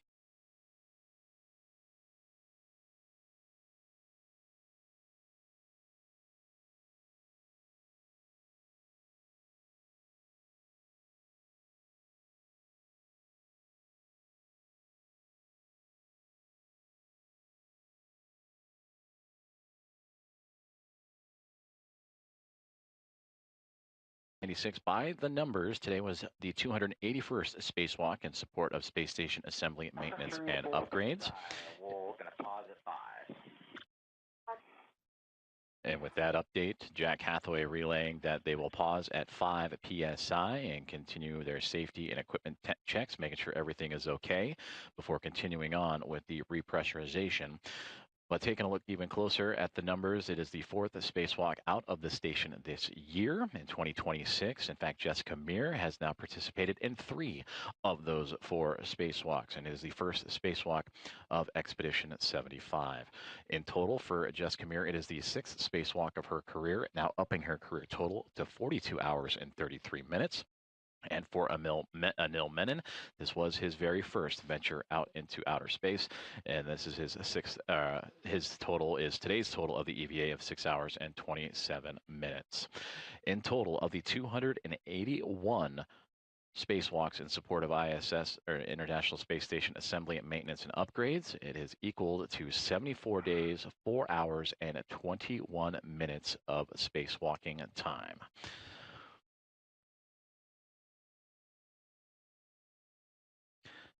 And again, we continue to follow along with the repressurization of the crew lock, now up to 4.90 pounds per square inch. And we heard the communications to Jack Hathaway that they will pause at the 5 pound per square inch mark and go over all system checks, make sure everything is okay. PSI. We're going to sit here for 2 minutes and wait for the crew lock pressure to stabilize. 1, 2.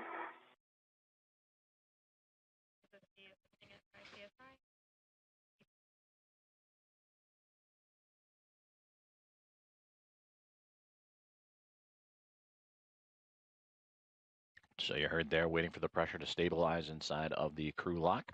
So they will pause for a couple of moments just to give the space some time before continuing on with repressurization. Again, also, in addition to that, by the numbers, this is the first of what is going to be a busy month of spacewalks outside of the International Space Station. The next one coming up right around the corner, a week from today, Thursday, August 13th, U.S. Spacewalk 97, in which 2 astronauts will venture out into the vacuum of space to replace a communication antenna on the space station called the Space-to-Ground Antenna, critical communication system for the space station and used by NASA to transmit data. And the antenna enables high-speed communications between Mission Control here in Houston and the orbiting laboratory.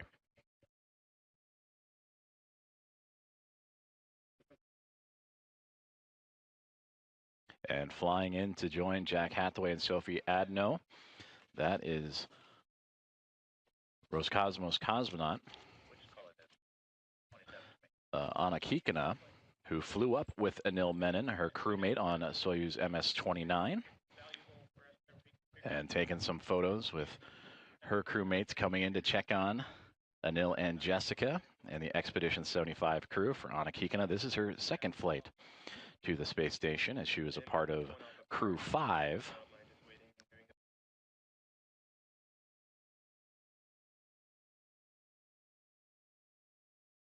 And also coming in to join in, that is Pyotr Dubrov, the commander of the Soyuz MS-29 mission that also was a part of Anil Menon's very first launch and flight to the International Space Station, and posing for a nice photo together, both him and Kikina, with Sophie Adno and Jack Hathaway. Certainly a prideful moment for that group, that trio that, again, launched to the space station only a few days ago.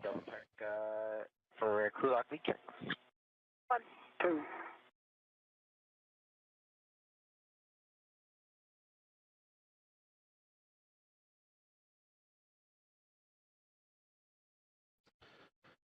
And again, the team continuing to monitor along with the repressurization of the crew lock that has been paused at 5 psi to allow the space to settle. And they will continue with safety checks throughout the entire process. And they will remain paused here for a few more moments before continuing on with the repressurization, as more smiles and photos within the equipment lock, which they will enter here momentarily.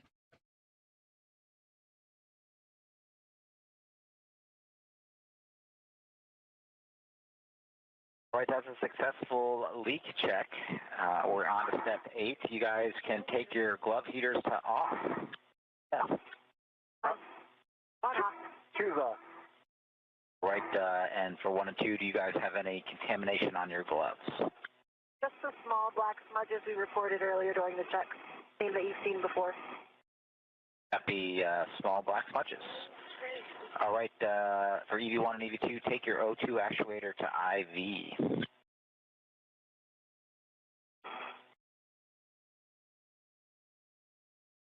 EV1 IV. Choose IV.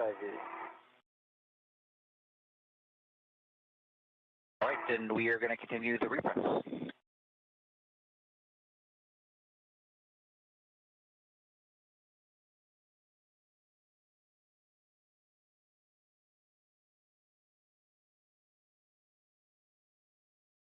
So under the guidance of NASA astronaut Jack Hathaway, continuing their checks, and you heard the good leak checks as well, as we will continue on with the repressurization of the crew lock, now moving off of 5 psi and now climbing.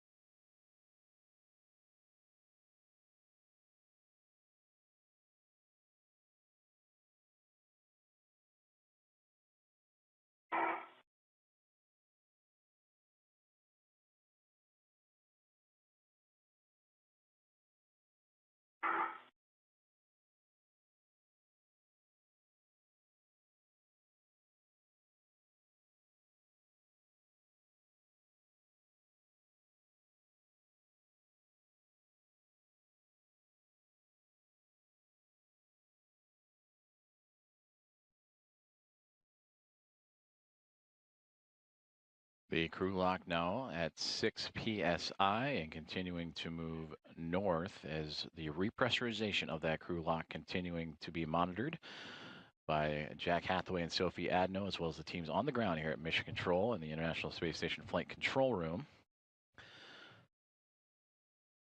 NASA astronauts Jessica Meir and Anil Menon have successfully completed their EVA, their spacewalk today, wrapping up at 2 p.m. Central Time, 3 p.m. Eastern, for a total of 6 hours and 27 minutes today.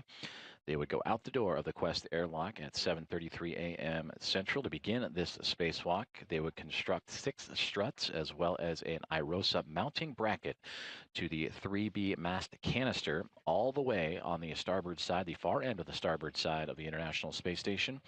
And that will support the installation of a future International Space Station rollout solar array that will provide additional power resources to the orbiting laboratory. Now 6.84 pounds per square inch inside that crew lock. They want to bring it up to about sea level and equal to what's in the equipment lock. That is where Hathaway and Adno currently are residing, all a part of the Quest airlock, and that PSI at about 14.5. So we have just passed the 7 PSI mark. So just past we're coming up on the halfway point of repressurization.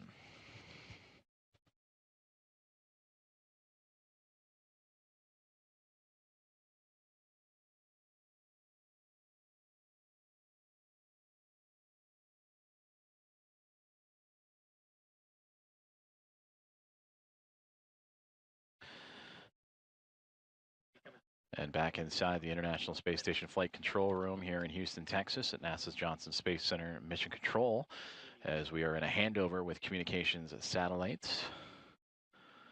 And we will bring you back inside the International Space Station here momentarily and continue to monitor the progress of repressurization.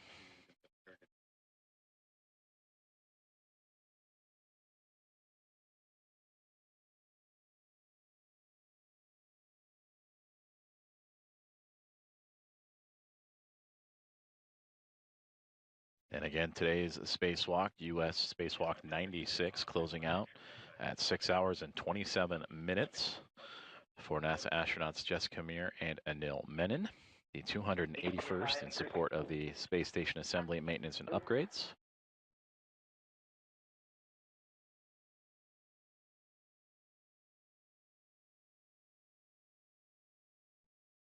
As we return to live video inside the Quest airlock, as the pounds per square inch now at 8.25 and continuing to climb, bringing the crew lock, which is what is on the other side of that hatchway and where Meir and Menon currently reside. They will bring that up to equal to the pressure inside the International Space Station up from vacuum.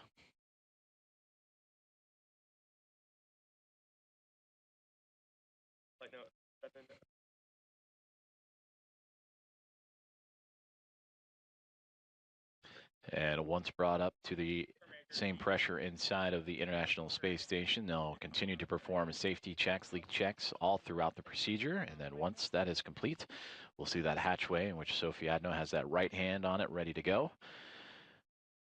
Will open back up and they will formally welcome Mir and Menon back inside the International Space Station.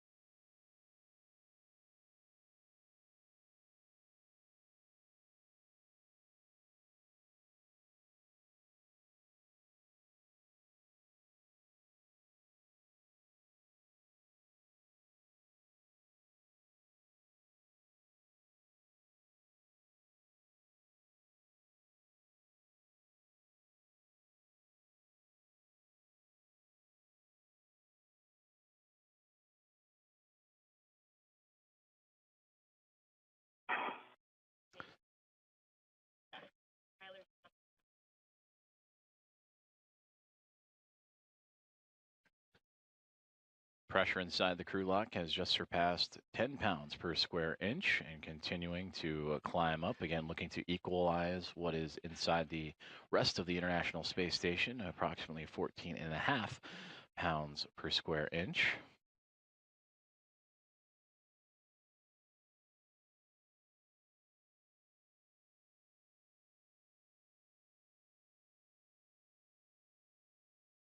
And PSI and climbing.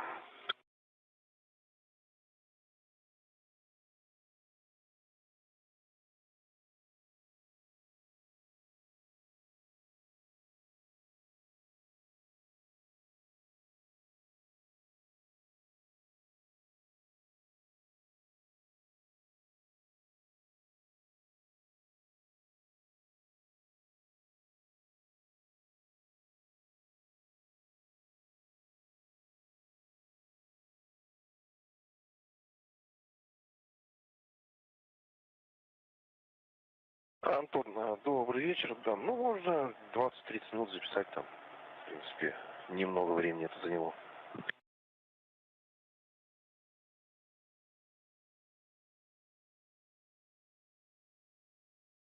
Привет, Андрей. Sorry. I thought that was Jack's question.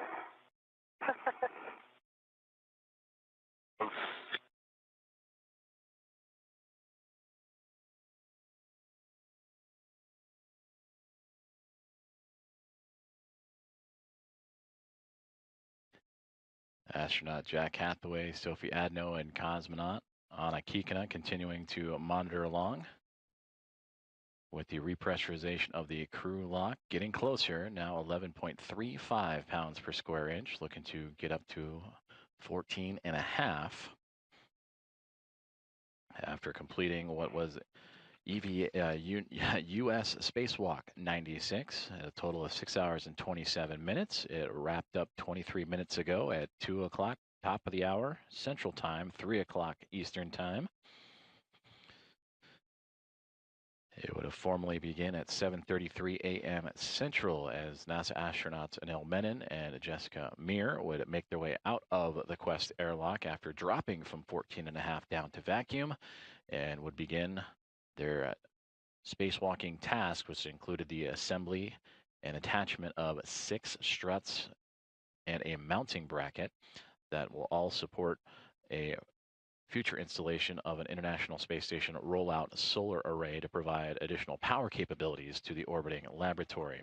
And they were able to accomplish that just shy of 6.5 hours and are now back inside the crew lock and are getting closer to rejoining their Expedition 75 crewmates, now standing at 12.36 pounds per square inch and climbing.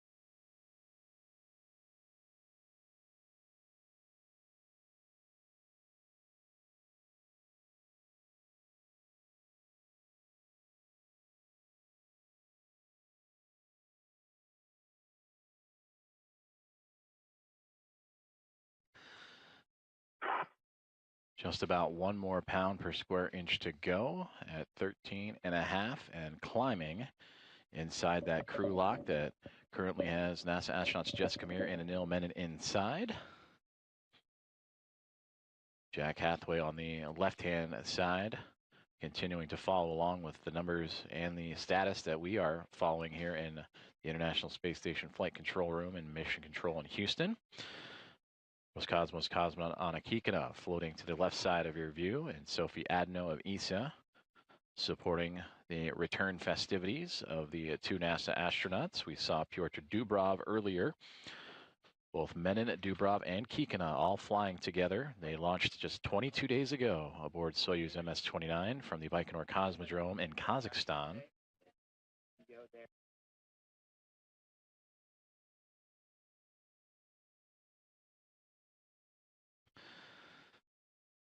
We have reached 14.42 pounds per square inch, and Sophie Adno starting to turn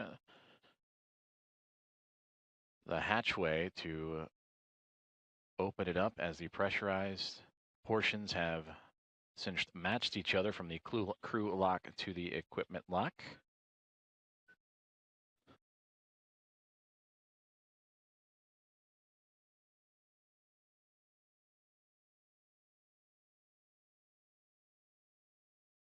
Houston airlock, the IV hatch is open. You guys have to go for step 4.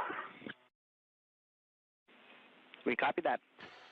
And with that, we see the hatch opening and the return of Jessica Meir and Anil Menon back to their Expedition 75 crewmates.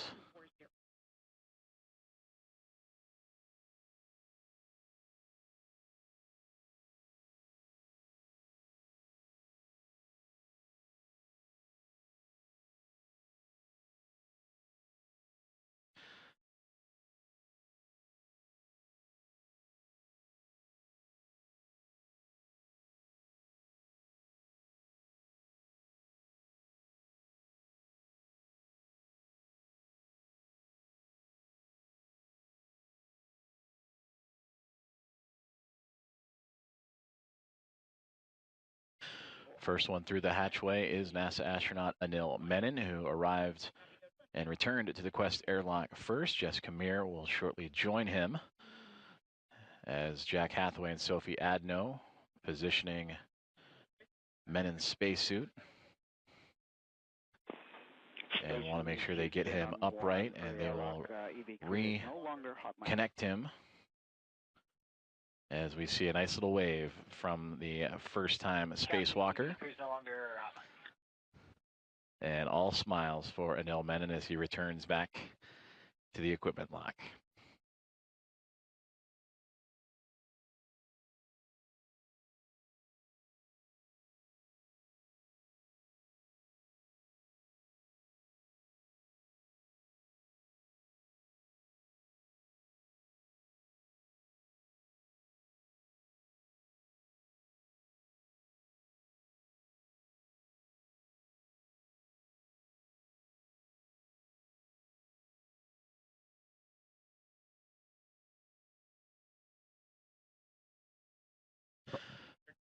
So as Anil Menon is getting positioned properly inside of the equipment lock, you see Sophie Adno now with the safer, that is the simplified aid for EVA rescue, in which she and Hathaway would put on the backside of both Menon and Mir earlier in the day.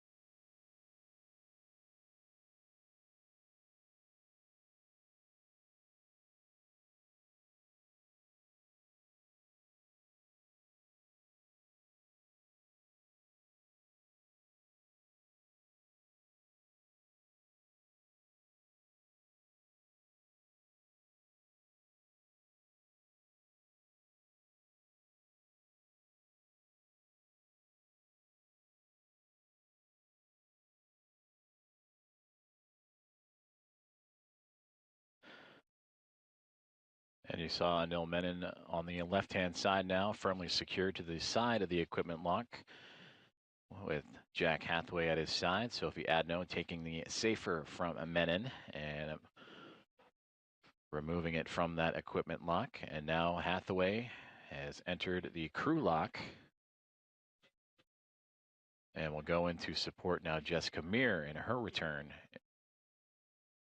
back inside the equipment area of the Quest airlock.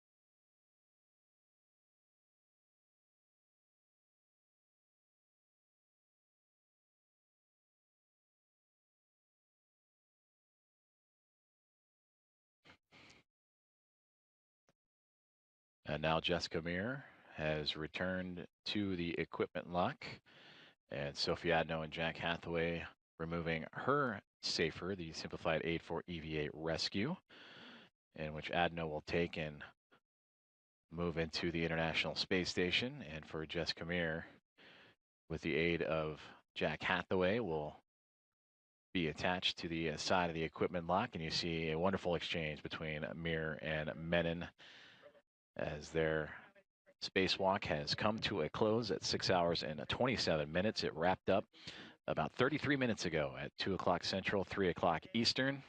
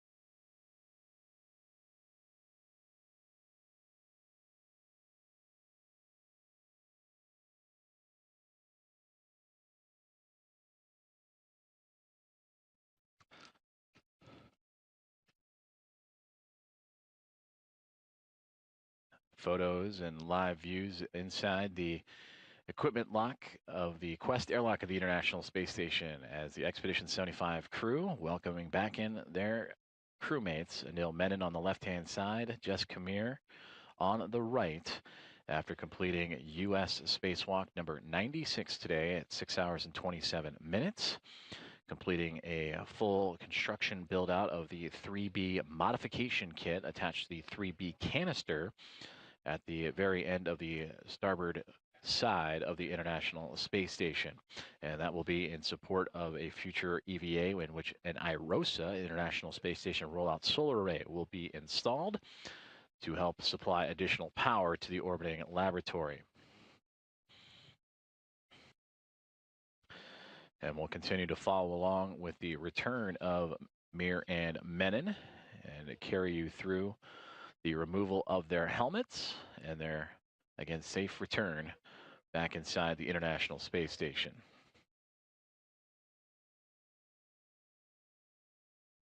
And of course, this spacewalk, the 281st in support of the International Space Station assembly, maintenance, and upgrades. And this one, U.S. Spacewalk 96, the first of 3 in the month of August. And we'll take a look at the next one coming up, which will be a week from today, Thursday, August 13th for U.S. Spacewalk 97, and then further down the line, U.S. Spacewalk 98 as well.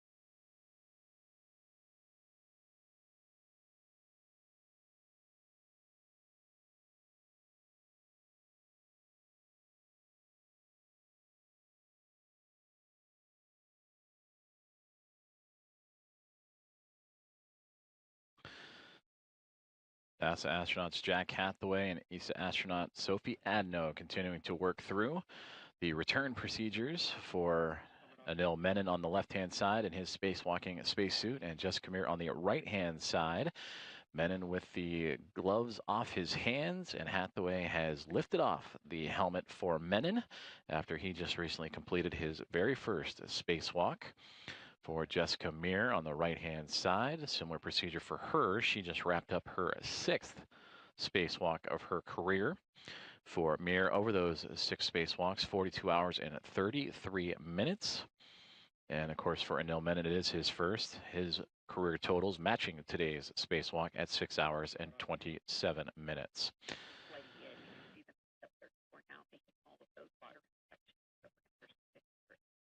So with these helmets off, we can now take a look ahead at what's to come for spacewalks and activities surrounding the orbiting laboratory. And again, we mentioned that this is going to be a busy time for the International Space Station as U.S. Spacewalk 97 just right around the corner a week from today.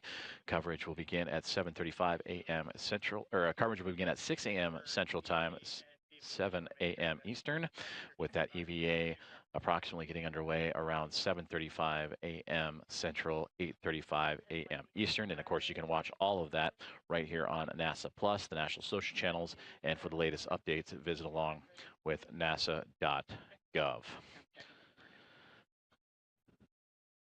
So a successful U.S. spacewalk number 96 with the construction of the 3B modification kit to the 3B mass canister, and awaiting the arrival of the IROSs that will support and bring additional power supply and availability to the orbiting laboratory. Well, that'll do it for our live coverage for today, as Anil Menon and Jessica Meir have safely returned back inside the International Space Station. Their helmets and gloves now coming off, and they will get situated back again as another spacewalk right around the corner again on Thursday, August 13th. Special thanks to the team and my colleague joining me on console today for timely updates and NASA Communications is Ken Appel. That'll do it for U.S. Spacewalk number 96. Thank you for tuning in. This is Mission Control Houston.